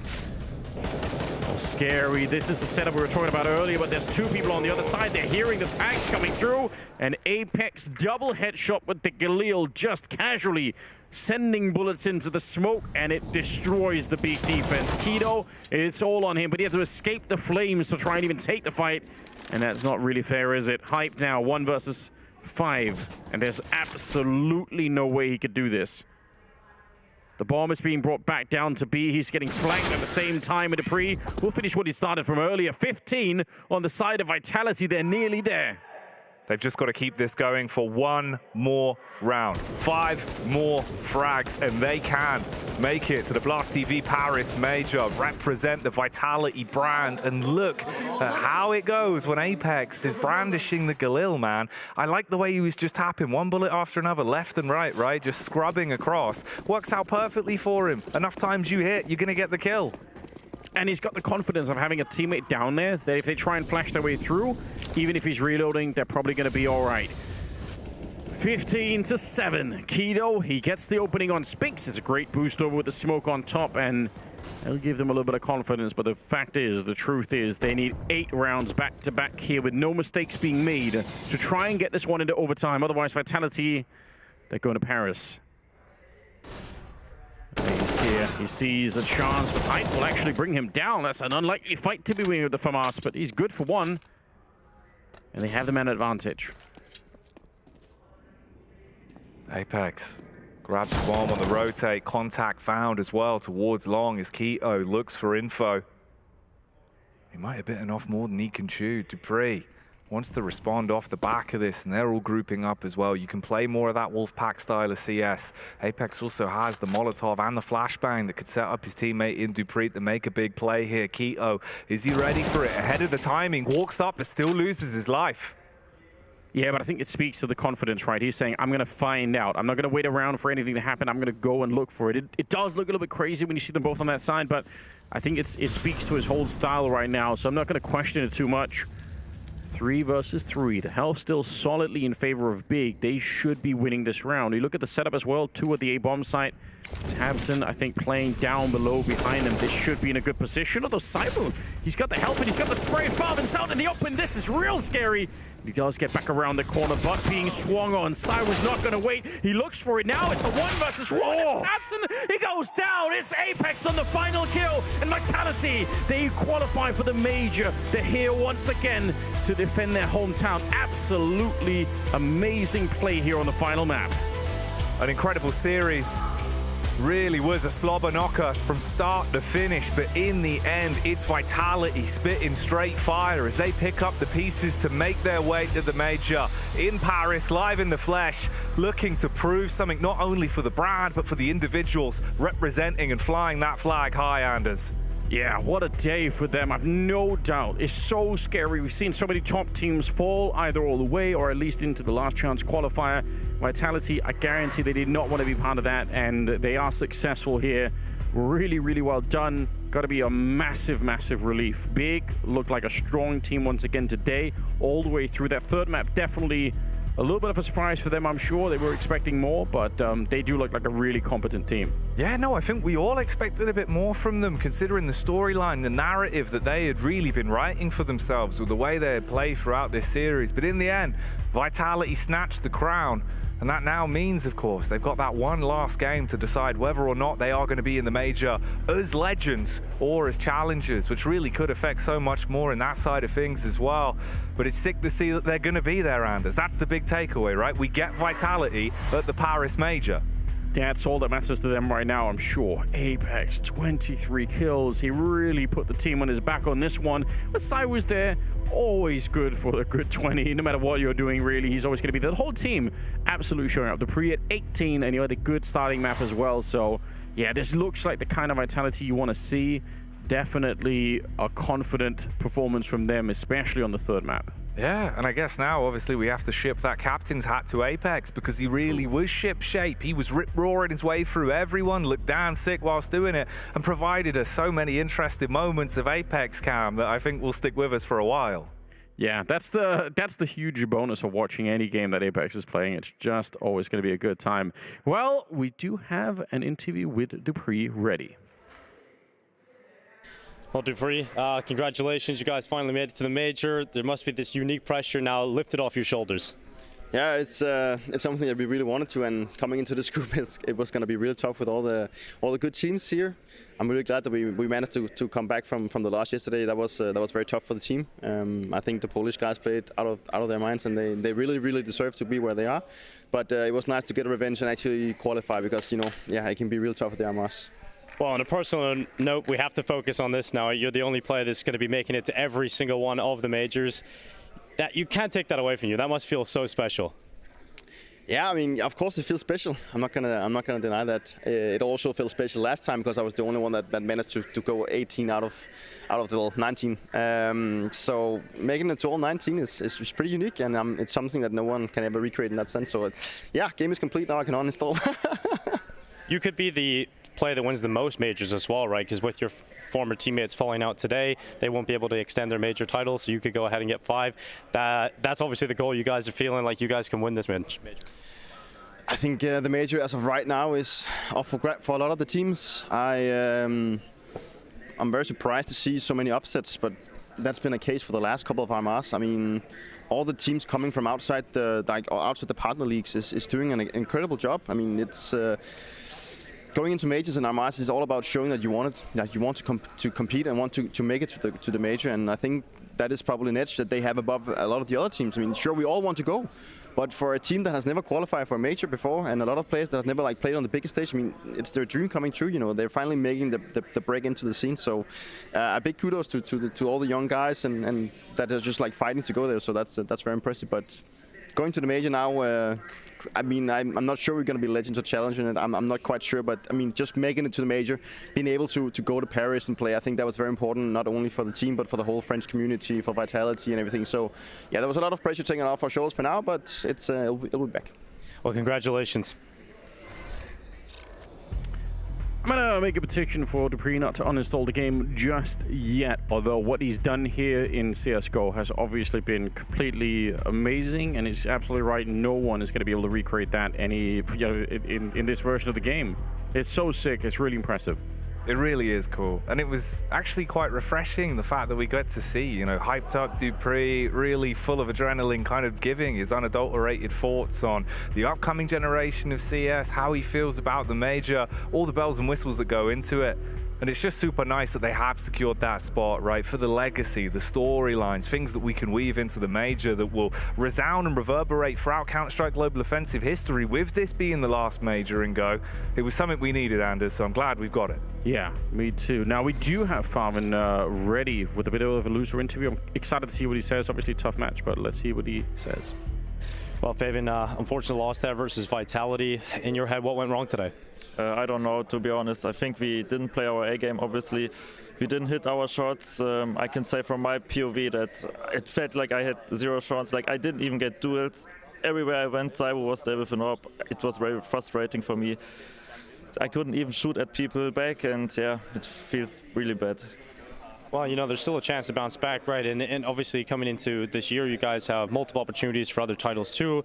You guys obviously have a unique problem of having to get hyped into the team. You've had a big change coming through. Do you think that's affected it as well? Yeah, of course. It's like still not 100% into the team. I mean, he does very good. But yeah, it's still progress, but the progress was always going uphill. I think we also played today good, except the last map, and yeah. Obviously, going up against a team like Vitality at this stage of the competition, you guys obviously had a rough start at times throughout the first best-of-1 stages of the tournament. If you got through those BO1s, the pressure would have been off a little bit more, right? Yeah, like I didn't really understand the question, but yeah. Well, thanks very much, man.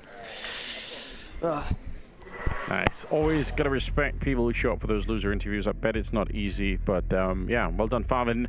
Yeah, a little bit of a schedule here, as you can tell, throughout the day. Some really interesting results here. I mean, I think Monte playing super, super well. Aurora able to beat Eternal Fire, and the NiP Astralis game was obviously almost half a grudge match going on at the start of the day. Yeah, no, I think interesting results across the board and the way the brackets filled out. I don't think any of us really would have predicted any of these games that we've now had and the results that we've seen from them, right? Like Monte taking down FORZE even is still like a huge upset when you think about it, but this squad has just proven so much over the space of, 3 days on LAN? Like, it's insane. Yeah, and obviously G2 are still playing Cloud9 now on the second map, so we're waiting for that game to finish before we can get all of the matchups figured out. But there's going to be some crazy stuff happening down in that 2-2 bracket. I have no doubt about that. No, yeah, it's not going to get any easier. So this is roughly how the games are going to start to shape up when we go into tomorrow, because of course we factor in those challenger playoffs as well, the last chance qualifier. That's where FaZe, Falcons and Bait have been waiting with bated breath for the past week, trying to get themselves ready to go into those best of threes, Anders. Yeah, oh man, I can't wait for this to get filled out with teams. Yeah. There's so many question marks at this point in time here. Yeah, so the RMR EU Legends playoffs is what you're looking at here, and obviously we need to get some teams into this to really figure it out. Yeah, those 3-1 teams, so we can see who's going to be contending towards that legend spot. If you can steal that out at the last minute, join some of the squads that are already in there, it'll be good to see. But then you've also got the challengers side of things, where I feel like it's even more competitive, right? Falcons, FaZe, Bait, dude. Those are just the teams we know, Anders, but there's going to be some bigger names joining them. Oh, there definitely will be. I think it's already been, there's been a lot of heartbreak, to be honest, already with RMR, but this is obviously where things get super, super wild. Everyone's going to have their personal favorite. Falcons have a lot of reason why they want to go. There's no question about it with MBK and Kenny, but FaZe, it's going to feel like something is missing if they're not going to be there. And I mean, to be honest, they could get knocked out. They've already been in a lot of trouble. No, exactly. I think if you think about the form from like EPL into a week and a half, nearly 2 weeks later when they showed up here at the RMRs, it just looked like a different roster. It was really weird to see kind of from the eye test. So hopefully you'd think this week off they've had, that's a big mental reset. 'Cause they need to make it to the major. I think that's just proof in case, right? they need to do that. Now, for our prediction game, I believe we have a bit of an update on that one too. Oh, all right. I skipped the NIP Astralis one for personal reasons. You've abstained. I've abstained as a silent protest against what I think both teams playing worse than they should. But you know what? I got to give some credit to NIP. They did actually play a lot better than I was expecting. So I think that you should recognize that. I think that it is about time too. Yeah, no, Nib looked damn good in that one. I had a bit of faith in them. I was thinking with the way Astralis been playing at this RMR, they could probably steal that one out. And they did go on to do so. 500 and big, not really working out in the same fashion, though, unfortunately. Yeah, but it got kind of close. I mean, both games could have worked out. So it's not completely crazy, Jackie. No. Not this time anyway. I'm an agent of chaos, Anders. Sometimes it works. Well, think about that for tomorrow. We've got more Counter-Strike coming up, and when those brackets get filled out, it's going to be exciting. So go over to the stream. The match is still live. For this one, we'll see you tomorrow.